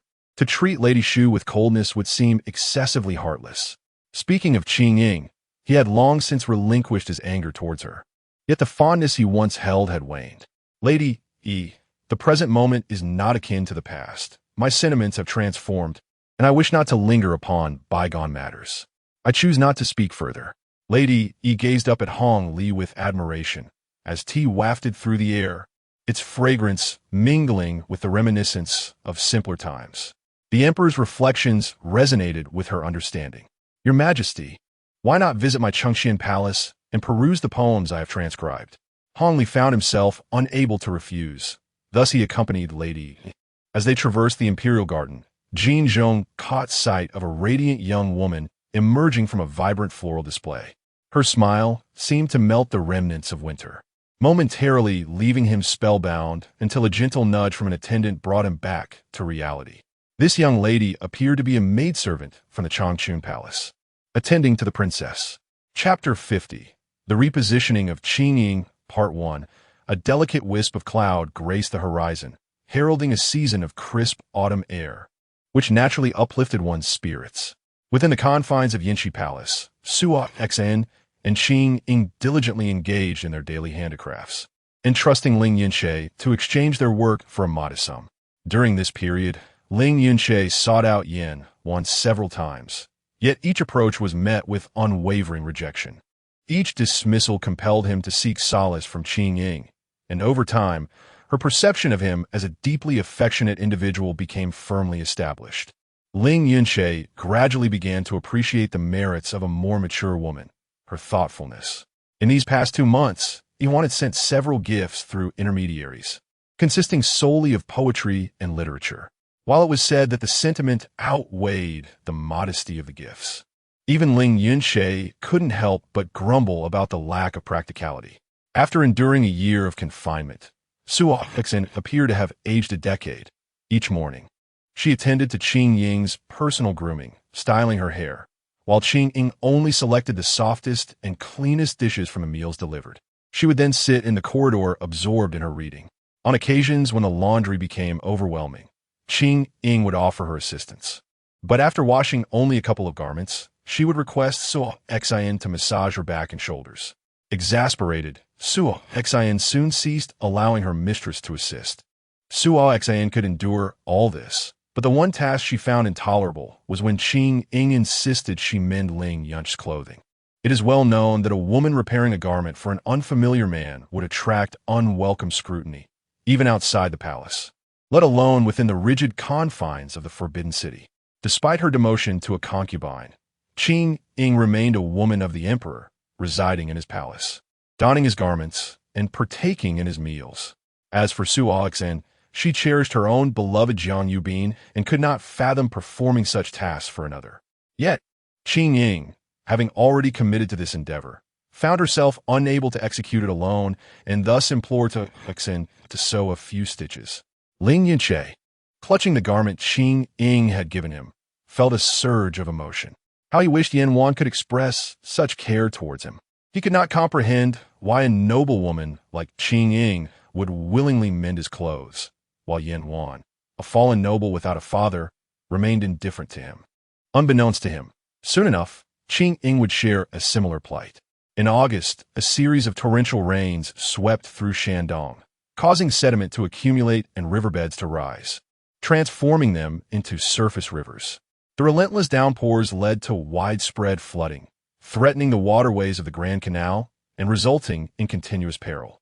This calamity marked the most significant flood disaster in 3 decades, leaving Shandong awash with the dead and destitute. The aftermath of the floods also heightened the risk of epidemics, necessitating preemptive measures. Hongli found himself overwhelmed with responsibilities from the previous dynasty. To inspire the populace, Langhua selflessly donated half of her dowry from her private treasury, leading by example in frugality, which prompted the other consorts in the imperial harem to follow suit in providing aid for disaster relief. Langhua urged everyone to conserve resources while ensuring that the needs of the princes and princesses were met, particularly as Lu Jun had just given birth to the sixth Prince Yongrong, and the Zhongsui Palace housed 3 young princes requiring attentive care. The Grand Canal was vital for transportation, thus flood control necessitated a comprehensive approach. In the wake of the disaster, Hongli not only pressed local officials for timely reports, but also dispatched the Deputy Minister of Granaries, Qiu Yashio, and others to inspect the situation firsthand at various breach sites. Furthermore, the governor of the Jiangnan River, Gao Jin, was ordered to assist in the undertaking, bringing along dozens of skilled river workers from Jiangnan to address the technical challenges of the project. Gao Jin, a nephew of Gao Bin, was also a cousin of Shiyu. Among the disaster management team was another royal relative, Na Erbu, the father of Qingying. Na Erbu had originally held a hereditary position as a subordinate officer, but following Qingying's disgrace, he was filled with trepidation and beseeched his kin to secure the vacancy of a junior official in the Ministry of Works. This time, the ministry dispatched him to assist in the flood control efforts. Na Erbu, in the autumn of his years, had led a life of ease and idleness, and in his old age, he remained oblivious to the intricacies of the task at hand. Yet, he was unwilling to cede all accolades to others, insisting on accompanying the team to inspect the river works daily, offering opinions even when he lacked understanding. Lord Gao Jin, respecting him as an elder, advised the others to disregard Na Erbu's comments. The more they refuted him, the more animated he became. In matters concerning the lives of the populace, how could they heed the words of an aged man? On a day when the river dam was nearing a critical juncture, Gao Jin, accompanied by the river workers, intended to supervise the operations. Knowing that having Na Erbu along would only lead to further verbosity, he discreetly set off with his team. Unbeknownst to him, Na Erbu, stubborn as he was, made his way to the vicinity of the dam, and finding Gao Jin and his crew absent, he went downstream for ease. When Gao Jin gave the command to open the floodgates, torrents of water surged forth like a roaring dragon, inundating 20 miles in an instant. Who could have foreseen that Na Erbu would be swept away by the flood? He was discovered by workers downstream. Upon receiving the news, Gao Jin lamented. After all, Na Erbu was a noble of the upper 3 banners, a court official. Gao Jin conferred with his uncle Gao Bin and promptly submitted a memorial of apology, personally escorting Na Erbu's remains back to the capital. Upon reviewing the memorial, Emperor Hongli sighed. Na Erbu's death in the line of duty would be perceived by the public as a testament to his dedication and loyalty to the nation. The emperor decreed that Na Erbu be posthumously awarded 100 taels of silver for his burial and conferred upon him the title of first-class baron. After completing the memorial, Hongli recalled Qingying. With her father's sudden demise and her continued confinement, he reflected that she had been under house arrest for 1 year and 10 months. It seemed fitting to seize this opportunity to release her, considering she had only indulged in ARUO's mischief and had committed no grave offenses. Their childhood affection remained intact. Contemplating this, Hongli deemed it prudent to consult with the empress, as matters of the harem were within her purview. Hongli, accompanied by Li Yu, visited Changchun Palace, where Langhua was engaged in discussions with Sulian regarding the palace expenditures for the month. Adorning her hair were only a few simple velvet flowers, and her attire was of ordinary fabric from previous years, yet her graceful and gentle demeanor imbued her with a calm strength. Upon seeing the emperor, all present bowed respectfully, and Langhua rose to greet him. The affairs of the previous dynasty are demanding. Your Majesty, how is it that you have time to visit today? Hongli embraced Langhua as they seated themselves. He perused the account book she had been reviewing and sighed softly. I have matters to discuss with you, and I hope you will not take offense. Speak freely, Your Majesty. Alleviating your burdens is my duty, as both your wife and subject, Langhua reassured him. Today, Gao Jin submitted a memorial regarding Na Erbu, Qingying's father, who perished while managing flood control in Shandong. Upon hearing this, Langhua was taken aback. I shall arrange for someone to assist Lord Narabu's family with the funeral and send some silver as well. Hongli grasped Langhua's hand, saying, "Your understanding brings me great comfort. Today, I wish to discuss the release of Qingying and her restoration to her former position, which would also bring solace to Lord Narabu's spirit." Langhua understood that this day would inevitably come. "I shall follow your decision, Your Majesty. However, considering the previous events, reinstating Qingying directly may not be well received. It would be more prudent to grant her a rank of concubine for now, and should she bear offspring in the future, her status can be elevated accordingly." Langhua realized she could not alter Hongli's decision and could only strive to ensure that she and her sisters in the harem did not feel too aggrieved. "Let be as the Empress wishes," Hongli said. "Liu, restore Xian to her position as a concubine, lift her house arrest, and instruct the imperial household to return her rank insignia and assign personnel to attend to her." After issuing his orders, Hongli returned to the Qingying palace to continue addressing memorials. However, Liu remained, seemingly reluctant to depart. Langhua inquired, "Is there something you wish to discuss, Li Gonggong? Why do you not go to announce the decree?" With a resolute demeanor, Liu knelt before Langhua. "Your Majesty, I am aware of my past misdeeds. May I beseech you for a favor? If it comes to fruition, I vow to forever remember your kindness." "Speak, and I shall consider your request," Langhua replied. Fully aware that Liu sought to benefit Cixin, yet she did not mind prolonging his discomfort a little longer. "Your Majesty, could you possibly transfer Cixin from Xian's side to Changchun Palace, or to another palace? I cannot bear to see Cixin suffer any longer." Liu bowed deeply 3 times. "Why should I acquiesce to your request?" Langhua questioned. "Your Majesty, Cixin is a good person. Besides, without her, wouldn't Xian be deprived of support?" Liu bowed 3 more times. "You may leave now. I shall contemplate your request." Langhua resumed her perusal of the account books, and Liu had no choice but to withdraw and convey the decree. Chapter 51. The Restoration of Qingying, Part 2, outside the Palace of Eternal Harmony. Several guards were resting on their garments while playing a game of chance. One of them, having lost all his money, furiously tore off his clothing, provoking a few harsh words from the others. This unfortunate soul was none other than Ling Yunjia, who had intended to discuss a meal arrangement with Zhao Jiuxiao when he noticed the hurried approach of eunuch Li Yu and his entourage from a distance. Upon arriving, Li Yu commanded the opening of the 3 heavy locks of the Palace of Eternal Harmony. Ling Yunjia, taken aback, inquired, "Eunuch Li, is His Majesty lifting the confinement imposed on Consort Xian earlier than anticipated?" Li Yu glanced down at the now inconsequential guard, who had become Consort Xian. Overwhelmed with joy, Ling Yunjia contemplated entering to deliver the decree, but Liu reminded him that it was inappropriate for a mere official to breach the gates of his superior's palace, advising him to remain on standby outside. Ling Yunjia stepped back, pondering how someone so unremarkable as Liu dared to reprimand him simply for being in the emperor's service.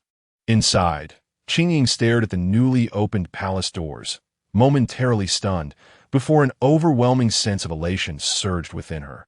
The emperor was releasing her from confinement. "Rue Xin, stop washing immediately. Our confinement has been lifted," Qingying joyfully called out to Rue Xin, who was still occupied with laundry. Once Rue Xin realized the joyous news, she wept tears of happiness and hurried over to support Qingying. Observing the exuberant duo, Liu gritted his teeth, musing, "Consort Xian, the emperor has restored your rank." "What do you mean by rank?" "It is my status as a favored consort," Qingying replied, puzzled. "My lady, do not dwell on that for now. Are you aware of the reason for the emperor's decision to lift your confinement?" Pouting slightly, Qingying guessed, "Naturally, it is because the emperor misses me."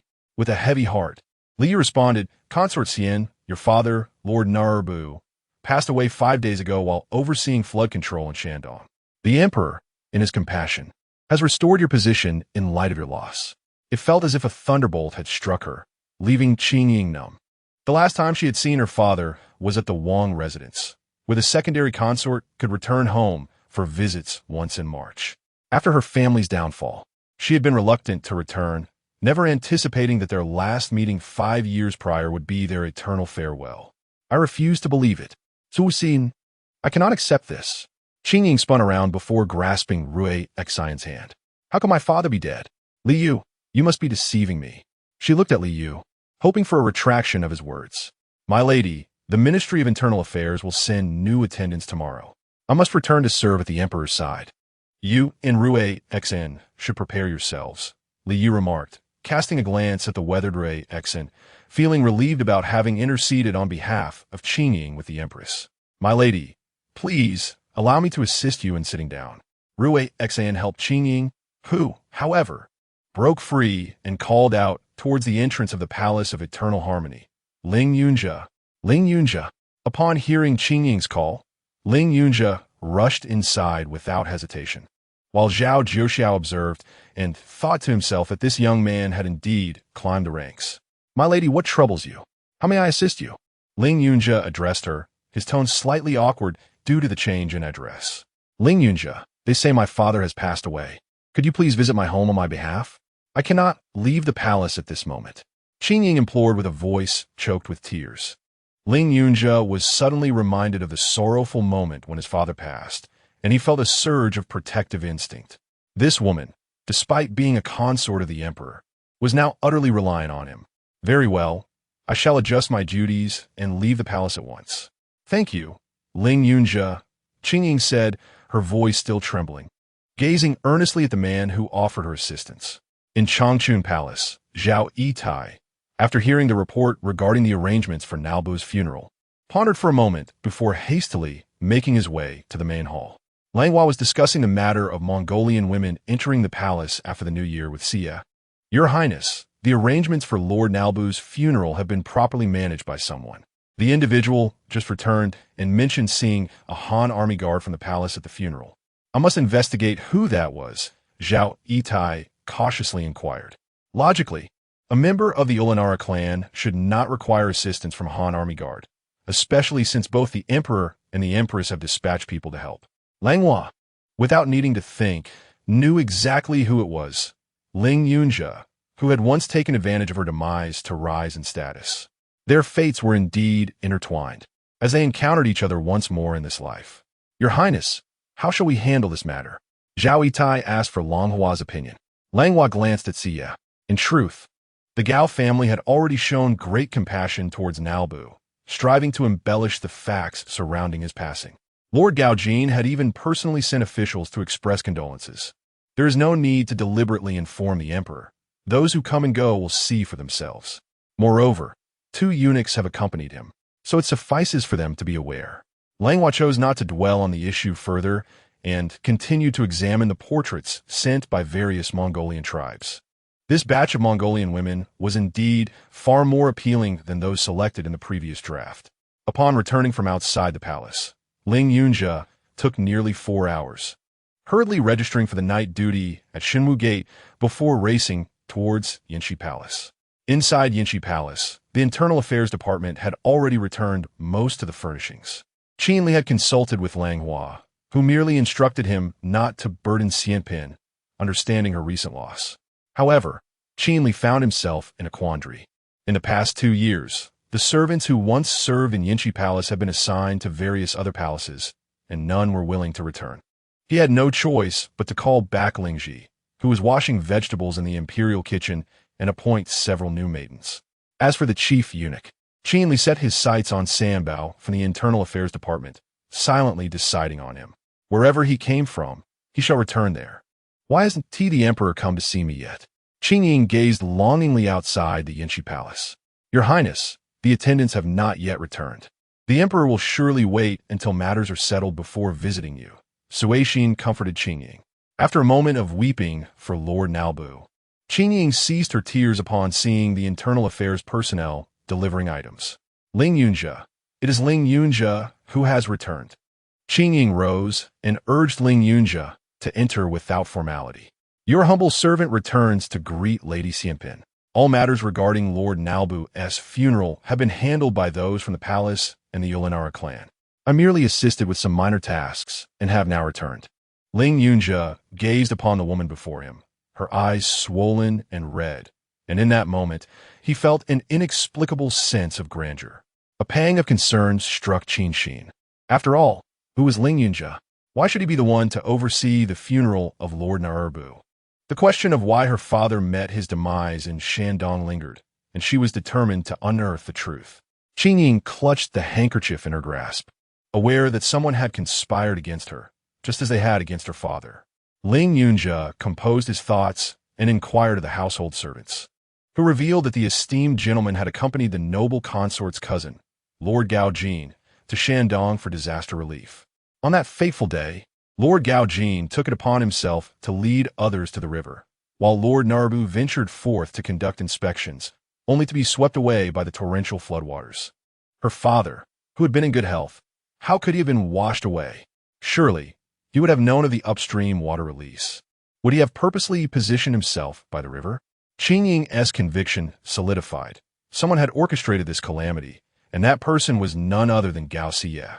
With tears brimming in her eyes, Qingying expressed her gratitude. "Thank you, Ling Yunjia. You must depart tomorrow, but please return to the palace of Yinqi in the morning. I have something to give you." Ling Yunjia acknowledged her request and prepared to leave. Turning to Qinxin, Qingying said, "Qinxin, would you be so kind as to craft a pair of boots for Ling Yunjia? Embroider them with cloud patterns and the image of a mighty eagle." "My lady, is that truly appropriate? Besides, the eagle and the cloud patterns seem rather incongruous," Qinxin replied, clearly troubled by the notion. After all, was this not a case of personal favoritism? Ling Yunjia has aided us. I wish for him to soar like the eagle, silent until he chooses to astound the world with his brilliance. Please make haste and have them ready for him by tomorrow. Do not delay, Qingying insisted, resolute in her decision. Chapter 52. The Resurgence of Qingying, Part 3. After giving her instructions to Ruoxin, Qingying began to sort through the garments and jewelry returned from the imperial household. Since she felt powerless regarding her father's funeral, she resolved to live well in the present. Ruoxin, standing silently in the courtyard, observed Qingying's composed demeanor within the grand hall, feeling a corner of her heart crumble. In her eyes, although her mistress sometimes displayed confusion, she remained fundamentally kind-hearted. Thus, despite her mistress being confined to the Yinqi palace, Ruoxin willingly accompanied her, enduring the fatigue of labor with gritted teeth. However, today, her mistress expressed gratitude to a guard with whom she shared only a slight acquaintance, seemingly forgetting the trials they had faced together. Ruoxin was fully aware that her mistress had a beloved, yet she was made to craft intimate items for an outsider. Even more disheartening was the fact that, just after her father's passing, her mistress could sit in the grand hall, sorting through garments. Confused about her mistress's true feelings, Ruoxin wiped away the icy tears from her face, returning to her own quarters, lighting a candle, and sitting in silence for a long while. The following day, Ruoxin presented the embroidered boots before Qingying, but had not adorned them with the patterns as requested. "Ruoxin, where's the majestic eagle and cloud motif I asked for?" Qingying inquired, surprised. "Your Highness, I thought the boots were challenging to create, and while I have completed them, I believe it would be more meaningful if you embroidered the design yourself. Lord Ling would surely be delighted, and it would better express your grace," Ruoxin replied sweetly. "Mistress, I have already drawn the patterns for you. You simply need to stitch them," she added, offering her sketches. Qingying hesitated as she picked up the needle and thread. "But I am a consort of the emperor. Is this appropriate?" "Mistress, your relationship with Lord Ling is pure and honorable. How could it be wrong?" Ruoxin reassured her, glancing towards the palace gates. "Please begin stitching, for Lord Ling will arrive shortly for the handover, and once that is done, the attendants will return, leaving you with much to attend to." Encouraged by Ruoxin's words, Qingying dispelled her doubts and clumsily stitched with her unpracticed needlework. The last time having been about 4 or 5 years prior when she embroidered a handkerchief for Hongli. As Ruoxin observed her mistress's earnest stitching, she thought to herself, "Mistress, I do not wish to scheme against you. You are aware of the impropriety of the situation, so why must you make it difficult for me?" When Ling Yunqing arrived, Qingying had just completed the final stitch, gently biting through the thread and tying a knot on the back. Ruoxin took the boots, and, seeing Ling Yunqing's arrival, Qingying rose with a smile to greet him. "From this day forth, our encounters may not be as convenient. I present you with these boots, wishing you may soar high like the eagle ascending to great heights. Ruoxin offered the boots and stepped back gently to stand behind Qingying, refraining from mentioning her role in their creation. It was the first time in his life that a young woman had gifted Ling Yunqing something, and a simple smile lit up his rugged face. "I thank you, Lady Xianpin, but as I depart from Yinshi Palace, I am uncertain where I will be assigned. Please take care of yourself." Ling Yunxie expressed genuine concern for Qingying while casually voicing his own apprehensions. Qingying, with reluctance, replied that if she ever had the opportunity, she would certainly secure a good position for him, but urged him not to be disheartened over those vain young women. Over the past 2 years, their relationship had matured into a bond akin to brotherhood, transcending mere romantic inclinations. After a long wait, Ling Yunxie finally heard this promise and joyfully took his leave. Cradling the boots. At the entrance, Zhao Jiuxiao observed Ling Yunx's exit and quietly remarked that he must be a fool. How could she possibly know his shoe size? This comment jolted Ling Yunxie from his reverie as he quickly compared sizes, realizing the shoes were considerably smaller than his own and utterly unwearable. Nevertheless, he thought it best to cherish the intention behind the gift from the noble consort. Displaying them in his room would suffice. With this thought, his spirits lifted. Zhao Jiuxiao, watching his brother drift further away, muttered under his breath that perhaps those shoes were not meant for him at all. His words were too soft to carry far, dissipating into the air. In the distance, Sanbao and Lingji returned with a group of dejected eunuchs and maidens. The younger attendants murmured among themselves about the misfortunes surrounding the Yinshi Palace, noting how the noble consort had been confined countless times, yet seemed oblivious to the lessons of her past. They were reluctant to return. Sanbao felt uneasy as well. The money he had left for his master upon departing Yinshi Palace had been returned untouched by Li Yu. He had foreseen his master's temperament and the potential for calamity before leaving. With a sigh, he resigned himself to the situation. For this was the master he had served since the hidden palace. Lingji was even less inclined to return, fully aware of the fates that befell the 2 senior maidens by their master's side. One had committed suicide by hanging, and the other had endured 2 years of suffering in Yinshi Palace. Now nearing 25.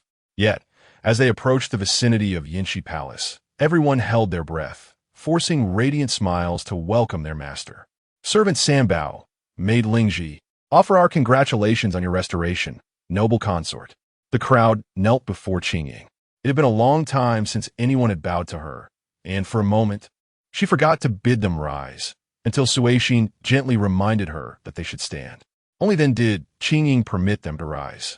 By rights, with such joyous news in Yinshi Palace, she ought to distribute rewards to celebrate. However, having not yet grown weary of the returned jewels, she hastily exchanged a few pleasantries and sent everyone off to their duties.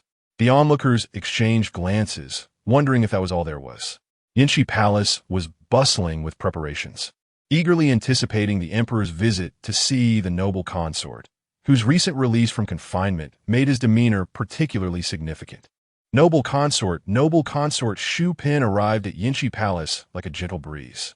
In the palace, she relied solely on the emperor's affection for survival.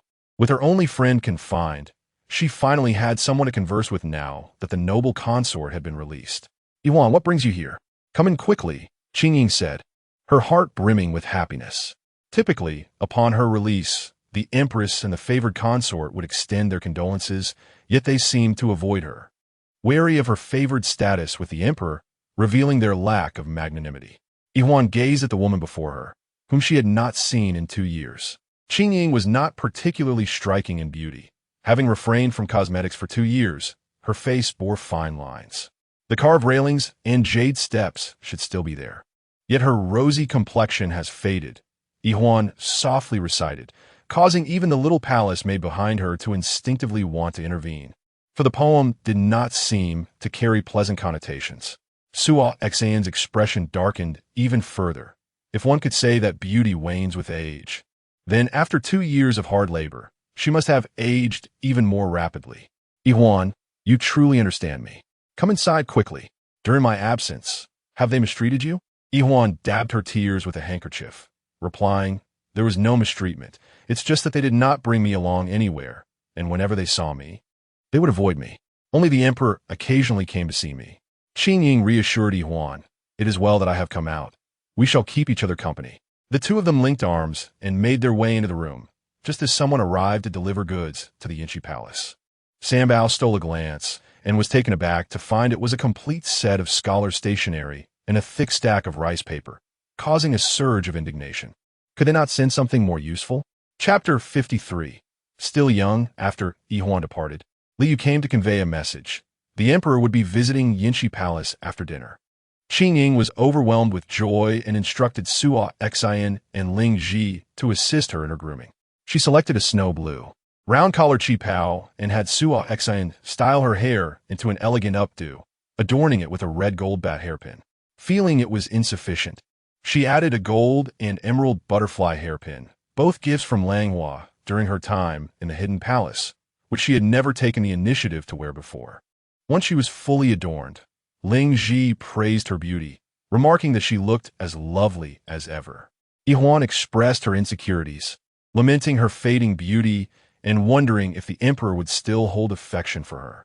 Qingying gently touched the jewels in her hair, realizing that such meticulous moments were no longer easily attainable. The imperial kitchen delivered the day's feast, featuring a duck stew favored by Hongli, alongside dishes that delighted Qingying: braised chicken with ham and cabbage, mutton stew, lotus seed with pig stomach, sauteed green bamboo shoots with mushrooms, crystal meatballs, butter-fried wild duck, stir-fried chicken with green bamboo shoots, and egg pancakes. Qingying couldn't help but swallow hard. It had been 2 years since she had enjoyed such a lavish meal. Where was Hongli? "The emperor has arrived," Liu announced at the entrance of Yinchi Palace. Qingying led everyone out to greet him. The moonlight bathed the surroundings, and the shadows of bamboo swayed gently. As Qingying lifted her gaze, she saw Hongli standing before her, adorned in a bright yellow dragon robe. In the dim light, she could not discern his expression, but saw his hand reaching towards her. Qingying extended her hand, rising with his support. All her grievances dissipated upon meeting his tender gaze. He had indeed remembered her. "It is chilly outside. Let's go inside," Hongli suggested, his tone softening as he recalled Qingying's recent loss of her father. They sat together at the table in silence for a while, Qingying quietly observing Hongli as tears streamed down her cheeks. "Your Majesty, my father passed away in such a tragic manner. I am unfilial. He left without peace of mind," she confessed, inching closer to him and inhaling the comforting scent that emanated from him. "Qingying, your father sacrificed himself for the nation. I have conferred honors upon him posthumously, and the palace will oversee the arrangements for his funeral, ensuring he receives the utmost respect." Hongli gently took her hand, offering solace. Despite 2 years of confinement, her hands remained soft. Hongli had just come from Langhua, who had advised him to exercise more patience with Qingying. "Your Majesty, I am grateful for your kindness. Each day of my confinement, I have yearned for your visit," Qingying said, her eyes shimmering with tears as she gazed at him with a pitiful expression. "Did I not instruct you to reflect sincerely? Rest assured, when the time is right, I shall release you," he replied, withdrawing his hand to use his chopsticks to place a slice of ham onto her plate. "This is your favorite. I had the kitchen prepare it specially for you. After savoring this slice, the days ahead will surely." Qingying took a bite, seizing the opportunity while Hongli was still gentle. "Your Majesty, as I emerge, I see that my sisters have borne children for you. Yet I, alas, am blessed with scant fortune. I wish to implore your grace to allow me to raise a child." Hongli gazed at Qingying. The child raised without care in the palace, with only Yongcheng remaining. Yongcheng's legs were weak, and if Qingying could tend him well, it would be mutually beneficial. "Do you wish to raise Yongcheng?" Qingying, sensing Hongli's misunderstanding, hurriedly clarified that she wanted to care for the third prince on behalf of Lu Jun, who had 2 elder brothers. If that were not possible, she would also consider the 5th prince, Yu Pin's son. Hongli felt a surge of frustration. Both Lu Jun and Highland's children were specifically requested by the empress to be nurtured in the Zhongshui Palace, with even one Guirin assisting in their upbringing. Was Qingying's request not tantamount to jeopardizing their lives? Qingying did not wish to raise Yongcheng, merely considering his physical limitations. Nevertheless, Yongcheng was still his brother, and he would never treat him poorly. Had Qingying asked for Yongcheng, he would not only have consented, but also restored her status as a consort. Yet, once again, Qingying disappointed him. "Oh, Qingying, I still hope for a child with you. You are still young. Surely you can bear me an heir." Hongli consoled her, embracing her. "Your Majesty, I hold our bond in the highest regard." Once across the walls, we exchanged glances, and in that moment, my heart was forever yours. "My life is devoted to you," Qingying murmured, leaning against Hongli's shoulder. Their meal took a full hour and a half to conclude. Before long, news of Qingying's situation reached the Zhongshui Palace, as a young eunuch had been dispatched back from there. "She is utterly deluded. The children my sister and I painstakingly bore, nurtured by the three of us, cannot simply be handed over at her whim," Hailan exclaimed, slamming her palm on the table. She had lost all fear regarding matters involving her and Lu Jun's 3 children, resembling a protective calf. Lu Jun reassured Hailan, "Sister, do not worry. The emperor is well aware. She cannot even manage the palace maids, let alone children." Wanting quietly soothed Yongqi and Yongrong, saying nothing. "I know, sister. Back in the Wang residence, she allowed Arua to bully us. Now that her rank is the same as mine, if she dares to take my child, it would be truly intolerable." Wanning offered each of them a cup of tea, urging them to calm down. Raising children was far more important than anything else. The night was deep and still as water, the candlelight flickering before the bed. Qingying stared at the slumbering Hongli, but could not find sleep. Today, Hongli had rejected her, and she sensed a certain coldness from him. Much must have transpired in these 2 years. Tomorrow, when she paid her respects to the Empress, she would carefully observe the palace dynamics. Furthermore, she intended to investigate Ling Yunche's beloved, to discern what means could so utterly captivate him. She had always believed that true feelings should not be forsaken, especially those of a man as devoted as Ling Yunche. The relationship between Wei Yanwan and Ling Yunche was akin to hers with Hongli. How could one be so foolish as to abandon Ling Yunche for the allure of vanity? Outside the curtain, the attentive Sang Exine pondered. Today, Liu had called her aside to speak. Following him, she learned that he had already approached the Empress, and within a few days, she would be summoned and then allowed to marry.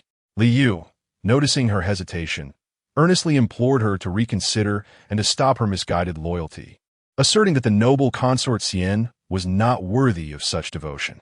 In the past, So Xan would never have contemplated leaving her master, but after enduring the tribulations of the past 2 years, her heart had gradually grown cold.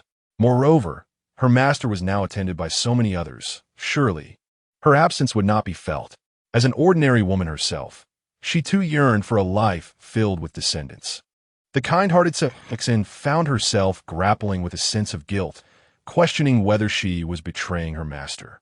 Chapter 54. Yao Huang Pianyi the following day. Qingying rose early to attend to the emperor's morning court session. As she fastened the emperor's belt, she remarked, "Your Majesty, do stay and accompany me today." The emperor, preparing to leave, replied, "The matters of flood control are still unresolved. I must convene with the Ministry of Revenue and the Ministry of Works this evening. Perhaps tomorrow I shall spend time with you." A warmth enveloped Qingying's heart. Yet the memory of her father's demise at the disaster relief front cast a shadow of pain within her. She pondered how few would believe that the Gao family had not intended his death. Fortunately, the emperor still held her in favor, and due to her father's sacrifice for the nation, he was particularly attentive to her. Such sentiments, however, could not be voiced in his presence. Today, she intended to make a proper impression on the empress and the favored consort. Suoxin and Lingji arrived to assist Qingying with her attire.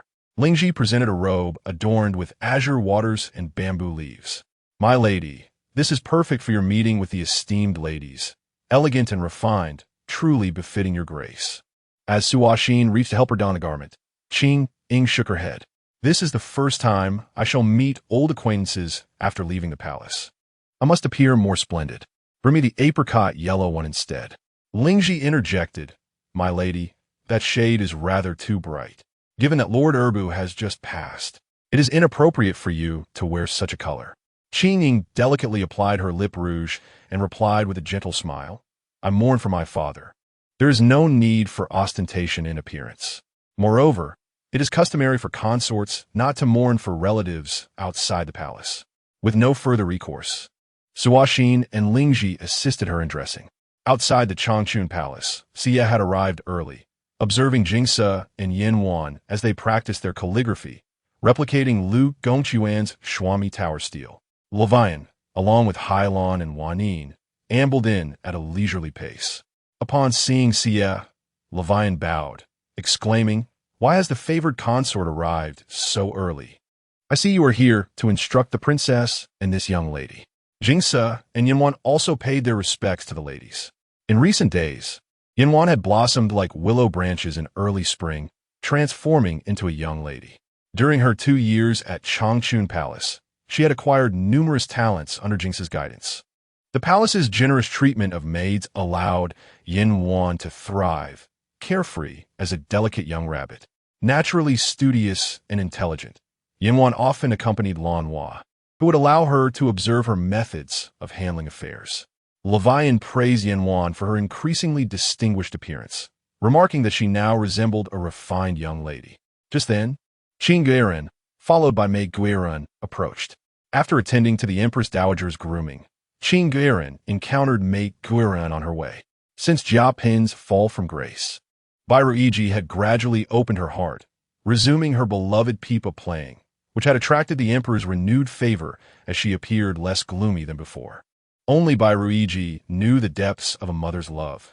Her child was forever etched in her heart, buried deep within, known only to herself. As Su Yin observed that most had arrived, and the empress had completed her makeup, she stepped out to invite the ladies inside. The guests took their seats according to rank, and it was noted that 2 spots remained empty beside Chunfei, reserved for the recently emerged Xian Pin and the inexperienced Shu Pin, who were yet to arrive. Langhua surveyed the assembly with a light heart, yet the thought of meeting Qingying suddenly filled her with a sense of unease. Thus, she consoled herself, noting that most of her sisters maintained a harmonious relationship. She glanced at Chunfei Vian, reflecting on how Yongzhang had recently begun studying in the Ministry of Rites alongside the first and second princes, which had evidently eased her burdens within the palace. However, the thought of Yongzhang's studies troubled Levian.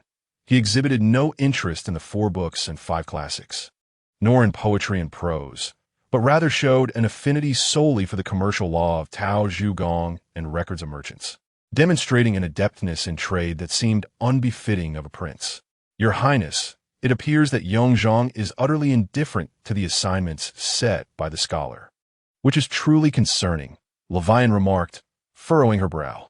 Langhua, witnessing her distress, offered words of comfort, asserting that Yongzhang was a clever child, and, at his tender age, he would surely grow and mature. Just look at Yongwang and Yonglian. They're already 12 or 13 and have only just begun to grasp certain matters. Xie chimed in, agreeing. Indeed, Yongwang shows little interest in literature, often engrossed in the study of both Western and ancient fortifications. Yet, I find solace in the fact that as long as he pursues his passions, I am content. As the group conversed, Qingying and Yi Huan sauntered in leisurely. Upon entering the hall, Qingying bowed to Langhua. "I am Qingying, and I extend my greetings to your majesty. May you enjoy eternal blessings and peace." Qingying curtsied, feeling somewhat stiff after 2 years without performing such gestures. Langhua, observing Qingying after such a lengthy absence, noted her striking attire of bright apricot yellow. It had been scarcely 10 days since her father's passing, and she appeared so unreserved. Unable to refrain from speaking, Langhua gently cautioned Xianpin. "Lord Nalbu has only just passed. It would be wise to avoid wearing such ostentatious garments." Qingying lifted her chin defiantly, declaring, "I am a consort of the emperor. My father's mourning period has concluded after 7 days, and I ought to serve the emperor well." Langhua inhaled deeply, stating, "Xianpin, Shupin, please rise. Having been away from the court for so long, I'm certain you must be feeling quite out of place. Should you require anything, do not hesitate to inform me, and I shall ensure the imperial household arranges it promptly." Qingying retorted, "If your majesty intends to make arrangements for me, the rewards that should have been given yesterday ought to be delivered forthwith." Langhua, squeezing her handkerchief, finally reach your limit. Xianpin, your behavior is exceedingly audacious. I extended a kind reminder considering your recent loss, yet you persist in your offenses. Should you continue to act so recklessly, I shall have no choice but to confine you again. Qingying pouted stubbornly, refusing to back down. The mellifluous voice of Mei Guirin interrupted. Your Majesty, if you had not mentioned it, I would not have noticed the pattern on Xianpin's attire. It is indeed the king of flowers, the Yao Huang peony, which is traditionally reserved for the empress alone. Hailon added, Xianpin's intentions are quite apparent to all. It seems she harbors ambitions for the position of the empress. Qingying surveyed the women around her, sensing their collective animosity. Clearing her throat, she addressed the empress, Your Majesty. I trust you would not be swayed by the slanderous words of these two, for the true ruler of the harem is well understood by all. Langhua regarded Qingying with a cold gaze. If the true ruler of the harem is indeed understood, then tell me, do I hold that place in your heart? Qingying blinked, replying, Naturally, for I have always held you in the highest respect. With a gentle smile, Langhua declared, I shall impose upon you the task of transcribing the instructions for the inner chamber 20 times. Pray, bring it along when you pay your respects tomorrow. After all, I am the sovereign of your heart's inner palace, and I trust that concubine Xian would not dare to oppose this decree. I shall personally send someone to oversee your writing. Qingying wished to retort, but Yihuan tugged at her sleeve, suggesting that they withdraw in the face of overwhelming numbers. As the assembly dispersed, Qingying and Yihuan, fuming, made their way out of the Changchun Palace, only to spot a young palace maid engrossed in writing beneath the trees of the palace. Chapter 55.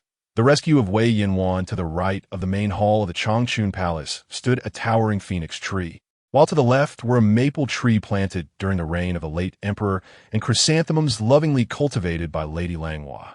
As the western wind blew, it scattered a vibrant tapestry of red and yellow leaves upon the ground.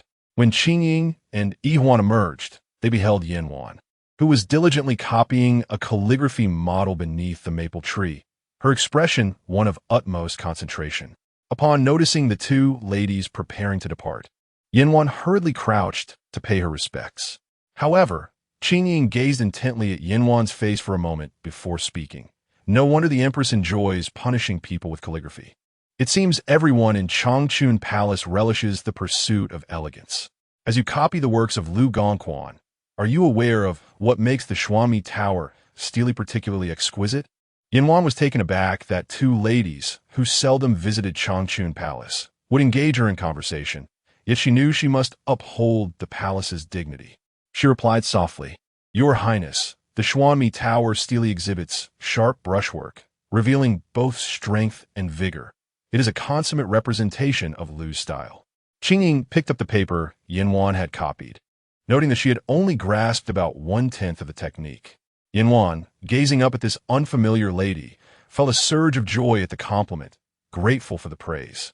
As Qingying let the paper flutter away in the wind, she inquired with a sharp tone, What is your name?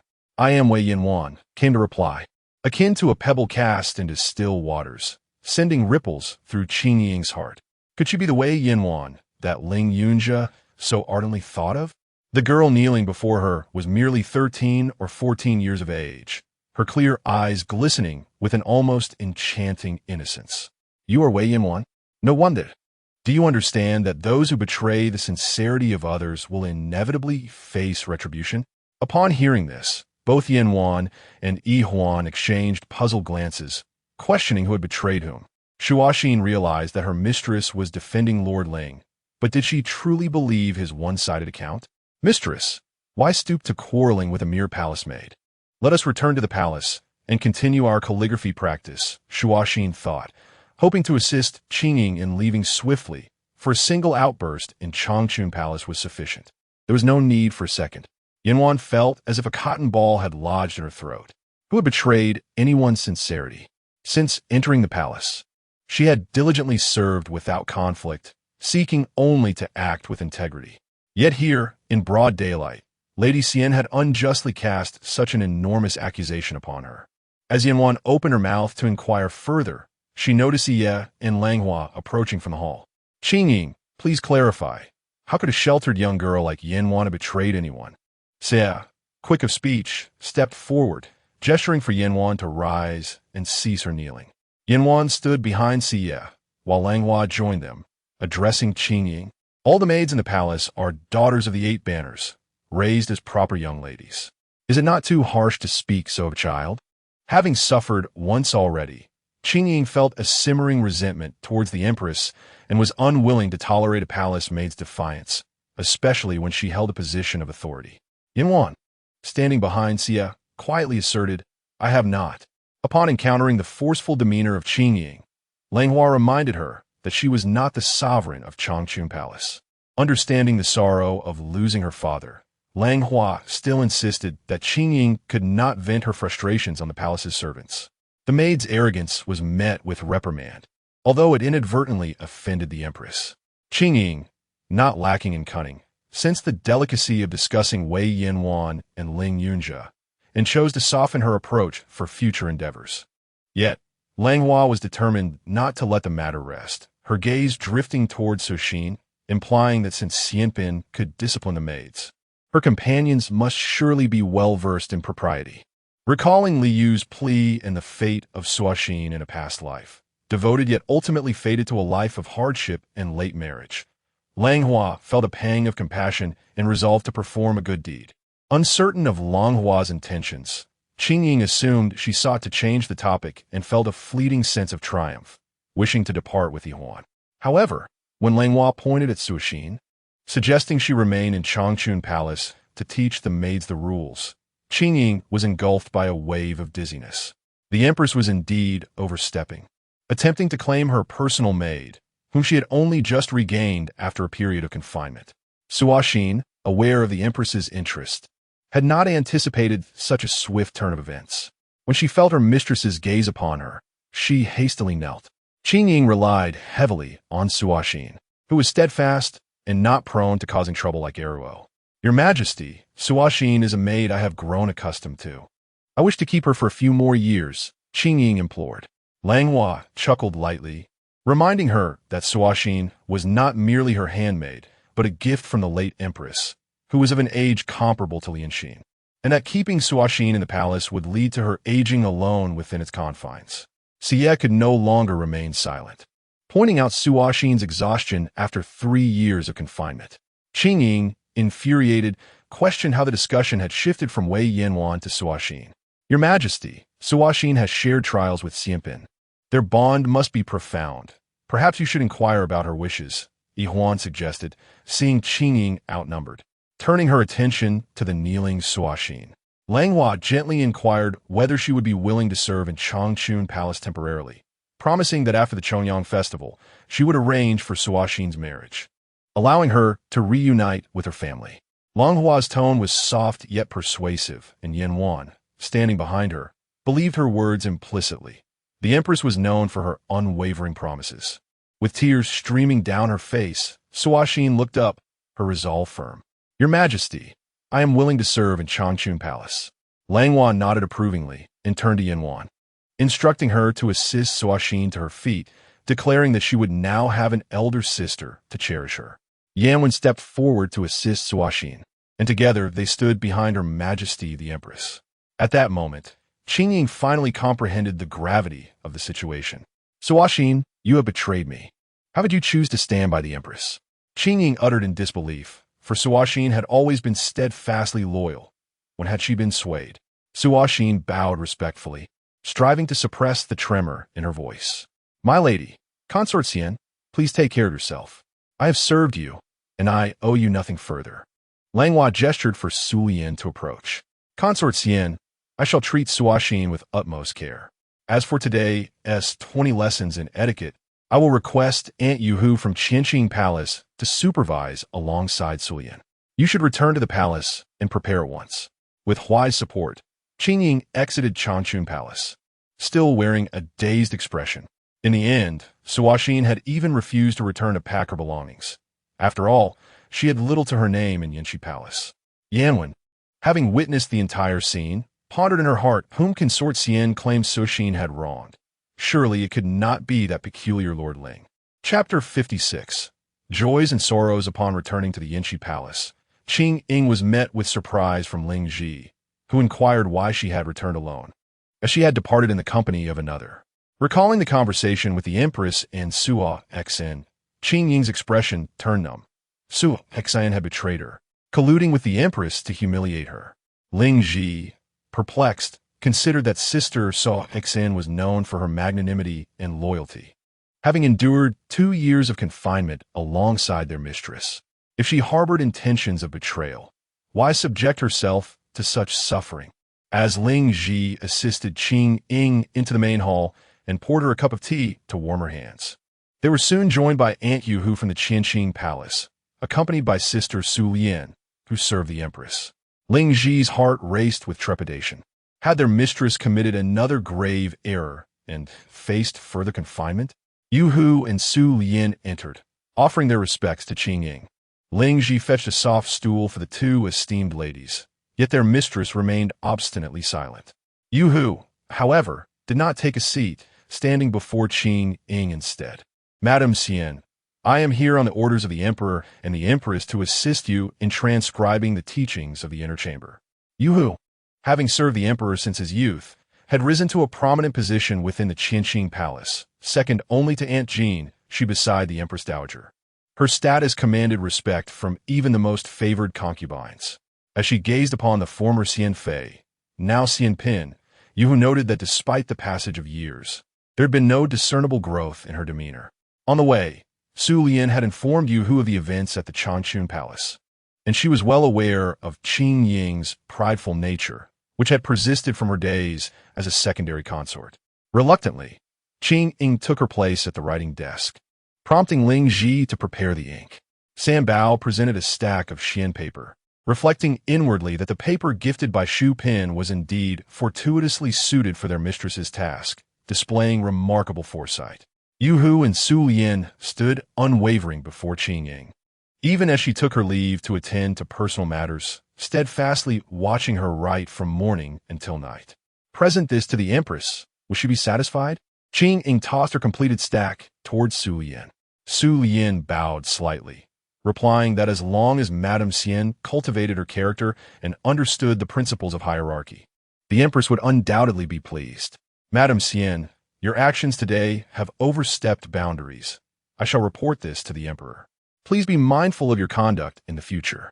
The design of the Yao Huang peony is truly unsuitable for you. With that, Yuhu and Su Lian took their leave. Qingying gazed at the row of roses outside the hall, recalling the Yao Huang peony that had been removed before her confinement. The Internal Affairs Office was merely a tool of the powerful, using these roses to deceive her. Upon returning to the Qingying Palace, Yuhu conveyed to the Emperor that the Empress had chosen not to disturb him and had requested her supervision of Qingying's tasks. The Emperor set down his brush and asked, Yuhu, who was right and who was wrong today? Or how would I have perceived Qingying's actions had they occurred in the past? Hongli required no answer, for he understood that Qingying's disposition was shaped half by his indulgence and half by her inherent nature, which was why he had been tolerant of her in all matters. Before the writing desk in the Qingying Palace, the flickering candlelight within the palace lanterns burst forth with a few sparks. Hongli sighed softly, reflecting that it would be beneficial if Qingying could learn a lasting lesson from this incident. Yuhu, observing Hongli's demeanor, knelt to pay her respects to the Emperor, stating that all matters concerning Lord Nalbu had been appropriately managed. However, the servant dispatched to oversee the funeral reported that there were palace guards assisting with the arrangements. She had the audacity to inquire whether they had been sent by the Emperor. I have not arranged for anyone else besides you, the Emperor replied. It is possible that some of the 8 Banners youth, who are on friendly terms with the Ulanara clan, have gone to lend their assistance. Have someone keep an eye out for him. If he is seen within the palace, inform me. Hongli did not dwell on the matter, considering it plausible that, given the Ulanara family's long-standing prominence, several palace guards might have friends or relatives among them. At the side hall of the Changchun Palace, Yanwan, on duty that day, pondered the events that had transpired. Noticing her melancholy expression, Chunyan understood that she was still troubled by the day's occurrences. Yanwan, do not dwell on today's events. Consort Xian is merely venting her frustration on you. You have done nothing wrong, Chunyan reassured her. With a gentle sigh, Yanwan replied. Qingying, my sorrow extends beyond that. Today, Consort Xian accused me of betraying someone's heart. I believe I know whom she refers to, yet I have only exchanged a few words with that person. I cannot fathom how he may have spoken to me behind my back. After all, rumors can be lethal. Upon hearing Yanwan's words, Qingying grasped the gravity of the situation. Yanwan, once you are off duty in 2 days, I will accompany you to confront that individual. We must clarify this matter and ensure you are not unjustly burdened with blame. Yanwan nodded gently, resigned to the course of action. In the inner chamber, on Suixin's desk, lay the garments bestowed upon her by the Empress. The Empress had mentioned the lack of time to create something new, thus distributing the new garments made for Suyin and Yuzhu this month, giving one to Suixin. Suixin was taken aback by this favor. The fabric appeared exceptionally comfortable, a stark contrast to her previous experiences in the Yinshi Palace, where quality materials were often reserved for Eruo. That afternoon, the Empress summoned Jiang and Bin to take the pulse for peace. Finally, Suixin was reunited with the one she had missed for 2 years. Separated by a curtain, Jiang and Bin's gaze remained fixed upon Suixin. Langhua withdrew her hand and addressed Jiang, requesting him to explain her pulse condition to her personal maid, as she needed to visit the Empress Dowager in the Qingying Palace. In that moment, only Suixin and Jiang remained in the room. Ultimately, Jiang could no longer contain himself. Suixin, how are your parents? I visit them during every festival. And you, are you well? Jiang inquired, his voice trembling. Over the past 2 years, with the retirement of the esteemed Dr. Wu and the increasing frailty of Dr. Qi, Jiang had garnered significant attention in the Imperial Medical Academy, receiving numerous marriage proposals that he had graciously declined, all for the sake of Suixin. I am well, quite well. But, Jiang, do you have someone special now? Suixin asked, her voice choked with emotion. She was now 25, uncertain if Jiang still harbored the same feelings for her as before. My heart has remained with her for 2 years, he confessed. Their emotions converged, and they wept silently, covering their mouths behind the curtain. The jade bamboo at the entrance, observing the unfolding scene, could not help but clap in delight, proclaiming that this matter had come to fruition. Suixin reminisced about the day's events, a sweet smile gracing her face, heralding the end of her hardships and the advent of sweetness. Meanwhile, within the walls of the Yinshi Palace, the recently reinstated Yunji, having witnessed the schadenfreude of Ling Ji, wore a mask of sorrow. Just days prior, she had relished her status as a fortunate survivor, only to find herself summoned back once more. Heaven knows how blissful her time had been in Shokong Palace, where the noble ladies were amiable and the tasks were few, and where she had the company of the Mongolian heir, the Seibu Prince. This year, the Seibu Prince had made remarkable strides in his Mandarin, and his appearance had only grown more handsome. Just the other day, when the noble matriarch had sent her to deliver tea to the prince at the horse training grounds, she had stolen a moment to gaze upon him. Oh, the gallant demeanor, those strong, elongated legs clad in riding attire, the upright posture, and the resolute, cheerful visage. Sunlight danced upon his prominent nose, revealing the fine down that adorned it. At merely 12 or 13 years of age, he was already so captivating. Yunji sighed inwardly, lamenting that she would no longer have the privilege of attending to such a delightful presence. How unfortunate. Yet, Ling Ji was lost in thought, reflecting on her dear sister's return. That night, while Qingying, exhausted from a day of riding, succumbed to slumber, many others found themselves wide awake. Chapter 57. The sky is high and birds can fly through the intricate windows and crimson doors. The gentle sunlight streamed in, heralding a rare and splendid day. Today, Ruoxin yearned to leave the palace, and Ma Xin had sought the Empress's permission, arriving early at Changchun Palace to assist in Ruoxin's adornment, a gesture of their camaraderie. Langhua had already informed the emperor, who graciously consented to allow Ruoxin to depart the palace to prepare for her marriage. Adorned with exquisite makeup, Ruoxin donned a fashionable pear blossom-patterned silk gown and wore a pair of gold lotus earrings, bestowed by the empress the previous day. Her face radiated the joy of impending freedom. Ruoxin understood that without the empress's support, she might have languished in the palace for many more years. She gracefully knelt before the empress, expressing her heartfelt gratitude. I, Your humble servant Ruoxin bid farewell to the Empress, thanking you for your immense kindness." Langhua instructed Sulian to assist Ruoxin to her feet and presented her with a small cosmetic box. "Though we have only shared a short time as master and servant, it is only right that you receive what is due to you. This pouch contains your monthly allowance from the 2 years you serve in the Yanhui Palace, doubled by my hand. The second tier of this box is a congratulatory gift from Ma Xin and her companions from Xinfu Palace. And the third tier holds the deeds to 50 acres of prime farmland in the outskirts of the capital, a token from Liu." As Langhua handed the box to Ruoxin, tears streamed down her cheeks. "I thank the Empress and all my sisters in the palace, but the gift from Lord Liu is truly too extravagant." Langhua recalled Liu's earnest plea before her and took Ruoxin's hand. "This is the fortune he has saved for you. It brings him peace to spend it on you. Go forth and cherish your life with Jiang Yubin. And behold the vastness of the world beyond these palace walls. The sky is high and birds can soar freely." Sulian escorted Ruoxin to the vicinity of the Shenshi Gate, where she soon spotted Lianxin waiting in the distance. Below the city walls, Liu quietly observed the blissful Ruoxin as she exited the city gate, his heart finally at ease. "Ruoxin, may your days ahead be filled with joy." Within the imperial garden, Chunshan hurriedly made her way to Tianyi Gate, accompanied by Yanwan. They had learned that Ling Yunjia had been assigned to patrol the city moat after leaving Yanhui Palace, where he awaited duty at Tianyi Gate each day. Chunshan insisted on addressing the matter directly, and the two quickly agreed to proceed to Tianyi Gate. Yanwan felt uneasy, aware that the guards were predominantly men, and suggested they wait in the garden until they could summon Ling Yunjia. Indeed, Yanwan could scarcely recall Ling Yunjia's appearance, only that he spoke in an unusual manner. As they scanned the surroundings, Chunshan held Yanwan's hand tightly, offering her courage. In the distance, a line of guard approached, seemingly the lowest-ranking sentries. "Is Lord Ling Yunjia present? Please come over for a moment," Yanwan called out to the approaching group. Ling Yunjia felt a jolt. Was that not Yanwan's voice? Had she changed her mind?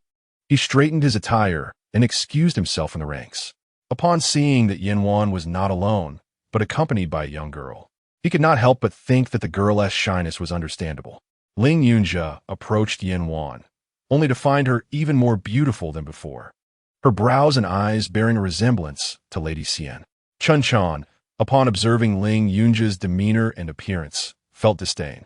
Yanwan would never be attracted to a man of such lowly caliber, even if he were a eunuch from the palace. "Yanwan, you have arrived." Ling Yunjia attempted to draw closer, but both individuals before him took a step back.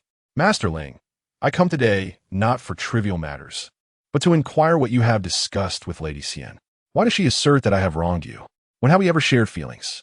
Yanwan tilted her head, her gaze piercing as if she sought to unveil his true self. Ling Yunjia felt a rush of heat to his face. How could Lady Xian have approached Yanwan so swiftly? He was unprepared for this confrontation. "Yanwan, do you wish for this?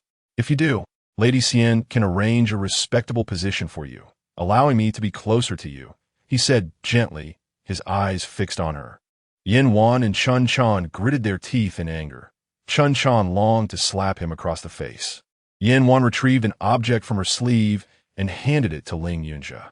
"Master Ling, you left in such haste that you tossed this trinket to me. I gathered a few people to return it to you, but you refused to accept it. If you do not take it back today, I shall leave it here in the Imperial Garden." It was the ring Ling Yunjia had given her on that fateful day.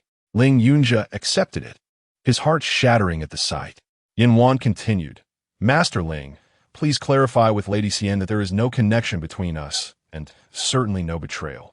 A woman's reputation is paramount. Do not slander me further."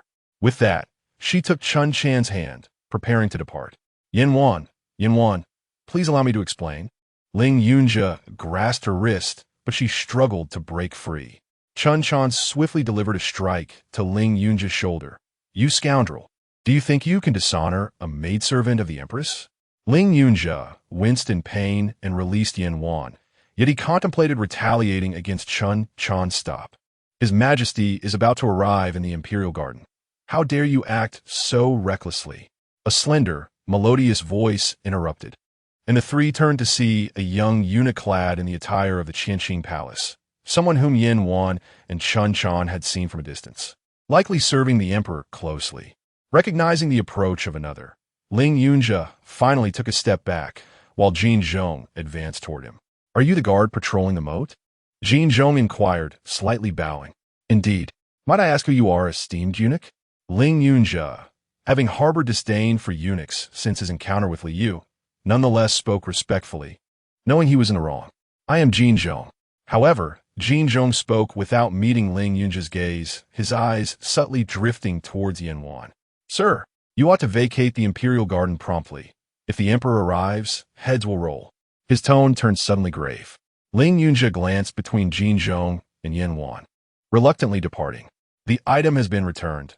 You two young ladies should return to Changchun Palace to fulfill your duties, lest you offend a noble." Jin Zhong stepped closer, gently brushing a fallen maple leaf from Yin Wan's shoulder. "Miss Yin Wan, is it? Do take care not to let such leaves tarnish your grace." Jin Zhong suddenly smiled, making a gesture of invitation. Chun Chan, accompanied by Yin Wan, expressed her gratitude to eunuch Jin Zhong for his timely intervention. Having said that, they hurriedly departed. Jin Zhong watched the two leave, for he had been silently observing them since Ling Yunche's arrival.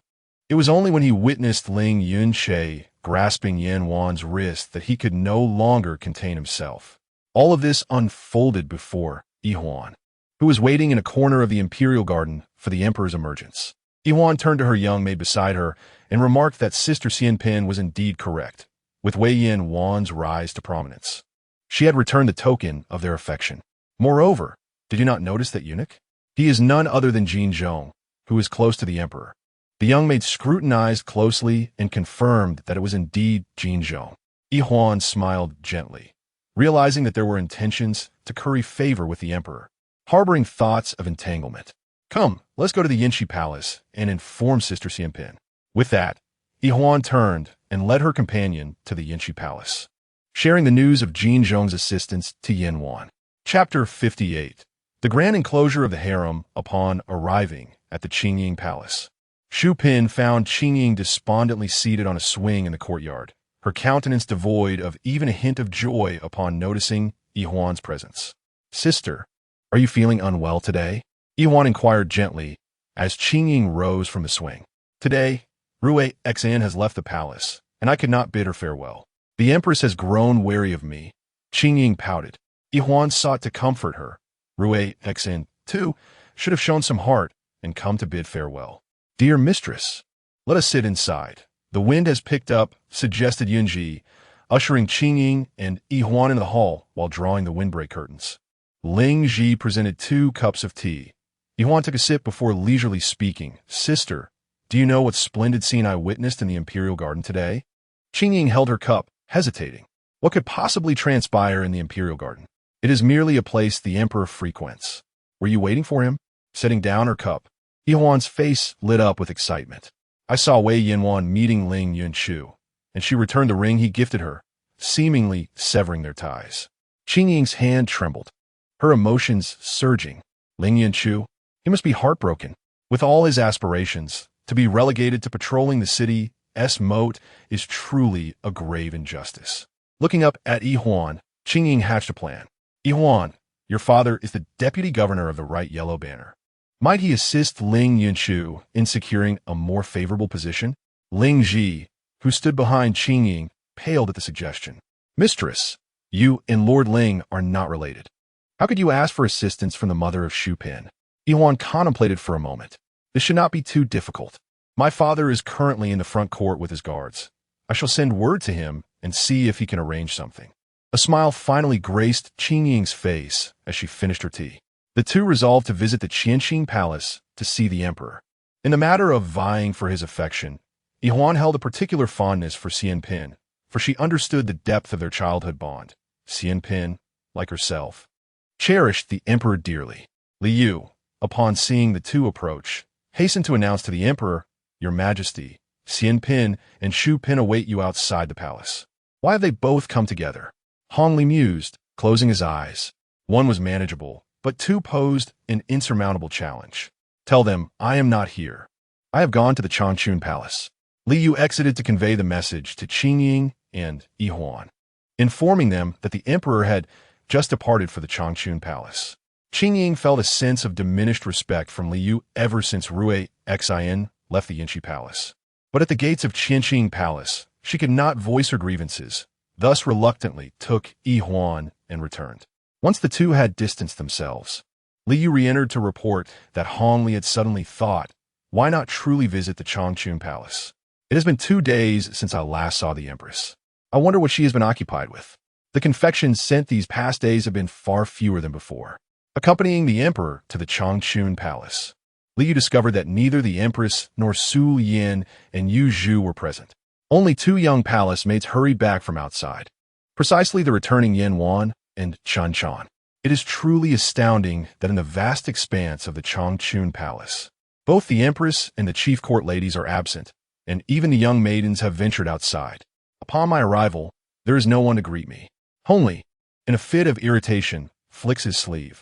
Yin Wan and Chen Chan remain silent, trembling with trepidation. Suddenly, a voice as refreshing as a spring breeze resounds. Your Majesty has come, and yet I find myself in such a state of distress.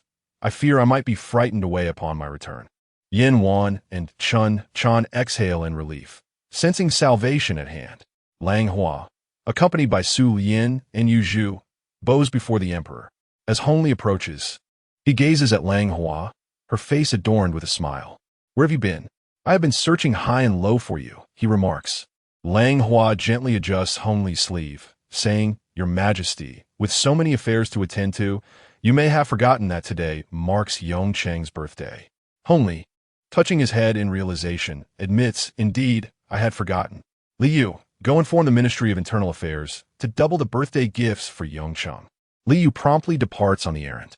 As Langhua and Hongli proceed into the hall, Yin Wan and Chen Chan, having knelt for an extended period, finally rise.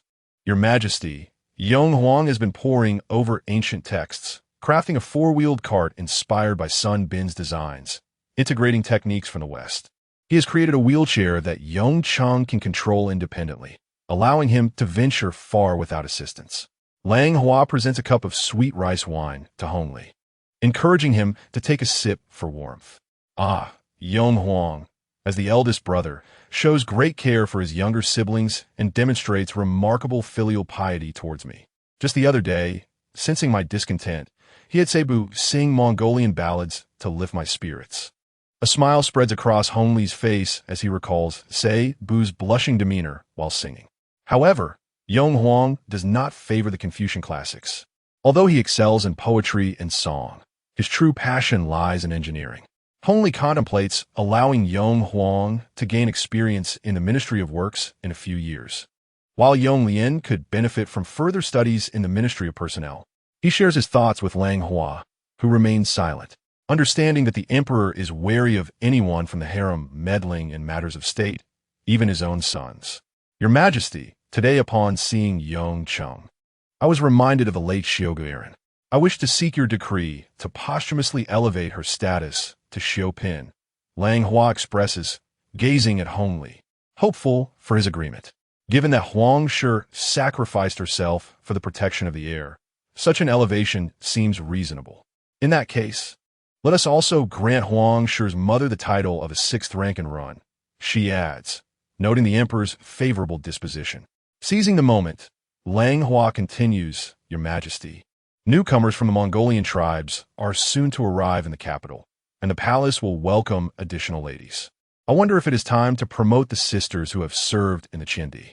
Hongli raises an eyebrow and smiles. The empress truly sets a standard in the harem.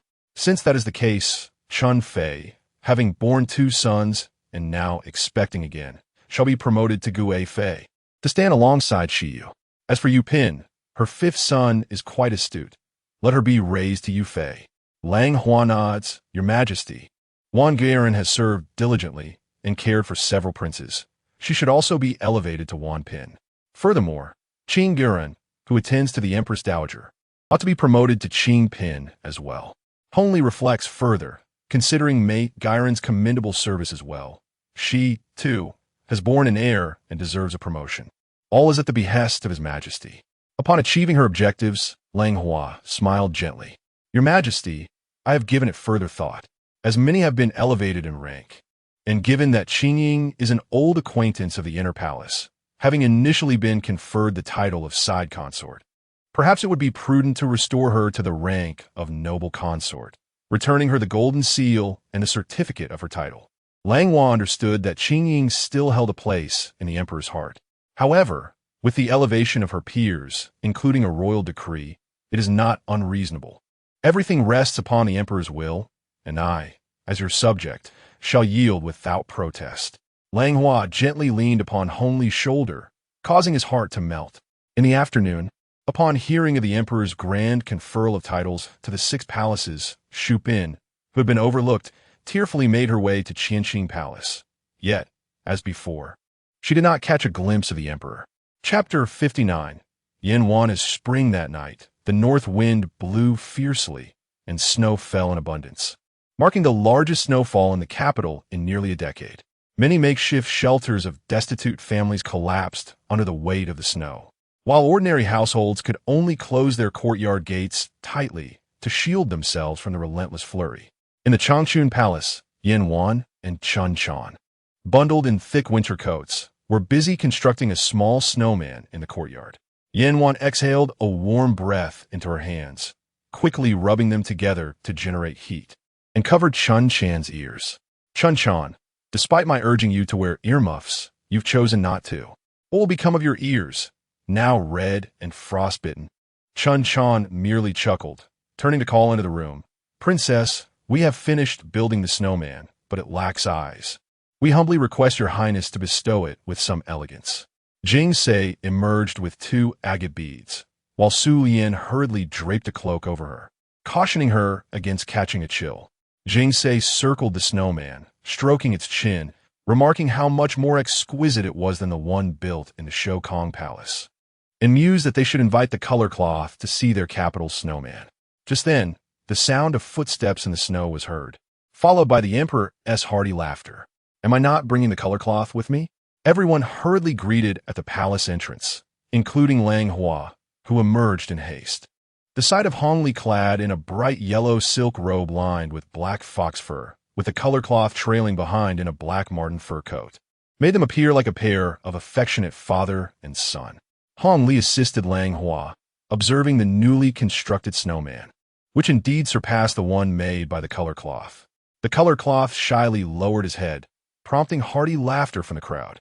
Jing Southeast leaned in close to the color cloth, whispering, In truth, yours isn't that unappealing. The color cloth responded with a goofy smile, revealing a row of pearly white teeth. As everyone followed the emperor into the main hall, Chun Chan and Yin Wan stuck out their tongues. Realizing they could no longer play, they stood together in the corridor, waiting. Inside, Langhua and Hongli sat on a couch, while Su Yin brought soft stools for Jing Se and the color cloth, who took their seats beside Langhua. Noticing the color cloth's rosy cheeks, Langhua turned to Hongli, inquiring why the color cloth had accompanied him. After taking a sip of tea, Hongli replied, The color cloth is no longer merely a son. I have conferred upon him the title of first-class Duke of the State. I recently read a letter from his family, and since he had not visited Changchun Palace in a long while, I brought him along. Congratulations to the color cloth. At such a young age, he has become a duke, Langhua remarked, glancing at Su Yen. Su Yen, please fetch the green gemstone C. Conch enamel crown that my brother gifted last year as a congratulatory present for the color cloth. Su Yen complied and called for Yin Wan to attend at the door. Observing Jing Se and the color cloth whispering, Hongli inquired about their conversation, discovering that Jing Se was asking about Yong Cheng's recent condition. With a wheelchair crafted by the eldest prince and Yin Wan's leg massages every 3 days, Yong Cheng could now stroll freely within the Shokong Palace and even visit the emperor at Yang Exine Hall, and he had grown taller as well. Hongli, keenly aware of a palace made skilled in massage at Changchun Palace, asked Langhua who she might be. With a smile, Langhua pointed toward the door, indicating Yanwan, who now frequently attended to Jingse and had developed a close bond with her. Proudly, Jingse introduced Yanwan to Emperor Hongli, stating that Yanwan was not only her palace maid, but also her companion in learning. She was skilled in massage, painting, and calligraphy, with her artistic talents nurtured under the guidance of the Moon Empress. Upon hearing this, Hongli became intrigued. A maid so cherished by Langhua, and Jingsa must be worth meeting. Summon that maid. Let her massage my legs, for I have grown weary from prolonged sitting these past few days. Yanwan approached with her head bowed, aware that this was her first time serving in the presence of the emperor, and thus she tread carefully.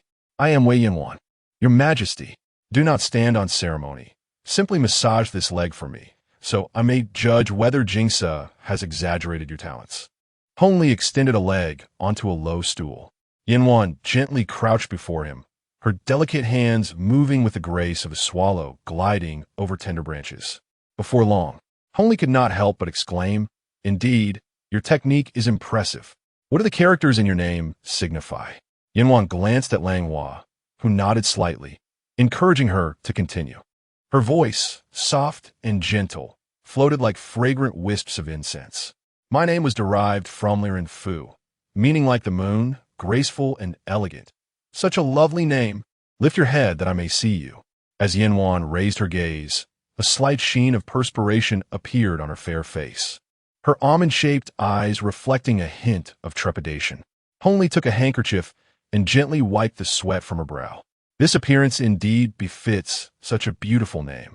Yanwan sighed with relief. Langhua had not anticipated that Hongli would take note of Yanwan, yet she felt compelled to ensure Yanwan did not embarrass herself before the emperor. Continuously offering her encouragement, Hongli turned to Empress Langhua, remarking, "You have truly cultivated an individual who pleases me greatly.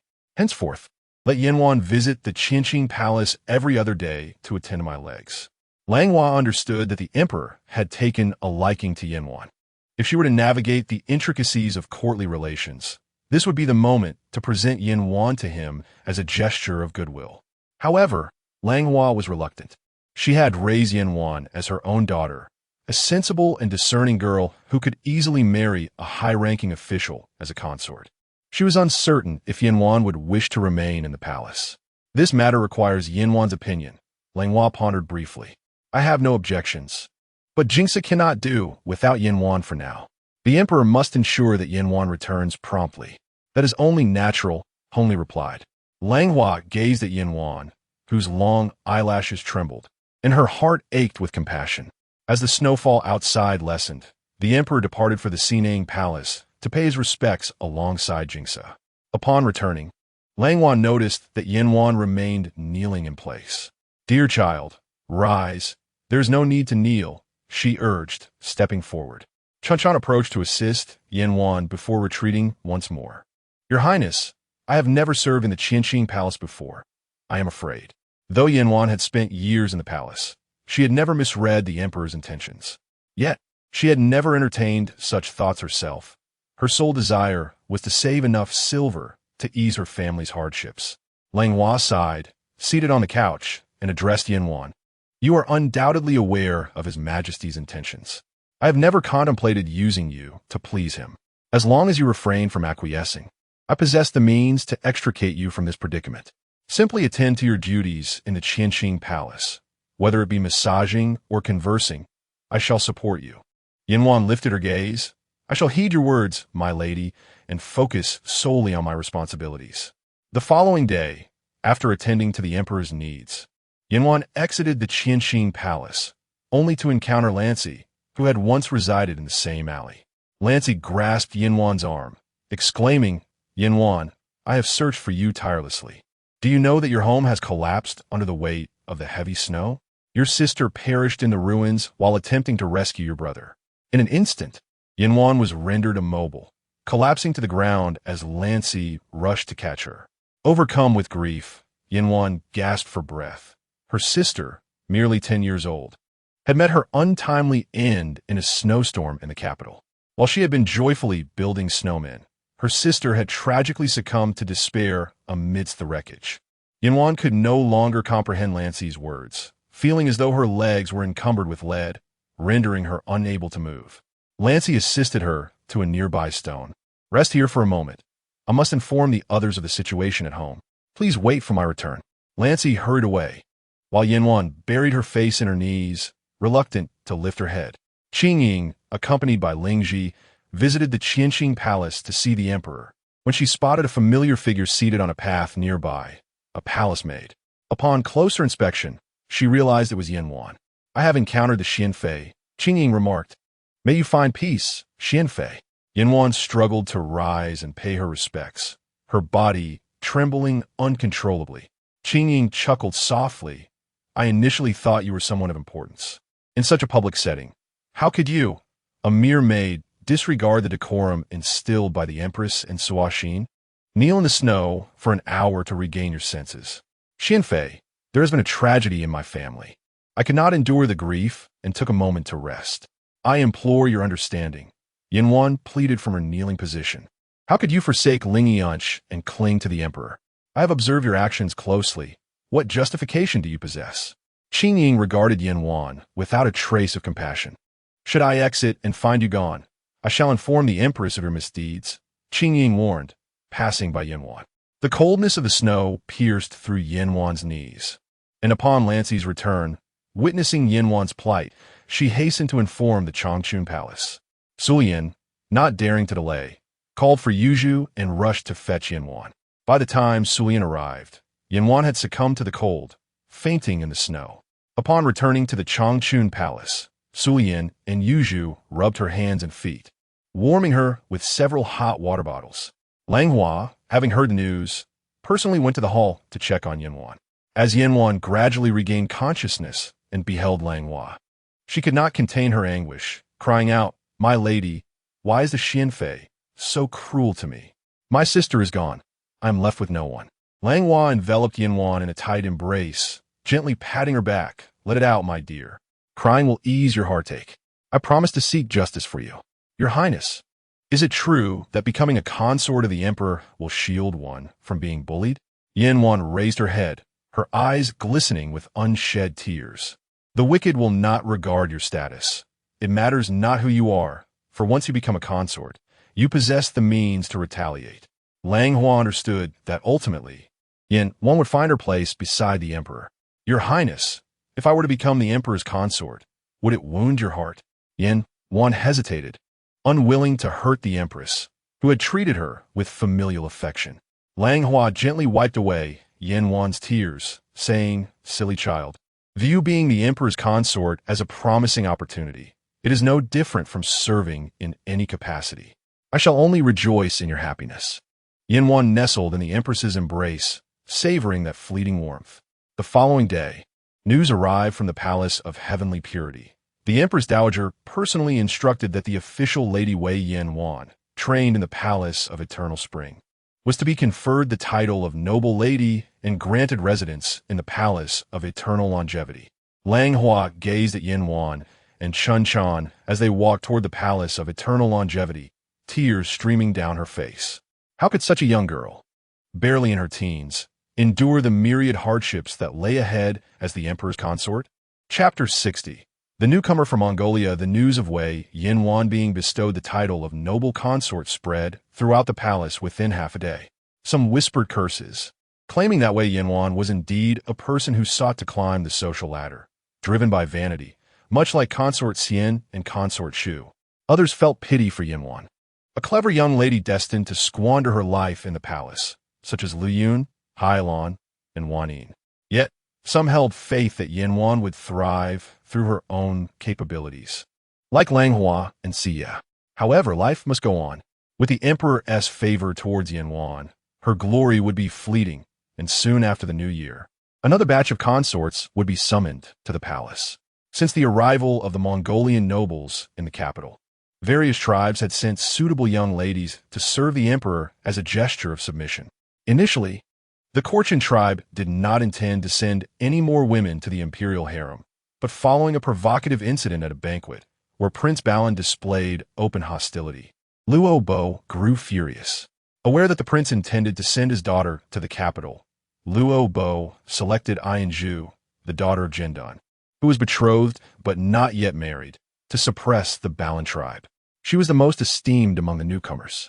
Indeed, the daughter sent by Prince Balan, Balan Meroa, was strikingly beautiful, yet still rather young, revealing the prince's impatience. The Zungar tribe, facing consecutive defeats in their conflict with the Qing dynasty, sought to integrate other tribes to bolster their strength. The Qin tribe had previously attempted to persuade the Balan tribe to return to their banner, but the prince was unwilling to be absorbed, repeatedly petitioning the Qing for protection. The Lut tribe, under the Bayerguosi clan, managed to reconstruct their pastures and dwellings with the aid of the Qing, and as a show of loyalty, sent Saine's daughter, Hulin, to serve in the palace. The Empress Dowager, fearing that these 3 Mongolian ladies might not adhere to palace etiquette, commanded that they first be sent to the Yuan Minjuan for a month of instruction in court manners before being presented to the emperor. At that moment, Langhua and Xie were occupied with assigning residences for the newcomers who had traveled from afar. Langhua glanced around, knowing that although Zhu had not yet received her formal title, she must not be treated lightly. Langhua recalled encountering the future Yu consort during her previous life as a wandering spirit. She was a spirited and flamboyant woman, nearly 30 at that time. In this life, having entered the palace at the tender age of 17, one could only wonder what her disposition would be. If she could manage to keep Qingying in check, how delightful that would be. Ever since Qingying had made things difficult for Yanwan, Langhua's disdain for Qingying had deepened.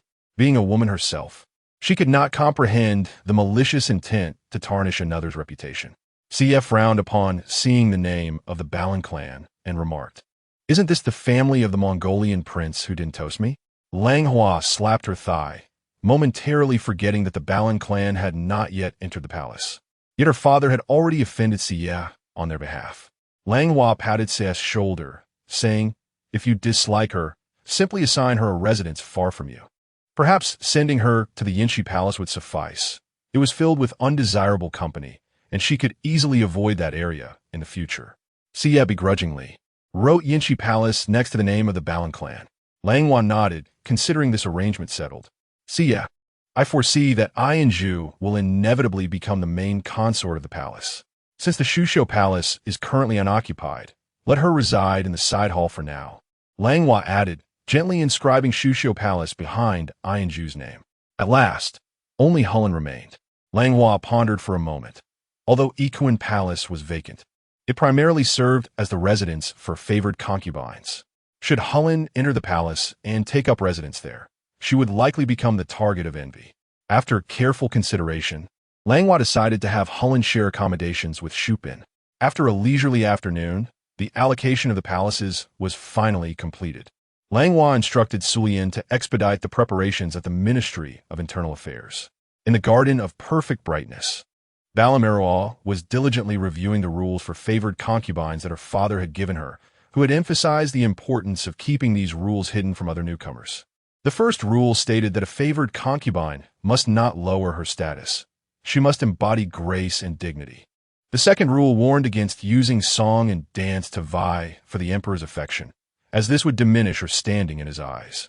The third rule highlighted the significance of noble lineage, while the fourth rule, Balan Meroa read these points, which she had long memorized with care.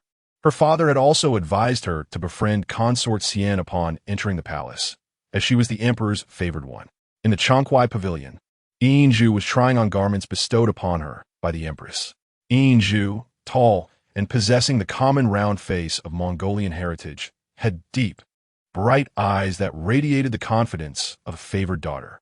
Her father had instructed her that, once in the palace, she should not always yield.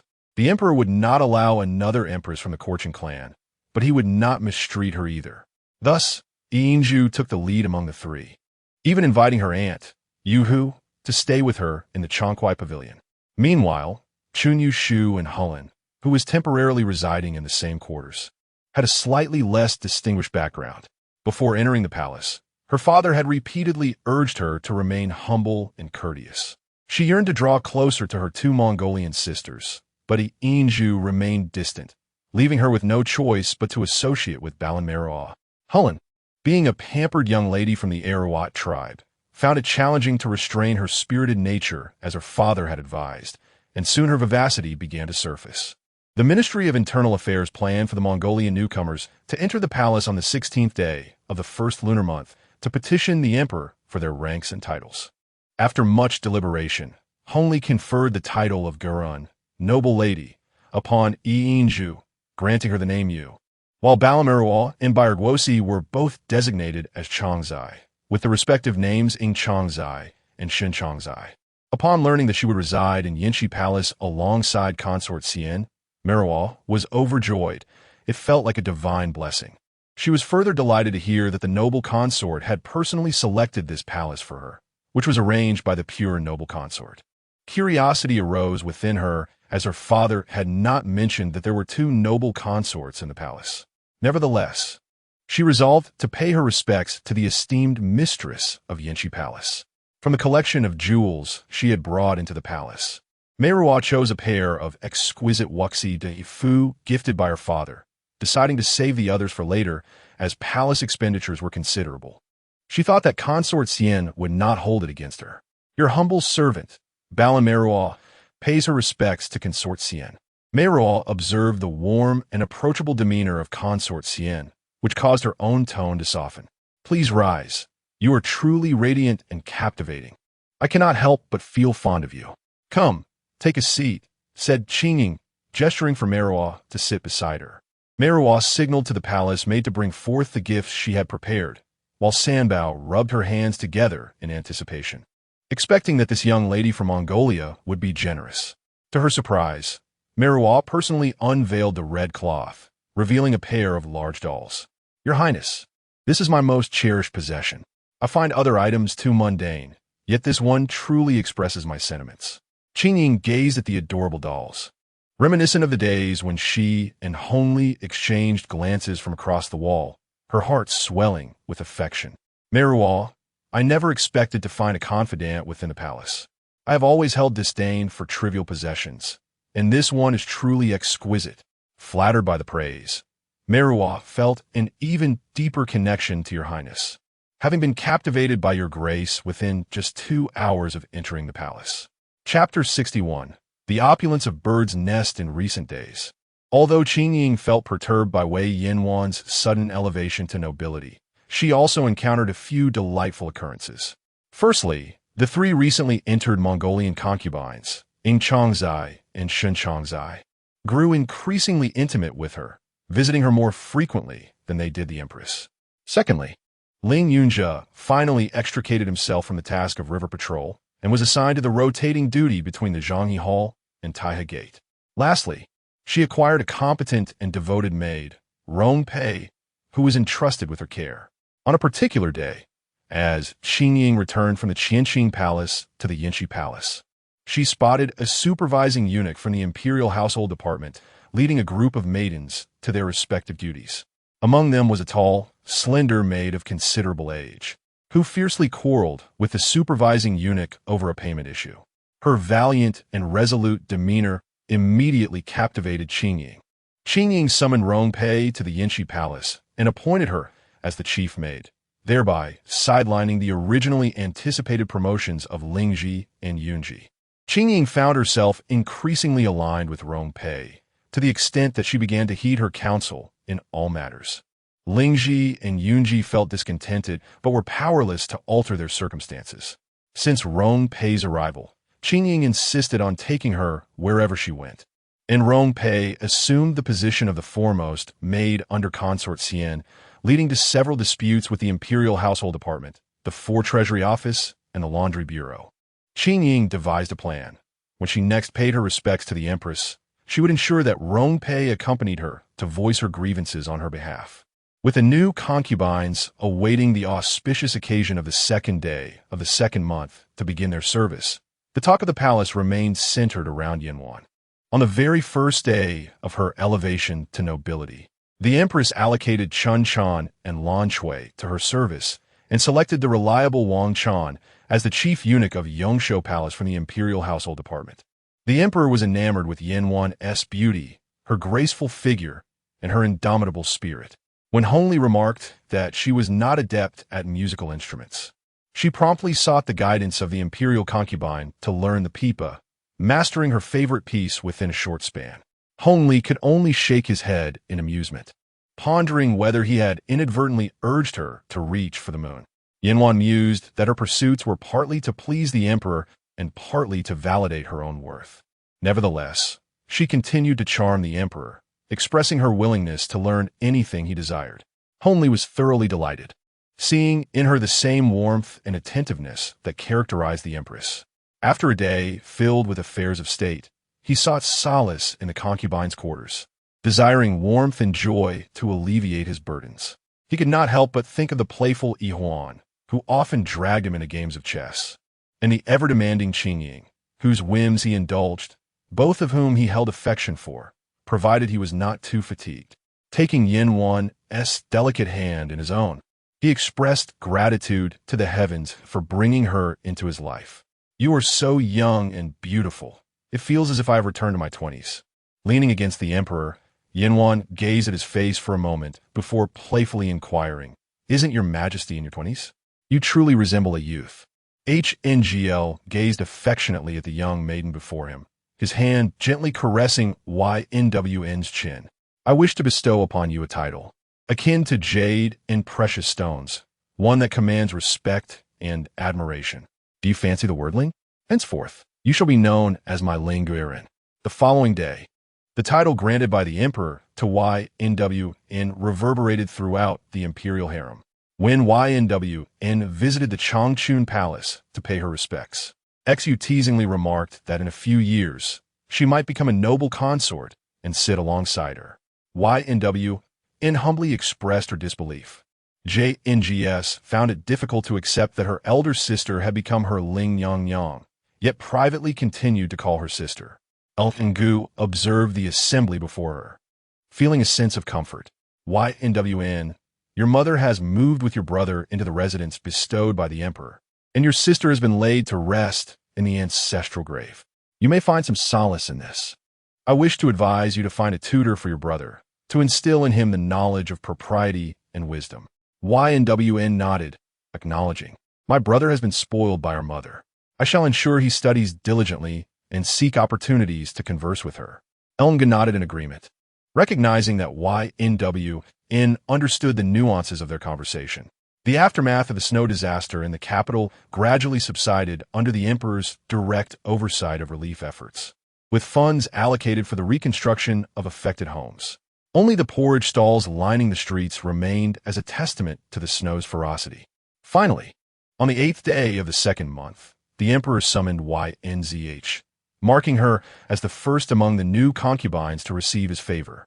The day after Ynzh's summons, the emperor appointed the Minister of Works Da as the principal envoy and the cabinet scholar Ing as the deputy envoy, to confer the title of Ling Pin upon Lady Wi.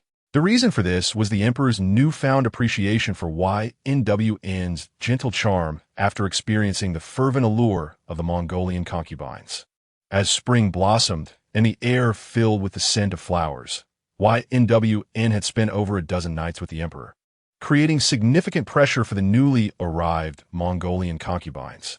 Eventually, Qingying could no longer remain idle and requested the kitchen to prepare white jade frosted cakes, which Lngzh carried as they made their way to the Yangxin Hall.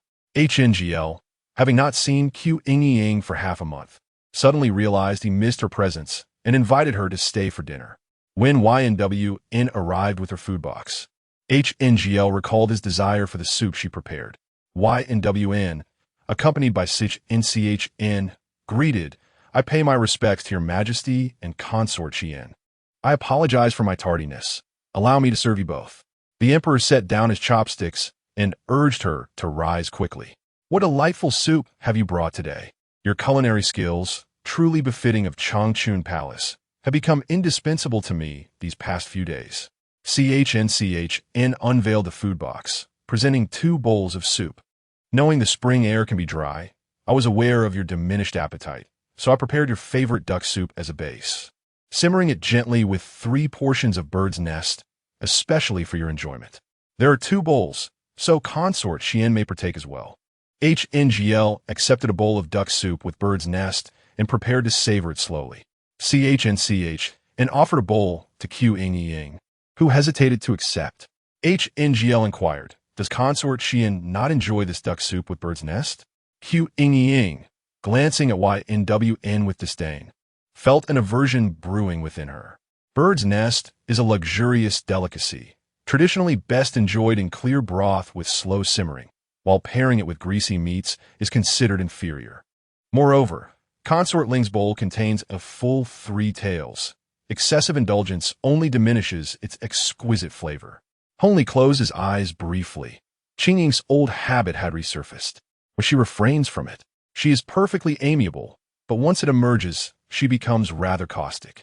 Qingying, he said, I've seen you relish ham and my favorite duck hot pot with evident delight. Clearly, you have a fondness for rich, savory meats. Besides, what is so extravagant about Bird's nest? Since my days in the Qianlong residence, I have consumed 3 tails daily.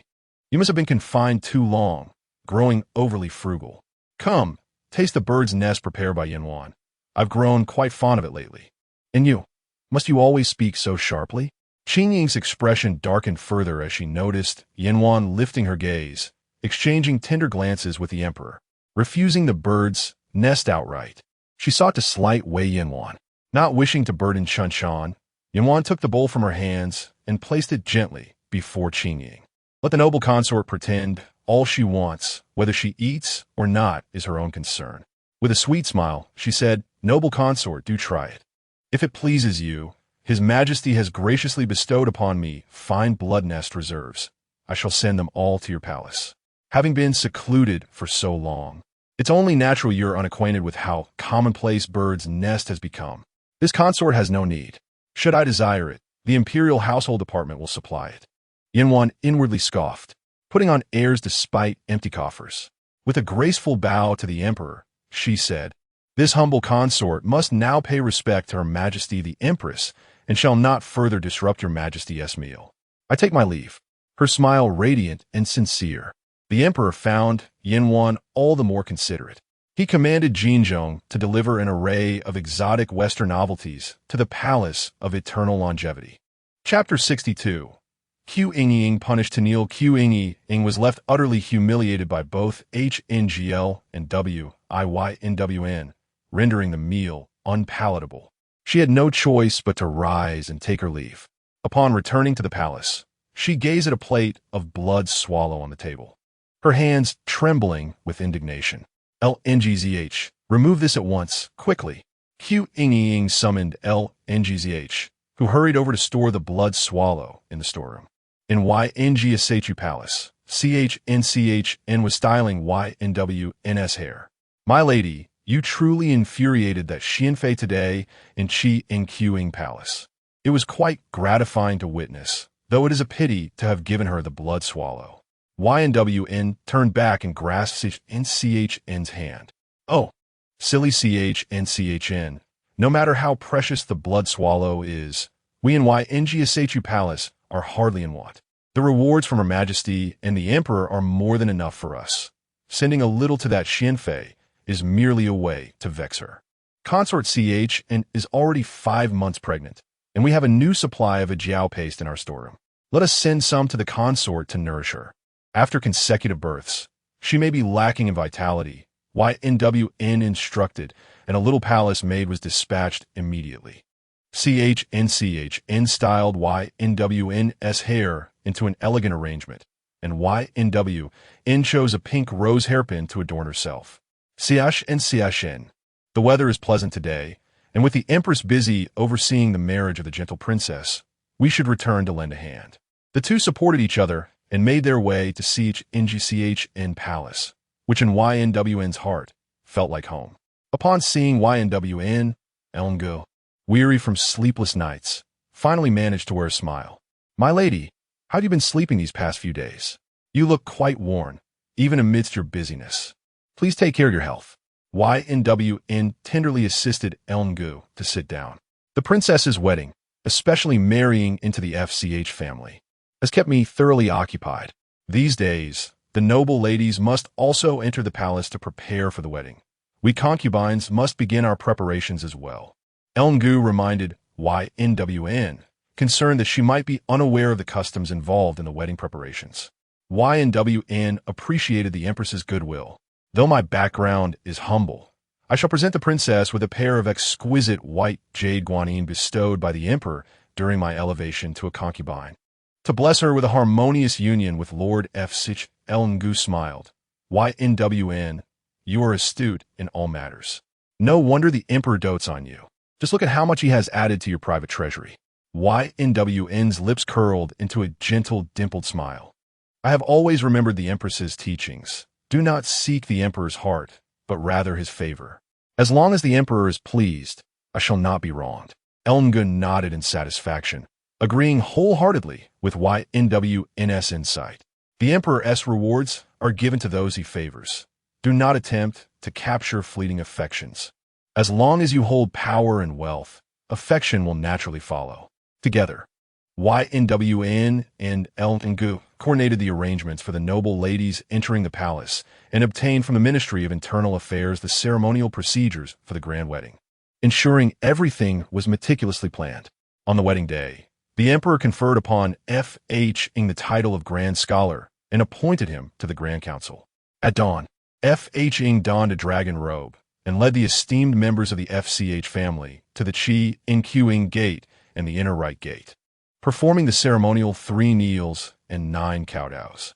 The Fucha clan presented an extravagant tribute, including 99 horses, 18 exquisite saddles and armor, 21 idle horses, 6 camels, and hosted 90 feasts, along with 81 sheep and 45 jars of wine.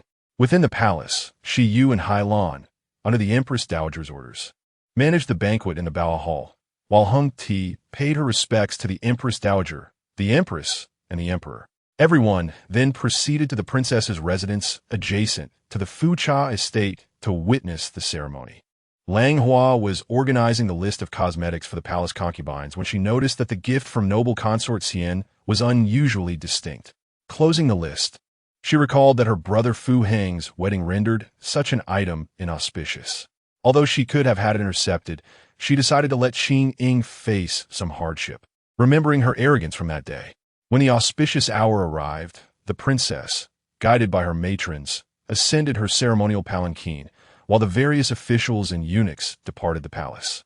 The Fucha family laid out a remarkable 99 tables to demonstrate their reverence for the emperor's grace.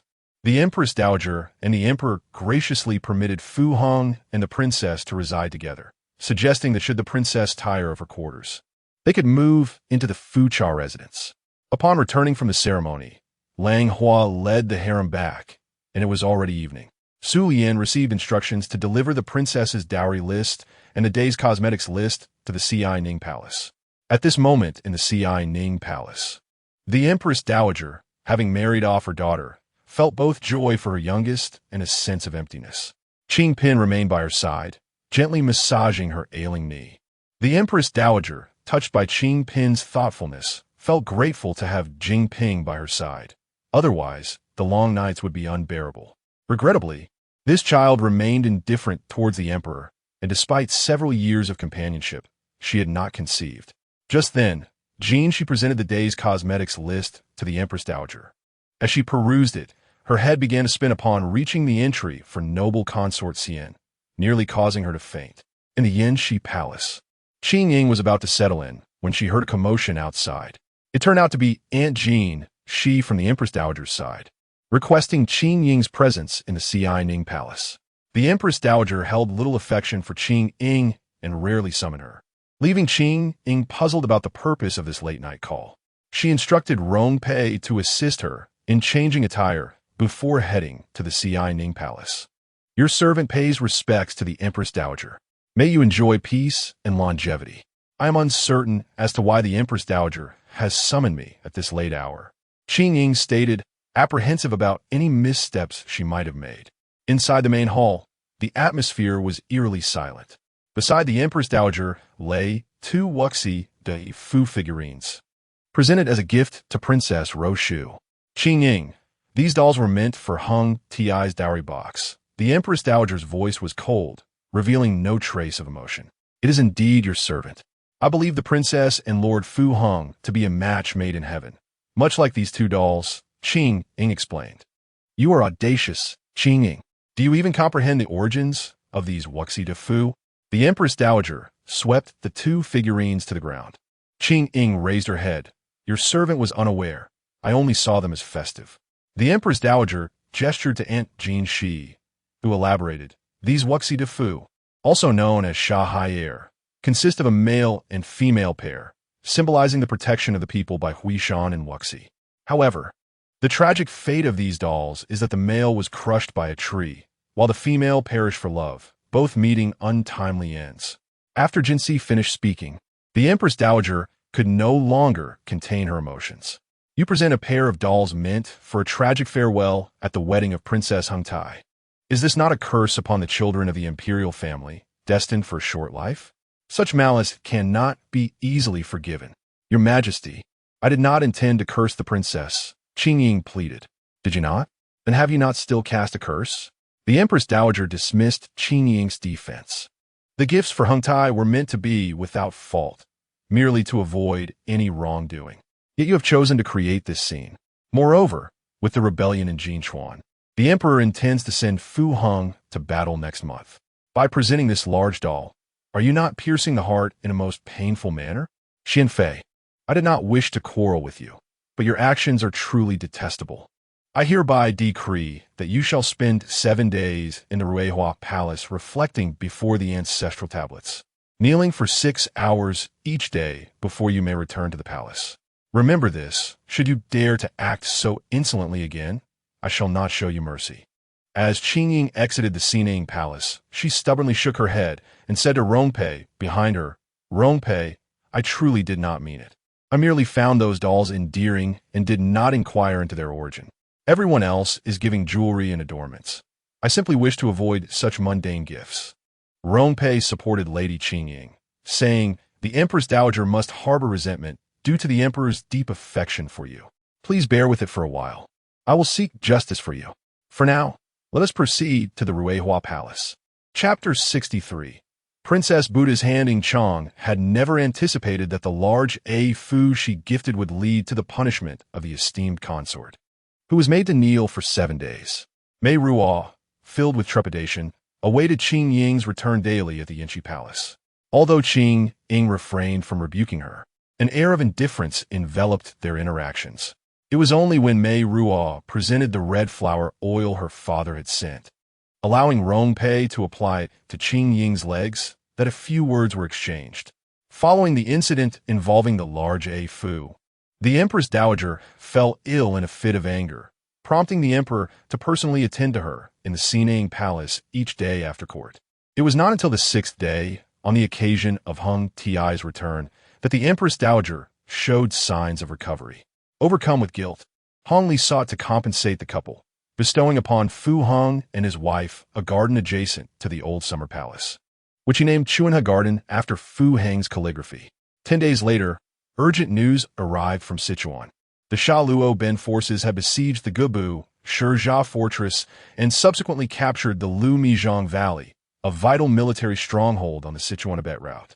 The emperor appointed Fu Hong as the acting governor of Sichuan and Shaanxi, assigning him to oversee the military affairs in Jinchuan, with Yu Zhongqi accompanying him. Newlywed Fu Hong embarked upon the path of conquest in Jinchuan. Having grown up alongside Hong Li since the age of 9, Fu Hong had risen from a palace guard to a minister in the Grand Secretariat. As both brother-in-law and sister's husband, his archery skills, literary prowess, and martial abilities had been nurtured under Hong Li's direct guidance, marking him as a favored protege, regardless of Hong Li's decisions. Fu Hong was always the first to lend his support, proving to be an indispensable ally. On this expedition, Fu Hong was imbued with an unwavering resolve, vowing to bring Jinchuan under the emperor's dominion. Concerned for the young man's well-being, the emperor ordered the minister of personnel, De Lu Tang, and the palace guard, De Qing to closely attend to Fu Hong, forbidding him from overexerting himself in battle. Historical accounts reveal that on a certain day in April, the senior guard minister Wang Zhalu arrived at the military camp at the hour of Shun. After paying respects to the emperor, he conveyed the emperor's edict. It is imperative to emphasize to De Lu Tang, De Qing and Chong that while the affairs of Jinchuan are of great importance, the health of the Grand Secretary is paramount. Thus decreed, by April, Qingying's swollen legs had finally regained their normal function. During this time, Hongli had visited her once, advising her to consult with other consorts before gifting anything in the future, rather than acting independently. Qingying wished to argue that even if her gift had been inappropriate, the empress should not have remained silent upon receiving the adornment list. She ought to have offered a warning. Ling Ji, observing from behind, broke into a cold sweat, realizing the precarious position of her mistress, who had punished the empress's personal maid. What grounds did the current consort have for expecting assistance from the empress? Only Rong Pei and Qingying shared an understanding, believing the empress lacked the magnanimity befitting her role. At this juncture, Langhua was too preoccupied to engage with Qingying, as the arduous preparations for Hung Ti's marriage had taken a toll on her health, leading to her illness. Yong Huang offered daily care, and Jingse accompanied Langhua to the Xian Fu Palace to check on her. In truth, Shiyu's ailment was a cold affliction she had suffered from a young age. She was well aware that she had been suppressing the chill with Qi Ru's medicine, and with the continued consumption of red date ginger tea provided by Langhua, her episodes had become less frequent over the years. Elling, who was only able to summon the soon-to-retire Qiyar, who was tasked with providing the esteemed concubine with a safe pulse diagnosis, as well as reviewing the recent prescriptions for XU. Upon exiting the Xian Palace, Qiyar could not help but question Elling who, if I may inquire, Your Majesty, who removed the Zro Ling Qiying from the concubine's prescription?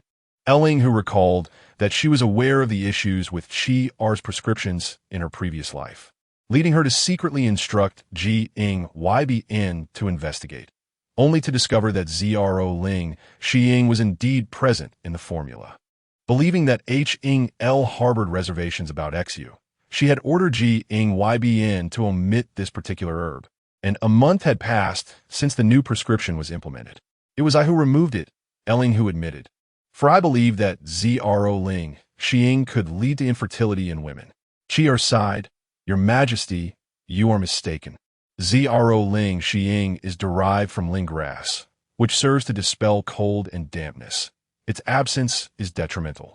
How could it be omitted? Qingying YBN is similarly misguided. Every medicinal ingredient possesses dual properties, and one cannot forsake treatment merely due to its adverse effects. Elling, who was rendered speechless, realizing her good intentions had inadvertently caused XU to suffer further illness. Fortunately, the esteemed concubine consumed ginger tea daily, and with the medication having been ceased for only a brief duration, the elderly minister could adjust the dosage, ensuring a swift recovery within a few days. Your Majesty, please refrain from altering prescriptions in the future. Elling, who promptly acquiesced, her thoughts reflecting, XU, do not blame me. I meant well but caused harm. With Qiyar's words, she finally confessed to XU regarding the bracelet incident. XU, well aware of her own condition, recognized that Zro Ling Qiying had been part of her medication even before entering the Wang residence.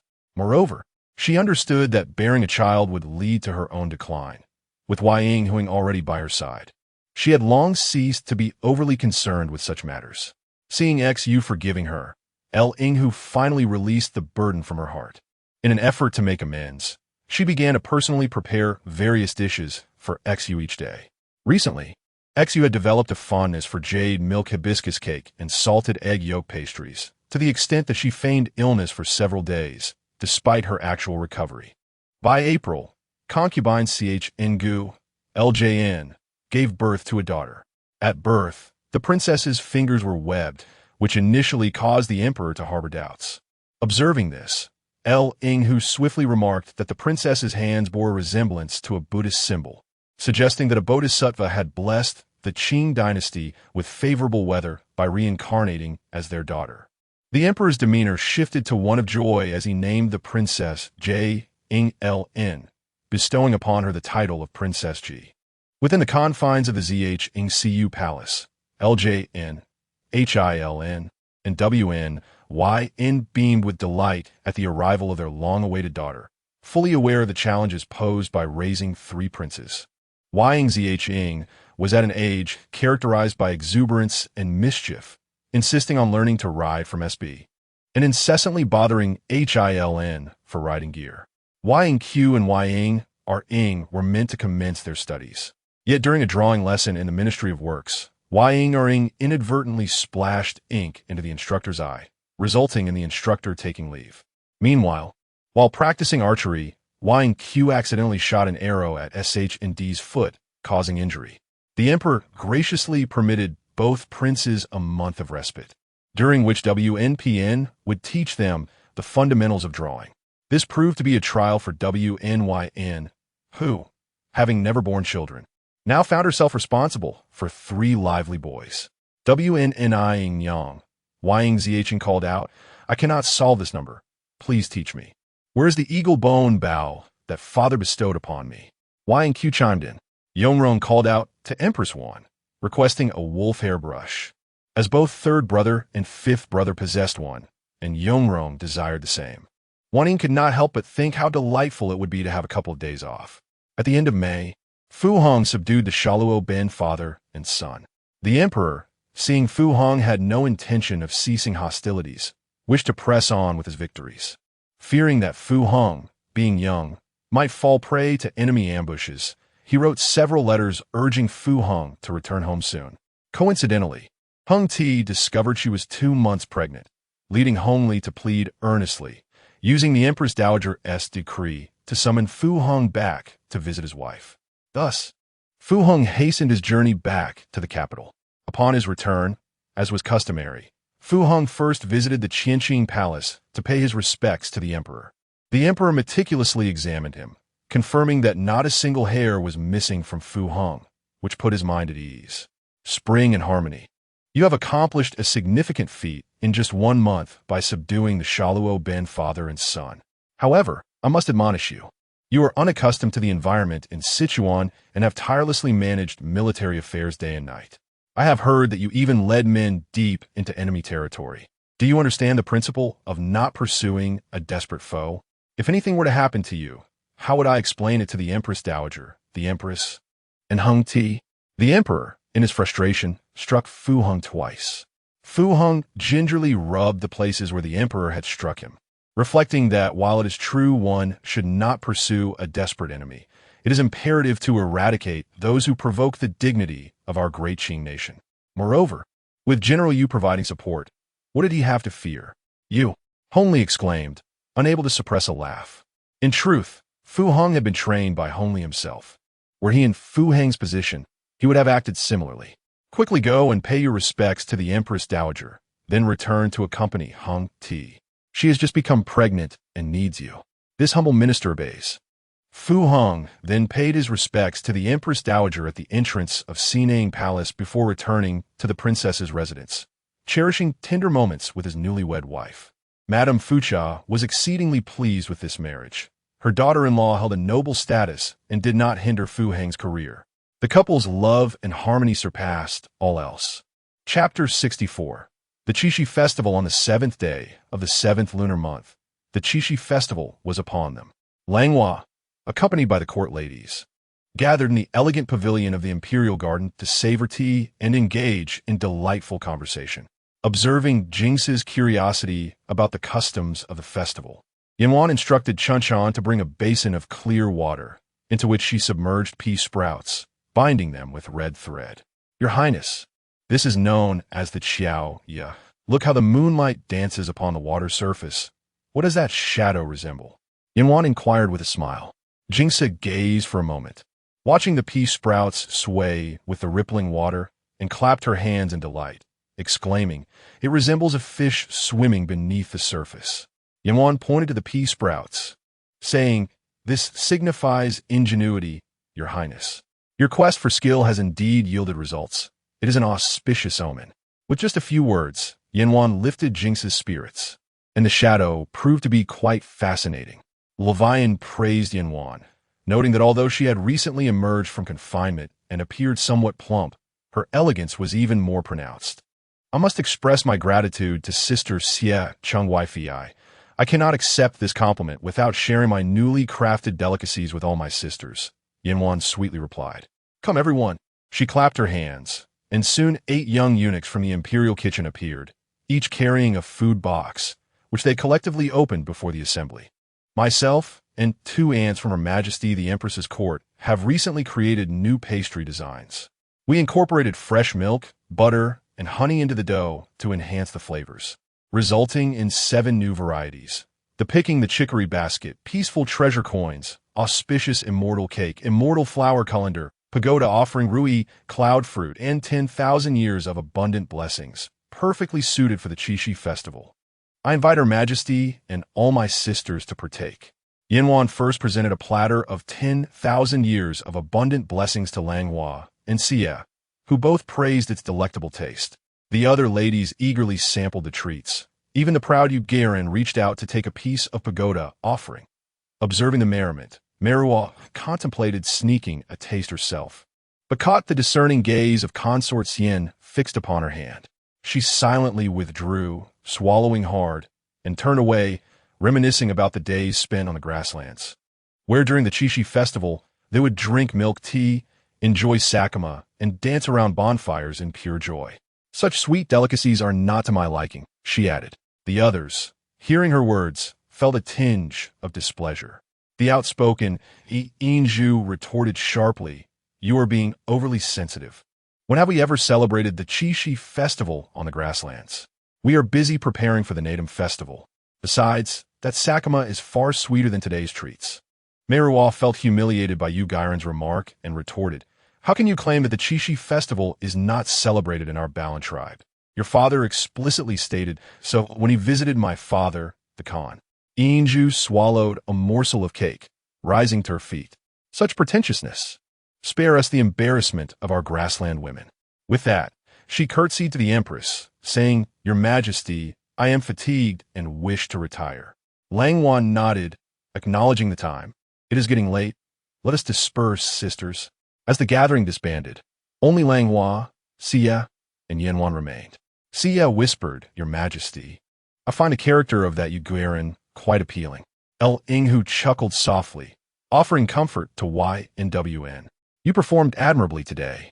Upon your return, do not let the words of Yingzi sadden you." YNWN blinked her eyes.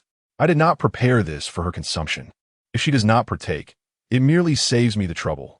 I shall now repack these leftovers into a new container to present to the emperor." Within the Qingying palace, Ing presented a plate of pastries. "Your Majesty, the esteemed consort knows you are preoccupied with state affairs tonight and has specially sent you these handmade delicacies. You must indulge." Hongli, initially dismissive, lifted his gaze and was taken aback by their exquisite presentation. He sampled a couple and found them delectable. Ing.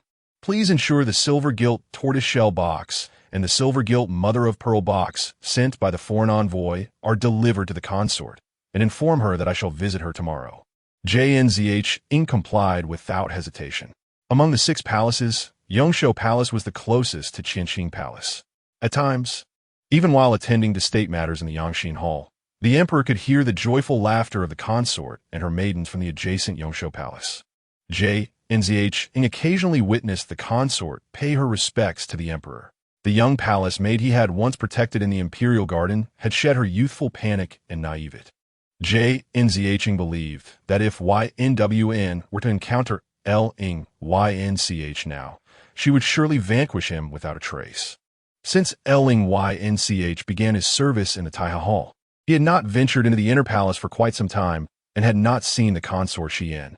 He had heard that YNWN had become favored by the emperor, now holding the title of consort. Although YNCH had escaped the lowest ranks, he remained dissatisfied with his position. The Taiha Hall was only utilized during significant events such as the emperor's wedding, ascension, or the longevity festival, leaving him with little opportunity to demonstrate his capabilities. He could only await the longevity festival in August, hoping to seize an opportunity to meet consort Xian and seek her assistance in advancing further. Unbeknownst to him, the duty-bound ZHOG viewed YNCH's situation quite differently. To him, attaining a position in the Taiha Hall was an immense privilege. It should be noted that the palace guards were all noble sons of the 3 banners. Both of them had paid to enter, and any further advancement would be a blessing beyond their means to bear. Yingzi, having faced a barrage of criticism from YGURN, could only follow Qingying back to the Yinchi Palace. As she trailed behind Qingying, she reflected on the entire episode. Consort Xian had not uttered a single word, merely casting her a glance. Unable to restrain herself, she asked, "Your Majesty." You did not partake of the consort's delicacies either. How could you endure her flattery and charm? Qingying, of course, would not disclose that it was due to Yingzi's intervention that she had the luxury of remaining uninvolved. Thus, she cleared her throat and remarked, "The consort's allure lies in her artful manipulation. She ensnared the emperor under the pretense of offering him a massage. Such tactics, even if revealed, would be beneath us to emulate. You are of the BLN clan, while I am a descendant of the WLNL. Why should we stoop to her level? Oh, how unexpected! To think the consort ascended in such a manner. Yingzi, I mused. Indeed, Consort Xian is correct. I have the support of the 49 tribes of Mongolia. Should I feel displeasure, it is the 49 tribes that share my sentiment. I simply cannot abide her mannerisms."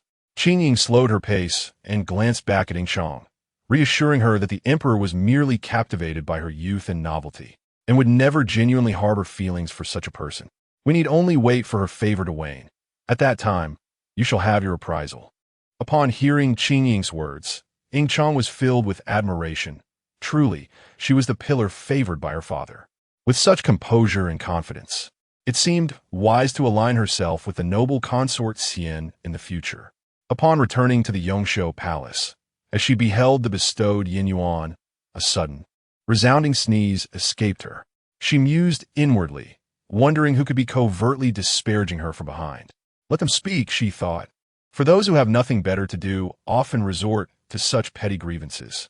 Everything I possess is rightfully mine, and if someone harbors resentment, it only serves to highlight my prowess. I take pride in that. Chapter 65. Singing Kunku in mid-July. The emperor commanded the construction of a stage in the Qingying Pavilion of Ningshou Palace. Observing the stage's monotony, Yong Huang ordered mechanical devices to be added at each level, allowing actors to descend from the upper tier or ascend from the lower tier during performances of ghostly plays. The emperor, delighted by these innovations, rewarded Yong Huang handsomely. For half a month, the emperor, accompanied by his consorts, watched Kunku from the viewing tower across the way, while she proudly declared to others that the stage was designed by her son.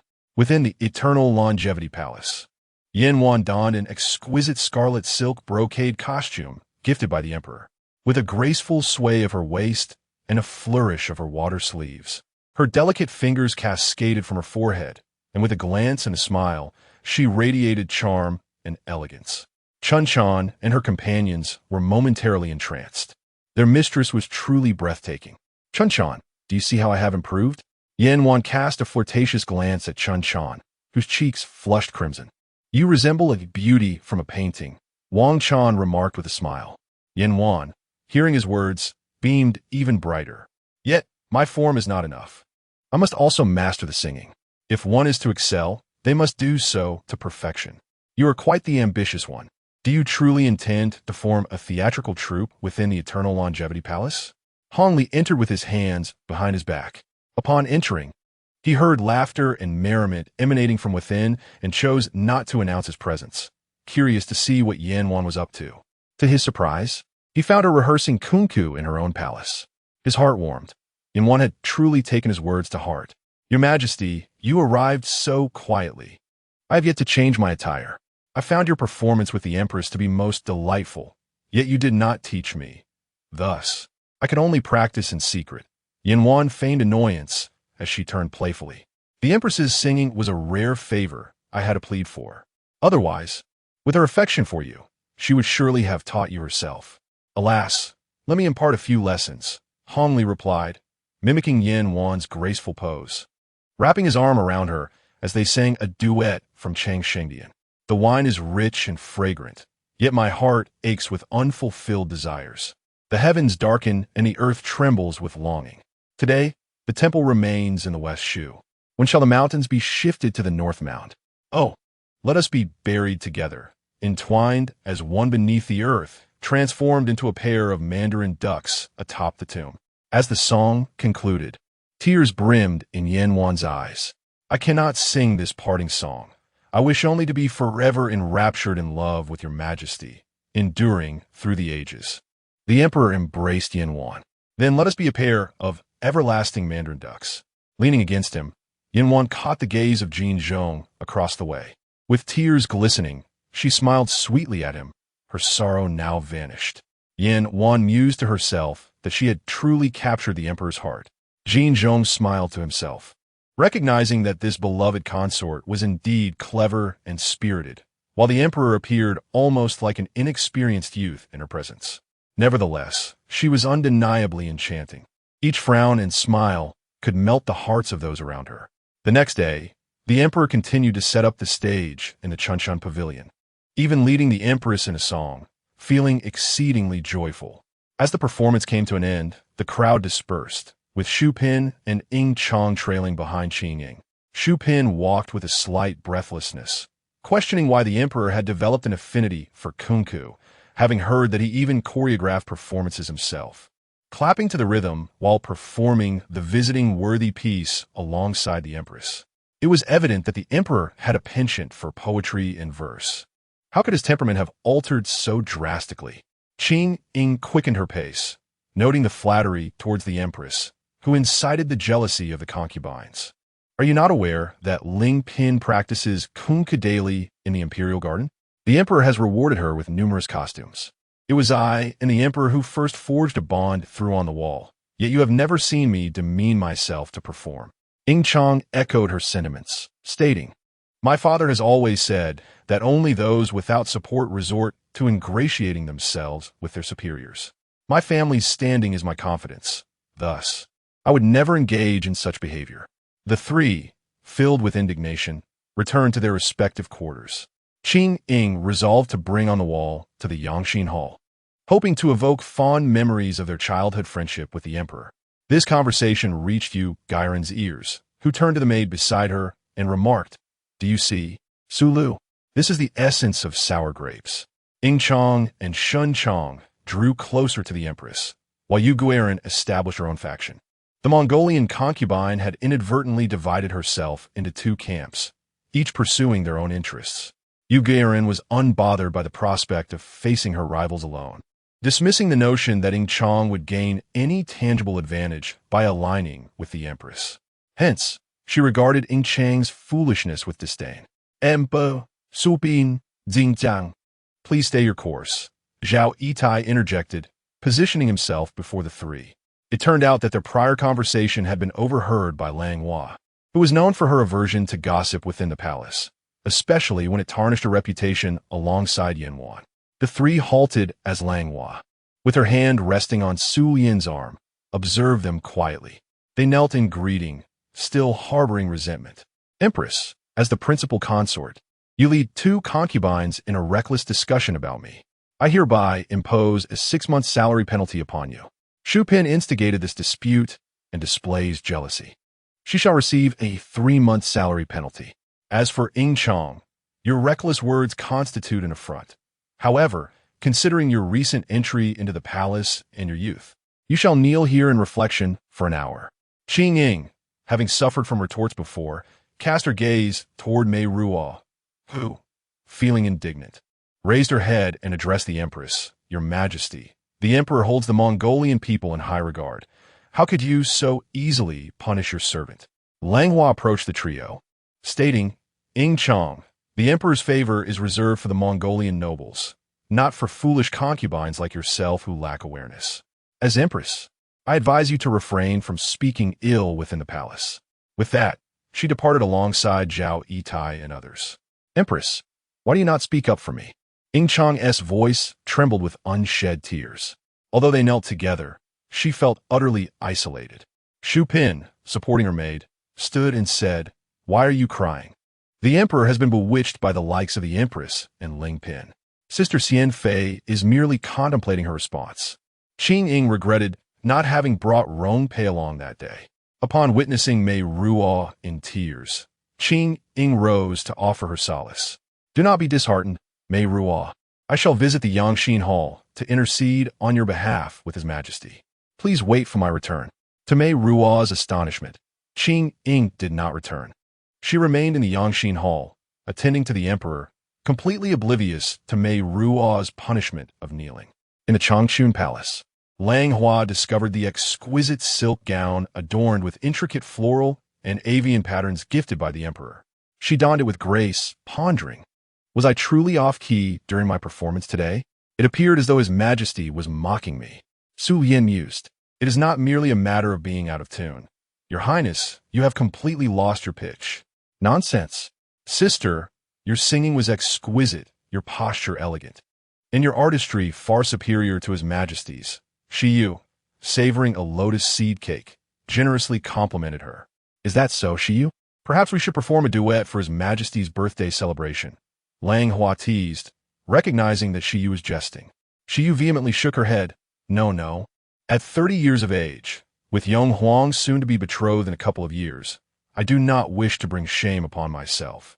Observing her trepidation, Langhua ceased her playful intimidation, saying, Indeed, it seems our children are growing up swiftly. Let such lively and jubilant melodies be reserved for the younger consorts. Let us enjoy our tea instead. Chapter 66. The queen is with child in the Qingying palace. Qingying lay in Hongli's embrace, her face radiating bliss. Your Majesty, it has been such a long time since I felt so comfortable in your arms. You have scarcely visited me lately, she playfully complained. Hongli felt a twinge of guilt. He had indeed been enjoying his time with Yanwan too much, neglecting his visits to Yingxi Palace. Qingying, I have been preoccupied with state affairs. It is difficult for me to find the time to see you, but now that you are here, I shall keep you by my side tonight, he replied. Qingying could not contain her joy and nestled closer to the emperor. Your birthday is approaching, Your Majesty. I wish to ask what you would like, so I can prepare a gift for you. Upon recalling Qingying's previous gift-giving, Hongli felt a wave of anxiety. The last gift had caused the empress to fall ill for an extended period, and he felt he was still atoning for that incident. This year, the celebrations for your birthday and the Mid-Autumn Festival will be held together in the Taya Hall, with royal relatives and officials of the second rank and above in attendance. If you have a gift for me, I would prefer it to be kept private from these outsiders. Qingying recognized the underlying concern in the emperor's words regarding the past incident and pouted. Your Majesty, the last large gift was given to me by Ling Chong. How could I have known its significance? Suddenly, she remembered, oh, Ling Chong, I must have forgotten why I came here. She must still be kneeling in the imperial garden. I understand your good intentions. Ling Chong is young and has come from Mongolia. It is natural for her to be unaware of such matters, Hongli replied. Qingying decided to bring up the empress's actions. Your Majesty, you show compassion for Ling Chang's youth and her being far from home. Yet today, the empress has punished her to kneel in the imperial garden. It is truly too harsh. Hongli raised an eyebrow. What fault has Ling Chong committed? Mei Ruo merely commented that the empress and Ling Pin's performance of kunku was inappropriate. She did not intend any disrespect. Qingying defended Mei Ruo. I believe the punishment was still too lenient. Disrespecting the hierarchy and disregarding palace rules merits such a penalty. Qingying, you're not also discussing the empress with them, are you? I am not. I was merely caught up in the actions of Xu Pin and Ling Chong, and I have been penalized with a deduction in my salary for half a year.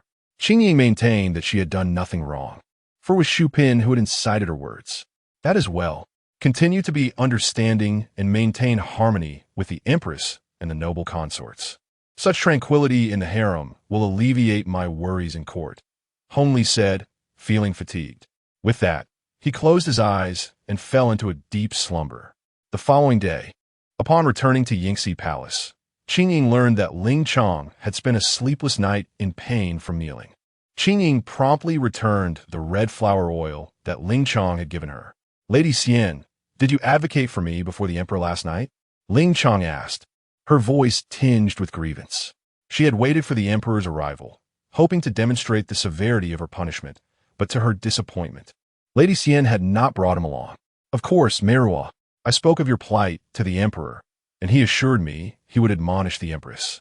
He instructed me to return and comfort you. Qingying replied, feeling a pang of guilt as she lowered her head, pretending to inspect Ling Chang's knees. The empress indeed holds an extraordinary position in the emperor's heart. Thus, I feel reassured. However, The queen has been so unkind to me that I cannot suppress my indignation. After a moment of comfort from Qingying, news from the Changchun Palace spread throughout the entire court. At noon today, the emperor dined at Changchun Palace with Langhua. Recently, the queen has been preoccupied with the illness of Xie and the arrangements for the Mid-Autumn Festival, resulting in a diminished appetite. Langhua, do taste these freshly boiled fish balls. They are made from the finest fish sent by the governor of Qingying, specially prepared by the imperial kitchen for you, the emperor said, indicating to Li Yu to refrain from serving and personally ladling food for Langhua. Thank you, your majesty, Langhua managed to respond, but suddenly felt an intense nausea, as if a fist were pounding in her stomach, and she bent over in violent retching. Your Highness, what is the matter? Suyin rushed to support Langhua, while the emperor commanded Li Yu to summon the imperial physician without delay. Through the curtain, Jiang Yubin gently pressed his fingers on Langhua's wrist, and his expression shifted to one of delight. Your Majesty, your Highness, rejoice. The Empress is nearly 3 months pregnant, with a steady and strong pulse. The dragon fetus is secure, Jiang Yubin reported, kneeling in respect. The emperor joyfully grasped Langhua's hand. Empress, we are to have another child. We are to have another child. Langhua felt a haze of emotions. Both joy and concern washed over her as she recalled her past life, where Yongzong had succumbed to smallpox at merely 2 years of age. In this life, she had not wished to conceive again, yet now that this child had come, she would cherish it as a precious treasure. Tears glistened in her eyes as she gently caressed her belly, feeling the life within her, while the emperor tenderly placed his hand on her lower abdomen. Your Majesty, I too am overjoyed. With the love of the emperor, this child will surely be very fortunate. When this news reached Xianfu Palace, Ma Xin hurriedly supported Xie, exclaiming, Sister, you are a child again? Were you not caring for me while expecting? Xie felt a pang of guilt and brought a plethora of nourishing supplements from the storeroom. Donkey hide gelatin, deer antler, a treasure cake, and bird's nest, offering them to Changchun Palace like a flowing stream. Upon hearing this, Wanwan insisted on returning to Changchun Palace to care for Langhua. Wanwan, it is enough for you to look after the emperor now. Once the child is born, I will entrust the care of the baby to you. You will surely have your hands full afterward. Langhua persuaded her several times before Wanwan finally abandoned her thoughts of returning, though she continued to visit Changchun Palace daily. Upon learning of the empress's pregnancy, the Empress Dowager sent a pair of auspicious gold locks, a warm jade rui, 10 bolts of shoe embroidery silk, and 2 plates of gold nuggets. With the Empress expecting a legitimate son, the Emperor decreed a universal amnesty, doubling the monthly allowances for those serving in the 6 palaces and tripling it for Changchun Palace. Furthermore, to bless the Empress, he elevated the ranks of consorts in the palace, promoting Yu Guiren to Yu Pin and Ing Changzai and Shun Changzai to Ing Guiren and Shun Guiren, respectively. In this moment, Ing Changzai found herself conflicted, uncertain whether to believe the words of Xianfei regarding the emperor's reprimand of the queen or to trust the news of the empress's pregnancy. In the end, Ing often reassured herself that the emperor must have first reprimanded the empress, and upon her fainting and discovering her pregnancy, he decided to spare her. Otherwise, why would he have elevated her status? It must have been to placate the Mongolian concubines. Langhua's pregnancy was remarkably stable. Aside from an initial bout of loss of appetite and morning sickness, she exhibited almost no other symptoms. Occasionally, the emperor and Yanwan would join her for meals, and the 3 of them would share delightful moments, radiating harmony. Once she became pregnant, the responsibilities of organizing the Mid-Autumn Festival banquet for the longevity celebration fell to Xie and Luyun, leading Hailan and Wanin to embark on the journey of caring for 4 children together. Meanwhile, Xianfei eagerly anticipated the upcoming longevity festival at Taiha Hall, hoping to reunite with Ling Yunjia, whom she had not seen for a long time. In her heart, she felt a deep kinship with him, as if they were kindred spirits. Chapter 67. The Longevity Festival and the Doubts of Consort Shu on the 13th day of the 8th month. The emperor celebrated his first grand longevity festival. On this day, officials from various regions presented 30 golden scepters adorned with jade and 10 bronze incense burners, shaped like dragons. The officials of the capital also set up incense tables for offerings. In the early morning, the emperor personally visited the Qingying palace to pay his respects to the Empress Dowager with 3 bows and 9 kowtows and serve her breakfast. He then proceeded to the Ruihua palace to honor his late father, demonstrating his reverence for his ancestors. As night fell, a banquet was held in the Taiha Hall for the imperial harem and royal relatives, where he graciously received their congratulatory gifts. During the banquet, all the concubines donned ceremonial robes. The expectant Langhua wore a magnificent sleeveless robe of bright yellow adorned with 9 dragons, her long cloud shoulders radiating nobility. The consort Qiyue, accompanied by the other concubines, presented a meticulously embroidered 100 longevity motif, crafted over 5 days in the Zhongsue Palace under the guidance of Hailan. Naturally, Qingying had declined to partake, citing her lack of embroidery skills as an excuse. To her surprise, at this mid-autumn family gathering, the usually mischievous Ling Pin was remarkably subdued. After toasting with everyone, she refrained from further interaction with the emperor, instead rising to toast the empress. Empress, it is your guidance that has led us to this day. Now that you are with child, I offer my tea in place of wine. Wishing you good health and longevity, she said with a sweet smile. Langhua raised her cup to join in the toast. I also wish for your continued favor from His Majesty, and may you soon bear a dragon's son, she added. The expression on Ingairen's face betrayed her displeasure at Ling Pin's display of bravado during the emperor's festival. Ing's sister, Shun Guiren, tugged at her sleeve. Do not forget that you were just punished for speaking out of turn a few days ago. What are you afraid of? After the empress punished me, the emperor elevated my status. Does that not show his respect for us Mongolians? Guiren retorted, casting a disdainful glance at Hullen. Indeed, you have a point. We are both noble now, and the next step is to attain the rank of consort, allowing us to be addressed as noble lady, Shun Guiren nodded, feeling a surge of pride in their status. We have been in the palace for less than a year, and have already become noble. This shows the emperor's favor. The rank of consort must be within reach. Moreover, I have heard that the emperor plans to go to the Mulan hunting ground next autumn. What a splendid opportunity for us to showcase our talents. Just look at Ling Pin, a Han woman of the lower 5 banners. How can she accompany the emperor on a hunt? Guiren thought confidently to herself. Nearby, Yu Pin could not help but find their whispered conversation amusing. Showcasing talents? Will it really be their turn? She thought. Meanwhile, Qiyue and Levine were preoccupied, having personally selected the banquet dishes after sampling over 100. Ensuring them to be their favorites. They exchanged compliments about each other's efforts in organizing the feast. Consort Shu, however, sat alone, sipping her wine with a melancholic expression, saddened by the emperor's infatuation with Wei Yanwan. Noticing no one was paying her attention, Qingying quietly took Rongpei's arm and slipped out of the Taiha Hall, seeking to walk outside and dissipate the effects of the wine. Lady Xian, is that you? Qingying felt as if the world echoed this gentle inquiry, reminiscent of a spring breeze. It was Ling Yun. Qingying turned her gaze, and beside her, Rongpei wore a perplexed expression. Ling Yunqing, is it you? How fare you in your duties at the Taiha Hall? Qingying's tone brimmed with joy, and it was then that Rongpei realized this was the esteemed guard frequently mentioned by her mistress. Your Highness, I am well, yet I remain concerned for your health. Ling Yunqing replied, gazing at the woman before him who had offered him encouragement, warmth, and the promise of a bright future.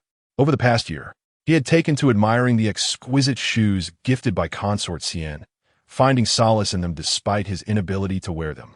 The intricate eagle design evoked thoughts of Consort Xian, whose name, Qingying, resonated with the clouds, much like his own name, Ling Yunqing. I am well, truly well, Qingying said, her eyes brimming with tears. It is only that I could not retain Wei Yanwan. She has now become the emperor's favored consort. Your Highness, that is of little consequence now. I only wish to perform my duties well, to remain closer to you, so that I may assist and repay your kindness.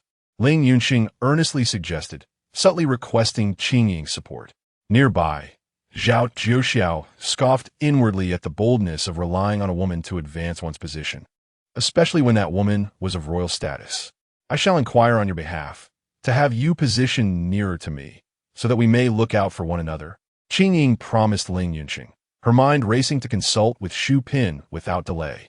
She and Rongpei returned to the Taya Hall. "Sister, where have you gone? I have been searching for you." Look at the emperor. His gaze remains fixed on the empress and the favored consort. "Why, despite my love for him, can he not see me?" Yihuan lamented, her heart shattering. In the past 2 months, her favor had waned, and it seemed the emperor was forgetting her. "Yihuan, the emperor still holds you dear. Observe how he entrusted you with the important task of copying imperial poetry. He has faith in you alone for such a responsibility. You must know, there's always a place for you in his heart," Qingying gently reassured.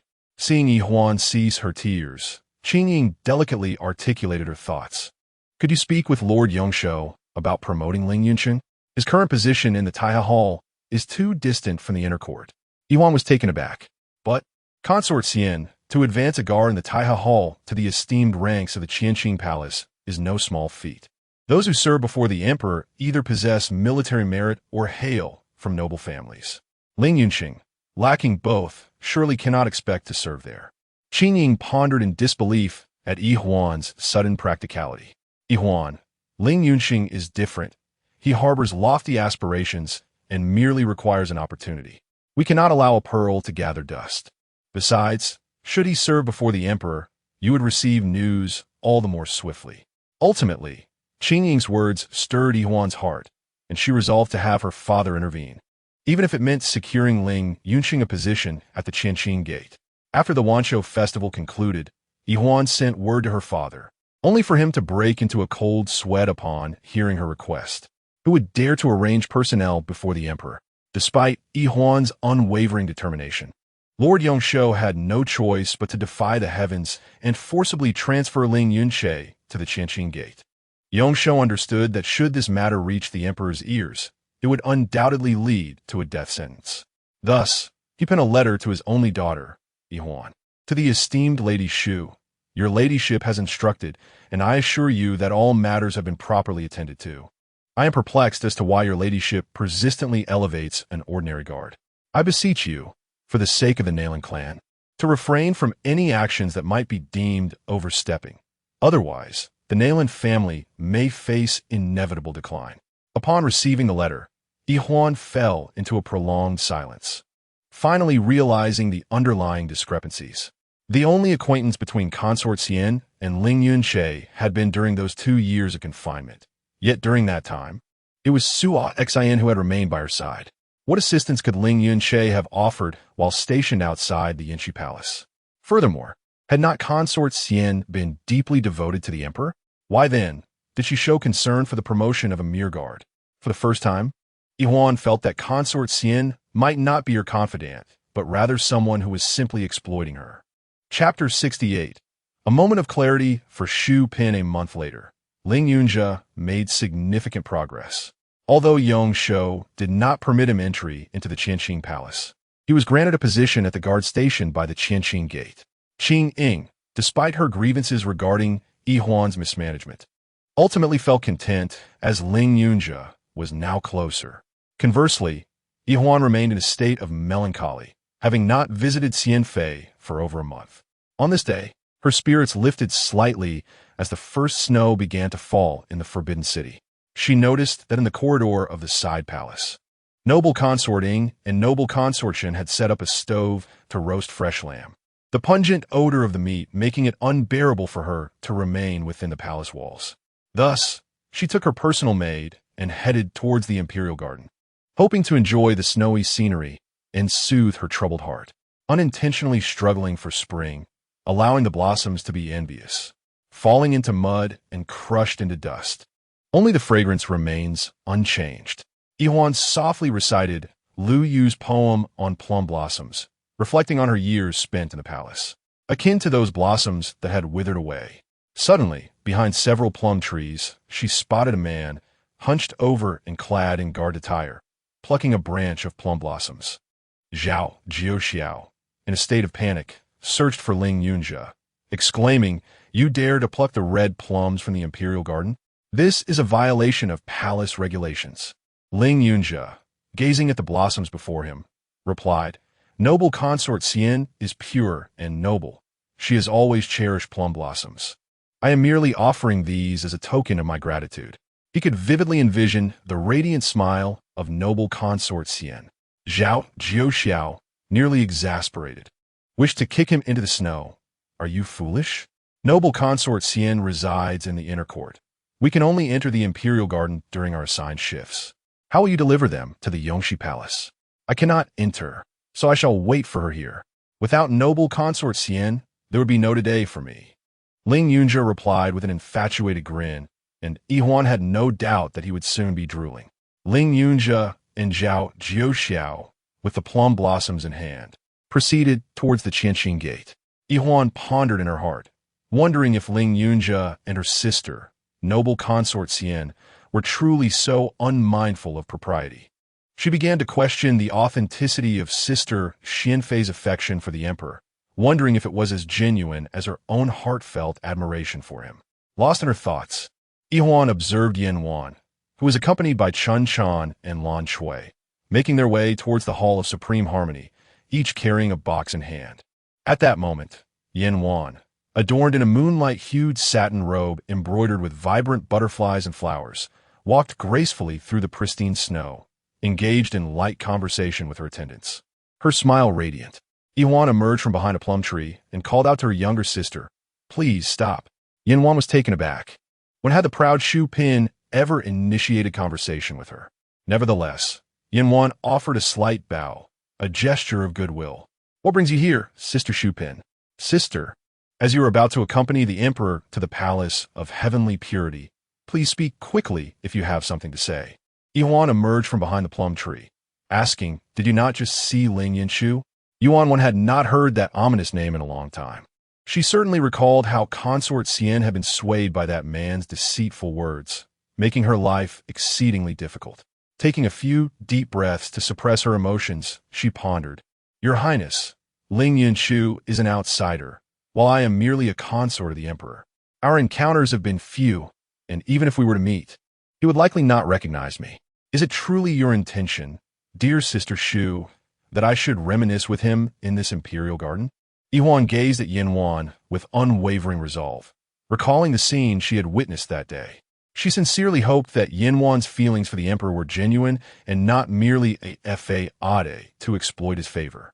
Yanwan chuckled lightly and took a step closer to Yihuan, her eyes fixed on Yihuan's perpetually somber gaze. "Your Highness Shu, is it truly a matter of unwavering devotion? Or is it merely a superficial claim? What is love? Love is not a form of captivity. It is not about compelling the emperor to accept your misguided affections. You trail behind the emperor each day. Do you truly see him happy?" Yanwan wished to refrain from further discourse. Yet she found herself ensnared by Yihuan's grasp on her sleeve, the latter's voice trembling as if she might collapse at any moment. "You speak nonsense. My affection for the emperor cannot be rivaled by you. Consort Xian has said that the emperor's love is unlike that of ordinary men. It must remain subdued and restrained." Yanwan stepped closer, observing the delicate beads of sweat forming on Yihuan's nose. She felt a flicker of sympathy for the woman before her. Must the emperor's love truly be restrained? The emperor is but a man, and like all men, he delights in that which aligns with his heart's desires. The Son of Heaven is no exception. I have conversed extensively with Lady Shu, surpassing the bounds of our cordiality. I must now attend to His Majesty. Lady Shu, I bid you farewell." As Wan spoke, she took 2 steps back and, accompanied by Chun Chan, entered the palace of heavenly purity.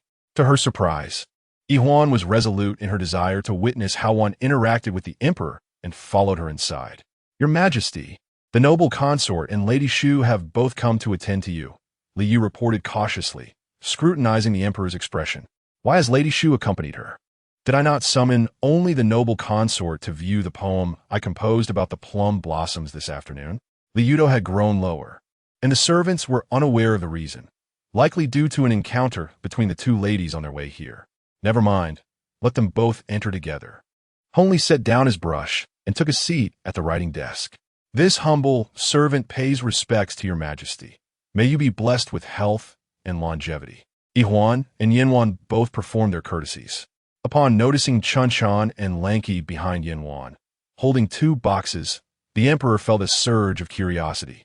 "Consort Ling, Consort Shu, come." Let us take a look at the poem I have composed about the plum blossoms. Hongli beckoned the two to his side, pride illuminating his face as he instructed Liu to unfurl the scroll. To his surprise, it was Wang Mian's ink plum blossom. After appreciating Wang Mian's artwork, the emperor inscribed a poem within the scroll. The curves slightly deviate from the Yang family style. Spring fills the icy heart. Snow weighs down the waist. What does it matter if others call it apricot? Ask him, does the apricot possess such a refined elegance? At the end of the poem, the emperor affixed no fewer than 8 seals. Yanwan then inquired, is the Yang family's poetry mentioned in your majesty's verse referring to Yang Buji? Wang Mian's technique of painting plum blossoms, particularly his ink dot method, differs from that of the Yang family. I too believe that Wang Mian places greater emphasis on the essence and spirit of the plum blossoms. Hongli nodded, acknowledging this connection of understanding between us. Yi Huan, standing to the side, felt perplexed. She had always thought that Ling Pin was merely skilled in singing suggestive lyrics. Yet she was surprised to discover her appreciation for renowned paintings. It seemed her comprehension of the emperor's poetry surpassed her own, and to her astonishment, the emperor regarded Wei Yanwan as an intimate confidant. What then was her own standing? I have also brought something delightful for the emperor. Can you guess what it is? Yanwan's eyes sparkled brightly as the emperor gently pinched her soft cheeks. You always come up with new and delightful surprises. How could I possibly anticipate them? Yan N's smile blossomed with greater joy as she presented the treasure she had brought, which perfectly complemented the emperor's poem. Chunchan and Elnq opened the boxes to reveal 2 exquisite, transparent glass seals adorned with gilding. Remarkably, each seal contained a floating plum blossom, rendered so vividly that it appeared alive. The emperor stepped forward eagerly, his face radiating a joy he had never before exhibited. So, you have been mastering the art of casting glass these past few days, he remarked.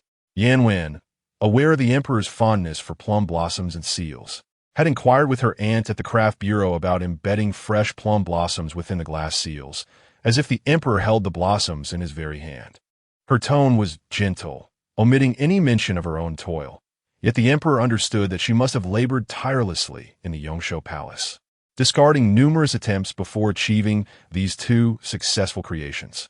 Wei Huan felt a pang of discomfort in her chest, having never witnessed such delight on the emperor's countenance.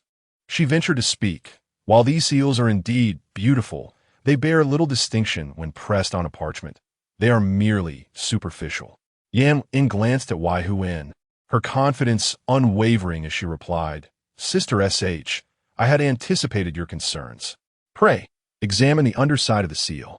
Hongli lifted it, and to his astonishment, he found not only the name inscribed, but also a delicately carved miniature plum blossom beside it, exquisite in its detail despite its small size. Yanwen, you have truly invested your heart into this. I am most pleased. I shall now imprint it upon this artwork. Hongli seized the seal and boldly pressed it onto the ink plum blossom painting. Wei Huan nearly faltered, her pride in her own talents shattered. Realizing she had been blind to her own shortcomings in the imperial harem, where she had assumed superiority alongside consort Qian. Your Majesty's approval renders my efforts worthwhile.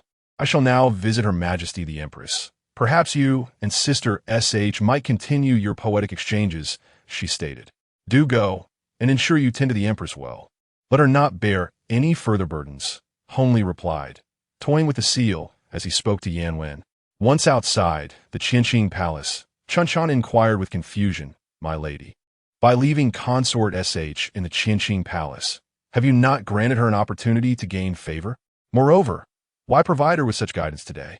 Yan Yin smiled. If this can awaken her to the truth and lessen her whispers behind my back, it would be most beneficial. If not, let her discern what it truly means to be devoted and what a favored consort ought to embody. Chapter 69. The son of auspiciousness on the first day of the Lunar New Year, Princess Rishu gave birth to a son, much to the delight of the Empress Dowager, who personally visited the princess's residence to offer her congratulations. In previous years, the emperor would lead the imperial consorts to the Yuanminjuan to admire the fireworks. However, this year, in consideration of Langhua's condition as she carried a child, he arranged a banquet within the palace. Within the Changchun Palace, the experienced Liu who had already given birth thrice, was accompanied by Hailan as they prepared the white cloth and ginseng slices required for delivery. The various swaddles and belly bands were all crafted by Hailan herself, using the finest soft silk, enveloping the infant in a smooth, lightweight embrace, as if he were weightless. Hailan, please refrain from making more for the child. He will never manage to wear all of these, Langhua advised, noting the plentiful stacks of swaddles. With such an abundance, he will be well equipped for a month's worth of changes upon his arrival. My lady, it is always wise to be prepared. One can never tell when the child may soil or wet himself. It's prudent to have replacements ready, Hailan responded while tidying up. See ya. Sipping the milk and bird's nest soup brewed by Yanwan, chimed in, let Sister Yui handle it. I am not skilled in such matters. Please include my share in her preparations as well. Langhua playfully tapped Siya on the head, remarking, you are quite clever in your thinking. Have you not promised to craft a postpartum headband for me? It has been 3 months, and yet I have seen no sign of it. I am truly working on it, I am. You can ask Ma Xin if you doubt me, Siya insisted. At this, Ma Xin lowered her head, becoming increasingly shy, while Siya, exasperated, stamped her foot, lamenting the lack of cleverness in her companion. Yanwan offered a bowl of milk and bird's nest soup to Langhua, exclaiming, Sister Chun, Sister Yu, do come and taste this. Yanwan's culinary skills were unmatched. Somehow, her creations surpassed even those from the imperial kitchens, prompting genuine praise from Hailan.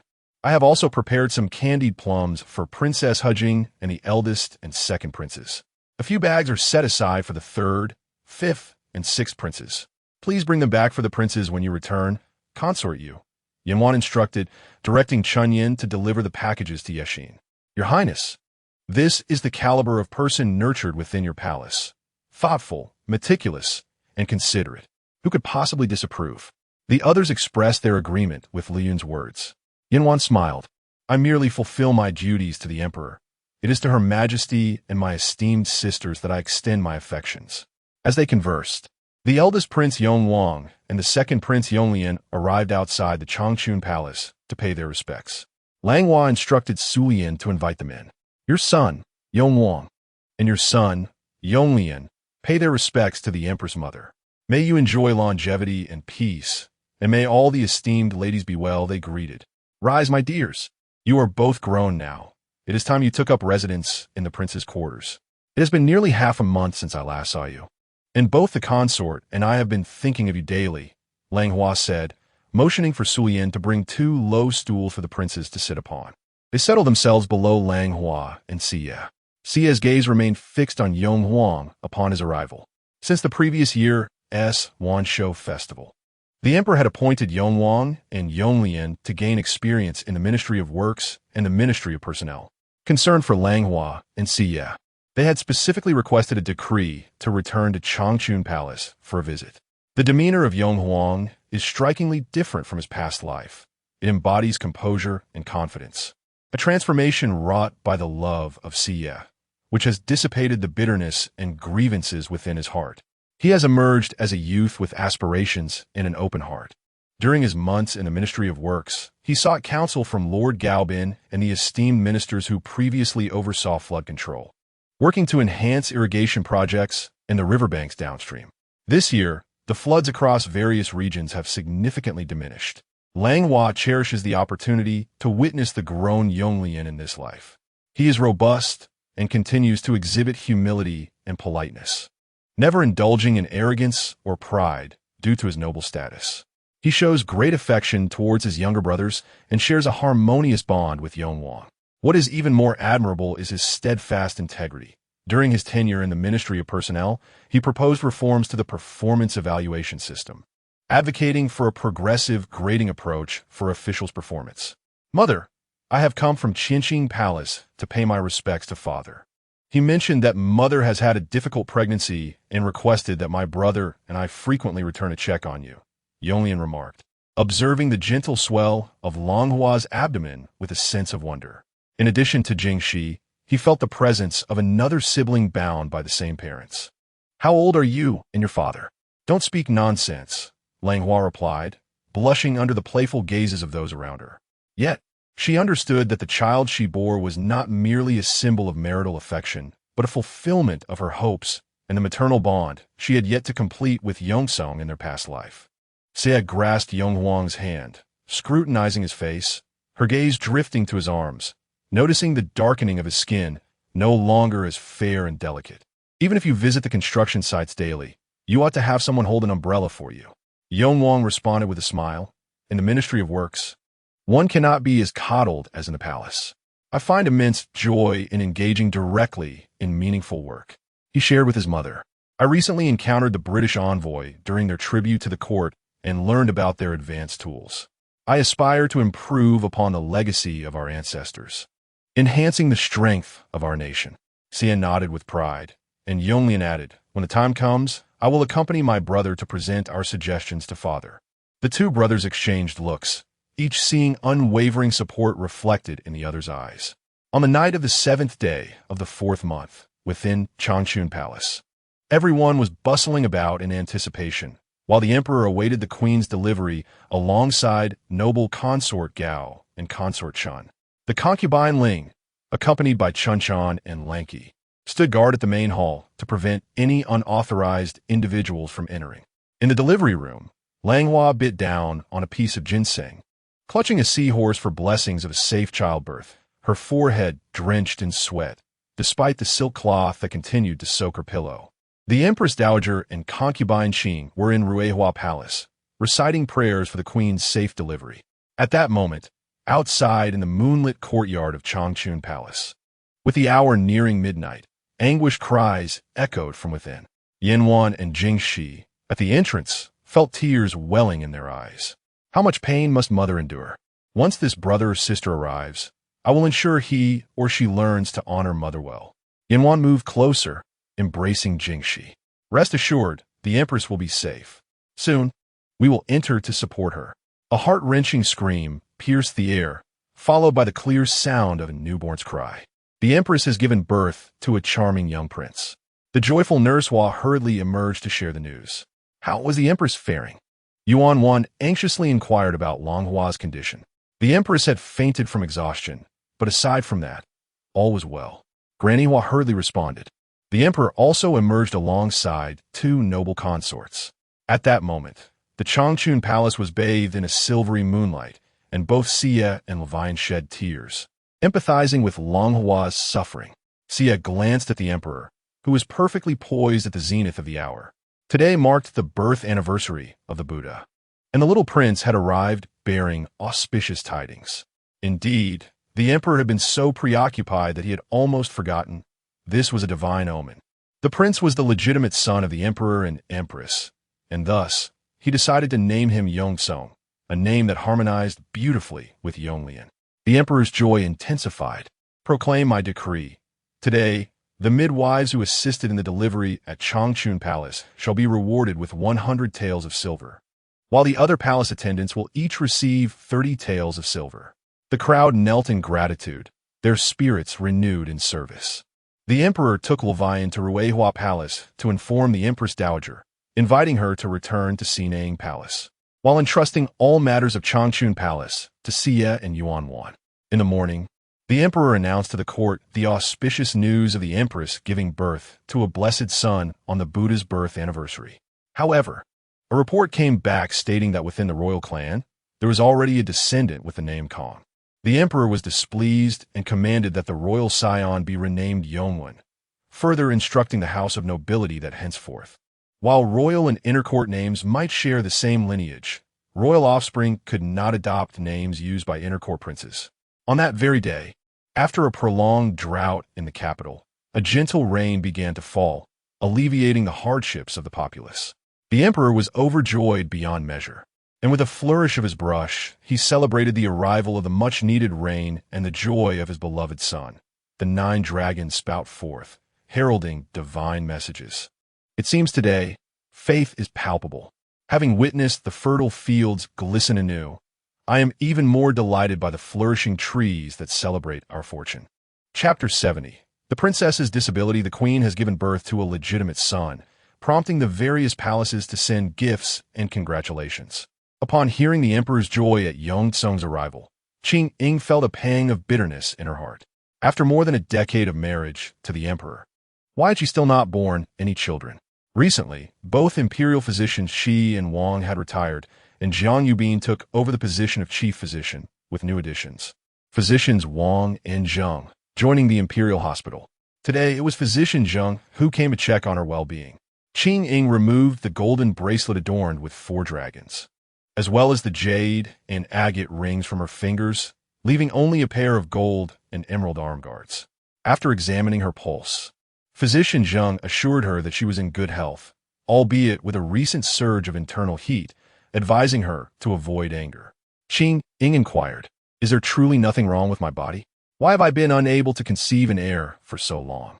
The young physician Zheng, merely 20 years of age, scratches his head and suggests, "Perhaps it is due to the infrequency of your encounters with His Majesty, my Empress, leaving little opportunity." Qingying pondered and realized, indeed, over these past few years, between the 2 periods of confinement in the royal residence and the palace, she had been secluded for nearly 3 years. Her legs have been injured from kneeling, requiring half a year of recuperation. Compared to the noble consort and the pure consort, her opportunities to serve the emperor had been far fewer. Is there any method that might help this consort regain His Majesty's favor? She wondered. The candid remarks of Qingying startled physician Zheng. The use of aphrodisiacs on the emperor by numerous consorts throughout history has invariably led to catastrophic consequences. As Zheng's medical career has only just commenced, he is not yet prepared to face the king of hell. "Your Highness, I was merely jesting. The emperor's affections cannot be swayed by others," he replied awkwardly, preparing to depart with his medical kit. "Physician Zheng, I meant to request a prescription for maintaining my beauty," Qingying swiftly clarified. With a sigh, Zheng responded, "To preserve one's beauty, one must cultivate a joyful spirit and an expansive heart. If remedies were truly effective, then how could it be that throughout the ages, beautiful women have aged and lost their beloveds?" However, the Empress Dowager urged him persistently, compelling him to prescribe only some calming herbs and a beauty ointment, seeking merely to avoid any mistakes. Within the long spring palace, Hongli took the infant Yongzong from Su Lian's embrace. Yongzong possessed fair skin and did not inherit Hongli's elongated phoenix eyes. Instead, his eyes were round and wide, bubbling with delight. Hongli waved a string of prayer beads before Yongzong, reveling in the joy of fatherhood. This was not the first time the emperor had taken on the role of father, yet his affection for Yongzong was somewhat excessive. "I have heard that you even requested officials from distant provinces to send their congratulations, which seems rather ostentatious." Langhua, adorned in a delicate blue silk gown embroidered with floral patterns, had only a few plush flowers as embellishments in her hair.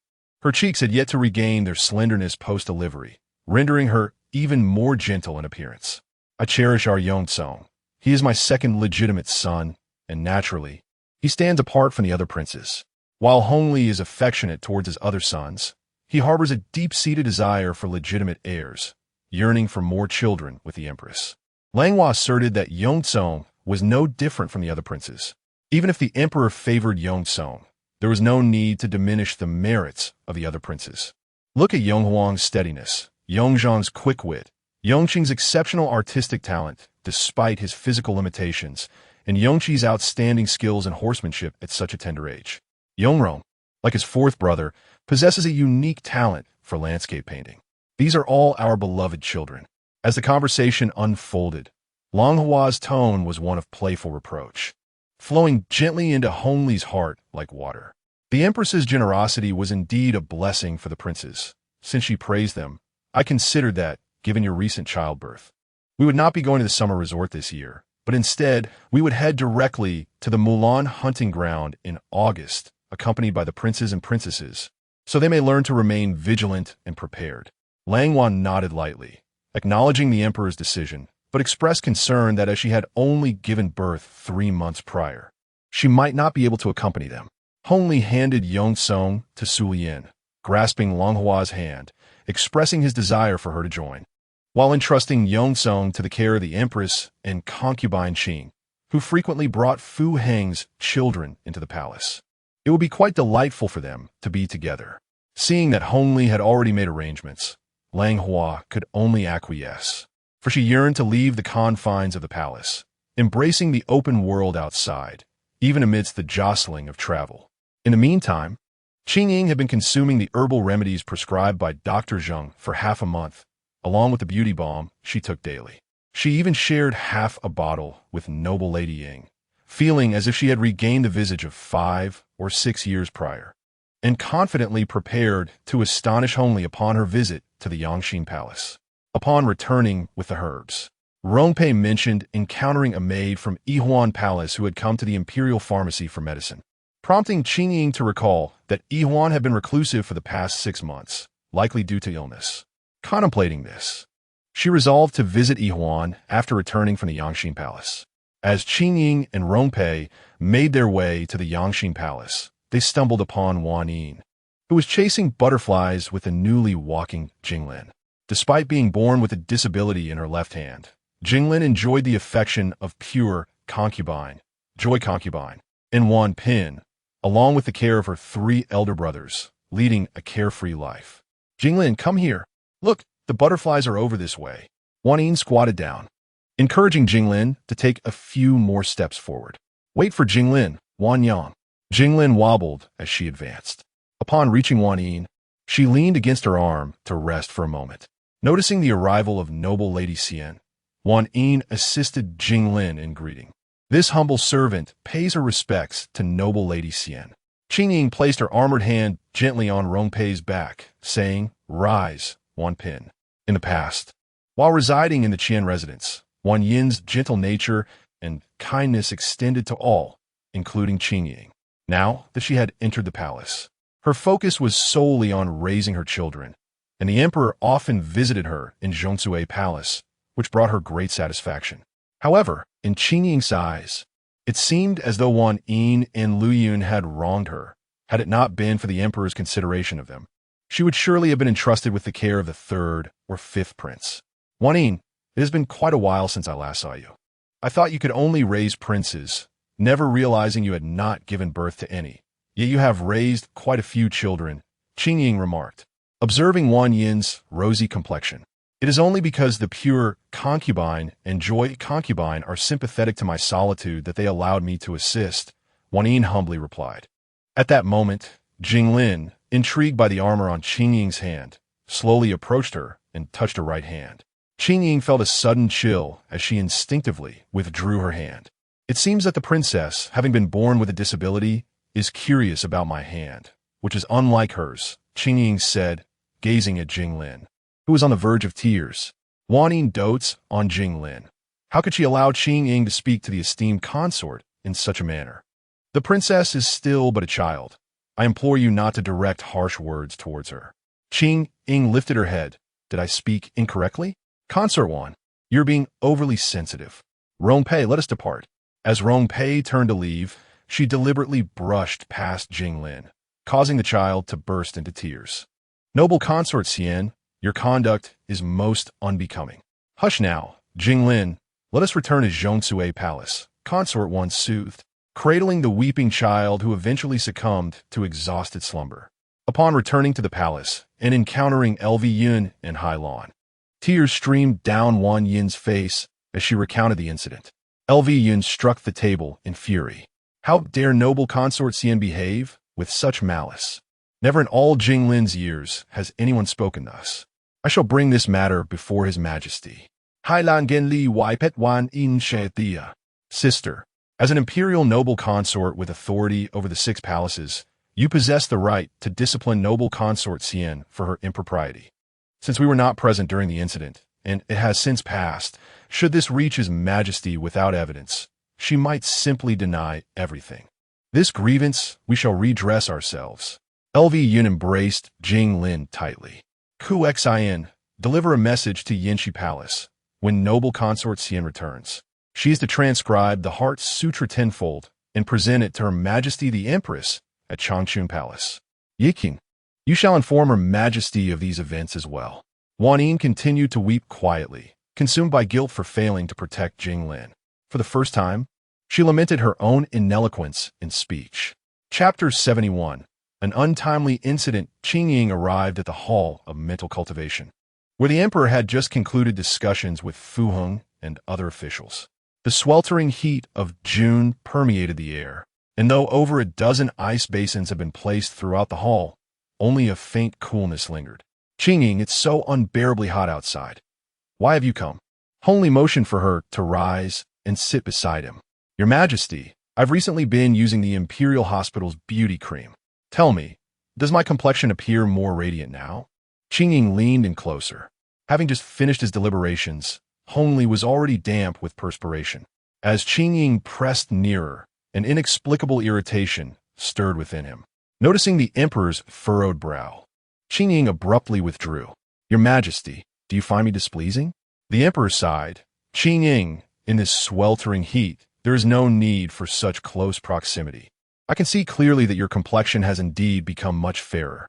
At this, Qingying smiled, revealing her teeth. Jin Zhong entered, carrying a rectangular ice chest. Your Majesty, Her Majesty the Empress is concerned that it might be too warm for you to deliberate in the Yangxin Hall. So she especially sent you chilled sour plum soup and watermelon juice, freshly squeezed and exceedingly fresh. Quickly bring it to me. I am quite warm, the Emperor commanded. Jin Zhong presented the ice chest, opening it to reveal 2 glass bottles, from which he poured a cup each, placing the sour plum soup before Qingying and the watermelon juice in front of the Emperor.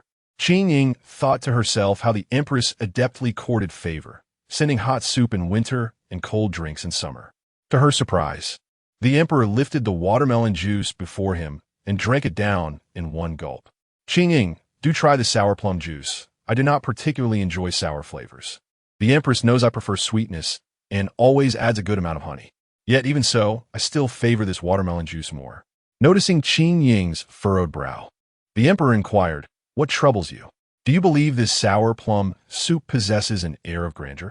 Qingying, feeling helpless, could only lift the cup of sour plum soup to her lips. The taste was neither distinctly sour nor sweet, and after finishing it, she vigorously wiped her mouth. Jin Zhong observed as Qingying drank the concoction and then retreated with the ice jar. At that moment, only Qingying and the Emperor remained in the room. The Emperor, feeling less warm, grew intrigued and gently embraced Qingying. Your Majesty, this year during the Mulan autumn hunt, you must take me along. I wish to witness your gallant demeanor on horseback, Qingying expressed. However, after speaking, she felt a slight pain in her lower abdomen, a surge of discomfort rising within her. Yet in the Yangxin Hall, she could only quietly suppress it, enduring the sensation. I intend to leave Consort Qing to care for the Empress Dowager, and Consort want to look after Yongrong and Jinglin. The other consorts and princes shall accompany us to the Mulan hunting grounds, the Emperor stated. Hearing Hongli's words brought Qingying a measure of relief, yet the pain in her abdomen intensified to the point where her intestines began to rumble. Beads of sweat formed densely on her brow, and the pressure within her continued to descend, directly reaching the pylorus. The sensation arrived with the swiftness of a whirlwind, leaving her feeling lightheaded and unsteady. Qingying pondered, could it be that she had consumed something spoiled, leading to this discomfort? Stealthily displaying a semblance of humility, Qingying hoped not to be noticed. Taking advantage of Hongli's momentary distraction, she allowed her body to relax slightly. Observing the beads of sweat adorning Qingying's forehead, Hongli felt perplexed. Having just consumed a glass of sour plum soup, he wondered how she could be feeling so overheated. Your Majesty, PFF splat, PFF, a pungent odor suddenly pervaded the hall of Nurture Hearts, nearly causing Hongli to faint. He quickly rose, retching, ugh, Xinfei, how dare you? At the moment when Qingying feigned humility, she realized too late that she needed to relieve herself. The overwhelming pressure from her stomach resulted in an uncontrollable release, an ultimate liberation. Your Majesty, I did not intend this. I am in pain. Qingying felt the dampness beneath her, aware of the foul stench enveloping her. Beneath her, the cushion was stained with a golden hue. Someone quickly moved Xinfei to the side hall. No, I shall go to the side hall myself. Upon seeing Yuhu enter, Hongli hastily fled. Yuhu was met with an overwhelming stench upon entering and, with no choice, commanded the palace maids to clean up after Qingying. Outside, Jin Zhong covered his mouth, dispatching someone to inform the Changchun Palace. knowing the empress would not resort to such a humiliating tactic. Surely, it was the scheme of some clever individual, which was quite to his liking. Upon entering the side hall, Qingying remarked, "Your Majesty, it seems Xianfei has suffered from something cold, causing her upset stomach. Should we summon the imperial physician? Such a disgraceful affair. There is no need for a physician. Have the main hall thoroughly cleaned, and let Xianfei recuperate on her own." Hongli thought to himself that Qingying was becoming increasingly outrageous. In her youth, she merely feigned humility, and now she dared to relieve herself in the Hall of Nurtured Hearts. Yet, the emperor insisted it was due to her poor digestion, or perhaps the issue lay with the beauty tonic she consumed. If that were the case, how is it that he had no troubles? In pain and unable to argue, Qingying was sent back to recuperate. In the Changchun Palace, Yanwan laughed heartily at the news delivered by Qingying, with Langhua and Xie unable to contain their amusement. Just moments ago, attendants from the Zhongsue Palace had reported the grievances of Jinglin, and Yanwan had been present. Upon learning that the little princess she had personally protected, the reincarnation of a bodhisattva, had been insulted by Qingying, who called her disabled and was shoved to the ground by Rongpei, she resolved to retaliate immediately. The empress had prepared fruit juice, to which she added a generous amount of castor bean powder and honey to mask the taste, specifically instructing Chun Chan to deliver it, stating that the watermelon juice should be given to the emperor first, while the sour plum soup, which he disliked, should be presented to Xianfei. Langhua and Xie, aware of Qingying's bullying of Jinglin, thought it was time to teach her a lesson and instructed Yanwan on how to properly mix the castor bean powder in small, measured doses. The little eunuch, delivering messages, vividly described the chaotic scene in the Hall of Nurture Hearts, causing Xie to instinctively pinch her nose. Langhua handed a handful of gold beans to the little eunuch and another handful to his pouch for tea, while giving yet another handful to Qingying, advising him to attend to the emperor properly in the heat. The little eunuch joyfully rushed out, delighted by the rewards received for simply delivering a message. On the palace path, onlookers gazed at Xianfei, who lay in a palanquin, clutching her stomach, puzzled. They had not heard of any news regarding her impending childbirth. And behind her palanquin, there was even someone carrying a chamber pot. Standing anxiously by, Rongpei urged her master to endure a little longer, as they had already encountered 2 bouts of disgrace on the road. Rongpei, fetch the chamber pot and set up the screen. Came the familiar feeling once more. This time, as Rongpei helped Qingying to rise, she was taken aback when Qingying lost her composure, leaving Rongpei's hands stained. The eunuchs carrying the sedan chair, unable to contain themselves, set it down and retched. Upon returning to the palace of Yanxi, Qingying was filled with shame and indignation. She had never endured such a public humiliation, which she believed was a scheme by the empress to disgrace her. That day, the cleansing room in the main hall of Yanxi Palace remained in use, and in the brief moment she had, she was compelled to transcribe the Heart Sutra 10 times. After all the turmoil, the beauty that Qingying had painstakingly restored was once again lost. In the palace of Zhongsue, the 3 who learned of the incident could not help but laugh. Yanwan was exceptionally clever, and the retribution felt satisfying. Hailan Sumon Iesin, Gesin, and Shun Exiled, instructing them to seek out familiar faces in the various palaces to discuss the events that transpired in the Yangxin Hall, hoping to spread the word as widely as possible. She aimed to let Qingying experience the sting of being openly mocked. Before long, even the Empress Dowager was informed of the significant incident involving Qingying in the Yangxin Hall, holding the child of Hongli. The Empress Dowager's expression was one of maternal affection, yet upon hearing the news from outside, she was taken aback, questioning Qingying's sanity. She drew closer and recounted the jibes directed at Qingying concerning Princess Jia's disability, which only served to further amuse the Empress Dowager, who found it hard to believe that a consort could be so foolish after all her years in the palace.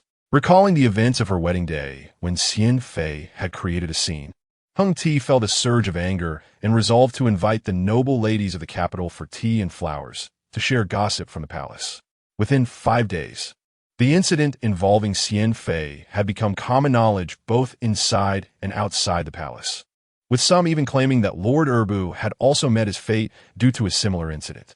Thus, rumors began to circulate that the Urbu branch of the Ula Nala clan had risen to power through such humiliating misadventures. Chapter 72, Mulan's Autumn Hunt, Part 1. At the end of July, everyone was preparing the riding attire for Mulan's autumn hunt. Langhua learned that Consort Shu had been ill for an extended period and had not been taking her medicine properly, even discarding half of a bowl of medicine. Although Langhua harbored no fondness for Consort Shu, she could not turn a blind eye to a life in jeopardy. Hence, she ordered Zhang Yubin from the Imperial Medical Bureau to remain in the palace to attend to Consort Shu's ailment instead of accompanying Mulan. Zhang Yubin's wife, Suixin, was expecting their second child and was delighted to remain in the capital. Qingying's health had significantly improved, and she recalled that she had yet to visit Yihuan.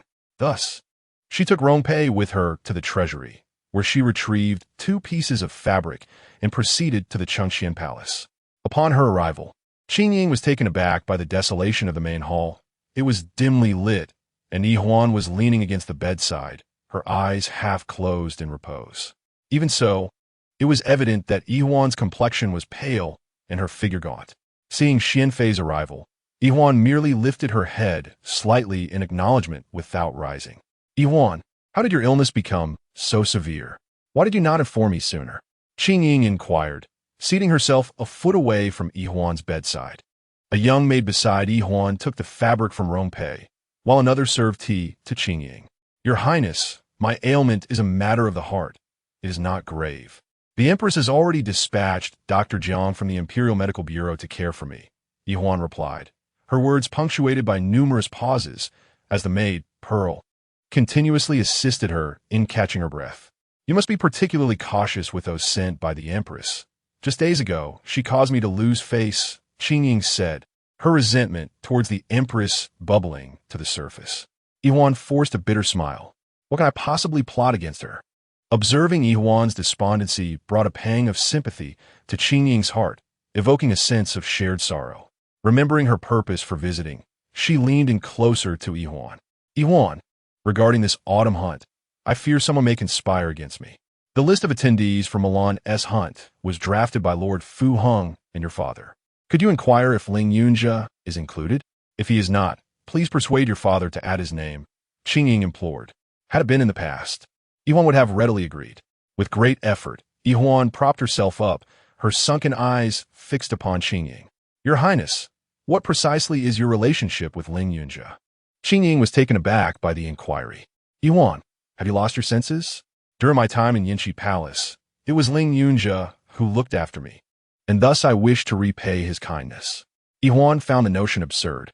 Is it not sufficient to have promoted him from the position of a flood control officer to the Hall of Supreme Harmony, and then from there to Qianxin Gate? Qingying fell silent, choking on her words. "Sister, do you no longer wish to assist me?" Yihuan fell back on her bed, a look of poignant sorrow crossing her face. "Even if I desire to help you, it is no longer possible. My father has severed communication with me, likely in utter disappointment." "How can this be?" "Yihuan, do not dwell on it. Focus on your recovery," Qingying said, unsure of how to comfort her friend, feeling a deep sense of loss at the prospect of another absence from the court. Yihuan sensed that Qingying no longer had the patience to linger in Chengxian Palace and prepared to see her off. "Your Highness, I am fatigued. Please return, lest my illness exacerbate your own." With a heavy heart, Qingying had no choice but to depart with Rongpei. "Your Majesty, where shall we head now?" Rongpei, concerned for her mistress, tread carefully, having been schemed against by the Empress, unable even to seek the covert protection of Guard Ling. Qingying pouted as they returned to the palace, preparing the necessary items for the Mulan autumn hunt. After the recent incident at the Yangxin Hall, the Emperor had once again shown her indifference. This time, during the Mulan hunting expedition, I must remain close to the Emperor. For this Mulan journey, the Emperor summoned Prince Yun Tu, Prince Hongzhou, Grand Secretary Ertai, and Zhang Tingyu to oversee matters in the capital. On the first day of August, the day before the journey commenced, the Emperor ordered a grand ceremony at the Fengxian Hall to pay homage to heaven and ancestors, fervently praying for a successful Mulan autumn hunt this year. The following day, at the hour of the tiger, the Emperor, accompanied by the Empress and the princes, visited the Qingying palace to bid farewell to the Empress Dowager, who offered her heartfelt admonitions to both the emperor and the empress. Your Majesty, this Mulan expedition marks your first autumn hunt since ascending the throne. Your health must take precedence. Moreover, the empress has recently given birth and must exercise utmost caution. The emperor replied, I shall heed the revered Empress Dowager's wise counsel. The emperor and the empress paid their respects with 3 bows before the Empress Dowager, who entrusted Yongzheng to her and concubine Qing. As they were about to depart, Jinping quietly assured Langhua, Rest assured, Empress, I shall stay close to the 7th prince. Langhua nodded, Hushbing Ying Bingshant. In truth, leaving Yongzheng in the Qingying palace was also a consideration for Jinping, so she would not feel lonely, having Yongzheng to keep her company and offer solace. On the 2nd day of August, the emperor set forth from Beijing, with officials kneeling in farewell, officially commencing the Mulan autumn hunt. The procession was grand, with over 20 carriages and the imperial carriage combined. Passing through Huairou County and Mian County, they took a brief respite at the temporary palace. Reaching Gabiku by the 5th of August, the autumn breeze swept across the grasslands, the sky a pristine blue, as cattle and sheep roamed freely, leisurely grazing and occasionally bleating joyfully. Gallant steeds thundered across the plains, their hooves echoing like thunder. The hunting party journeyed northward, the emperor and empress sharing the imperial carriage to symbolize their united front.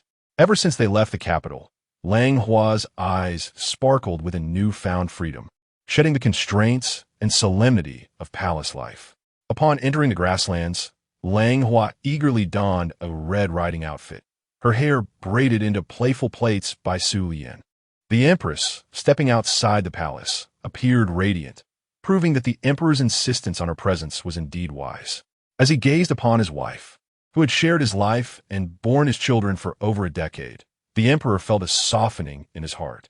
He resolved to embark on a southern tour with the empress within the year to admire the southern landscapes. Your Majesty, I truly adore this place. I recall my childhood when my uncle and brothers spoke of their valiant exploits. It filled me with longing for the world outside. Who would have thought that I would finally have the chance to witness it in my 30s? Over the years, Langhua had transitioned from a noble maiden, constrained by her status, to a dignified consort, and now, as empress, she was expected to embody grace and warmth. Only by stepping beyond the palace confines could she find a moment's respite and taste a hint of freedom. If you cherish this scenery, let us pause here for an hour. I shall take you down to explore, the emperor declared. Attend to the troops, let us rest here. Hand in hand, Hongli led Langhua down from the imperial carriage, and she reveled in the liberating breeze of the grasslands, her smile as radiant as the blooming flowers. Not far away, Qingying, accompanied by noble consort Ying and noble consort Shun, also alighted from their carriage. Unlike the empress, who immediately donned riding attire alongside the emperor upon entering the grasslands to please him, you and Hulin, being natives of this vast prairie, are aware that one should change attire only after entering the enclosure. Witnessing the emperor and empress holding hands ignited a surge of jealousy within Qingying. Noble consort Ying echoed her sentiments, exclaiming how the empress audaciously grasped the emperor's hand in public. Noble consort Shun shook her head, remarking that such behavior was unbecoming of an empress in such a grand setting. Meanwhile, from the adjacent carriage, Yu Pin descended, supporting Su Lu's hand. She gracefully glided past the trio, overhearing their gossip and quipping loudly, "Why don't you hurry to the restroom for a break instead of dawdling? Does noble consort Xian wish to relieve herself in the carriage again?"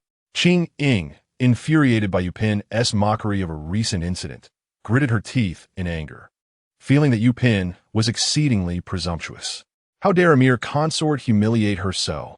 Noble consorts Ying and Shun remained silent, for everyone in the palace was well aware of the events that transpired in Yangxin Palace that day, and this was a direct affront to noble consort Xian's dignity.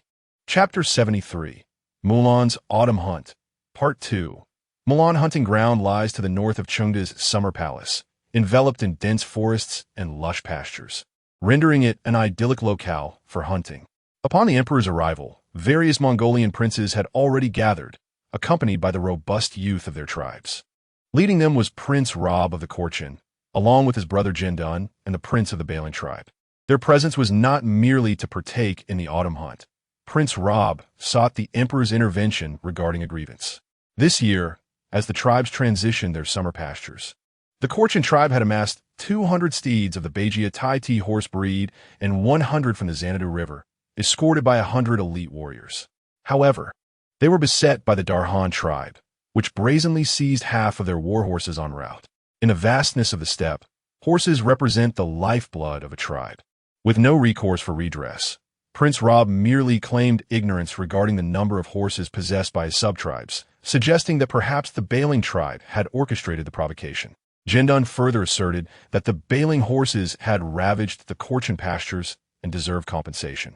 Silenced by their misfortune, the Bailing prince resolved to present his grievances before the emperor during the autumn hunt, especially since his daughter served as one of the emperor's concubines, thus warranting imperial support. Within the Milan hunting ground, the encampment was strategically divided into an inner and outer city. To the south of the outer city lay the Grand Council, tasked with drafting imperial edicts, alongside the military governor's office responsible for city defense, the Board of Rights overseeing ethnic affairs, and the 6 ministries of military, justice, rights works, personnel, and taxation. The eastern, western, and northern sectors housed the 8 banners. At the heart of the inner city stood the emperor's tent, surrounded by a circular formation of smaller tents within a 10-meter radius. The encampment was meticulously designed, with multiple layers of defenses ensuring stringent security. Langhua arranged for the Mongolian concubines and young maidens to reside closer to the emperor, while she, along with Chu, Liun, and Hailon, settled in the outer layer. Reluctantly, Qingying found herself lodged beside the favoriting Guiran in the outer encampment. Once everyone was settled, the emperor, accompanied by his princes and elite soldiers, ventured forth to test the hunting ground. The selected site near Jinshuichuan featured gentle undulations, lush grasslands, and dense forests teeming with wildlife. The 8 banners organized themselves with the right white and right red banners flanking the sides, commanded by the yellow banner, while the blue banner served as the forward scouts. As the hunting formation commenced, flags waved and war cries echoed, compressing the encirclement as the animals dashed frantically within. Today, the emperor personally led the hunt alongside Yong Wang, Yong Lian, Yong Zhang, Yong Qi, and several other royal offspring. Although Yong Lian was the most skilled equestrian among them, he refrained from leading the charge, instead keeping a watchful eye on his youngest brother, Yong Qi, who, due to his tender age, was provided only a small mare, led by a guard. The emperor loosed the first arrow of the autumn hunt, striking a rabbit, and promptly lowered his bow, turning to his princes and royal kin with a resounding call. I bring you here today to remind you of the arduous beginnings laid by our ancestors. The Qing dynasty has always valued martial prowess. You are all fine sons of our great nation. Go forth and let me witness your gallant spirits. With the emperor's command, they eagerly set out to pursue their quarry, while he rode forth, reveling in the splendid scenery that surrounded them. Fu Hong followed closely behind the emperor, and when Hongli noticed Fu Heng's absence, he was filled with curiosity. Spring he, why you not join them in the hunt? Fu Hong tightened his grip on the reins, ensuring that his steed lagged behind the emperor by a half-step. I must safeguard your majesty, and besides, I know that your majesty does not hunt these wild chickens and rabbits. You're surely waiting for the roe deer and the tigers. The emperor turned back and gently patted Fu Heng's shoulder. Ah, you understand me well. Let us wait. When we hunt, let it be for the most elusive of prey. The two shared a hearty laugh as the setting sun cast a golden glow upon them. The attending guards observed the camaraderie between the emperor and his most trusted minister, both of whom understood their roles as sovereign and subject, confidants, and the ideal partners in expanding the Qing dynasty's territory. As night fell, bonfires blazed outside the various encampments. Inside the women's quarters, several Mongolian concubines roasted the wild rabbits, chickens, and fresh lamb that the princes had hunted that day. Within the emperor's tent, Yanwan served at his side, enjoying the skewers delivered from outside. The emperor, in high spirits, drank several bowls of liquor alongside the meat. Noticing his joy, Yanwan set down her wine cup, rising gracefully in her resplendent pink palace attire. Your Majesty, before I left the palace, I learned the Song Dynasty's fan dance. Set to the poetry of Yan Ji Dao. It possesses a unique charm. May I perform it for you? Hongli set down his bowl. These past days, I have indeed been in need of some song and dance for company. You have truly read my heart, but here on the grasslands, where might we find a fan? Inside the tent, a dozen candles flickered brightly. Yanwan drew a bamboo handle from her waist, wrapped in delicate white silk. With a gentle flourish, she unfurled the silk, twisting it and binding it with a cord, thus creating a fan. I brought it with me. This is a waist fan I made. As she spoke, she gracefully waved her long sleeves and playfully covered her face with the fan, her waist twisting in a dance, the edges of her garments fluttering. To the tune of Kunku's Dream of the Garden, she began to sing Yan Ji Dao's Je Gu Tian. Colorful sleeves graciously hold the jade goblet. Once I wager my rosy face in intoxication. The dance beneath the willows, the moon in the heart of the tower. The song ends with the wind beneath the peach blossom fan. Since our parting, I recall our meeting, how often my soul dreams alongside you. Tonight, let the silver lamp illuminate, lest our encounter be but a dream. The melody flowed with grace. And even more captivating was how Yan Wan's lithe form was cast in shadow upon the tent's walls, appearing as a bird soaring through the air, singing this enchanting tune. Langhua pulled on Shiyu's sleeve, observing Yanwan's dance. Look how original she is. That is Yanwan. Wherever she is, she always brings something fresh. Shiyu nodded in agreement, for she too had emerged from her sister's palace. There was no need to speak of her poetic talents. She was well versed in the arts of Qin, chess, calligraphy, and painting. Even in horsemanship and archery, Shiyu believed Yanwan would excel. The two planned to visit the right encampment to check on Jing Se, who had spent the day hunting with the princes. This delicate princess, having ridden all day, was surely in need of care.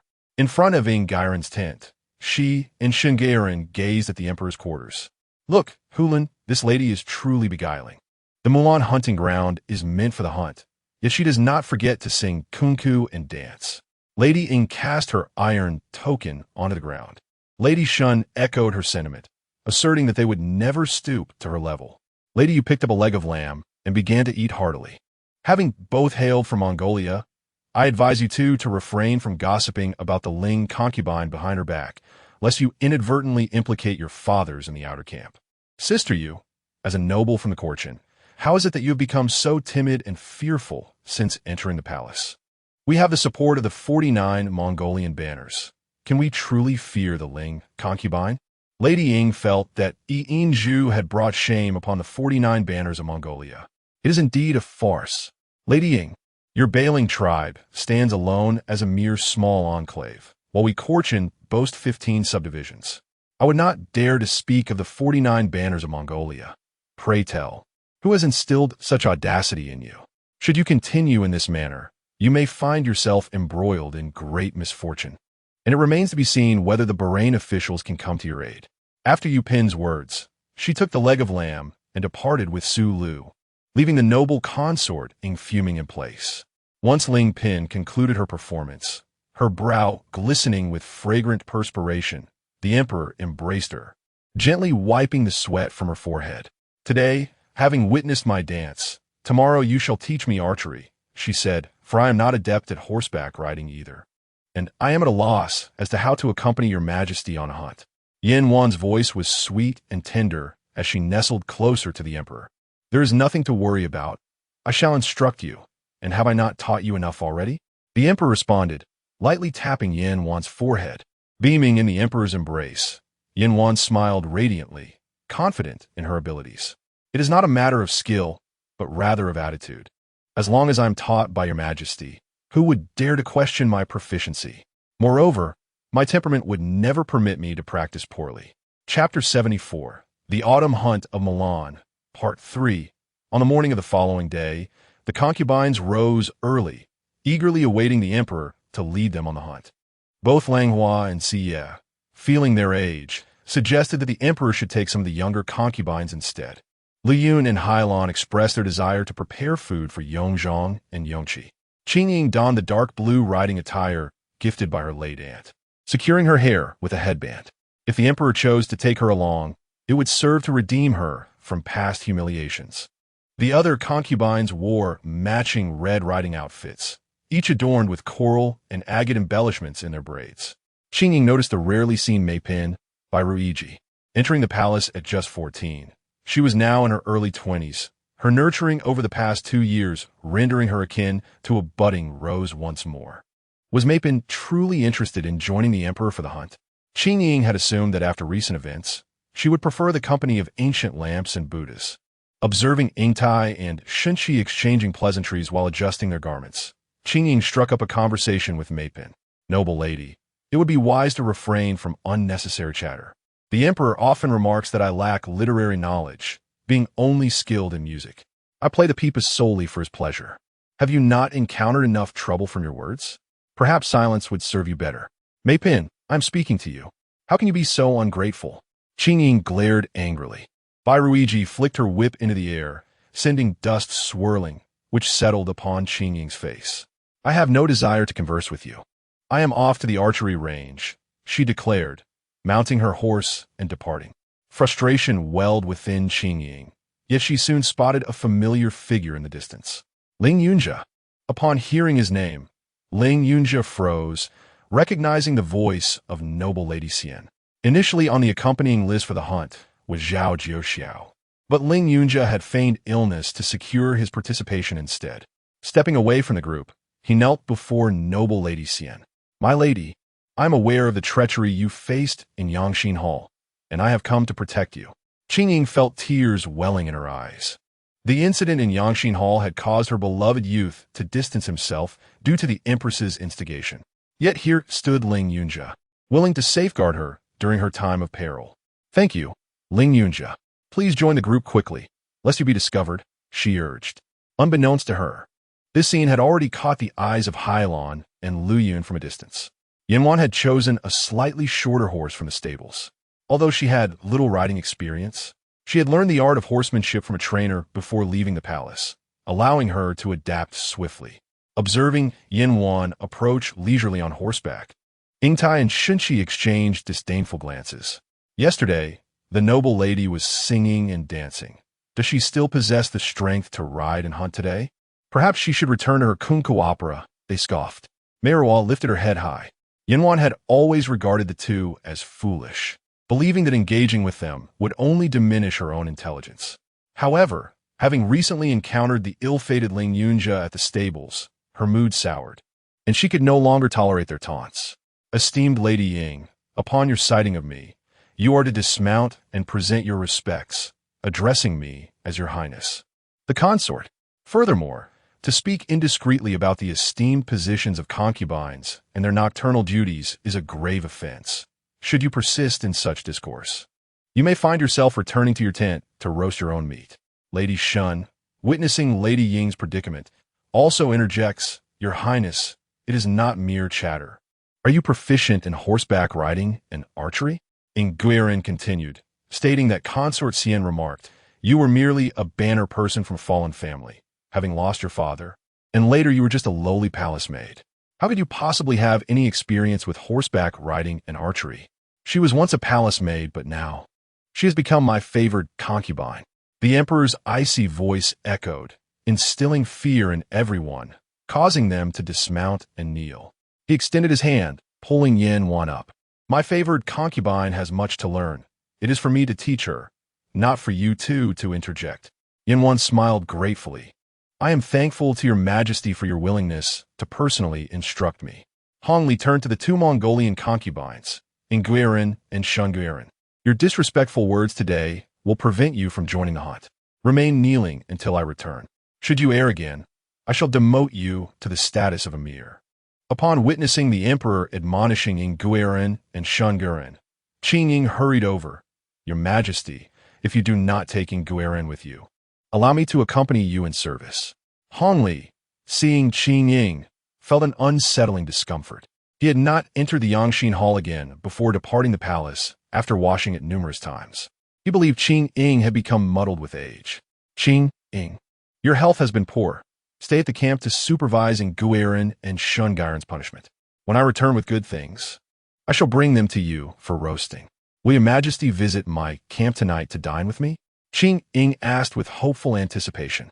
I shall certainly come, he replied, taking Yanwan's hand as they mounted their horse. The gentle breeze swept across the vast wilderness, with Yanwan leaning against the emperor's embrace, a small horse trotting alongside them. The emperor personally held Yanwan's hand, guiding her in controlling the horse's speed. As a large wild goose flew overhead, Yanwan glanced up and the emperor inquired, "Do you like it? I delight in this. Allow me to instruct you in the art of archery."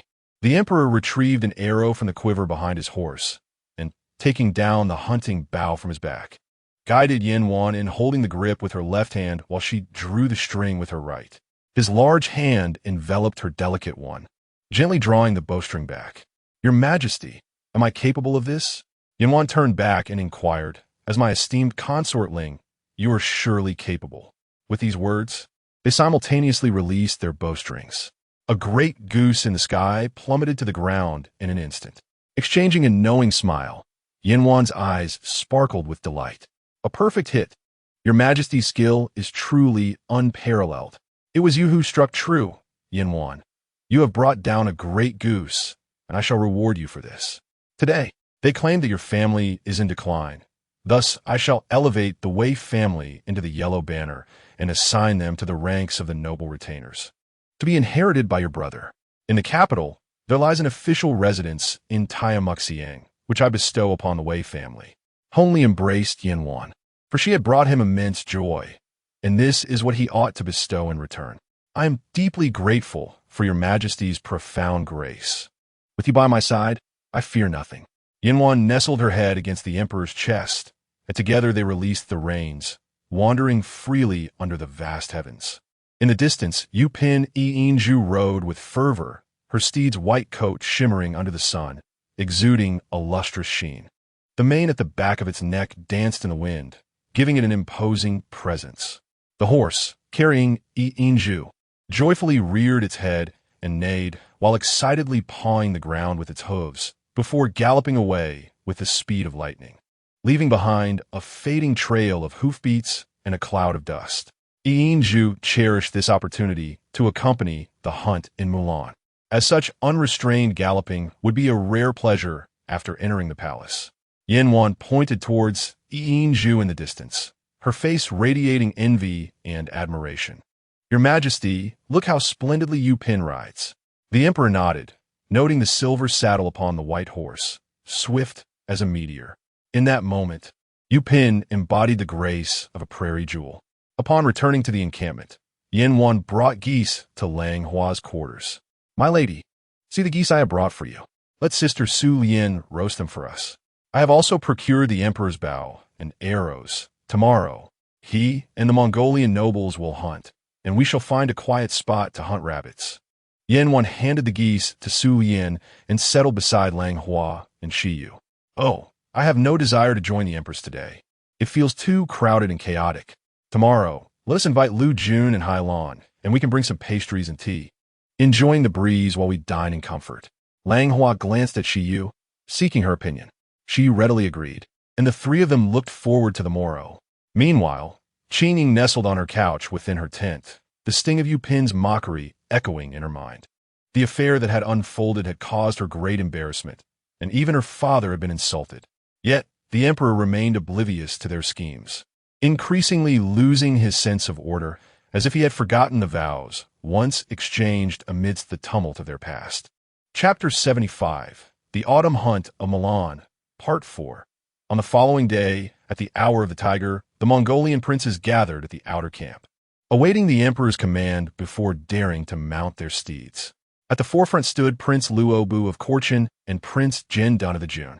Seibu had received the emperor's decree and followed closely behind his father. In the subsequent rows were the princes of Chahar and Balan. The purpose of Prince Luobu's visit was twofold: to present horses and furs to the emperor of the Qing dynasty, and to seek a matrimonial alliance for Seibu. This young man had managed to attain the position of Duke of State during his years in the capital. Securing a favorable marriage would bring him much solace. As the sound of drums echoed, The assembly fell silent, and from within the inner camp emerged the emperor, accompanied by several princes and princesses, followed by a line of officials from the 8 banners. The Mongolian princes knelt in reverence, performing the ritual of 3 bows and 9 prostrations to demonstrate their respect. "Please rise," the emperor proclaimed. "The Autumn Hunt of Mulan is a grand royal event, a splendid occasion for the sons of the 8 banners to showcase their prowess. Our ancestors conquered the world on horseback, and today, the Mongolian factions have dispatched their elite warriors, symbolizing our unity as one family of Manchus and Mongols." The emperor's voice resonated with authority, reflecting the breadth of his sovereign spirit.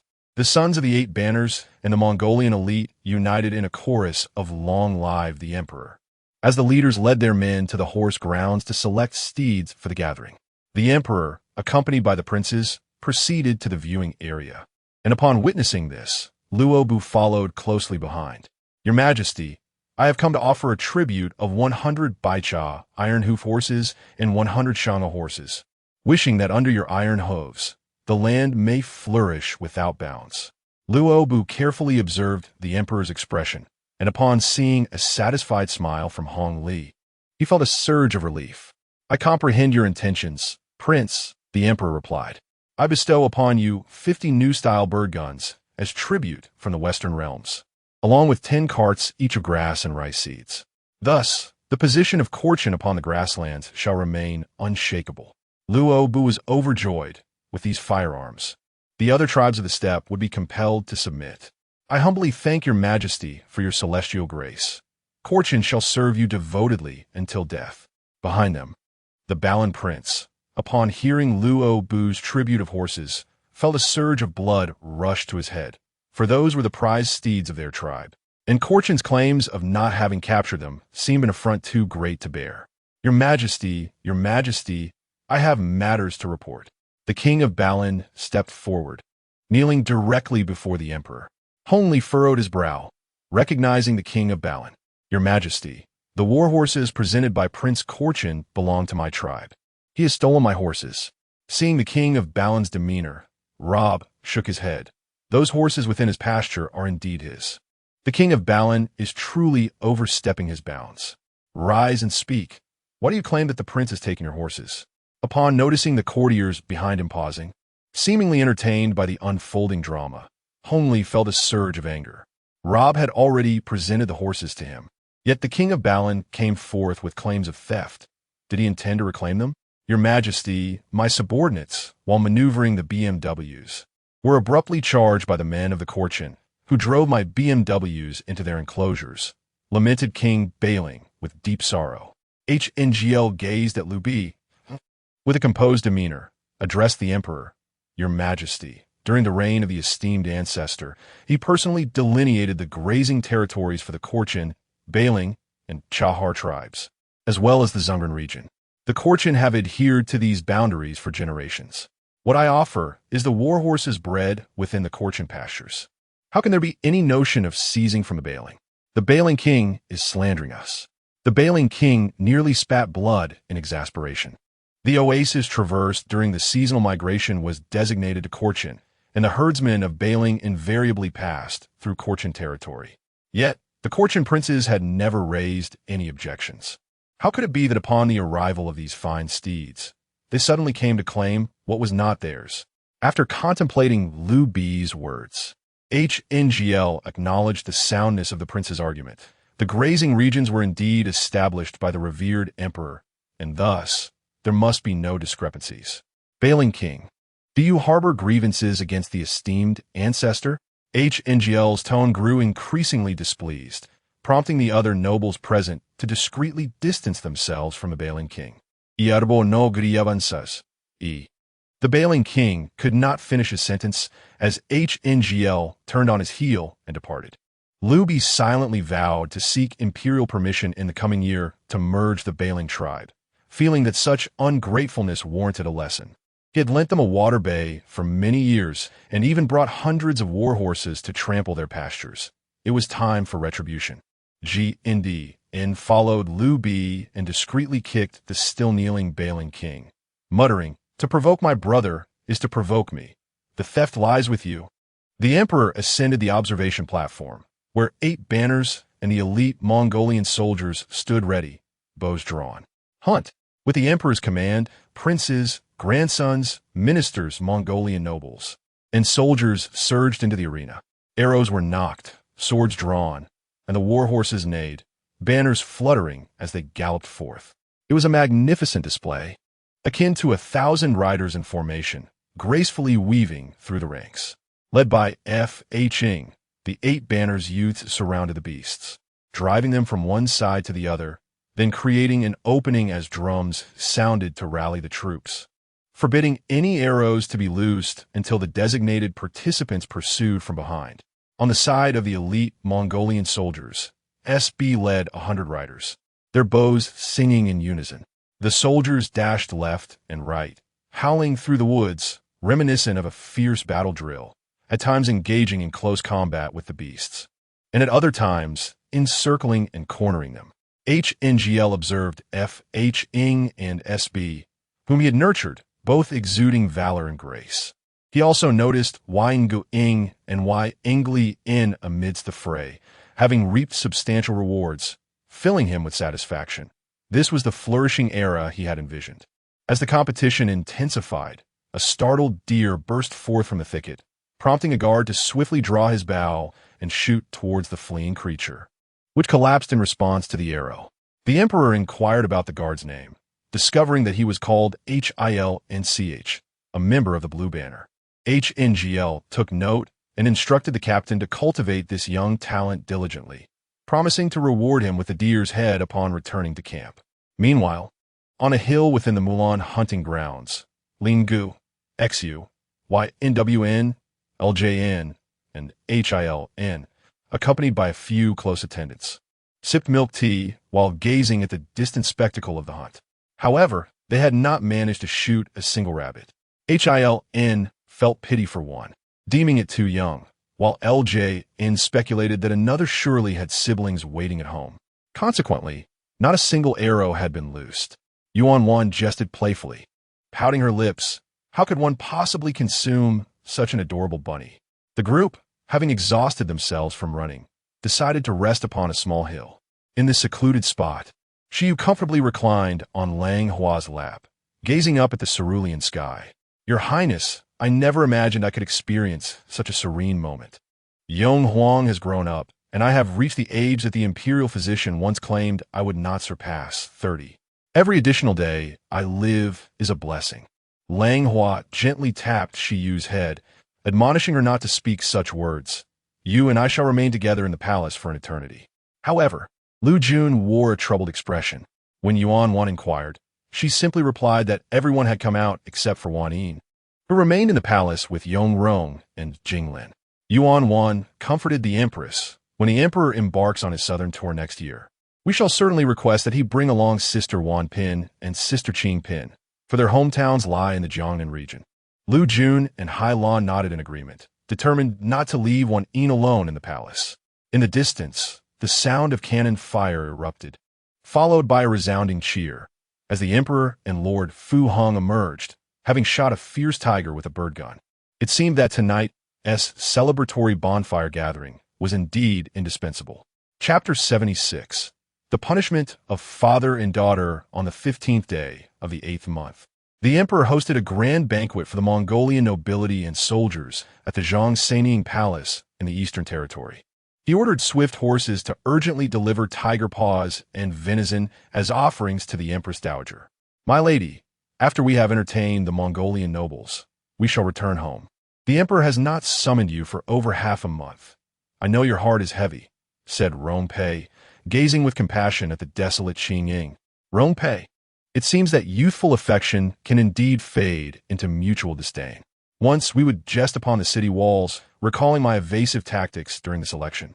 Now, my youthful paramour appears to find me distasteful, reflected Qingying, her eyes filled with sorrow. Rong Pei added a few twigs to the fire pit, which crackled and flared in response. Is it true that the emperor is enchanted by Wei Yanwan? She questioned. I believe so. The favored consort shot down a large wild goose, and the emperor raised a banner for her. The Wei family has been elevated to a prominent position, receiving a residence in the capital. They have truly risen to power.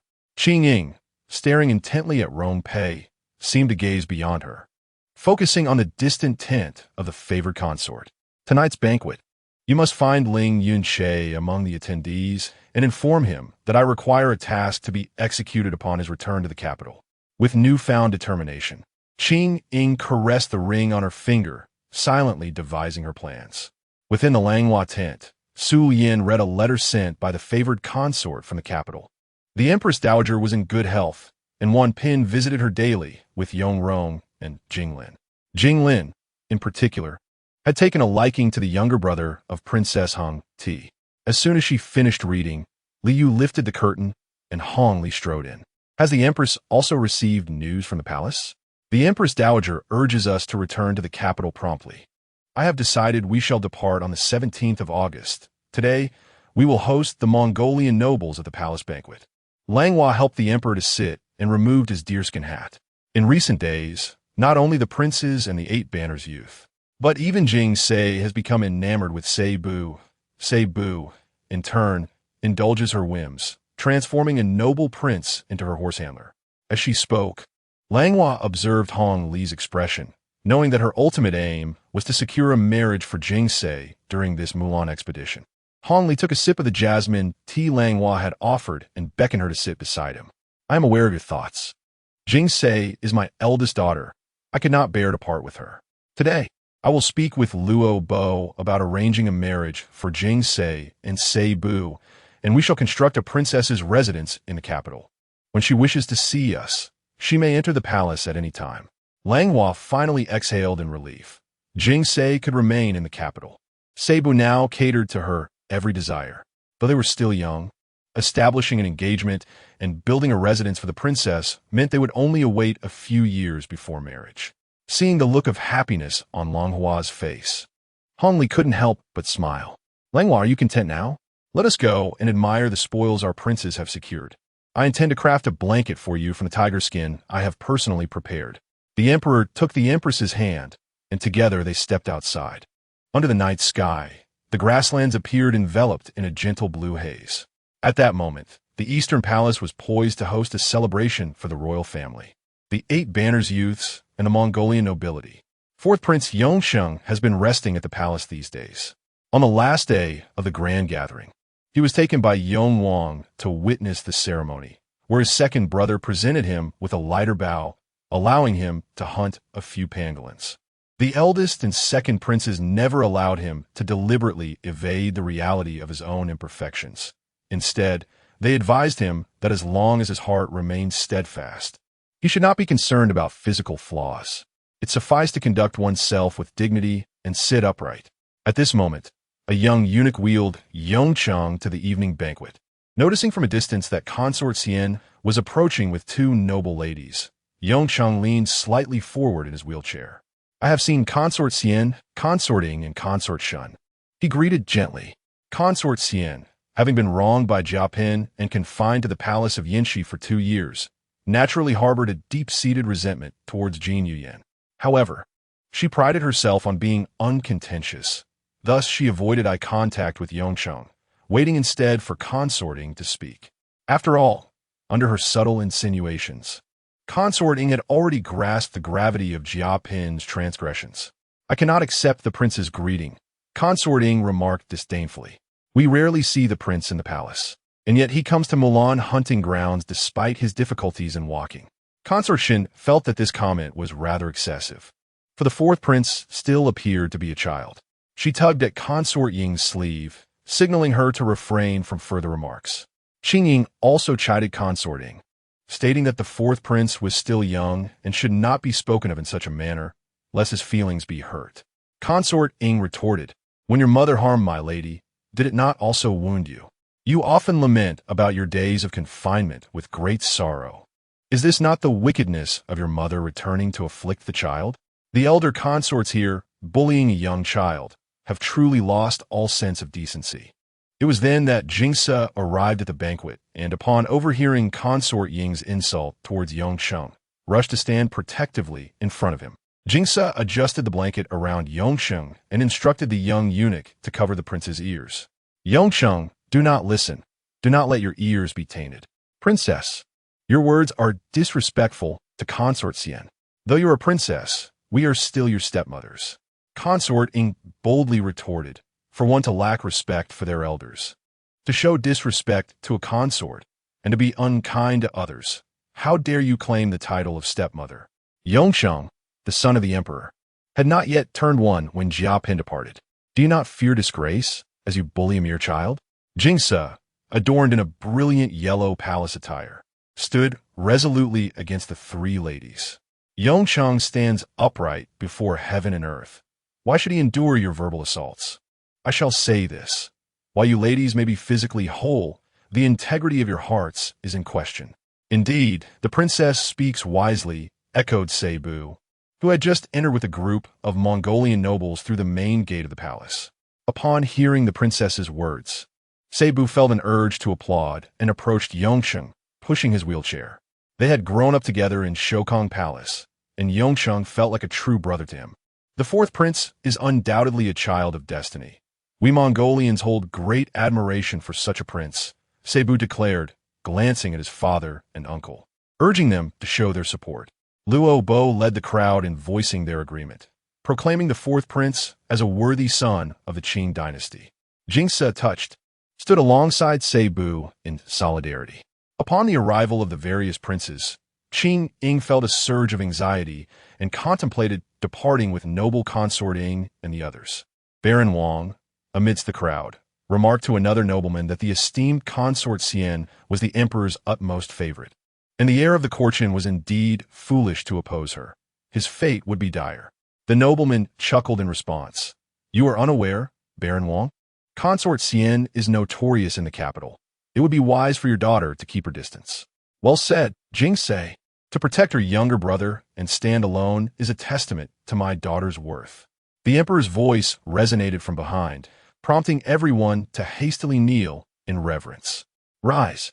I have just been informed that noble consort Ying spoke disrespectfully and slandered the prince.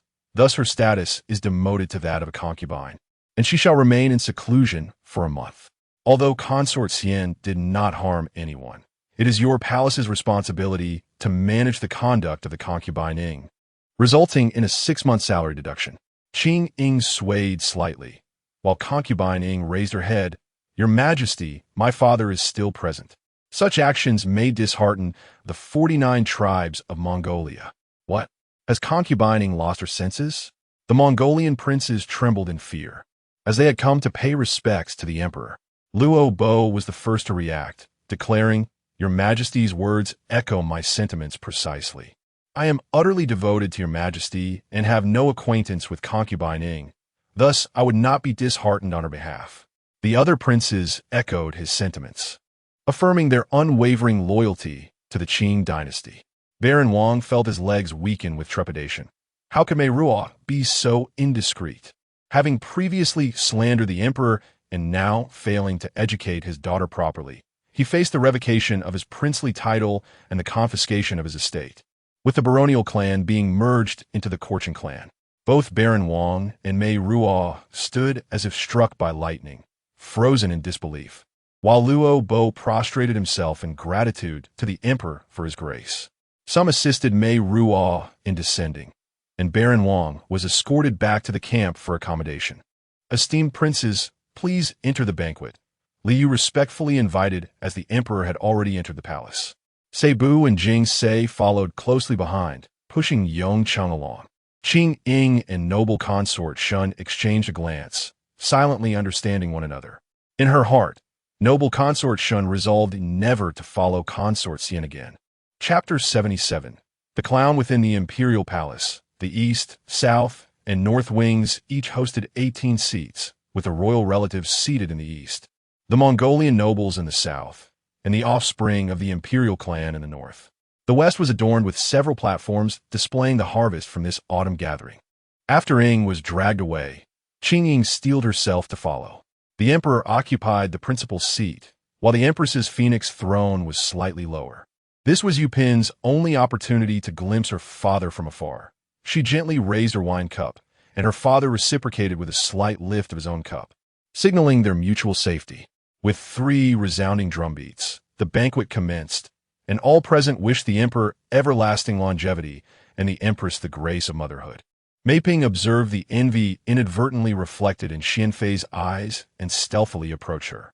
"Xianfei, is the empress not seated in the position you most desired?" Qingying remarked, observing her indifference towards the position, as her heart remained with the emperor. Bairuiji scoffed at Xianfei. "If you truly wish to be empress, I would commend your candor. Yet now, it is quite unamusing. You neither desire the throne, yet remain critical of this and that, even more so than the empress herself." Qingying's face flushed with shame at Bairuiji's words. "You dare to speak of the throne?"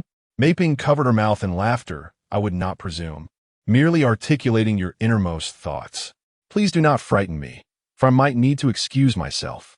Furious, Qingying's maid, Rongpei, upon hearing her mistress's humiliation, stood up first and delivered a slap across Meiping's left cheek. "Your words are unclean, my lady. I shall cleanse your mouth on behalf of the emperor and the empress." Rongpei's expression was one of haughty defiance. This slap not only stunned Bairuiji, but also silenced the banquet, the clinking of cups coming to an abrupt halt. "How dare you strike me? I am the emperor's Meiping, a principal consort. You presume to touch me?" Bairuiji seethed with rage, wishing she could tear apart the pair before her. Rongpei remained unyielding, asserting, "My lady is Xianfei, directly appointed by the emperor. Rewards and punishments are but a part of the rules, which you must abide by." Meiping, rising abruptly, retorted, "Is it the custom of Xianfei to relieve herself while walking through the palace?" Though her voice was not loud, it was immediately followed by another sharp slap that reverberated through the hall. Rongpei struck Meiping's right cheek, causing it to swell instantly. The Mongolian nobles dared not voice their thoughts, murmuring quietly, "Good heavens, what a spectacle!" First, the Baron Prince and his daughter were embraced, and now a maid strikes a consort. This autumn gathering is fraught with peril. At that moment, the emperor's expression had darkened ominously, as if a storm were brewing. Seeing the situation deteriorate, Langhua hastily rose to apologize to the emperor. "You may